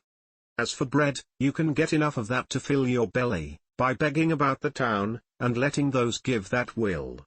"I will tell Penelope," answered Ulysses, "nothing but what is strictly true. I know all about her husband, and have been partner with him in affliction, but I am afraid of passing through this crowd of cruel suitors, for their pride and insolence reach heaven. Just now, moreover, as I was going about the house without doing any harm, a man gave me a blow that hurt me very much, but neither Telemachus nor anyone else defended me. Tell Penelope, therefore, to be patient and wait till sundown. Let her give me a seat close up to the fire, for my clothes are worn very thin, you know they are, for you have seen them ever since I first asked you to help me. She can then ask me about the return of her husband." The swineherd went back when he heard this, and Penelope said as she saw him cross the threshold, "Why do you not bring him here, Eumaeus? Is he afraid that someone will ill-treat him, or is he shy of coming inside the house at all? Beggars should not be shamefaced." To this you answered, "O swineherd Eumaeus, the stranger is quite reasonable. He is avoiding the suitors, and is only doing what anyone else would do. He asks you to wait till sundown, and it will be much better, madam, that you should have him all to yourself, when you can hear him and talk to him as you will." "The man is no fool," answered Penelope, "it would very likely be as he says, for there are no such abominable people in the whole world as these men are." When she had done speaking, Eumaeus went back to the suitors, for he had explained everything. Then he went up to Telemachus and said in his ear so that none could overhear him, "My dear sir, I will now go back to the pigs, to see after your property and my own business. You will look to what is going on here, but above all be careful to keep out of danger, for there are many who bear you ill will. May Jove bring them to a bad end before they do us a mischief." "Very well," replied Telemachus, "go home when you have had your dinner, and in the morning come here with the victims we are to sacrifice for the day. Leave the rest to heaven and me." On this Eumaeus took his seat again, and when he had finished his dinner he left the courts and the cloister with the men at table, and went back to his pigs. As for the suitors, they presently began to amuse themselves with singing and dancing, for it was now getting on towards evening. Book 18, The Fight with Eros. Ulysses warns Amphinomus. Penelope gets presents from the suitors, the braziers. Ulysses rebukes Eurymachus. Now there came a certain common tramp who used to go begging all over the city of Ithaca, and was notorious as an incorrigible glutton and drunkard. This man had no strength nor stay in him, but he was a great hulking fellow to look at. His real name, the one his mother gave him, was Arnias, but the young men of the place called him Eros, because he used to run errands for anyone who would send him. As soon as he came he began to insult Ulysses, and to try and drive him out of his own house. "Be off, old man," he cried, "from the doorway, or you shall be dragged out neck and heels. Do you not see that they are all giving me the wink, and wanting me to turn you out by force, only I do not like to do so? Get up then, and go of yourself, or we shall come to blows." Ulysses frowned on him and said, "My friend, I do you no manner of harm. People give you a great deal, but I am not jealous. There is room enough in this doorway for the pair of us, and you need not grudge me things that are not yours to give. You seem to be just such another tramp as myself, but perhaps the gods will give us better luck by and by. Do not, however, talk too much about fighting or you will incense me, and old though I am, I shall cover your mouth and chest with blood. I shall have more peace tomorrow if I do, for you will not come to the house of Ulysses any more." Eros was very angry and answered, "You filthy glutton, you run on trippingly like an old fish fag. I have a good mind to lay both hands about you, and knock your teeth out of your head like so many boars' tusks. Get ready, therefore, and let these people here stand by and look on. You will never be able to fight one who is so much younger than yourself." Thus roundly did they rate one another on the smooth pavement in front of the doorway, and when Antinous saw what was going on he laughed heartily and said to the others, "This is the finest sport that you ever saw, heaven never yet sent anything like it into this house. The stranger and Derus have quarrelled and are going to fight, let us set them on to do so at once." The suitors all came up laughing, and gathered round the two ragged tramps. "Listen to me," said Antinous, "there are some goat's paunches down at the fire, which we have filled with blood and fat, and set aside for supper. He who is victorious and proves himself to be the better man shall have his pick of the lot, he shall be free of our table and we will not allow any other beggar about the house at all." The others all agreed, but Ulysses, to throw them off the scent, said, "Sirs, an old man like myself, worn out with suffering, cannot hold his own against a young one, but my irrepressible belly urges me on, though I know it can only end in my getting a drubbing. You must swear, however, that none of you will give me a foul blow to favor Erus and secure him the victory." They swore as he told them, and when they had completed their oath Telemachus put in a word and said, "Stranger, if you have mind to settle with this fellow, you need not be afraid of anyone here. Whoever strikes you will have to fight more than one. I am host, and the other chiefs, Antinous and Eurymachus, both of the men of understanding, are of the same mind as I am."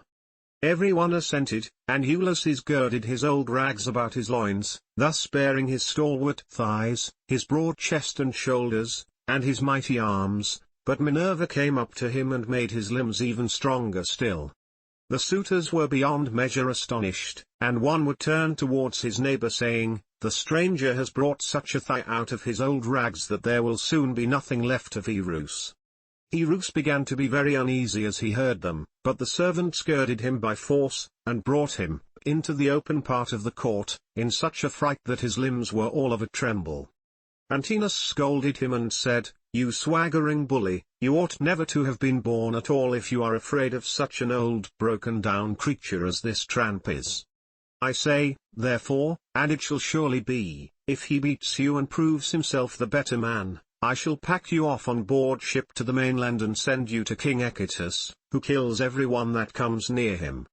He will cut off your nose and ears, and draw out your entrails for the dogs to eat."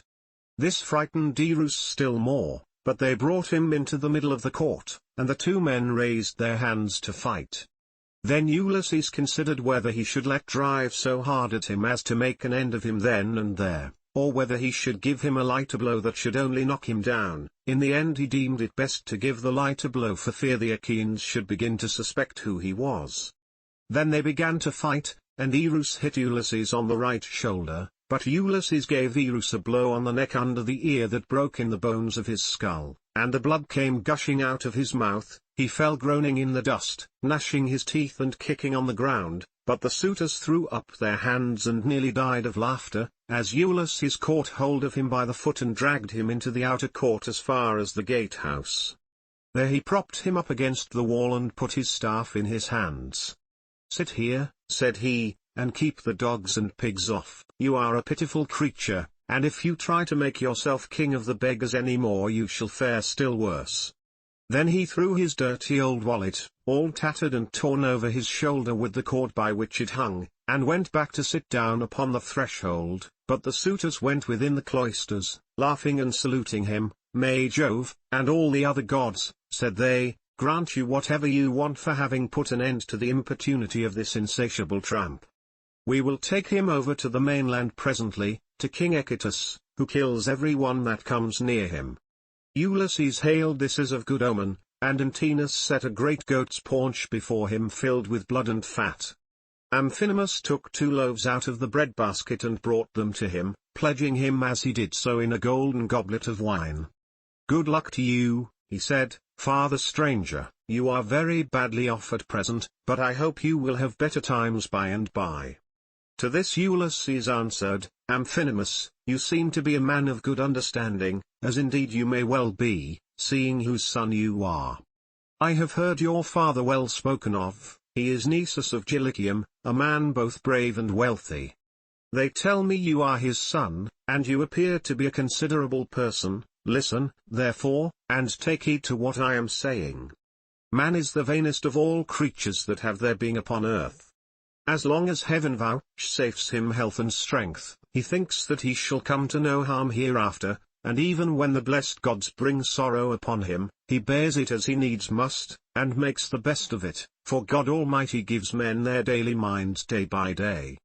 I know all about it, for I was a rich man once, and did much wrong in the stubbornness of my pride, and in the confidence that my father and my brothers would support me. Therefore let a man fear God in all things always, and take the good that heaven may see fit to send him without vain glory. Consider the infamy of what these suitors are doing, see how they are wasting the estate, and doing dishonor to the wife, of one who is certain to return some day, and that, too, not long hence. Nay, he will be here soon. May heaven send you home quietly first that you may not meet with him in the day of his coming, for once he is here the suitors and he will not part bloodlessly. With these words he made a drink offering, and when he had drunk he put the gold cup again into the hands of Amphinomus, who walked away serious and bowing his head, for he foreboded evil. But even so he did not escape destruction, for Minerva had doomed him to fall by the hand of Telemachus. So he took his seat again at the place from which he had come. Then Minerva put it into the mind of Penelope to show herself to the suitors, that she might make them still more enamored of her, and win still further honor from her son and husband. So she feigned a mocking laugh and said, Eurynome, I have changed my mind, and have a fancy to show myself to the suitors although I detest them. I should like also to give my son a hint that he had better not have anything more to do with them. They speak fairly enough but they mean mischief. My dear child, answered Eurynome, all that you have said is true. Go and tell your son about it, but first wash yourself and anoint your face. Do not go about with your cheeks all covered with tears. It is not right that you should grieve so incessantly, for Telemachus, whom you always prayed that you might live to see with a beard, is already grown up. I know, Eurynome, replied Penelope, that you mean well, but do not try and persuade me to wash and to anoint myself, for heaven robbed me of all my beauty on the day my husband sailed. Nevertheless, tell Autonoe and Hippodamia that I want them. They must be with me when I am in the cloister. I am not going among the men alone, it would not be proper for me to do so. On this the old woman went out of the room to bid the maids go to their mistress. In the meantime Minerva bethought her of another matter, and sent Penelope off into a sweet slumber, so she lay down on her couch and her limbs became heavy with sleep. Then the goddess shed grace and beauty over her that all the Achaeans might admire her. She washed her face with the ambrosial loveliness that Venus wears when she goes dancing with the Graces, she made her taller and of a more commanding figure, while as for her complexion it was whiter than sawn ivory. When Minerva had done all this she went away, whereon the maids came in from the women's room and woke Penelope with the sound of their talking. What an exquisitely delicious sleep I have been having, said she, as she passed her hands over her face, in spite of all my misery. I wish Diana would let me die so sweetly now at this very moment, that I might no longer waste in despair for the loss of my dear husband, who possessed every kind of good quality and was the most distinguished man among the Achaeans. With these words she came down from her upper room, not alone but attended by two of her maidens, and when she reached the suitors she stood by one of the bearing posts supporting the roof of the cloister, holding a veil before her face, and with a staid maid-servant on either side of her. As they beheld her the suitors were so overpowered and became so desperately enamored of her, that each one prayed he might win her for his own bedfellow. Telemachus, said she, addressing her son, I fear you are no longer so discreet and well conducted as you used to be. When you were younger you had a greater sense of propriety. Now, however, that you are grown up, though a stranger to look at you would take you for the son of a well-to-do father as far as size and good looks go, your conduct is by no means what it should be. What is all this disturbance that has been going on, and how came you to allow a stranger to be so disgracefully ill-treated? What would have happened if he had suffered serious injury while a suppliant in our house? Surely this would have been very discreditable to you. I am not surprised, my dear mother, at your displeasure, replied Telemachus. I understand all about it and know when things are not as they should be, which I could not do when I was younger. I cannot, however, behave with perfect propriety at all times. First one and then another of these wicked people here keeps driving me out of my mind, and I have no one to stand by me. After all, however, this fight between Eros and the stranger did not turn out as the suitors meant it to do, for the stranger got the best of it. I wish Father Jove, Minerva, and Apollo would break the neck of every one of these wooers of yours, some inside the house and some out, and I wish they might all be as limp as Eros is over yonder in the gate of the outer court. See how he nods his head like a drunken man. He has had such a thrashing that he cannot stand on his feet nor get back to his home, wherever that may be, for he has no strength left in him. Thus did they converse. Eurymachus then came up and said, Queen Penelope, daughter of Icarius, if all the Achaeans in Iasian Argos could see you at this moment, you would have still more suitors in your house by tomorrow morning, for you are the most admirable woman in the whole world both as regards personal beauty and strength of understanding. To this Penelope replied, Eurymachus, heaven robbed me of all my beauty whether of face or figure when the Argives set sail for Troy and my dear husband with them. If he were to return and look after my affairs, I should both be more respected and show a better presence to the world. As it is, I am oppressed with care, and with the afflictions which heaven has seen fit to heap upon me. My husband foresaw it all, and when he was leaving home he took my right wrist in his hand. Wife, he said, we shall not all of us come safe home from Troy, for the Trojans fight well both with bow and spear. They are excellent also at fighting from chariots, and nothing decides the issue of a fight sooner than this. I know not, therefore, whether heaven will send me back to you, or whether I may not fall over there at Troy. In the meantime do you look after things here. Take care of my father and mother as at present, and even more so during my absence, but when you see our son growing a beard, then marry whom you will, and leave this your present home. This is what he said, and now it is all coming true. A night will come when I shall have to yield myself to a marriage which I detest, for Jove has taken from me all hope of happiness. This further grief, moreover, cuts me to the very heart. You suitors are not wooing me after the custom of my country.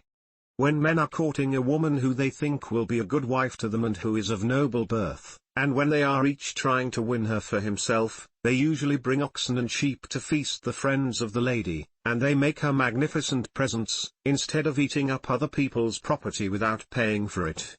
This was what she said, and Ulysses was glad when he heard her trying to get presents out of the suitors, and flattering them with fair words which he knew she did not mean. Then Antinous said, Queen Penelope, daughter of Icarius, take as many presents as you please from anyone who will give them to you. It is not well to refuse a present, but we will not go about our business nor stir from where we are, till you have married the best man among us whoever he may be. The others applauded what Antinous had said, and each one sent his servant to bring his present. Antinous' man returned with a large and lovely dress most exquisitely embroidered.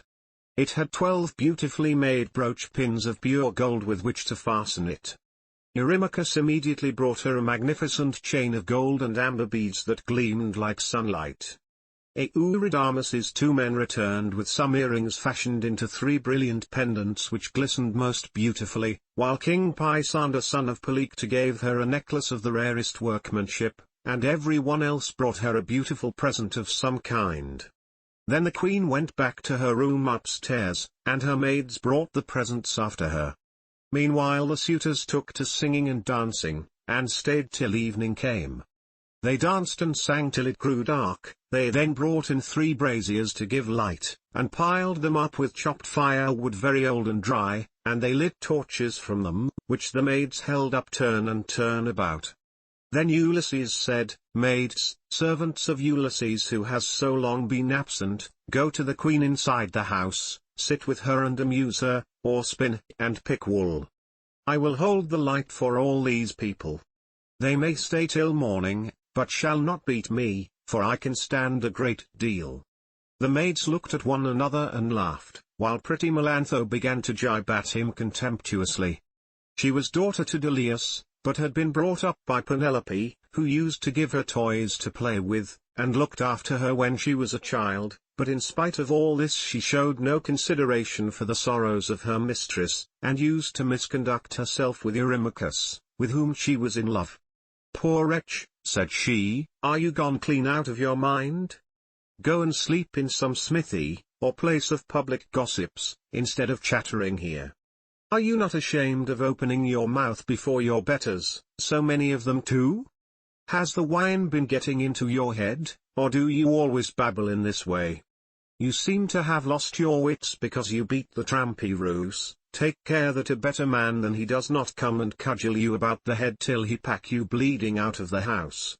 "Vixen," replied Ulysses, scowling at her, "I will go and tell Telemachus what you have been saying, and he will have you torn limb from limb." With these words he scared the women, and they went off into the body of the house. They trembled all over, for they thought he would do as he said. But Ulysses took his stand near the burning braziers, holding up torches and looking at the people, brooding the while on things that should surely come to pass. But Minerva would not let the suitors for one moment cease their insolence, for she wanted Ulysses to become even more bitter against them. She therefore set Eurymachus son of Polybus on to gibe at him, which made the others laugh. "Listen to me," said he, "you suitors of Queen Penelope, that I may speak even as I am minded. It is not for nothing that this man has come to the house of Ulysses. I believe the light has not been coming from the torches, but from his own head, for his hair is all gone, every bit of it." Then turning to Ulysses he said, "Stranger, will you work as a servant, if I send you to the wolds and see that you are well paid? Can you build a stone fence, or plant trees? I will have you fed all the year round, and will find you in shoes and clothing. Will you go, then? Not you, for you have got into bad ways, and do not want to work, you had rather fill your belly by going round the country begging." "Eurymachus," answered Ulysses, "if you and I were to work one against the other in early summer when the days are at their longest, give me a good scythe, and take another yourself, and let us see which will last the longer or mow the stronger, from dawn till dark when the mowing grass is about. Or if you will plough against me, let us each take a yoke of tawny oxen, well mated and of great strength and endurance, turn me into a 4-acre field, and see whether you or I can drive the straight a furrow. If, again, war were to break out this day, give me a shield, a couple of spears and a helmet fitting well upon my temples, you would find me foremost in the fray, and would cease your gibes about my belly. You are insolent and cruel, and think yourself a great man because you live in a little world, and that a bad one. If Ulysses comes to his own again, the doors of his house are wide, but you will find them narrow when you try to fly through them." Eurymachus was furious at all this. He scowled at him and cried, "You wretch, I will soon pay you out for daring to say such things to me, and in public too. Has the wine been getting into your head, or do you always babble in this way? You seem to have lost your wits because you beat the trampy roos." With this he caught hold of a footstool, but Ulysses sought protection at the knees of Amphinomus of Dulichium, for he was afraid. The stool hit the cupbearer on his right hand and knocked him down. The man fell with a cry flat on his back, and his wine jug fell ringing to the ground. The suitors in the covered cloister were now in an uproar, and one would turn towards his neighbor, saying, "I wish the stranger had gone somewhere else, bad luck to him, for all the trouble he gives us.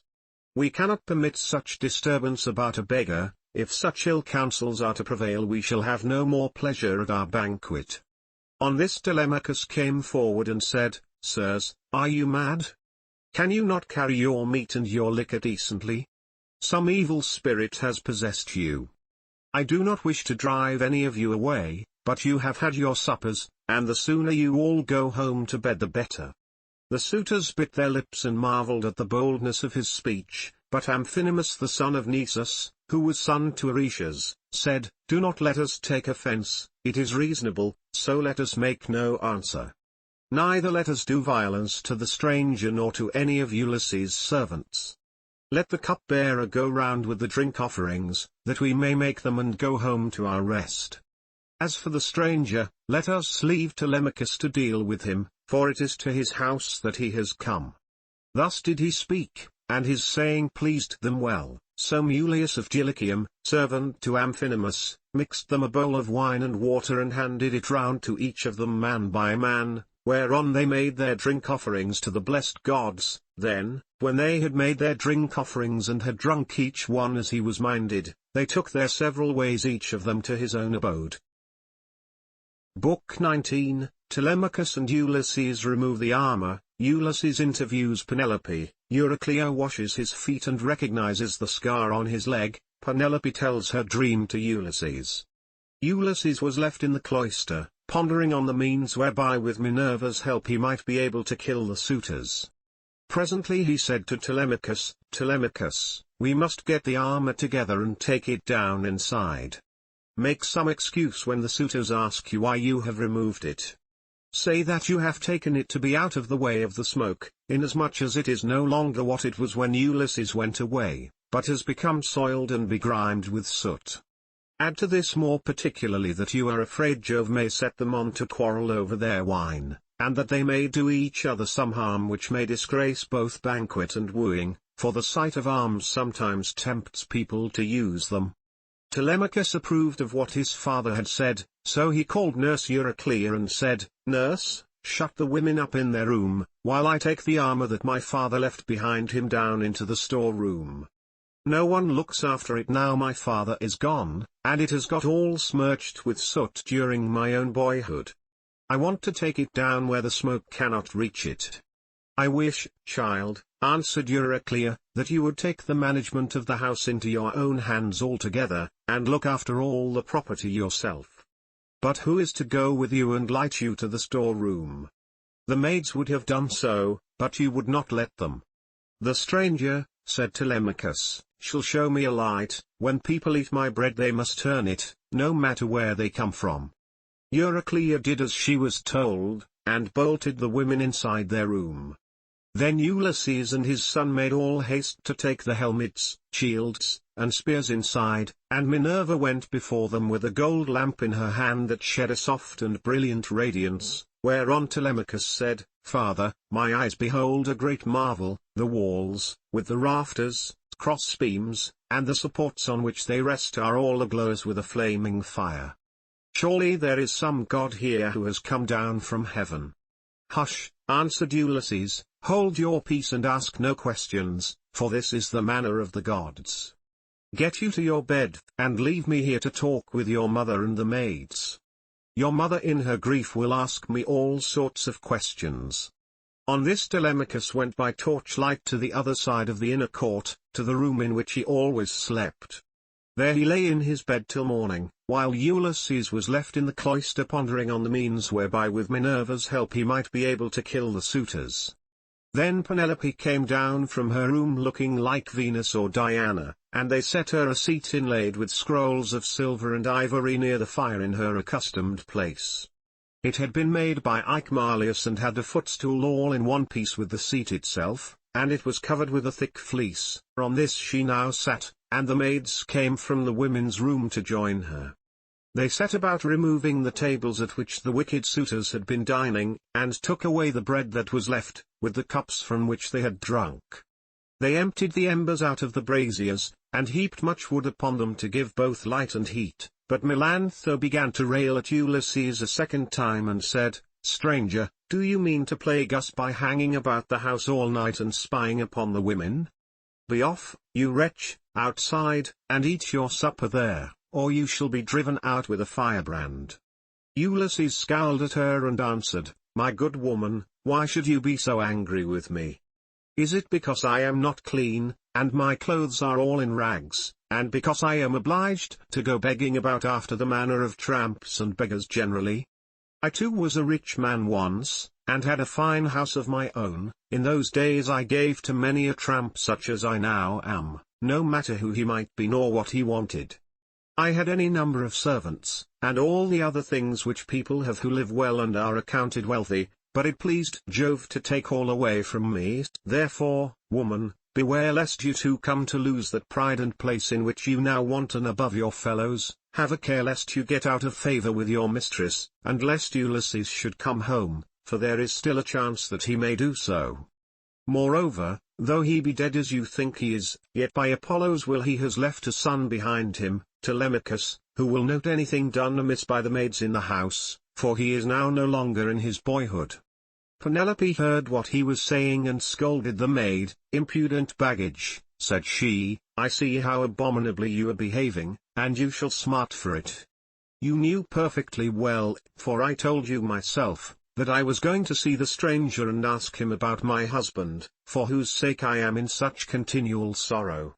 Then she said to her head-waiting woman Eurynome, bring a seat with a fleece upon it, for the stranger to sit upon while he tells his story, and listens to what I have to say. I wish to ask him some questions. Eurynome brought the seat at once and set a fleece upon it, and as soon as Ulysses had sat down Penelope began by saying, Stranger, I shall first ask you who and whence are you? Tell me of your town and parents. Madam, answered Ulysses, who on the face of the whole earth can dare to chide with you? Your fame reaches the firmament of heaven itself, you are like some blameless king, who upholds righteousness, as the monarch over a great and valiant nation. The earth yields its wheat and barley, the trees are loaded with fruit, the ewes bring forth lambs, and the sea abounds with fish by reason of his virtues, and his people do good deeds under him. Nevertheless, as I sit here in your house, ask me some other question and do not seek to know my race and family, or you will recall memories that will yet more increase my sorrow. I am full of heaviness, but I ought not to sit weeping and wailing in another person's house, nor is it well to be thus grieving continually. I shall have one of the servants or even yourself complaining of me, and saying that my eyes swim with tears because I am heavy with wine. Then Penelope answered, Stranger, heaven robbed me of all beauty, whether of face or figure, when the Argives set sail for Troy and my dear husband with them. If he were to return and look after my affairs I should be both more respected and should show a better presence to the world. As it is, I am oppressed with care, and with the afflictions which heaven has seen fit to heap upon me. The chiefs from all our islands, Dulichium, Same, and Zakynthus, as also from Ithaca itself, are wooing me against my will and are wasting my estate. I can therefore show no attention to strangers, nor suppliants, nor to people who say that they are skilled artisans, but am all the time broken-hearted about Ulysses. They want me to marry again at once, and I have to invent stratagems in order to deceive them. In the first place heaven put it in my mind to set up a great tambour frame in my room, and to begin working upon an enormous piece of fine needlework. Then I said to them, Sweethearts, Ulysses is indeed dead. Still, do not press me to marry again immediately, wait, for I would not have my skill in needlework perish unrecorded, till I have finished making a pall for the hero Laertes, to be ready against the time when death shall take him. He is very rich, and the women of the place will talk if he is laid out without a pall. This was what I said, and they assented, whereon I used to keep working at my great web all day long, but at night I would unpick the stitches again by torchlight. I fooled them in this way for 3 years without their finding it out, but as time wore on and I was now in my 4th year, in the waning of moons, and many days had been accomplished, those good-for-nothing hussies my maids betrayed me to the suitors, who broke in upon me and caught me. They were very angry with me, so I was forced to finish my work whether I would or no. And now I do not see how I can find any further shift for getting out of this marriage. My parents are putting great pressure upon me, and my son chafes at the ravages the suitors are making upon his estate, for he is now old enough to understand all about it and is perfectly able to look after his own affairs, for heaven has blessed him with an excellent disposition. Still, notwithstanding all this, tell me who you are and where you come from, for you must have had father and mother of some sort, you cannot be the son of an oak or of a rock. Then Ulysses answered, Madam, wife of Ulysses, since you persist in asking me about my family, I will answer, no matter what it costs me. People must expect to be pained when they have been exiles as long as I have, and suffered as much among as many peoples. Nevertheless, as regards your question, I will tell you all you ask. There is a fair and fruitful island in mid-ocean called Crete. It is thickly peopled and there are 90 cities in it. The people speak many different languages which overlap one another, for there are Achaeans, brave Eteocretans, Dorians of threefold race, and noble Pelasgi. There is a great town there, Knossos, where Minos reigned, who every 9 years had a conference with Jove himself. Minos was father to Deucalion, whose son I am, for Deucalion had 2 sons, Idomeneus and myself. Idomeneus sailed for Troy, and I, who am the younger, am called Aethon. My brother, however, was at once the older and the more valiant of the 2, hence it was in Crete that I saw Ulysses and showed him hospitality, for the wind took him there as he was on his way to Troy, carrying him out of his course from Cape Malea and leaving him in Amnisos off the cave of Ilithuia, where the harbours are difficult to enter, and he could hardly find shelter from the winds that were then raging. As soon as he got there he went into the town and asked for Idomeneus, claiming to be his old and valued friend, but Idomeneus had already set sail for Troy some 10 or 12 days earlier, so I took him to my own house and showed him every kind of hospitality, for I had abundance of everything. Moreover, I fed the men who were with him with barley meal from the public store, and got subscriptions of wine and oxen for them to sacrifice to their heart's content. They stayed with me 12 days, for there was a gale blowing from the north so strong that one could hardly keep one's feet on land. I suppose some unfriendly god had raised it for them, but on the 13th day the wind dropped, and they got away. Many a plausible tale did Ulysses further tell her, and Penelope wept as she listened, for her heart was melted. As the snow wastes upon the mountain tops when the winds from southeast and west have breathed upon it and thawed it till the rivers run bank full with water, even so did her cheeks overflow with tears for the husband who was all the time sitting by her side. Ulysses felt for her and was sorry for her, but he kept his eyes as hard as horn or iron without letting them so much as quiver, so cunningly did he restrain his tears. Then, when she had relieved herself by weeping, she turned to him again and said, "Now, stranger, I shall put you to the test and see whether or no you really did entertain my husband and his men, as you say you did. Tell me, then, how he was dressed, what kind of a man he was to look at, and so also with his companions." "Madam," answered Ulysses, "it is such a long time ago that I can hardly say. 20 years are come and gone since he left my home, and went elsewhither, but I will tell you as well as I can recollect. Ulysses wore a mantle of purple wool, double-lined, and it was fastened by a gold brooch with 2 catches for the pin. On the face of this there was a device that showed a dog holding a spotted fawn between his 4 paws, and watching it as it lay panting upon the ground. Everyone marveled at the way in which these things had been done in gold, the dog looking at the fawn, and strangling it, while the fawn was struggling convulsively to escape. As for the shirt that he wore next his skin, it was so soft that it fitted him like the skin of an onion, and glistened in the sunlight to the admiration of all the women who beheld it. Furthermore I say, and lay my saying to your heart, that I do not know whether Ulysses wore these clothes when he left home, or whether one of his companions had given them to him while he was on his voyage, or possibly someone at whose house he was staying made him a present of them, for he was a man of many friends and had few equals among the Achaeans. I myself gave him a sword of bronze and a beautiful purple mantle, double-lined, with a shirt that went down to his feet, and I sent him on board his ship with every mark of honor.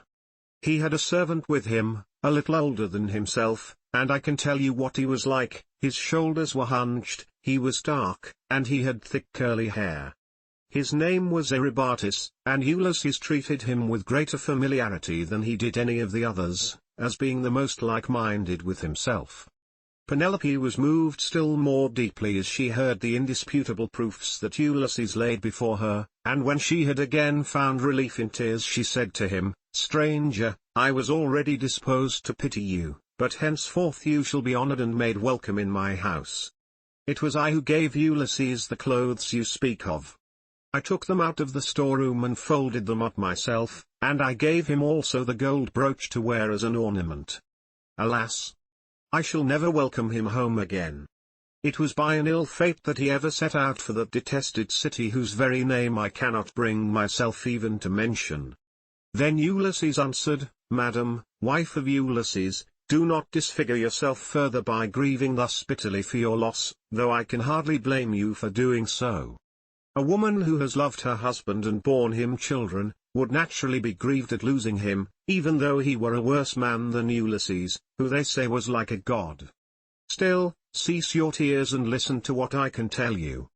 I will hide nothing from you, and can say with perfect truth that I have lately heard of Ulysses as being alive and on his way home. He is among the Thesprotians, and is bringing back much valuable treasure that he has begged from one and another of them. But his ship and all his crew were lost as they were leaving the Thrinacian island, for Jove and the sun god were angry with him because his men had slaughtered the sun god's cattle, and they were all drowned to a man. But Ulysses stuck to the keel of the ship and was drifted on to the land of the Phaeacians, who are near of kin to the immortals, and who treated him as though he had been a god, giving him many presents, and wishing to escort him home safe and sound. In fact, Ulysses would have been here long ago, had he not thought better to go from land to land gathering wealth, for there is no man living who is so wily as he is, there is no one can compare with him. Phidon king of the Thesprotians told me all this, and he swore to me, making drink offerings in his house as he did so, that the ship was by the waterside and the crew found who would take Ulysses to his own country. He sent me off first, for there happened to be a Thesprotian ship sailing for the wheat-growing island of Dulichium, but he showed me all the treasure Ulysses had got together, and he had enough lying in the house of King Phidon to keep his family for 10 generations. But the king said Ulysses had gone to Dodona that he might learn Jove's mind from the high oak tree, and know whether after so long an absence he should return to Ithaca openly or in secret. So you may know he is safe and will be here shortly. He is close at hand and cannot remain away from home much longer. Nevertheless I will confirm my words with an oath, and call Jove who is the first and mightiest of all gods to witness, as also that hearth of Ulysses to which I have now come, that all I have spoken shall surely come to pass. Ulysses will return in this self-same year, with the end of this moon and the beginning of the next he will be here." "May it be even so," answered Penelope. "If your words come true you shall have such gifts and such goodwill from me that all who see you shall congratulate you, but I know very well how it will be. Ulysses will not return, neither will you get your escort hence, for so surely as that Ulysses ever was, there are now no longer any such masters in the house as he was, to receive honorable strangers or to further them on their way home. And now, you maids, wash his feet for him, and make him a bed on a couch with rugs and blankets, that he may be warm and quiet till morning. Then, at daybreak wash him and anoint him again, that he may sit in the cloister and take his meals with Telemachus. It shall be the worse for any one of these hateful people who is uncivil to him, like it or not, he shall have no more to do in this house. For how, sir, shall you be able to learn whether or no I am superior to others of my sex both in goodness of heart and understanding, if I let you dine in my cloisters squalid and ill-clad? Men live but for a little season, if they are hard, and deal hardly, people wish them ill so long as they are alive, and speak contemptuously of them when they are dead, but he that is righteous and deals righteously, the people tell of his praise among all lands, and many shall call him blessed." Ulysses answered, "Madam, I have forsworn rugs and blankets from the day that I left the snowy ranges of Crete to go on shipboard. I will lie as I have lain on many a sleepless night hitherto. Night after night have I passed in any rough sleeping place, and waited for morning. Nor, again, do I like having my feet washed. I shall not let any of the young hussies about your house touch my feet, but, if you have any old and respectable woman who has gone through as much trouble as I have, I will allow her to wash them." To this Penelope said, "My dear sir, of all the guests who ever yet came to my house there never was one who spoke in all things with such admirable propriety as you do.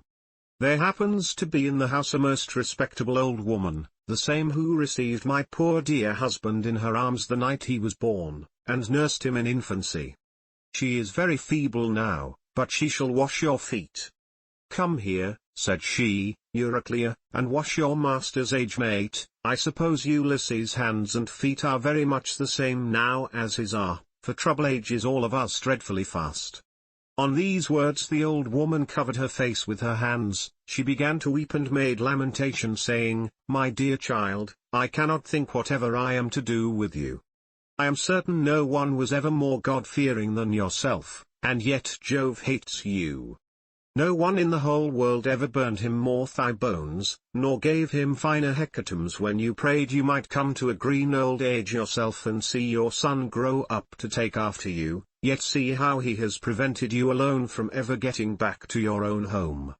I have no doubt the women in some foreign palace which Ulysses has got to are jibing at him as all these sluts here have been jibing at you. I do not wonder at your not choosing to let them wash you after the manner in which they have insulted you. I will wash your feet myself gladly enough, as Penelope has said that I am to do so. I will wash them both for Penelope's sake and for your own. For you have raised the most lively feelings of compassion in my mind, and let me say this moreover, which pray attend to, we have had all kinds of strangers in distress come here before now. But I make bold to say that no one ever yet came who was so like Ulysses in figure, voice, and feet as you are.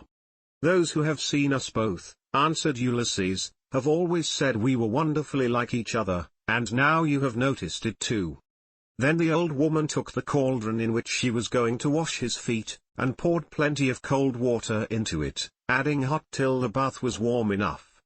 Ulysses sat by the fire, but ere long he turned away from the light, for it occurred to him that when the old woman had hold of his leg she would recognize a certain scar which it bore, whereon the whole truth would come out. And indeed as soon as she began washing her master, she at once knew the scar as one that had been given him by a wild boar when he was hunting on Mount Parnassus with his excellent grandfather Autolycus, who was the most accomplished thief and perjurer in the whole world, and with the sons of Autolycus.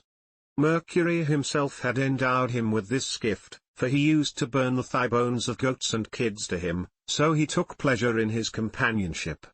It happened once that Autolycus had gone to Ithaca and had found the child of his daughter just born.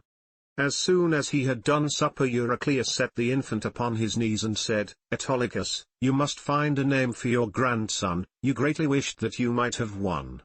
Son-in-law and daughter, replied Autolycus, call the child thus. I am highly displeased with a large number of people in one place and another, both men and women, so name the child Ulysses, or the child of anger.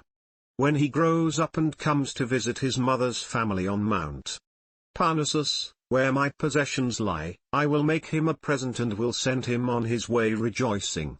Ulysses, therefore, went to Parnassus to get the presents from Autolycus, who with his sons shook hands with him and gave him welcome.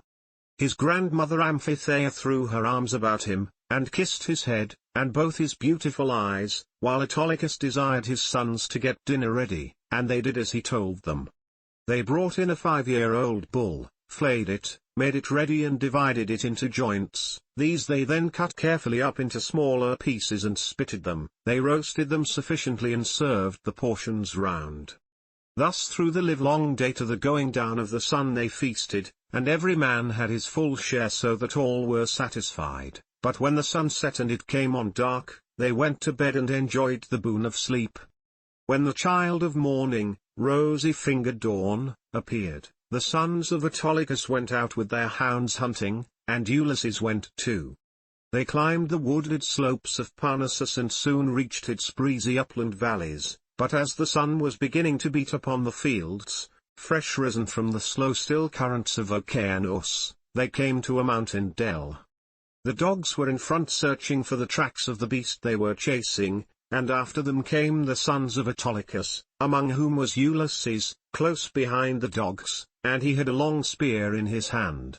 Here was the lair of a huge boar among some thick brushwood, so dense that the wind and rain could not get through it, nor could the sun's rays pierce it, and the ground underneath lay thick with fallen leaves. The boar heard the noise of the men's feet, and the hounds baying on every side as the huntsman came up to him, so he rushed from his lair, raised the bristles on his neck, and stood at bay with fire flashing from his eyes. Ulysses was the first to raise his spear and try to drive it into the brute, but the boar was too quick for him, and charged him sideways, ripping him above the knee with a gash that tore deep though it did not reach the bone. As for the boar, Ulysses hit him on the right shoulder, and the point of the spear went right through him, so that he fell groaning in the dust until the life went out of him. The sons of Autolycus busied themselves with the carcass of the boar, and bound Ulysses' wound. Then, after saying a spell to stop the bleeding, they went home as fast as they could. But when Autolycus and his sons had thoroughly healed Ulysses, they made him some splendid presents, and sent him back to Ithaca with much mutual goodwill. When he got back, his father and mother were rejoiced to see him, and asked him all about it, and how he had hurt himself to get the scar. So he told them how the boar had ripped him when he was out hunting with Autolycus and his sons on Mount Parnassus. As soon as Euryclea had got the scarred limb in her hands and had well hold of it, she recognized it and dropped the foot at once. The leg fell into the bath, which rang out and was overturned, so that all the water was spilt on the ground. Euryclea's eyes between her joy and her grief filled with tears, and she could not speak. But she caught Ulysses by the beard and said, "My dear child, I am sure you must be Ulysses himself, only I did not know you till I had actually touched and handled you." As she spoke she looked towards Penelope, as though wanting to tell her that her dear husband was in the house, but Penelope was unable to look in that direction and observe what was going on, for Minerva had diverted her attention. So Ulysses caught Euryclea by the throat with his right hand and with his left drew her close to him, and said, "Nurse, do you wish to be the ruin of me, you who nursed me at your own breast, now that after 20 years of wandering I am at last come to my own home again? Since it has been borne in upon you by heaven to recognize me, hold your tongue, and do not say a word about it to anyone else in the house, for if you do I tell you, and it shall surely be, that if heaven grants me to take the lives of these suitors, I will not spare you, though you are my own nurse, when I am killing the other women." "My child," answered Euryclea, "what are you talking about? You know very well that nothing can either bend or break me. I will hold my tongue like a stone or a piece of iron. Furthermore let me say, and lay my saying to your heart, when heaven has delivered the suitors into your hand, I will give you a list of the women in the house who have been ill-behaved, and of those who are guiltless."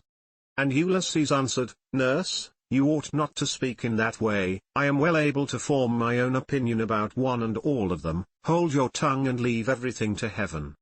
As he said this Euryclea left the cloister to fetch some more water, for the first had been all spilt, and when she had washed him and anointed him with oil, Ulysses drew his seat nearer to the fire to warm himself, and hid the scar under his rags. Then Penelope began talking to him and said, "Stranger, I should like to speak with you briefly about another matter. It is indeed nearly bedtime, for those, at least, who can sleep in spite of sorrow. As for myself, heaven has given me a life of such unmeasurable woe, that even by day when I am attending to my duties and looking after the servants, I am still weeping and lamenting during the whole time. Then, when night comes, and we all of us go to bed, I lie awake thinking, and my heart becomes a prey to the most incessant and cruel tortures. As the young nightingale, daughter of Pandareus, sings in the early spring from her seat in shadiest covert hid, and with many a plaintive trill pours out the tale how by mishap she killed her own child Aetalus, son of King Zethus, even so does my mind toss and turn in its uncertainty whether I ought to stay with my son here, and safeguard my substance, my bondsman, and the greatness of my house, out of regard to public opinion and the memory of my late husband, or whether it is not now time for me to go with the best of these suitors who are wooing me and making me such magnificent presents. As long as my son was still young, and unable to understand, he would not hear of my leaving my husband's house, but now that he is full grown he begs and prays me to do so, being incensed at the way in which the suitors are eating up his property. Listen, then, to a dream that I have had and interpret it for me if you can. I have 20 geese about the house that eat mash out of a trough, and of which I am exceedingly fond. I dreamed that a great eagle came swooping down from a mountain, and dug his curved beak into the neck of each of them till he had killed them all. Presently he soared off into the sky, and left them lying dead about the yard, whereon I wept in my dream till all my maids gathered round me, so piteously was I grieving because the eagle had killed my geese. Then he came back again, and perching on a projecting rafter spoke to me with human voice, and told me to leave off crying. Be of good courage, he said, daughter of Icarius, this is no dream, but a vision of good omen that shall surely come to pass. The geese are the suitors, and I am no longer an eagle, but your own husband, who am come back to you, and who will bring these suitors to a disgraceful end. On this I woke, and when I looked out I saw my geese at the trough eating their mash as usual. This dream, madam, replied Ulysses, can admit but of one interpretation, for had not Ulysses himself told you how it shall be fulfilled? The death of the suitors is portended, and not one single one of them will escape. And Penelope answered, Stranger, dreams are very curious and unaccountable things, and they do not by any means invariably come true. There are two gates through which these unsubstantial fancies proceed, the one is of horn, and the other ivory. Those that come through the gate of ivory are fatuous, but those from the gate of horn mean something to those that see them. I do not think, however, that my own dream came through the gate of horn, though I and my son should be most thankful if it proves to have done so. Furthermore I say, and lay my saying to your heart, the coming dawn will usher in the ill-omened day that is to sever me from the house of Ulysses, for I am about to hold a tournament of axes. My husband used to set up 12 axes in the court, one in front of the other, like the stays upon which a ship is built. He would then go back from them and shoot an arrow through the whole 12. I shall make the suitors try to do the same thing, and whichever of them can string the bow most easily, and send his arrow through all the 12 axes, him will I follow, and quit this house of my lawful husband, so goodly and so abounding in wealth. But even so, I doubt not that I shall remember it in my dreams. Then Ulysses answered, Madam, wife of Ulysses, you need not defer your tournament, for Ulysses will return ere ever they can string the bow, handle it how they will, and send their arrows through the iron. To this Penelope said, As long, sir, as you will sit here and talk to me, I can have no desire to go to bed. Still, people cannot do permanently without sleep, and heaven has appointed us dwellers on earth a time for all things. I will therefore go upstairs and recline upon that couch which I have never ceased to flood with my tears from the day Ulysses set out for the city with a hateful name. She then went upstairs to her own room, not alone, but attended by her maidens, and when there, she lamented her dear husband till Minerva shed sweet sleep over her eyelids. Book 20, Ulysses cannot sleep, Penelope's prayer to Diana, the two signs from heaven. Eumaeus and Philoetius arrive, the suitors dine, Ctesippus throws an ox's foot at Ulysses, Theoclymenus foretells disaster and leaves the house. Ulysses slept in the cloister upon an undressed bullock's hide, on the top of which he threw several skins of the sheep the suitors had eaten, and Eurynome threw a cloak over him after he had laid himself down. There, then, Ulysses lay wakefully brooding upon the way in which he should kill the suitors, and by, the women who had been in the habit of misconducting themselves with them, left the house giggling and laughing with one another. This made Ulysses very angry, and he doubted whether to get up and kill every single one of them then and there, or to let them sleep one more and last time with the suitors. His heart growled within him, and as a bitch with puppies growls and shows her teeth when she sees a stranger, so did his heart growl with anger at the evil deeds that were being done, but he beat his breast and said, Heart, be still, you had worse than this to bear on the day when the terrible Cyclops ate your brave companions, yet you bore it in silence till your cunning got you safe out of the cave, though you made sure of being killed. Thus he chided with his heart, and checked it into endurance. But he tossed about as one who turns a paunch full of blood and fat in front of a hot fire, doing it first on one side and then on the other, that he may get it cooked as soon as possible. Even so did he turn himself about from side to side, thinking all the time how, single-handed as he was, he should contrive to kill so large a body of men as the wicked suitors. But by and by Minerva came down from heaven in the likeness of a woman, and hovered over his head saying, "My poor unhappy man, why do you lie awake in this way? This is your house, your wife is safe inside it, and so is your son who is just such a young man as any father may be proud of." "Goddess," answered Ulysses, "all that you have said is true, but I am in some doubt as to how I shall be able to kill these wicked suitors single-handed, seeing what a number of them there always are. And there is this further difficulty, which is still more considerable.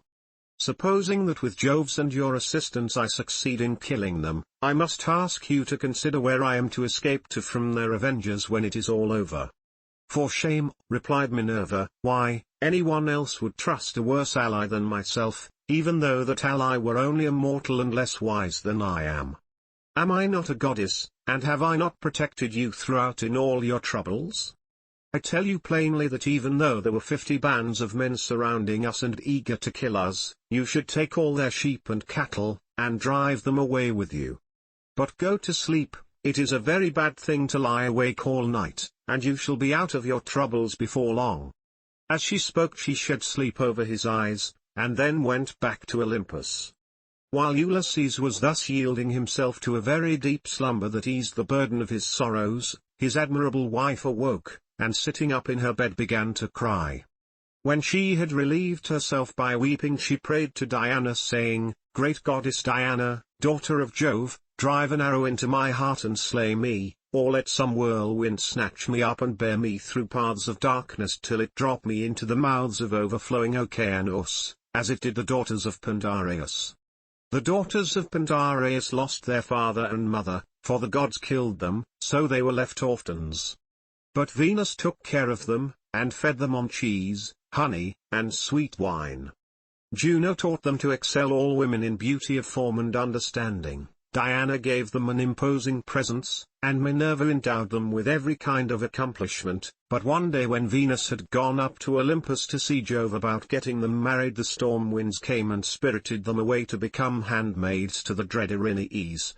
Even so I wish that the gods who live in heaven would hide me from mortal sight, or that fair Diana might strike me, for I would fain go even beneath the sad earth if I might do so, still looking towards Ulysses only, and without having to yield myself to a worse man than he was. Besides, no matter how much people may grieve by day, they can put up with it so long as they can sleep at night, for when the eyes are closed in slumber people forget good and ill alike, whereas my misery haunts me even in my dreams. This very night methought there was one lying by my side who was like Ulysses as he was when he went away with his host, and I rejoiced, for I believed that it was no dream, but the very truth itself. On this the day broke, but Ulysses heard the sound of her weeping, and it puzzled him, for it seemed as though she already knew him and was by his side. Then he gathered up the cloak and the fleeces on which he had lain, and set them on a seat in the cloister, but he took the bullock's hide out into the open. He lifted up his hands to heaven, and prayed, saying, "Father Jove, since you have seen fit to bring me over land and sea to my own home after all the afflictions you have laid upon me, give me a sign out of the mouth of some one or other of those who are now waking within the house, and let me have another sign of some kind from outside." Thus did he pray. Jove heard his prayer and forthwith thundered high up among the clouds from the splendor of Olympus, and Ulysses was glad when he heard it. At the same time within the house, a miller woman from hard by in the mill room lifted up her voice and gave him another sign. There were 12 miller women whose business it was to grind wheat and barley, which are the staff of life. The others had ground their task and had gone to take their rest, but this one had not yet finished, for she was not so strong as they were, and when she heard the thunder she stopped grinding and gave the sign to her master.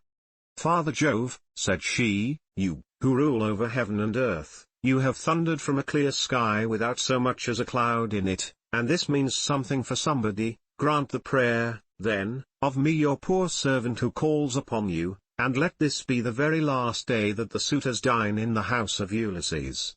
They have worn me out with labor of grinding meal for them, and I hope they may never have another dinner anywhere at all." Ulysses was glad when he heard the omens conveyed to him by the woman's speech, and by the thunder, for he knew they meant that he should avenge himself on the suitors. Then the other maids in the house rose and lit the fire on the hearth. Telemachus also rose and put on his clothes. He girded his sword about his shoulder, bound his sandals onto his comely feet, and took a doughty spear with a point of sharpened bronze. Then he went to the threshold of the cloister and said to Euryclea, "Nurse, did you make the stranger comfortable both as regards bed and board, or did you let him shift for himself? For my mother, good woman though she is, has a way of paying great attention to second-rate people, and of neglecting others who are in reality much better men." "Do not find fault, child," said Euryclea, "when there is no one to find fault with. The stranger sat and drank his wine as long as he liked. Your mother did ask him if he would take any more bread and he said he would not. When he wanted to go to bed she told the servants to make one for him, but he said he was such a wretched outcast that he would not sleep on a bed and under blankets. He insisted on having an undressed bullock's hide and some sheepskins put for him in the cloister, and I threw a cloak over him myself." Then Telemachus went out of the court to the place where the Achaeans were meeting in assembly. He had his spear in his hand, and he was not alone, for his 2 dogs went with him. But Euryclea called the maids and said, "Come, wake up, set about sweeping the cloisters and sprinkling them with water to lay the dust, put the covers on the seats, wipe down the tables, some of you, with a wet sponge, clean out the mixing jugs and the cups, and go for water from the fountain at once. The suitors will be here directly, they will be here early, for it is a feast day." Thus did she speak, and they did even as she had said. 20 of them went to the fountain for water, and the others set themselves busily to work about the house. The men who were in attendance on the suitors also came up and began chopping firewood. By and by the women returned from the fountain, and the swineherd came after them with the 3 best pigs he could pick out. These he let feed about the premises, and then he said good-humouredly to Ulysses, "Stranger, are the suitors treating you any better now, or are they as insolent as ever?" "May heaven," answered Ulysses, "requite to them the wickedness with which they deal high-handedly in another man's house without any sense of shame." Thus did they converse. Meanwhile Melanthius the goatherd came up, for he too was bringing in his best goats for the suitors' dinner, and he had 2 shepherds with him. They tied the goats up under the gatehouse, and then Melanthius began gibing at Ulysses. "Are you still here, stranger," said he, "to pester people by begging about the house? Why can you not go elsewhere? You and I shall not come to an understanding before we have given each other a taste of our fists. You beg without any sense of decency. Are there not feasts elsewhere among the Achaeans, as well as here?" Ulysses made no answer, but bowed his head and brooded. Then a 3rd man, Philoetius, joined them, who was bringing in a barren heifer and some goats. These were brought over by the boatmen who are there to take people over when any one comes to them. So Philoetius made his heifer and his goats secure under the gatehouse, and then went up to the swineherd. "Who, swineherd," said he, "is this stranger that is lately come here? Is he one of your men? What is his family? Where does he come from? Poor fellow, he looks as if he had been some great man, but the gods give sorrow to whom they will, even to kings if it so pleases them." As he spoke he went up to Ulysses and saluted him with his right hand. "Good day to you, father stranger," said he, "you seem to be very poorly off now, but I hope you will have better times by and by. Father Jove, of all gods you are the most malicious. We are your own children, yet you show us no mercy in all our misery and afflictions. A sweat came over me when I saw this man, and my eyes filled with tears, for he reminds me of Ulysses, who I fear is going about in just such rags as this man's are, if indeed he is still among the living. If he is already dead and in the house of Hades, then, alas!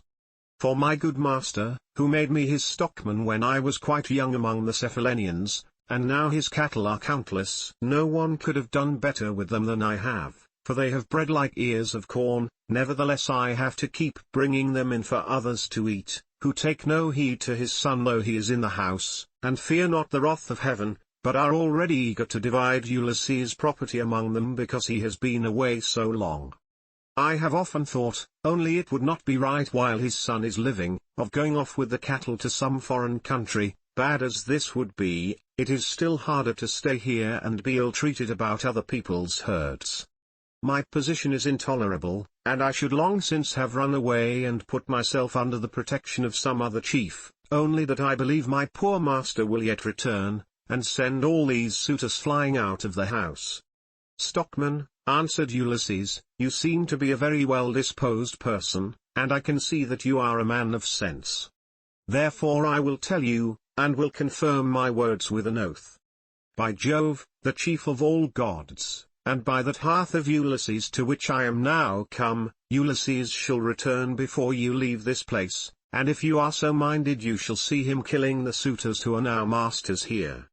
"If Jove were to bring this to pass," replied the stockman, "you should see how I would do my very utmost to help him." And in like manner Eumaeus prayed that Ulysses might return home. Thus did they converse. Meanwhile the suitors were hatching a plot to murder Telemachus, but a bird flew near them on their left hand, an eagle with a dove in its talons. On this Amphinomus said, "My friends, this plot of ours to murder Telemachus will not succeed, let us go to dinner instead." The others assented, so they went inside and laid their cloaks on the benches and seats. They sacrificed the sheep, goats, pigs, and the heifer, and when the inward meats were cooked they served them round. They mixed the wine in the mixing bowls, and the swineherd gave every man his cup, while Philaetius handed round the bread in the bread baskets, and Melanthius poured them out their wine. Then they laid their hands upon the good things that were before them. Telemachus purposely made Ulysses sit in the part of the cloister that was paved with stone, he gave him a shabby-looking seat at a little table to himself, and had his portion of the inward meats brought to him, with his wine in a gold cup. "Sit there," said he, "and drink your wine among the great people. I will put a stop to the gibes and blows of the suitors, for this is no public house, but belongs to Ulysses, and has passed from him to me. Therefore, suitors, keep your hands and your tongues to yourselves, or there will be mischief." The suitors bit their lips, and marveled at the boldness of his speech. Then Antinous said, "We do not like such language, but we will put up with it, for Telemachus is threatening us in good earnest. If Jove had let us we should have put a stop to his brave talk ere now." Thus spoke Antinous, but Telemachus heeded him not. Meanwhile the heralds were bringing the holy hecatomb through the city, and the Achaeans gathered under the shady grove of Apollo. Then they roasted the outer meat, drew it off the spits, gave every man his portion, and feasted to their heart's content. Those who waited at table gave Ulysses exactly the same portion as the others had, for Telemachus had told them to do so. But Minerva would not let the suitors for one moment drop their insolence, for she wanted Ulysses to become still more bitter against them. Now there happened to be among them a ribald fellow, whose name was Ctesippus, and who came from Same. This man, confident in his great wealth, was paying court to the wife of Ulysses, and said to the suitors, "Hear what I have to say. The stranger has already had as large a portion as anyone else. This is well, for it is not right nor reasonable to ill-treat any guest of Telemachus who comes here. I will, however, make him a present on my own account, that he may have something to give to the bath-woman, or to some other of Ulysses' servants." As he spoke he picked up a heifer's foot from the meat basket in which it lay, and threw it at Ulysses, but Ulysses turned his head a little aside, and avoided it, smiling grimly Sardinian fashion as he did so, and it hit the wall, not him. On this Telemachus spoke fiercely to Ctesippus. "It is a good thing for you," said he, "that the stranger turned his head so that you missed him. If you had hit him I should have run you through with my spear, and your father would have had to see about getting you buried rather than married in this house. So let me have no more unseemly behavior from any of you, for I am grown up now to the knowledge of good and evil and understand what is going on, instead of being the child that I have been heretofore. I have long seen you killing my sheep and making free with my corn and wine. I have put up with this, for one man is no match for many, but do me no further violence. Still, if you wish to kill me, I would far rather die than see such disgraceful scenes day after day, guests insulted, and men dragging the women servants about the house in an unseemly way. They all held their peace till at last Archelaus son of Damastus said, "No one should take offense at what has just been said, nor gainsay it, for it is quite reasonable. Leave off, therefore, ill-treating the stranger, or anyone else of the servants who are about the house. I would say, however, a friendly word to Telemachus and his mother, which I trust may commend itself to both. As long, I would say, as you had ground for hoping that Ulysses would one day come home, no one could complain of your waiting and suffering the suitors to be in your house. It would have been better that he should have returned, but it is now sufficiently clear that he will never do so, therefore talk all this quietly over with your mother, and tell her to marry the best man, and the one who makes her the most advantageous offer. Thus you will yourself be able to manage your own inheritance, and to eat and drink in peace, while your mother will look after some other man's house, not yours." To this Telemachus answered, "By Jove, Archelaus, and by the sorrows of my unhappy father, who has either perished far from Ithaca, or is wandering in some distant land, I throw no obstacles in the way of my mother's marriage. On the contrary, I urge her to choose whomsoever she will, and I will give her numberless gifts into the bargain, but I dare not insist point blank that she shall leave the house against her own wishes. Heaven forbid that I should do this." Minerva now made the suitors fall to laughing immoderately, and set their wits wandering, but they were laughing with a forced laughter. Their meat became smeared with blood, their eyes filled with tears, and their hearts were heavy with forebodings. Theoclymenus saw this and said, "Unhappy men, what is it that ails you?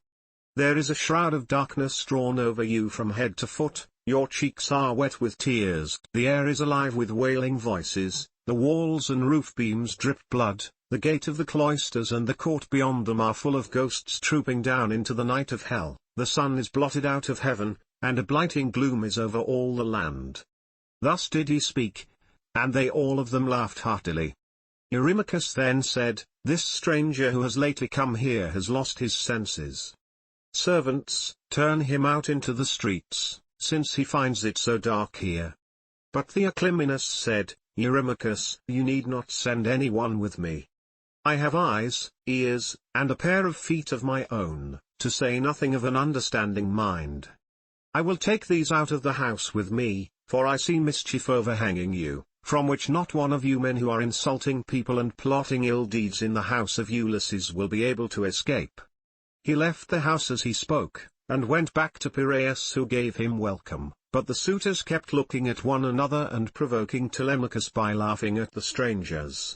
One insolent fellow said to him, "Telemachus, you are not happy in your guests. First you have this importunate tramp, who comes begging bread and wine and has no skill for work or for hard fighting, but is perfectly useless, and now here is another fellow who is setting himself up as a prophet. Let me persuade you, for it will be much better to put them on board ship and send them off to the Sicels to sell for what they will bring." Telemachus gave him no heed, but sat silently watching his father, expecting every moment that he would begin his attack upon the suitors. Meanwhile the daughter of Icarius, wise Penelope, had had a rich seat placed for her facing the court and cloisters, so that she could hear what every one was saying. The dinner indeed had been prepared amid much merriment, it had been both good and abundant, for they had sacrificed many victims, but the supper was yet to come, and nothing can be conceived more gruesome than the meal which a goddess and a brave man were soon to lay before them, for they had brought their doom upon themselves. Book 21, The Trial of the Axes, during which Ulysses reveals himself to Eumaeus and Philoetius. Minerva now put it in Penelope's mind to make the suitors try their skill with the bow and with the iron axes, in contest among themselves, as a means of bringing about their destruction. She went upstairs and got the storeroom key, which was made of bronze and had a handle of ivory. She then went with her maidens into the storeroom at the end of the house, where her husband's treasures of gold, bronze, and wrought iron were kept, and where was also his bow, and the quiver full of deadly arrows that had been given him by a friend whom he had met in Lacedaemon, Iphitus the son of Eurytus. The two fell in with one another in Mycenae at the house of Autolycus, where Ulysses was staying in order to recover a debt that was owing from the whole people, for the Messenians had carried off 300 sheep from Ithaca, and had sailed away with them and with their shepherds. In quest of these Ulysses took a long journey while still quite young, for his father and the other chieftains sent him on a mission to recover them. Iphitus had gone there also to try and get back 12 brood mares that he had lost, and the mule foals that were running with them. These mares were the death of him in the end, for when he went to the house of Jove's son, mighty Hercules, who performed such prodigies of valor, Hercules to his shame killed him, though he was his guest, for he feared not heaven's vengeance, nor yet respected his own table which he had set before Iphitus, but killed him in spite of everything, and kept the mares himself. It was when claiming these that Iphitus met Ulysses, and gave him the bow which mighty Eurytus had been used to carry, and which on his death had been left by him to his son. Ulysses gave him in return a sword and a spear, and this was the beginning of a fast friendship, although they never visited at one another's houses, for Jove's son Hercules killed Iphitus ere they could do so. This bow, then, given him by Iphitus, had not been taken with him by Ulysses when he sailed for Troy. He had used it so long as he had been at home, but had left it behind as having been a keepsake from a valued friend. Penelope presently reached the oak threshold of the storeroom. The carpenter had planed this duly, and had drawn a line on it so as to get it quite straight. He had then set the door posts into it and hung the doors.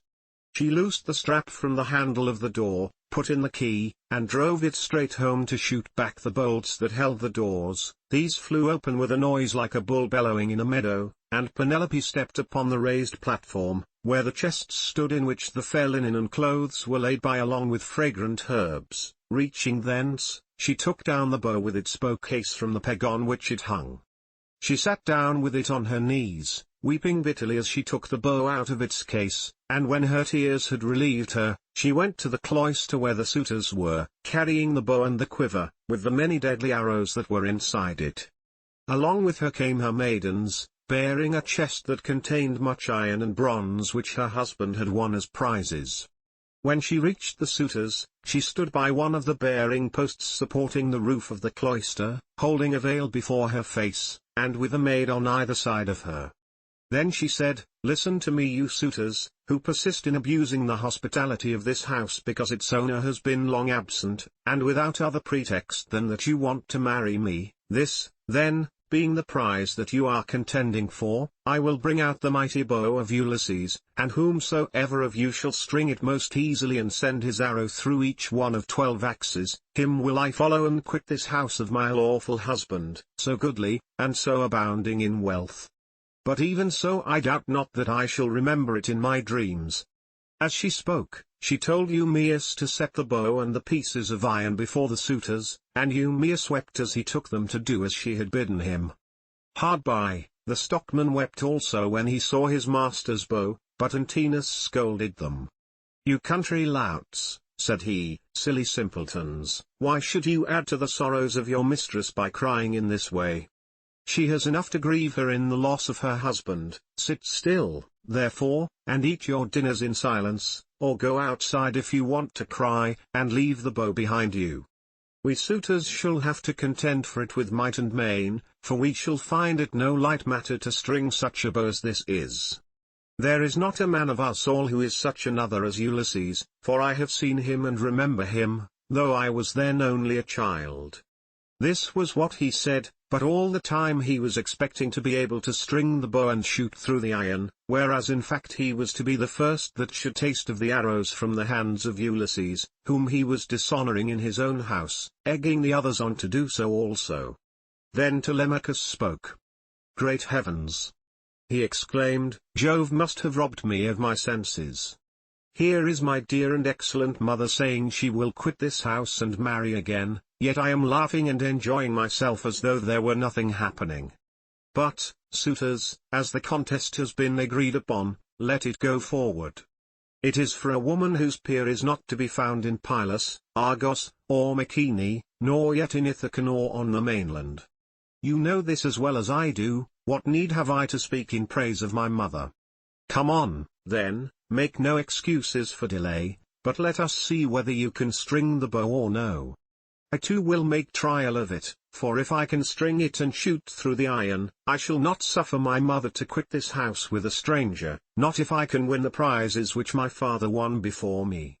As he spoke he sprang from his seat, threw his crimson cloak from him, and took his sword from his shoulder. First he set the axes in a row, in a long groove which he had dug for them, and had made straight by line.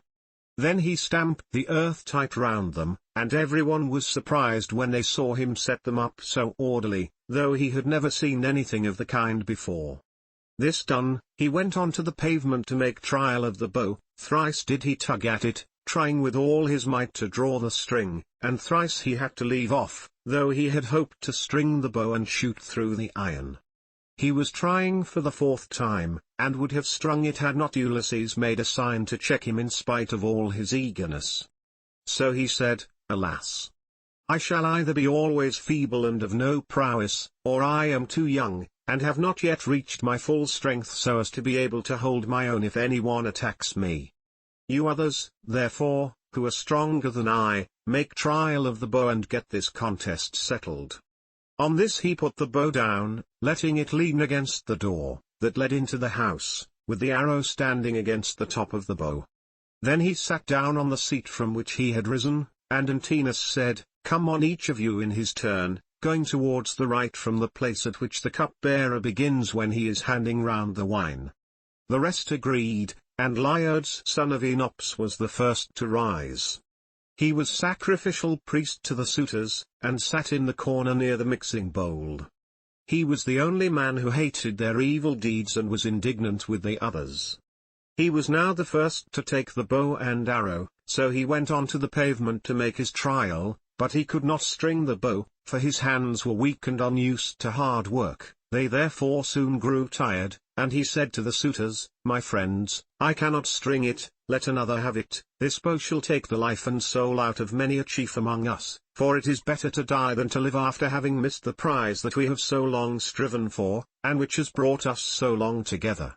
Some one of us is even now hoping and praying that he may marry Penelope, but when he has seen this bow and tried it, let him woo and make bridal offerings to some other woman, and let Penelope marry whoever makes her the best offer and whose lot it is to win her." On this he put the bow down, letting it lean against the door, with the arrow standing against the tip of the bow. Then he took his seat again on the seat from which he had risen, and Antinous rebuked him saying, "Laios, what are you talking about? Your words are monstrous and intolerable, it makes me angry to listen to you. Shall, then, this bow take the life of many a chief among us, merely because you cannot bend it yourself? True, you were not born to be an archer, but there are others who will soon string it." Then he said to Melanthius the goatherd, "Look sharp, light a fire in the court, and set a seat hard by with a sheepskin on it, bring us also a large ball of lard, from what they have in the house.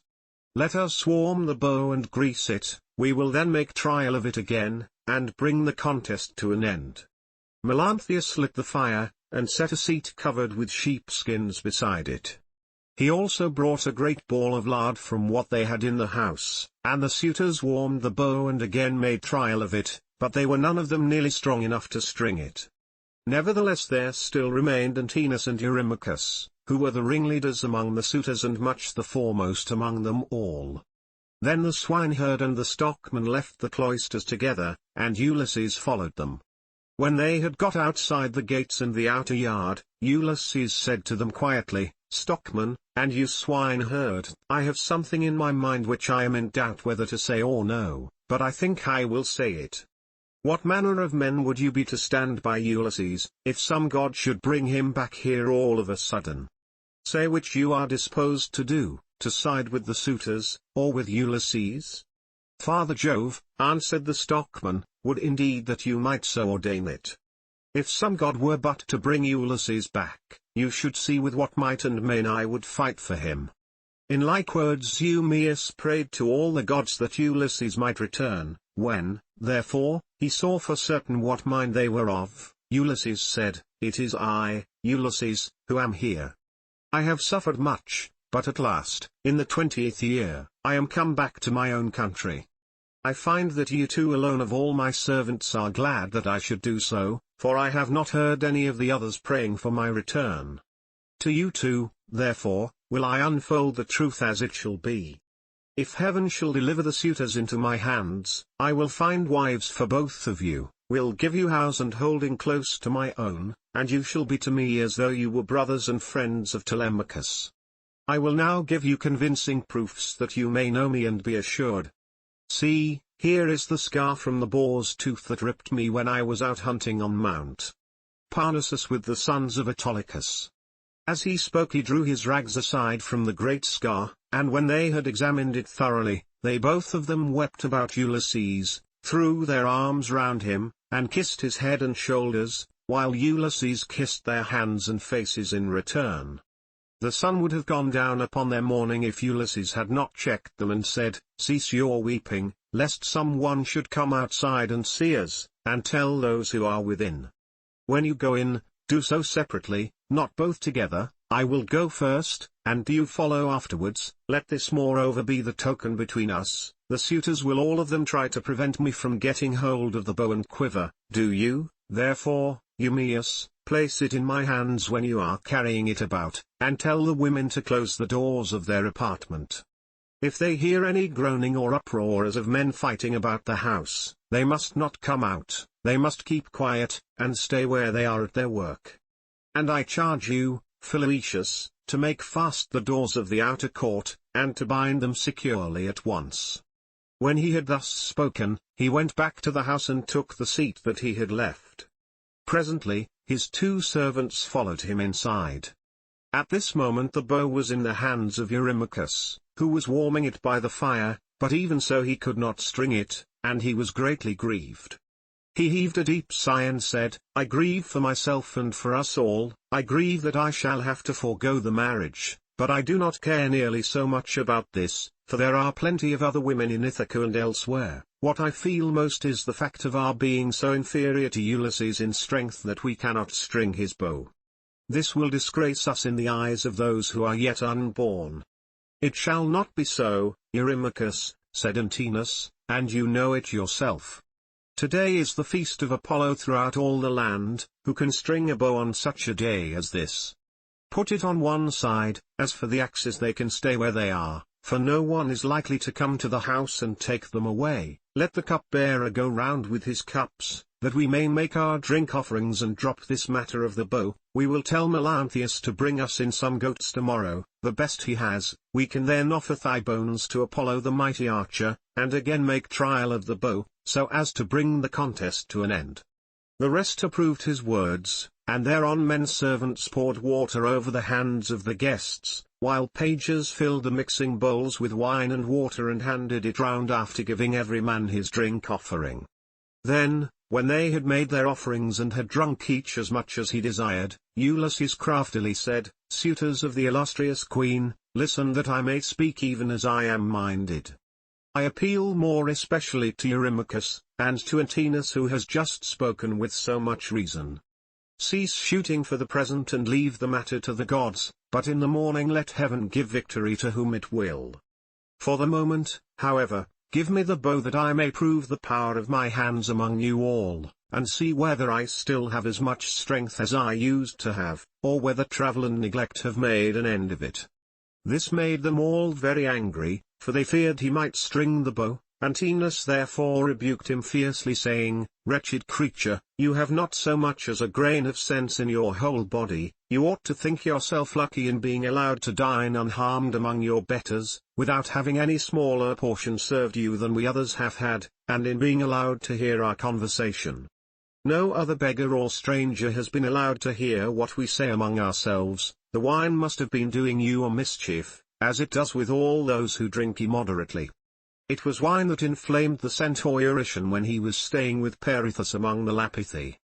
When the wine had got into his head, he went mad and did ill deeds about the house of Perithous. This angered the heroes who were there assembled, so they rushed at him and cut off his ears and nostrils. Then they dragged him through the doorway out of the house, so he went away crazed, and bore the burden of his crime, bereft of understanding.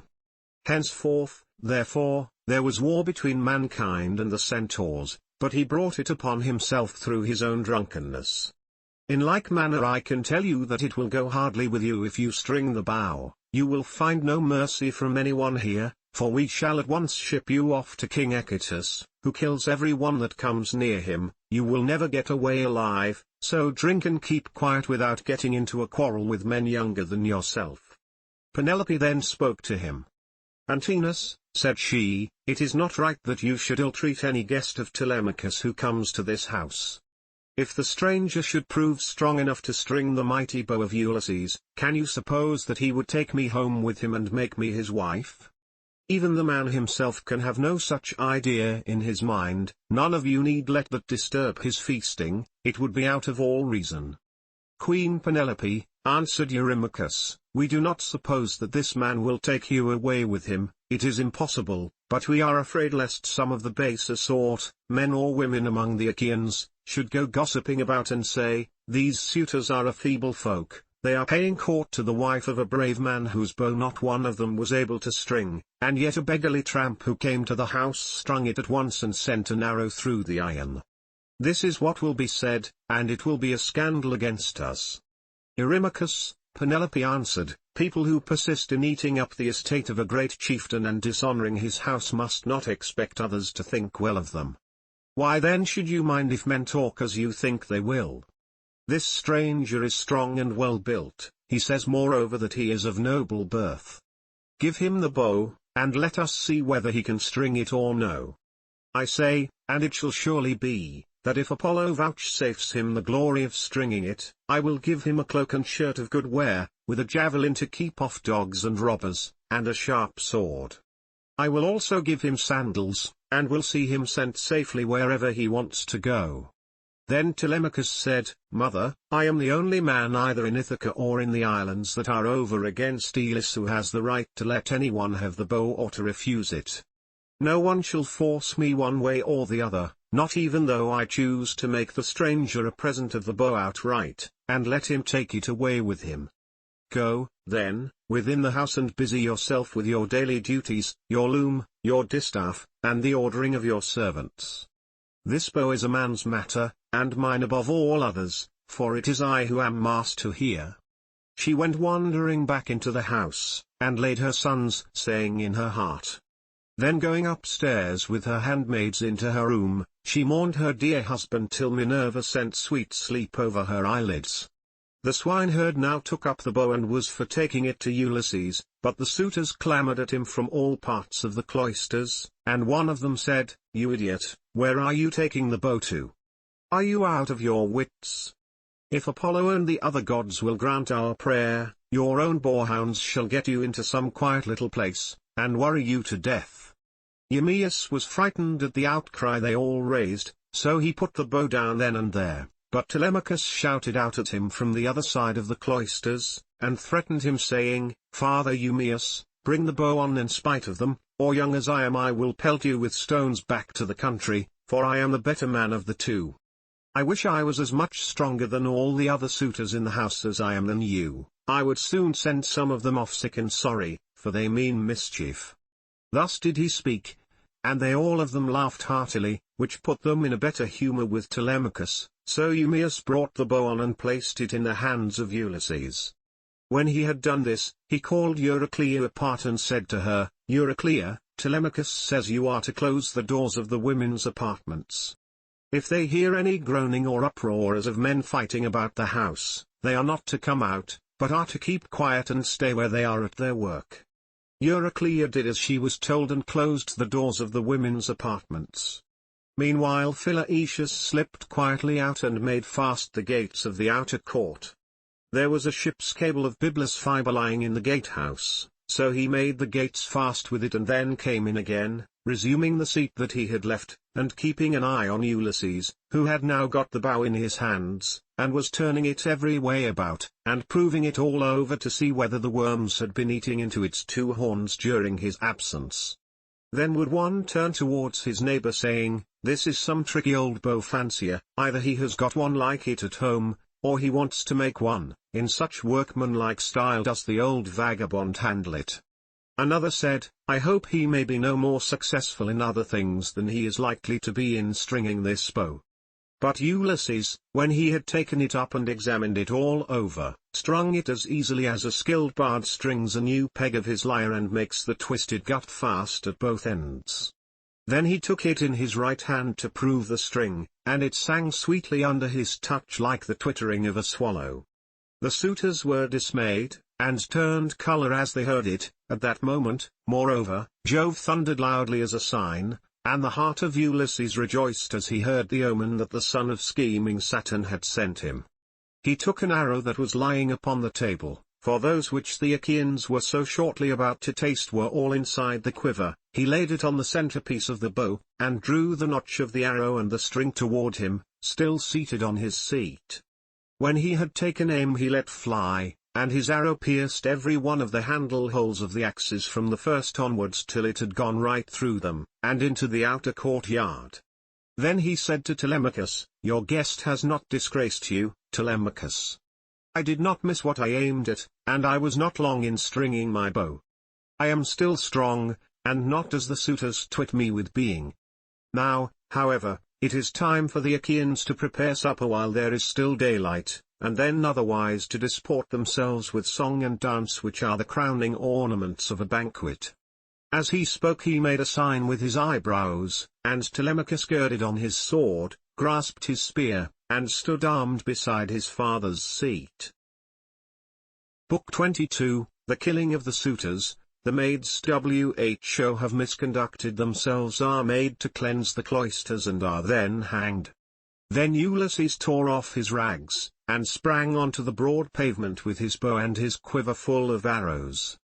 He shed the arrows onto the ground at his feet and said, The mighty contest is at an end. I will now see whether Apollo will vouchsafe it to me to hit another mark which no man has yet hit. On this he aimed a deadly arrow at Antinous, who was about to take up a two-handled gold cup to drink his wine and already had it in his hands. He had no thought of death, who amongst all the revellers would think that one man, however brave, would stand alone among so many and kill him. The arrow struck Antinous in the throat, and the point went clean through his neck, so that he fell over and the cup dropped from his hand, while a thick stream of blood gushed from his nostrils. He kicked the table from him and upset the things on it, so that the bread and roasted meats were all soiled as they fell over onto the ground. The suitors were in an uproar when they saw that a man had been hit. They sprang in dismay one and all of them from their seats and looked everywhere towards the walls, but there was neither shield nor spear, and they rebuked Ulysses very angrily. Stranger, said they, you shall pay for shooting people in this way. You shall see no other contest. You are a doomed man. He whom you have slain was the foremost youth in Ithaca, and the vultures shall devour you for having killed him. Thus they spoke, for they thought that he had killed Antinous by mistake, and did not perceive that death was hanging over the head of every one of them. But Ulysses glared at them and said, Dogs, did you think that I should not come back from Troy? You have wasted my substance, have forced my women servants to lie with you, and have wooed my wife while I was still living. You have feared neither God nor man, and now you shall die. They turned pale with fear as he spoke, and every man looked round about to see whither he might fly for safety, but Eurymachus alone spoke. If you are Ulysses, said he, then what you have said is just. We have done much wrong on your lands and in your house. But Antinous, who was the head and front of the offending, lies low already. It was all his doing. It was not that he wanted to marry Penelope, he did not so much care about that. What he wanted was something quite different, and Jove has not vouchsafed it to him. He wanted to kill your son and to be chief man in Ithaca. Now, therefore, that he has met the death which was his due, spare the lives of your people. We will make everything good among ourselves, and pay you in full for all that we have eaten and drunk. Each one of us shall pay you a fine worth 20 oxen, and we will keep on giving you gold and bronze till your heart is softened. Until we have done this no one can complain of your being enraged against us. Ulysses again glared at him and said, Though you should give me all that you have in the world both now and all that you ever shall have, I will not stay my hand till I have paid all of you in full. You must fight, or fly for your lives, and fly, not a man of you shall. Their hearts sank as they heard him, but Eurymachus again spoke saying, My friends, this man will give us no quarter. He will stand where he is and shoot us down till he has killed every man among us. Let us then show fight, draw your swords, and hold up the tables to shield you from his arrows. Let us have at him with a rush, to drive him from the pavement and doorway. We can then get through into the town, and raise such an alarm as shall soon stay his shooting. As he spoke he drew his keen blade of bronze, sharpened on both sides, and with a loud cry sprang towards Ulysses, but Ulysses instantly shot an arrow into his breast that caught him by the nipple and fixed itself in his liver. He dropped his sword and fell doubled up over his table. The cup and all the meats went over onto the ground as he smote the earth with his forehead in the agonies of death, and he kicked the stool with his feet until his eyes were closed in darkness. Then Amphinomus drew his sword and made straight at Ulysses to try and get him away from the door, but Telemachus was too quick for him, and struck him from behind. The spear caught him between the shoulders and went right through his chest, so that he fell heavily to the ground and struck the earth with his forehead. Then Telemachus sprang away from him, leaving his spear still in the body, for he feared that if he stayed to draw it out, some one of the Achaeans might come up and hack at him with his sword, or knock him down. So he set off at a run, and immediately was at his father's side. Then he said, Father, let me bring you a shield, 2 spears, and a brass helmet for your temples. I will arm myself as well, and will bring other armor for the swineherd and the stockman, for we had better be armed. Run and fetch them, answered Ulysses, while my arrows hold out, or when I am alone they may get me away from the door. Telemachus did as his father said, and went off to the storeroom where the armor was kept. He chose 4 shields, 8 spears, and 4 brass helmets with horsehair plumes. He brought them with all speed to his father, and armed himself first, while the stockman and the swineherd also put on their armor, and took their places near Ulysses. Meanwhile Ulysses, as long as his arrows lasted, had been shooting the suitors one by one, and they fell thick on one another. When his arrows gave out, he set the bow to stand against the end wall of the house by the door-post, and hung a shield 4 hides thick about his shoulders. On his comely head he set his helmet, well wrought with a crest of horsehair that nodded menacingly above it, and he grasped 2 redoubtable bronze-shod spears. Now there was a trapdoor on the wall, while at one end of the pavement there was an exit leading to a narrow passage, and this exit was closed by a well-made door. Ulysses told Philoetius to stand by this door and guard it, for only one person could attack it at a time. But Argelaus shouted out, Cannot someone go up to the trapdoor and tell the people what is going on? Help would come at once, and we should soon make an end of this man and his shooting. This may not be, Argelaus, answered Melanthius, the mouth of the narrow passage is dangerously near the entrance to the outer court. One brave man could prevent any number from getting in. But I know what I will do, I will bring you alms from the storeroom, for I am sure it is there that Ulysses and his son have put them. On this the goatherd Melanthius went by back passages to the storeroom of Ulysses' house. There he chose 12 shields, with as many helmets and spears, and brought them back as fast as he could to give them to the suitors. Ulysses' heart began to fail him when he saw the suitors putting on their armor and brandishing their spears. He saw the greatness of the danger, and said to Telemachus, Some one of the women inside is helping the suitors against us, or it may be Melanthius. Telemachus answered, The fault, father, is mine, and mine only. I left the storeroom door open, and they have kept a sharper lookout than I have. Go, Eumaeus, put the door to, and see whether it is one of the women who is doing this, or whether, as I suspect, it is Melanthius the son of Deleus. Thus did they converse. Meanwhile Melanthius was again going to the storeroom to fetch more armor, but the swineherd saw him and said to Ulysses who was beside him, Ulysses, noble son of Laertes, it is that scoundrel Melanthius, just as we suspected, who is going to the storeroom. Say, shall I kill him, if I can get the better of him, or shall I bring him here that you may take your own revenge for all the many wrongs that he has done in your house? Ulysses answered, Telemachus and I will hold these suitors in check, no matter what they do. Go back both of you and bind Melanthius' hands and feet behind him. Throw him into the storeroom and make the door fast behind you, then fasten a noose about his body, and string him close up to the rafters from a high-bearing post, that he may linger on in an agony. Thus did he speak, and they did even as he had said. They went to the storeroom, which they entered before Melanthius saw them, for he was busy searching for arms in the innermost part of the room, so the two took their stand on either side of the door and waited.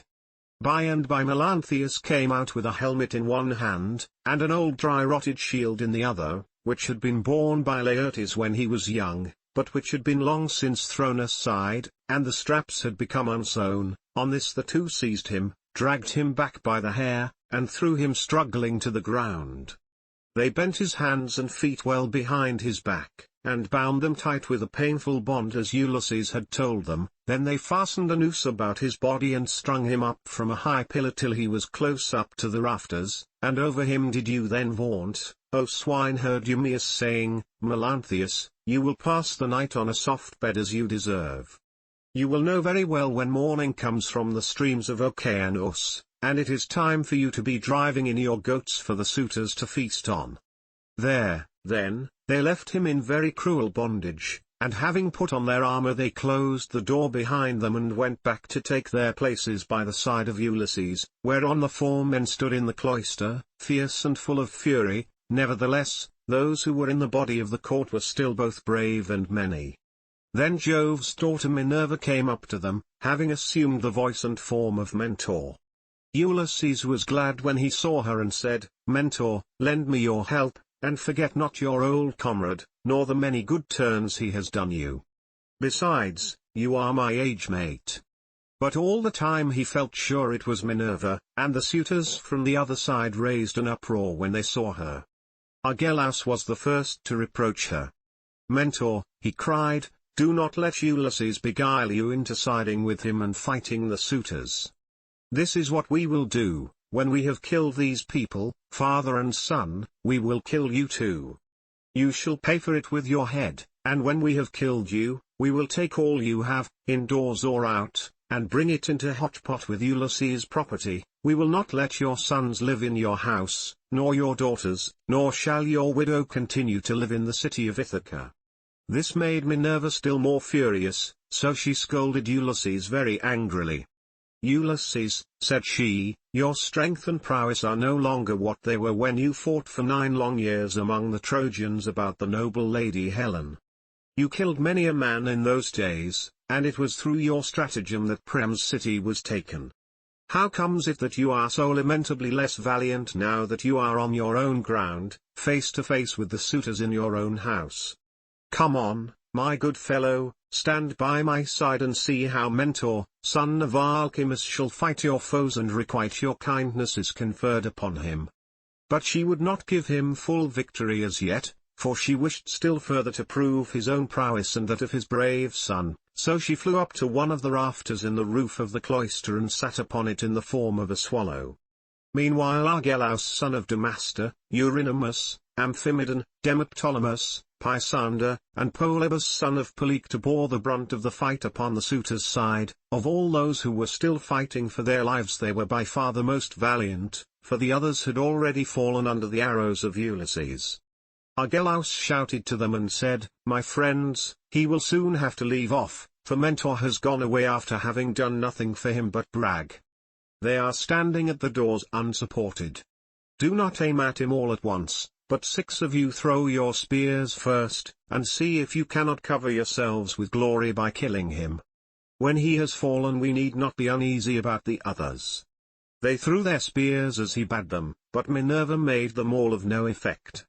One hit the door post, another went against the door, the pointed shaft of another struck the wall, and as soon as they had avoided all the spears of the suitors Ulysses said to his own men, my friends, I should say we too had better let drive into the middle of them, or they will crown all the harm they have done us by killing us outright. They therefore aimed straight in front of them and threw their spears. Ulysses killed Demoptolemus, Telemachus Euryades, Eumaeus Elatus, while the stockman killed Pisander.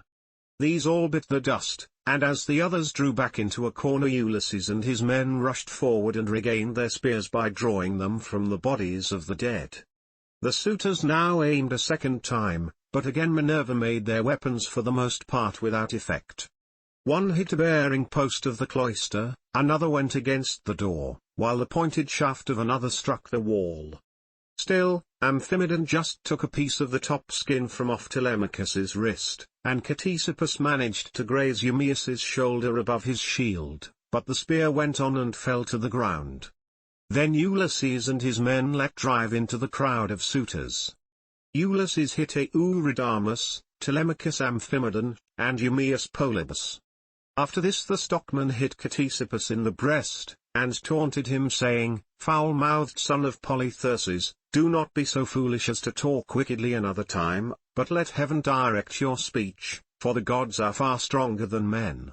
I make you a present of this advice to repay you for the foot which you gave Ulysses when he was begging about in his own house." Thus spoke the stockman, and Ulysses struck the son of Damastor with a spear in close fight, while Telemachus hit Leocritus son of Ivana in the belly, and the dart went clean through him, so that he fell forward full on his face upon the ground. Then Minerva from her seat on the rafter held up her deadly aegis, and the hearts of the suitors quailed. They fled to the other end of the court like a herd of cattle maddened by the gadfly in early summer when the days are at their longest. As eagle-beaked, crook-taloned vultures from the mountains swoop down on the smaller birds that cower in flocks upon the ground, and kill them, for they cannot either fight or fly, and lookers-on enjoy the sport, even so did Ulysses and his men fall upon the suitors and smite them on every side. They made a horrible groaning as their brains were being battered in, and the ground seethed with their blood. Laertes then caught the knees of Ulysses and said, "Ulysses, I beseech you, have mercy upon me and spare me. I never wronged any of the women in your house either in word or deed, and I tried to stop the others. I saw them, but they would not listen, and now they are paying for their folly. I was their sacrificing priest. If you kill me, I shall die without having done anything to deserve it, and shall have got no thanks for all the good that I did." Ulysses looked sternly at him and answered, "If you were their sacrificing priest, you must have prayed many a time that it might be long before I got home again, and that you might marry my wife and have children by her. Therefore you shall die." With these words he picked up the sword that Argelaus had dropped when he was being killed, and which was lying upon the ground. Then he struck Laertes on the back of his neck, so that his head fell rolling in the dust while he was yet speaking. The minstrel Phemius son of Terpes, he who had been forced by the suitors to sing to them, now tried to save his life. He was standing near towards the trapdoor, and held his lyre in his hand. He did not know whether to fly out of the cloister and sit down by the altar of Jove that was in the outer court, and on which both Laertes and Ulysses had offered up the thigh bones of many an ox, or whether to go straight up to Ulysses and embrace his knees, but in the end he deemed it best to embrace Ulysses' knees. So he laid his lyre on the ground between the mixing bowl and the silver-studded seat, then going up to Ulysses he caught hold of his knees and said, "Ulysses, I beseech you, have mercy on me and spare me. You will be sorry for it afterwards if you kill a bard who can sing both for gods and men as I can. I make all my lays myself, and heaven visits me with every kind of inspiration. I would sing to you as though you were a god, do not therefore be in such a hurry to cut my head off. Your own son Telemachus will tell you that I did not want to frequent your house and sing to the suitors after their meals, but they were too many and too strong for me, so they made me." Telemachus heard him, and at once went up to his father. "Hold!" he cried, "the man is guiltless, do him no hurt, and we will spare Medon too, who was always good to me when I was a boy, unless Philoetius or Eumaeus has already killed him, or he has fallen in your way when you were raging about the court." Medon caught these words of Telemachus, for he was crouching under a seat beneath which he had hidden by covering himself up with a freshly flayed heifer's hide, so he threw off the hide, went up to Telemachus, and laid hold of his knees. "Here I am, my dear sir," said he, "stay your hand therefore, and tell your father, or he will kill me in his rage against the suitors for having wasted his substance and been so foolishly disrespectful to yourself." Ulysses smiled at him and answered, "Fear not, Telemachus has saved your life, that you may know in future, and tell other people, how greatly better good deeds prosper than evil ones. Go, therefore, outside the cloisters into the outer court, and be out of the way of the slaughter, you and the bard, while I finish my work here inside." The pair went into the outer court as fast as they could, and sat down by Jove's great altar, looking fearfully round, and still expecting that they would be killed. Then Ulysses searched the whole court carefully over, to see if anyone had managed to hide himself and was still living, but he found them all lying in the dust and weltering in their blood. They were like fishes which fishermen have netted out of the sea, and thrown upon the beach to lie gasping for water till the heat of the sun makes an end of them. Even so were the suitors lying all huddled up one against the other. Then Ulysses said to Telemachus, "Call nurse Euryclea, I have something to say to her." Telemachus went and knocked at the door of the women's room. "Make haste," said he, "you old woman who have been set over all the other women in the house. Come outside, my father wishes to speak to you." When Euryclea heard this, she unfastened the door of the women's room and came out, following Telemachus. She found Ulysses among the corpses bespattered with blood and filth like a lion that has just been devouring an ox, and his breast and both his cheeks are all bloody, so that he is a fearful sight. Even so was Ulysses besmirched from head to foot with gore. When she saw all the corpses and such a quantity of blood, she was beginning to cry out for joy, for she saw that a great deed had been done, but Ulysses checked her. "Old woman," said he, "rejoice in silence, restrain yourself, and do not make any noise about it. It is an unholy thing to vaunt over dead men. Heaven's doom and their own evil deeds have brought these men to destruction, for they respected no man in the whole world, neither rich nor poor, who came near them, and they have come to a bad end as a punishment for their wickedness and folly. Now, however, tell me which of the women in the house have misconducted themselves, and who are innocent." "I will tell you the truth, my son," answered Euryclea. "There are 50 women in the house whom we teach to do things, such as carding wool, and all kinds of household work. Of these, 12 in all have misbehaved, and have been wanting in respect to me, and also to Penelope. They showed no disrespect to Telemachus, for he has only lately grown and his mother never permitted him to give orders to the female servants. But let me go upstairs and tell your wife all that has happened, for some god has been sending her to sleep." "Do not wake her yet," answered Ulysses, "but tell the women who have misconducted themselves to come to me." Euryclea left the cloister to tell the women, and make them come to Ulysses. In the meantime he called Telemachus, the stockman, and the swineherd. "Begin," said he, "to remove the dead, and make the women help you. Then, get sponges and clean water to swill down the tables and seats.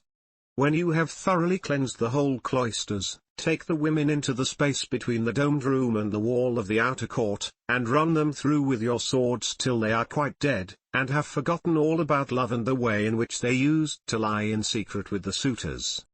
On this the women came down in a body, weeping and wailing bitterly. First they carried the dead bodies out, and propped them up against one another in the gatehouse. Ulysses ordered them about and made them do their work quickly, so they had to carry the bodies out. When they had done this, they cleaned all the tables and seats with sponges and water, while Telemachus and the 2 others shoveled up the blood and dirt from the ground, and the women carried it all away and put it out of doors. Then when they had made the whole place quite clean and orderly, they took the women out and hemmed them in the narrow space between the wall of the domed room and that of the yard, so that they could not get away. And Telemachus said to the other 2, "I shall not let these women die a clean death, for they were insolent to me and my mother, and used to sleep with the suitors."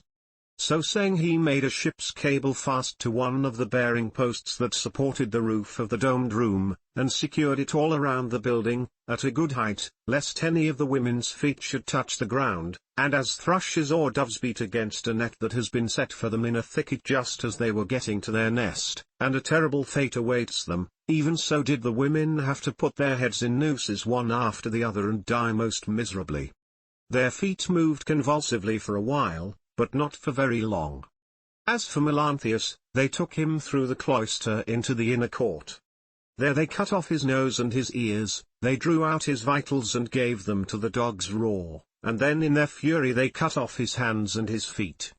When they had done this they washed their hands and feet and went back into the house, for all was now over, and Ulysses said to the dear old nurse Euryclea, "Bring me sulphur, which cleanses all pollution, and fetch fire also that I may burn it, and purify the cloisters. Go, moreover, and tell Penelope to come here with her attendants, and also all the maidservants that are in the house." "All that you have said is true," answered Euryclea, "but let me bring you some clean clothes, a shirt and cloak. Do not keep these rags on your back any longer. It is not right." "First light me a fire," replied Ulysses. She brought the fire and sulphur, as he had bidden her, and Ulysses thoroughly purified the cloisters and both the inner and outer courts. Then she went inside to call the women and tell them what had happened, whereon they came from their apartment with torches in their hands, and pressed round Ulysses to embrace him, kissing his head and shoulders and taking hold of his hands. It made him feel as if he should like to weep, for he remembered every one of them. Book 23, Penelope eventually recognizes her husband. Early in the morning Ulysses, Telemachus, Eumaeus, and Philoetius leave the town. Euryclea now went upstairs laughing to tell her mistress that her dear husband had come home. Her aged knees became young again and her feet were nimble for joy as she went up to her mistress and bent over her head to speak to her. "Wake up, Penelope, my dear child," she exclaimed, "and see with your own eyes something that you have been wanting this long time past. Ulysses has at last indeed come home again, and has killed the suitors who were giving so much trouble in his house, eating up his estate and ill-treating his son." "My good nurse," answered Penelope, "you must be mad.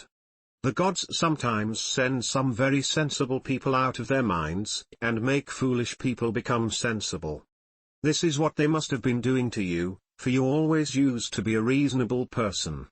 Why should you thus mock me when I have trouble enough already, talking such nonsense, and waking me up out of a sweet sleep that had taken possession of my eyes and closed them? I have never slept so soundly from the day my poor husband went to that city with the ill-omened name. Go back again into the women's room. If it had been anyone else who had woke me up to bring me such absurd news I should have sent her away with a severe scolding. As it is, your age shall protect you." "My dear child," answered Euryclea, "I am not mocking you. It is quite true as I tell you that Ulysses is come home again. He was the stranger whom they all kept on treating so badly in the cloister. Telemachus knew all the time that he was come back, but kept his father's secret that he might have his revenge on all these wicked people." Then Penelope sprang up from her couch, threw her arms round Euryclea, and wept for joy. "But my dear nurse," said she, "explain this to me. If he has really come home as you say, how did he manage to overcome the wicked suitors single-handed, seeing what a number of them there always were?" "I was not there," answered Euryclea, "and do not know. I only heard them groaning while they were being killed. We sat crouching and huddled up in a corner of the women's room with the doors closed, till your son came to fetch me because his father sent him. Then I found Ulysses standing over the corpses that were lying on the ground all round him, one on top of the other. You would have enjoyed it if you could have seen him standing there all bespattered with blood and filth, and looking just like a lion. But the corpses are now all piled up in the gatehouse that is in the outer court, and Ulysses has lit a great fire to purify the house with sulphur. He has sent me to call you, so come with me that you may both be happy together after all, for now at last the desire of your heart has been fulfilled. Your husband is come home to find both wife and son alive and well, and to take his revenge in his own house on the suitors who behaved so badly to him." "My dear nurse," said Penelope, "do not exult too confidently over all this. You know how delighted everyone would be to see Ulysses come home, more particularly myself, and the son who has been born to both of us, but what you tell me cannot be really true. It is some god who is angry with the suitors for their great wickedness, and has made an end of them, for they respected no man in the whole world, neither rich nor poor, who came near them, and they have come to a bad end in consequence of their iniquity. Ulysses is dead far away from the Achaean land, he will never return home again." Then nurse Eurycleia said, "My child, what are you talking about? But you were all hard of belief and have made up your mind that your husband is never coming, although he is in the house and by his own fireside at this very moment. Besides, I can give you another proof. When I was washing him I perceived the scar which the wild boar gave him, and I wanted to tell you about it, but in his wisdom he would not let me, and clapped his hands over my mouth. So come with me and I will make this bargain with you. If I am deceiving you, you may have me killed by the most cruel death you can think of." "My dear nurse," said Penelope, "however wise you may be, you can hardly fathom the counsels of the gods. Nevertheless, we will go in search of my son, that I may see the corpses of the suitors, and the man who has killed them." On this she came down from her upper room, and while doing so she considered whether she should keep at a distance from her husband and question him, or whether she should at once go up to him and embrace him. When, however, she had crossed the stone floor of the cloister, she sat down opposite Ulysses by the fire, against the wall at right angles to that by which she had entered, while Ulysses sat near one of the bearing posts, looking upon the ground, and waiting to see what his brave wife would say to him when she saw him. For a long time she sat silent and as one lost in amazement. At one moment she looked him full in the face, but then again directly, she was misled by his shabby clothes and failed to recognize him, till Telemachus began to reproach her and said, "Mother, but you are so hard that I cannot call you by such a name. Why do you keep away from my father in this way? Why do you not sit by his side and begin talking to him and asking him questions?" No other woman could bear to keep away from her husband when he had come back to her after 20 years of absence, and after having gone through so much, but your heart always was as hard as a stone.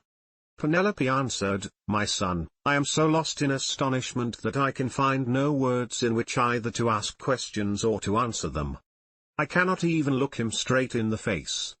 Still, if he really is Ulysses come back to his own home again, we shall get to understand one another better by and by, for there are tokens with which we two are alone acquainted, and which are hidden from all others." Ulysses smiled at this, and said to Telemachus, "Let your mother put me to any proof she likes, she will make up her mind about it presently. She rejects me for the moment and believes me to be somebody else, because I am covered with dirt and have such bad clothes on. Let us, however, consider what we had better do next. When one man has killed another, even though he was not one who would leave many friends to take up his quarrel, the man who has killed him must still say goodbye to his friends and fly the country, whereas we have been killing the stay of a whole town, and all the picked youth of Ithaca. I would have you consider this matter." "Look to it yourself, father," answered Telemachus, "for they say you are the wisest counselor in the world, and that there is no other mortal man who can compare with you. We will follow you with right goodwill, nor shall you find us fail you in so far as our strength holds out."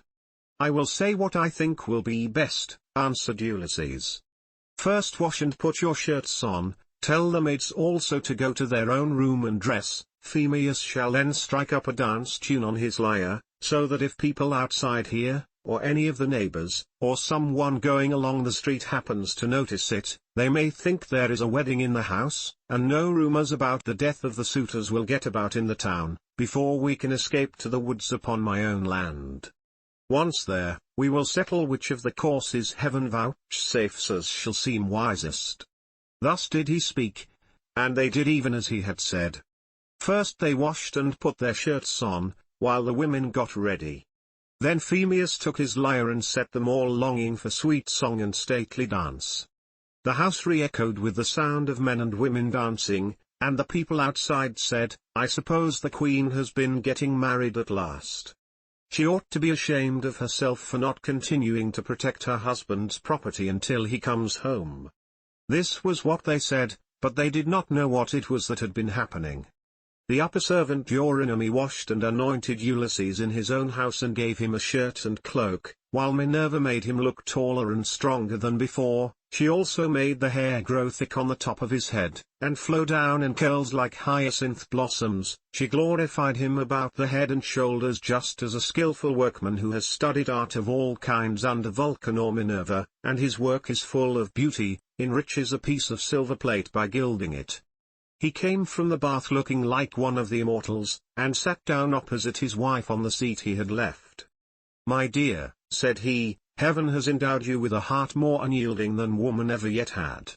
No other woman could bear to keep away from her husband when he had come back to her after 20 years of absence, and after having gone through so much.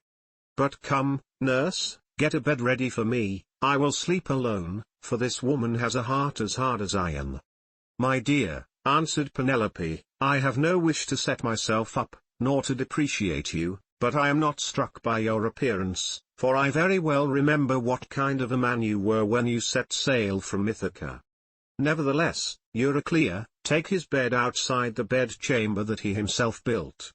Bring the bed outside this room, and put bedding upon it with fleeces, good coverlets, and blankets." She said this to try him, but Ulysses was very angry and said, "Wife, I am much displeased at what you have just been saying. Who has been taking my bed from the place in which I left it? He must have found it a hard task, no matter how skilled a workman he was, unless some god came and helped him to shift it. There is no man living, however strong and in his prime, who could move it from its place, for it is a marvelous curiosity which I made with my very own hands." There was a young olive growing within the precincts of the house, in full vigor, and about as thick as a bearing post. I built my room round this with strong walls of stone and a roof to cover them, and I made the doors strong and well-fitting. Then I cut off the top boughs of the olive tree and left the stump standing. This I dressed roughly from the root upwards and then worked with carpenter's tools well and skillfully, straightening my work by drawing a line on the wood, and making it into a bed prop. I then bored a hole down the middle, and made it the center post of my bed, at which I worked till I had finished it, inlaying it with gold and silver. After this I stretched a hide of crimson leather from one side of it to the other.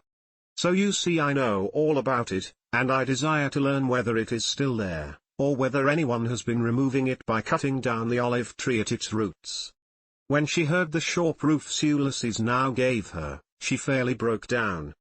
She flew weeping to his side, flung her arms about his neck, and kissed him. "Do not be angry with me, Ulysses," she cried, "you, who are the wisest of mankind. We have suffered, both of us. Heaven has denied us the happiness of spending our youth, and of growing old, together. Do not then be aggrieved or take it amiss that I did not embrace you thus as soon as I saw you. I have been shuddering all the time through fear that someone might come here and deceive me with a lying story, for there are many very wicked people going about.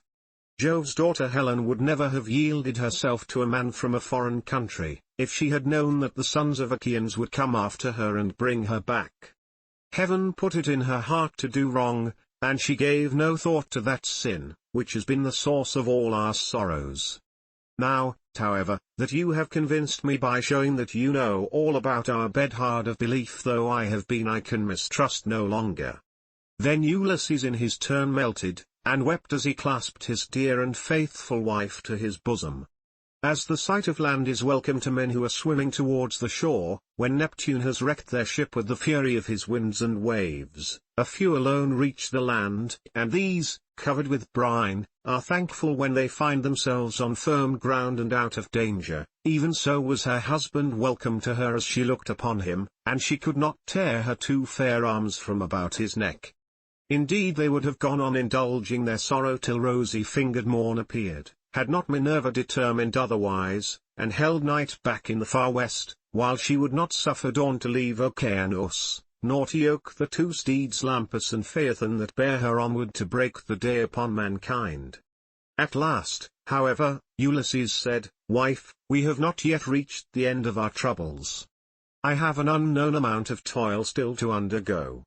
It is long and difficult, but I must go through with it, for thus the shade of Tiresias prophesied concerning me, on the day when I went down into Hades to ask about my return and that of my companions.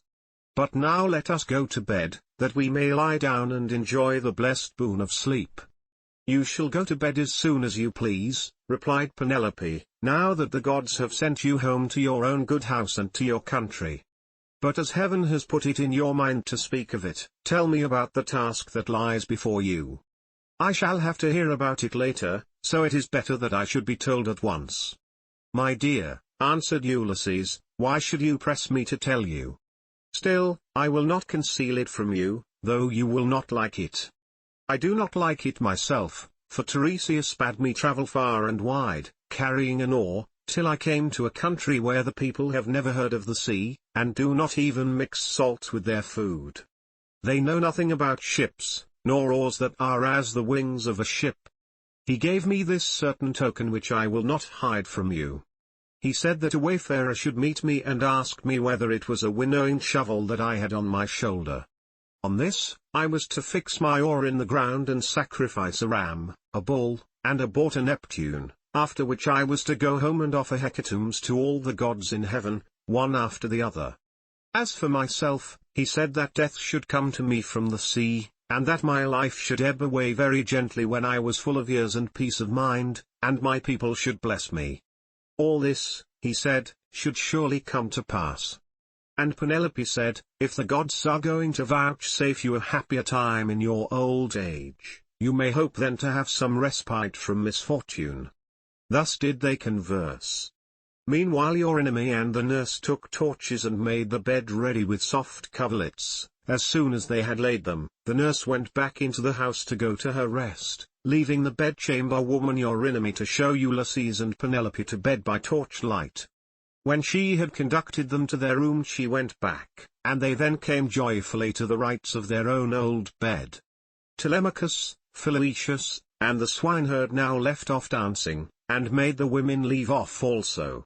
They then laid themselves down to sleep in the cloisters. When Ulysses and Penelope had had their fill of love they fell talking with one another. She told him how much she had had to bear in seeing the house filled with a crowd of wicked suitors who had killed so many sheep and oxen on her account, and had drunk so many casks of wine. Ulysses in his turn told her what he had suffered, and how much trouble he had himself given to other people. He told her everything, and she was so delighted to listen that she never went to sleep till he had ended his whole story. He began with his victory over the Sicans, and how he thence reached the fertile land of the Lotus Eaters. He told her all about the Cyclops and how he had punished him for having so ruthlessly eaten his brave comrades, how he then went on to Aeolus, who received him hospitably and furthered him on his way, but even so he was not to reach home, for to his great grief a hurricane carried him out to sea again, how he went on to the Laestrygonian city Telepylos, where the people destroyed all his ships with their crews, save himself and his own ship only.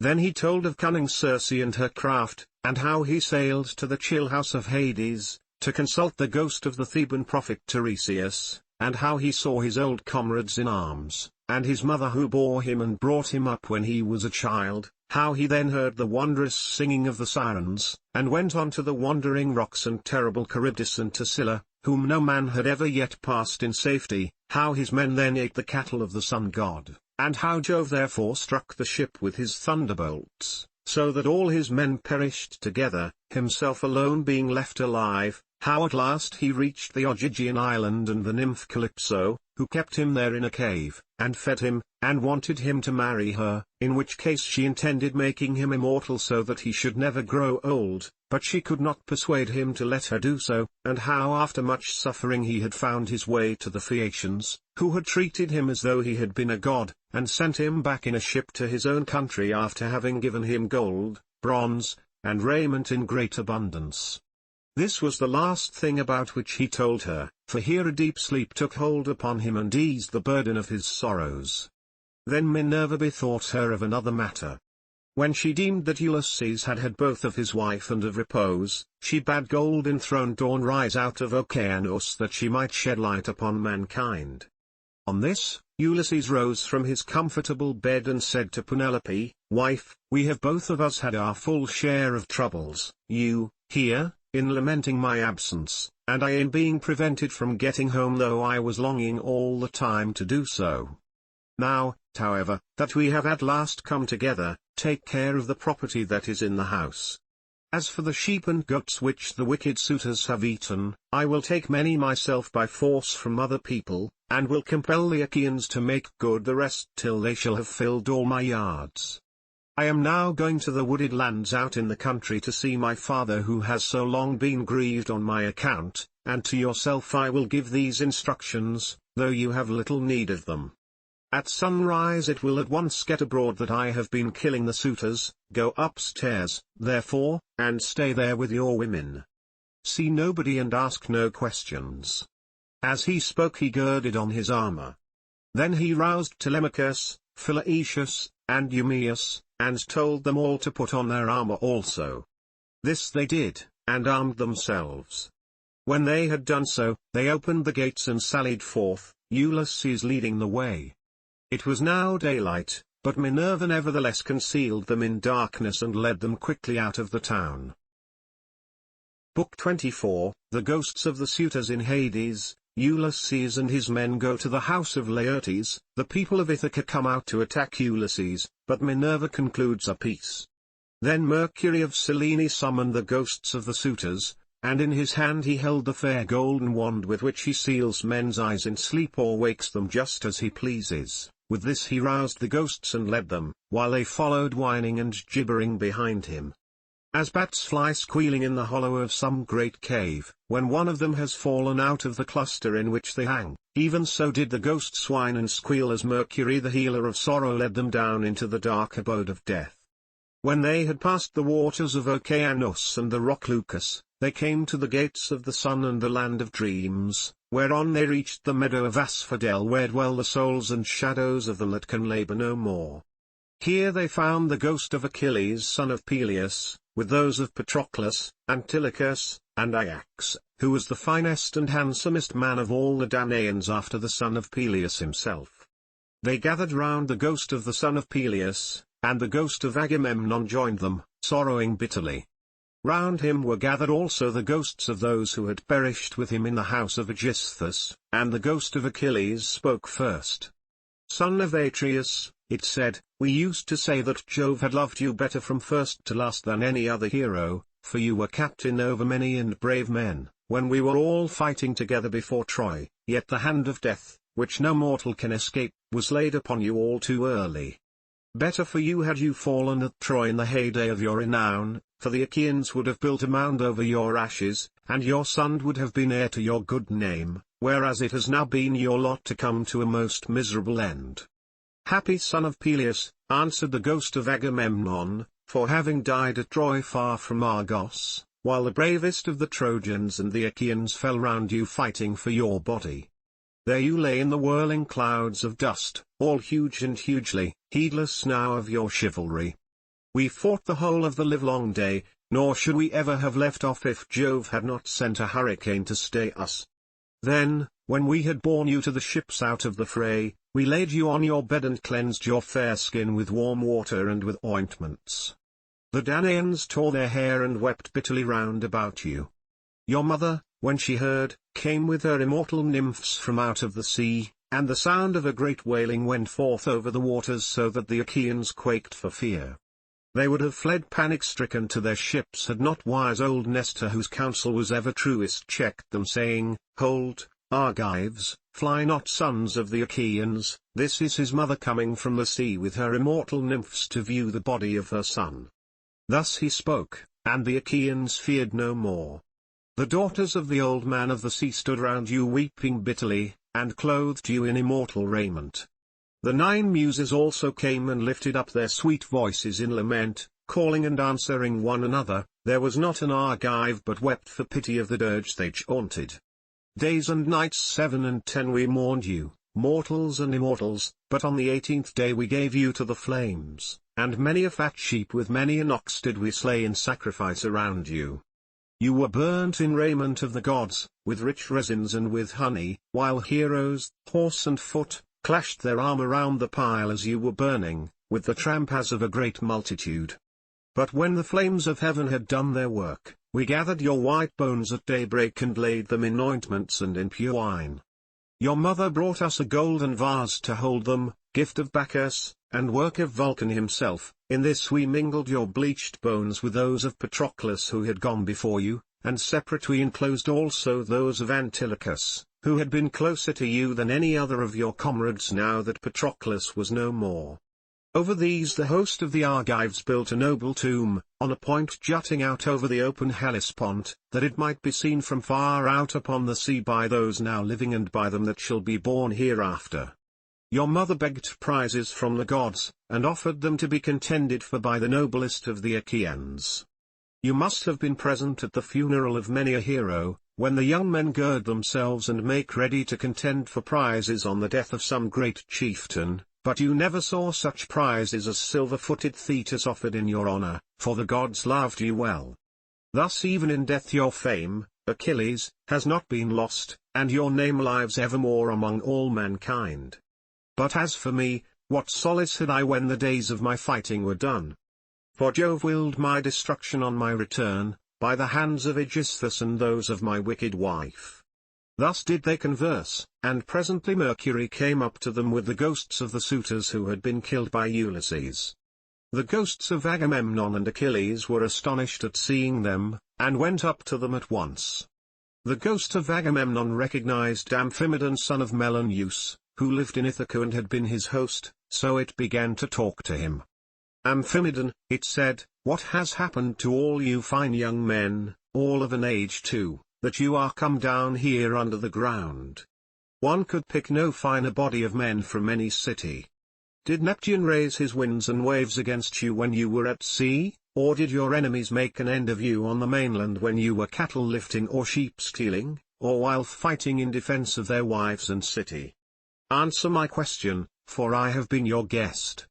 Do you not remember how I came to your house with Menelaus, to persuade Ulysses to join us with his ships against Troy?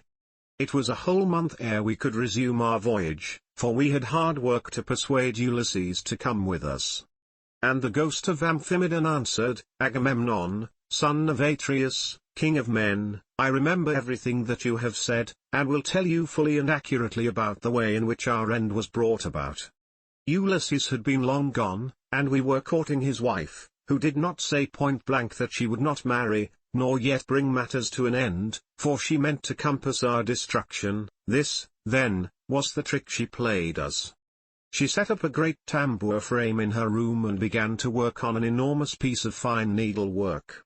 Sweethearts, said she, Ulysses is indeed dead. Still, do not press me to marry again immediately, wait, for I would not have my skill in needlework perish unrecorded, till I have completed a pall for the hero Laertes, against the time when death shall take him. He is very rich, and the women of the place will talk if he is laid out without a pall. This is what she said, and we assented, whereupon we could see her working upon her great web all day long, but at night she would unpick the stitches again by torchlight. She fooled us in this way for 3 years without our finding it out, but as time wore on and she was now in her 4th year, in the waning of moons and many days had been accomplished, one of her maids who knew what she was doing told us, and we caught her in the act of undoing her work, so she had to finish it whether she would or no, and when she showed us the robe she had made, after she had had it washed, its splendor was as that of the sun or moon. Then some malicious god conveyed Ulysses to the upland farm where his swineherd lives. Thither presently came also his son, returning from a voyage to Pylos, and the two came to the town when they had hatched their plot for our destruction. Telemachus came first, and then after him, accompanied by the swineherd, came Ulysses, clad in rags and leaning on a staff as though he were some miserable old beggar. He came so unexpectedly that none of us knew him, not even the older ones among us, and we reviled him and threw things at him. He endured both being struck and insulted without a word, though he was in his own house, but when the will of aegis-bearing Jove inspired him, he and Telemachus took the armor and hid it in an inner chamber, bolting the doors behind them. Then he cunningly made his wife offer his bow and a quantity of iron to be contended for by us ill-fated suitors, and this was the beginning of our end, for not one of us could string the bow, nor nearly do so. When it was about to reach the hands of Ulysses, we all of us shouted out that it should not be given him, no matter what he might say, but Telemachus insisted on his having it. When he had got it in his hands he strung it with ease and sent his arrow through the iron. Then he stood on the floor of the cloister and poured his arrows on the ground, glaring fiercely about him. First he killed Antinous, and then, aiming straight before him, he let fly his deadly darts and they fell thick on one another. It was plain that some one of the gods was helping them, for they fell upon us with might and main throughout the cloisters, and there was a hideous sound of groaning as our brains were being battered in, and the ground seethed with our blood. This, Agamemnon, is how we came by our end, and our bodies are lying still uncared for in the house of Ulysses, for our friends at home do not yet know what has happened, so that they cannot lay us out and wash the black blood from our wounds, making moan over us according to the offices due to the departed. Happy Ulysses, son of Laertes, replied the ghost of Agamemnon, you are indeed blessed in the possession of a wife endowed with such rare excellence of understanding, and so faithful to her wedded lord as Penelope the daughter of Icarius. The fame, therefore, of her virtue shall never die, and the immortals shall compose a song that shall be welcome to all mankind in honor of the constancy of Penelope. How far otherwise was the wickedness of the daughter of Tyndareus who killed her lawful husband, her song shall be hateful among men, for she has brought disgrace on all womankind even on the good ones. Thus did they converse in the house of Hades deep down within the bowels of the earth. Meanwhile Ulysses and the others passed out of the town and soon reached the fair and well-tilled farm of Laertes, which he had reclaimed with infinite labor. Here was his house, with a lean-to running all round it, where the slaves who worked for him slept and sat and ate, while inside the house there was an old Sicel woman, who looked after him in this his country farm. When Ulysses got there, he said to his son and to the other two, "Go to the house, and kill the best pig that you can find for dinner. Meanwhile I want to see whether my father will know me, or fail to recognize me after so long an absence." He then took off his armor and gave it to Eumaeus and Philoetius, who went straight on to the house, while he turned off into the vineyard to make trial of his father. As he went down into the great orchard, he did not see Delius, nor any of his sons nor of the other bondsmen, for they were all gathering thorns to make a fence for the vineyard, at the place where the old man had told them. He therefore found his father alone, hoeing a vine. He had on a dirty old shirt, patched and very shabby, his legs were bound round with thongs of oxhide to save him from the brambles, and he also wore sleeves of leather. He had a goatskin cap on his head, and was looking very woebegone. When Ulysses saw him so worn, so old and full of sorrow, he stood still under a tall pear tree and began to weep. He doubted whether to embrace him, kiss him, and tell him all about his having come home, or whether he should first question him and see what he would say. In the end he deemed it best to be crafty with him, so in this mind he went up to his father, who was bending down and digging about a plant. "I see, sir," said Ulysses, "that you are an excellent gardener. What pains you take with it, to be sure. There is not a single plant, not a fig tree, vine, olive, pear, nor flower bed, but bears the trace of your attention. I trust, however, that you will not be offended if I say that you take better care of your garden than of yourself. You are old, unsavory, and very meanly clad. It cannot be because you are idle that your master takes such poor care of you. Indeed your face and figure have nothing of the slave about them, and proclaim you of noble birth. I should have said that you were one of those who should wash well, eat well, and lie soft at night as old men have a right to do. But tell me, and tell me true, whose bondman are you, and in whose garden are you working? Tell me also about another matter. Is this place that I have come to really Ithaca? I met a man just now who said so, but he was a dull fellow, and had not the patience to hear my story out when I was asking him about an old friend of mine, whether he was still living, or was already dead and in the house of Hades. Believe me when I tell you that this man came to my house once when I was in my own country, and never yet did any stranger come to me whom I liked better. He said that his family came from Ithaca and that his father was Laertes, son of Arcesius. I received him hospitably, making him welcome to all the abundance of my house, and when he went away I gave him all customary presents. I gave him 7 talents of fine gold, and a cup of solid silver with flowers chased upon it.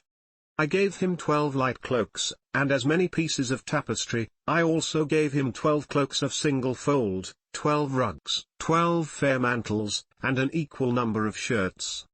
To all this I added 4 good-looking women skilled in all useful arts, and I let him take his choice. His father shed tears and answered, Sir, you have indeed come to the country that you have named, but it is fallen into the hands of wicked people. All this wealth of presents has been given to no purpose. If you could have found your friend here alive in Ithaca, he would have entertained you hospitably and would have requited your presents amply when you left him, as would have been only right considering what you had already given him. But tell me, and tell me true, how many years is it since you entertained this guest, my unhappy son, as ever was? Alas! He has perished far from his own country, the fishes of the sea have eaten him, or he has fallen a prey to the birds and wild beasts of some continent. Neither his mother, nor I his father, who were his parents, could throw our arms about him and wrap him in his shroud, nor could his excellent and richly dowered wife Penelope bewail her husband as was natural upon his deathbed, and close his eyes according to the offices due to the departed. But now, tell me truly, for I want to know. Who and whence are you? Tell me of your town and parents.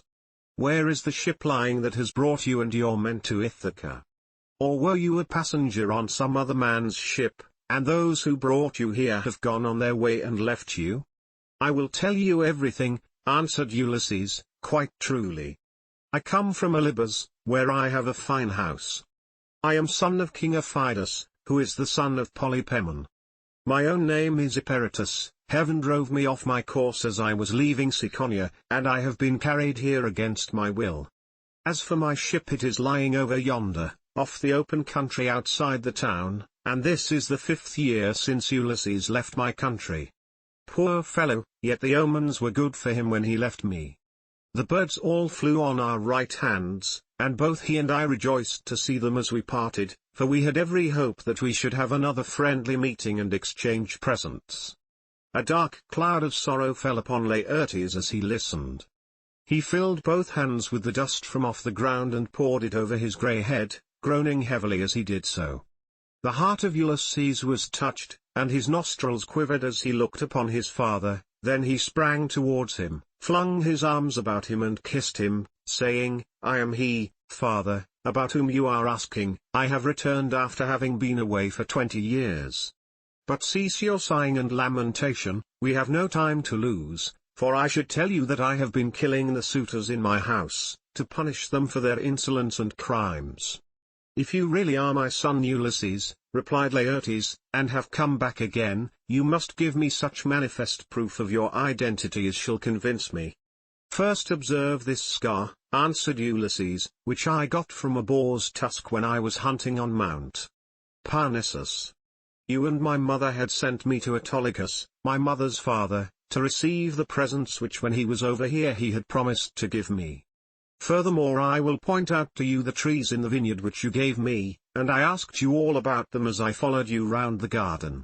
We went over them all, and you told me their names and what they all were. You gave me 13 pear trees, 10 apple trees, and 40 fig trees. You also said you would give me 50 rows of vines. There was corn planted between each row, and they yield grapes of every kind when the heat of heaven has been laid heavy upon them. Laertes' strength failed him when he heard the convincing proofs which his son had given him.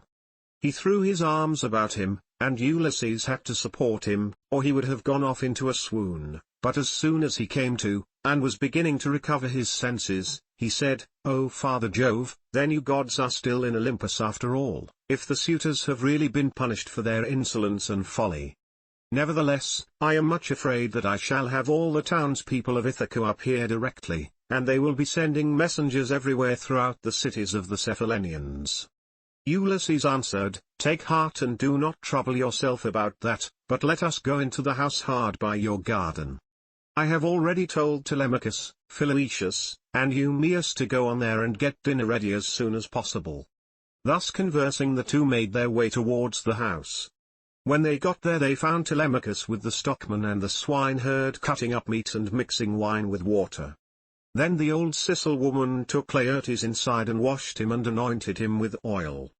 She put him on a good cloak, and Minerva came up to him and gave him a more imposing presence, making him taller and stouter than before.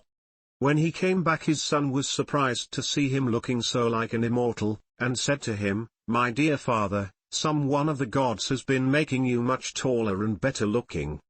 Laertes answered, "Would, by Father Jove, Minerva, and Apollo, that I were the man I was when I ruled among the Cephallenians, and took Nericum, that strong fortress on the foreland. If I were still what I then was and had been in our house yesterday with my armor on, I should have been able to stand by you and help you against the suitors. I should have killed a great many of them, and you would have rejoiced to see it." Thus did they converse, but the others, when they had finished their work and the feast was ready, left off working, and took each his proper place on the benches and seats. Then they began eating. By and by old Telius and his sons left their work and came up, for their mother, the Sicel woman who looked after Laertes now that he was growing old, had been to fetch them. When they saw Ulysses and were certain it was he, they stood there lost in astonishment, but Ulysses scolded them good-naturedly and said, "Sit down to your dinner, old man, and never mind about your surprise, we have been wanting to begin for some time and have been waiting for you." Then Telius put out both his hands and went up to Ulysses. "Sir," said he, seizing his master's hand and kissing it at the wrist, "we have long been wishing you home, and now heaven has restored you to us after we had given up hoping. All hail, therefore, and may the gods prosper you. But tell me, does Penelope already know of your return, or shall we send someone to tell her?" "Old man," answered Ulysses, "she knows already, so you need not trouble about that." On this he took his seat, and the sons of Telius gathered round Ulysses to give him greeting and embrace him one after the other. Then they took their seats in due order near Telius their father. While they were thus busy getting their dinner ready, rumour went round the town, and noised abroad the terrible fate that had befallen the suitors. As soon, therefore, as the people heard of it they gathered from every quarter, groaning and hooting before the house of Ulysses. They took the dead away, buried every man his own, and put the bodies of those who came from elsewhere on board the fishing vessels, for the fishermen to take each of them to his own place. They then met angrily in the place of assembly, and when they were got together Epithes rose to speak. He was overwhelmed with grief for the death of his son Antinous, who had been the first man killed by Ulysses, so he said, weeping bitterly, "My friends, this man has done the Achaeans great wrong. He took many of our best men away with him in his fleet, and he has lost both ships and men. Now, moreover, on his return he has been killing all the foremost men among the Cephallenians. Let us be up and doing before he can get away to Pylos or to Elis where the Epeans rule, or we shall be ashamed of ourselves for ever afterwards. It will be an everlasting disgrace to us if we do not avenge the murder of our sons and brothers. For my own part I should have no more pleasure in life, but had rather die at once. Let us be up, then, and after them, before they can cross over to the mainland." He wept as he spoke and every one pitied him. But Medon and the bard Phemius had now woke up, and came to them from the house of Ulysses. Every one was astonished at seeing them, but they stood in the middle of the assembly, and Medon said, "Hear me, men of Ithaca. Ulysses did not do these things against the will of heaven. I myself saw an immortal god take the form of Mentor and stand beside him. This god appeared, now in front of him encouraging him, and now going furiously about the court and attacking the suitors whereon they fell thick on one another. On this pale fear laid hold of them, and old Halitherses, son of Master, rose to speak, for he was the only man among them who knew both past and future, so he spoke to them plainly and in all honesty, saying, "Men of Ithaca, it is all your own fault that things have turned out as they have. You would not listen to me, nor yet to Mentor, when we bade you check the folly of your sons who were doing much wrong in the wantonness of their hearts, wasting the substance and dishonoring the wife of a chieftain who they thought would not return. Now, however, let it be as I say, and do as I tell you. Do not go out against Ulysses, or you may find that you have been drawing down evil on your own heads." This was what he said, and more than half raised a loud shout, and at once left the assembly. But the rest stayed where they were, for the speech of Halitherses displeased them, and they sided with Eupeithes. They therefore hurried off for their armor, and when they had armed themselves, they met together in front of the city, and Eupeithes led them on in their folly. He thought he was going to avenge the murder of his son, whereas in truth he was never to return, but was himself to perish in his attempt. Then Minerva said to Jove, "Father, son of Saturn, king of kings, answer me this question, what do you propose to do? Will you set them fighting still further, or will you make peace between them?" And Jove answered, "My child, why should you ask me? Was it not by your own arrangement that Ulysses came home and took his revenge upon the suitors? Do whatever you like, but I will tell you what I think will be most reasonable arrangement. Now that Ulysses is revenged, let them swear to a solemn covenant, in virtue of which he shall continue to rule, while we cause the others to forgive and forget the massacre of their sons and brothers. Let them then all become friends as heretofore, and let peace and plenty reign." This was what Minerva was already eager to bring about, so down she darted from off the topmost summits of Olympus.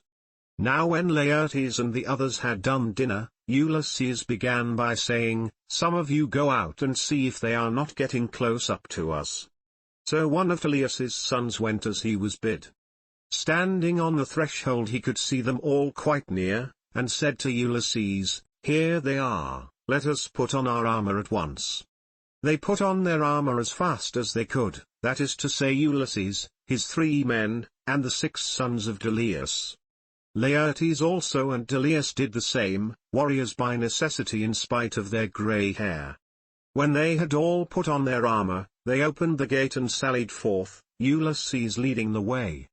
Then Jove's daughter Minerva came up to them, having assumed the form and voice of Mentor. Ulysses was glad when he saw her, and said to his son Telemachus, "Telemachus, now that you are about to fight in an engagement, which will show every man's mettle, be sure not to disgrace your ancestors, who were eminent for their strength and courage all the world over." "You say truly, my dear father," answered Telemachus, "and you shall see, if you will, that I am in no mind to disgrace your family." Laertes was delighted when he heard this. "Good heavens," he exclaimed, "what a day I am enjoying, I do indeed rejoice at it. My son and grandson are vying with one another in the matter of valor." On this Minerva came close up to him and said, "Son of Arcesius, best friend I have in the world, pray to the blue-eyed damsel, and to Jove her father, then poise your spear and hurl it." As she spoke she infused fresh vigor into him, and when he had prayed to her he poised his spear and hurled it. He hit Eupeithes' helmet, and the spear went right through it, for the helmet stayed it not, and his armor rang rattling round him as he fell heavily to the ground.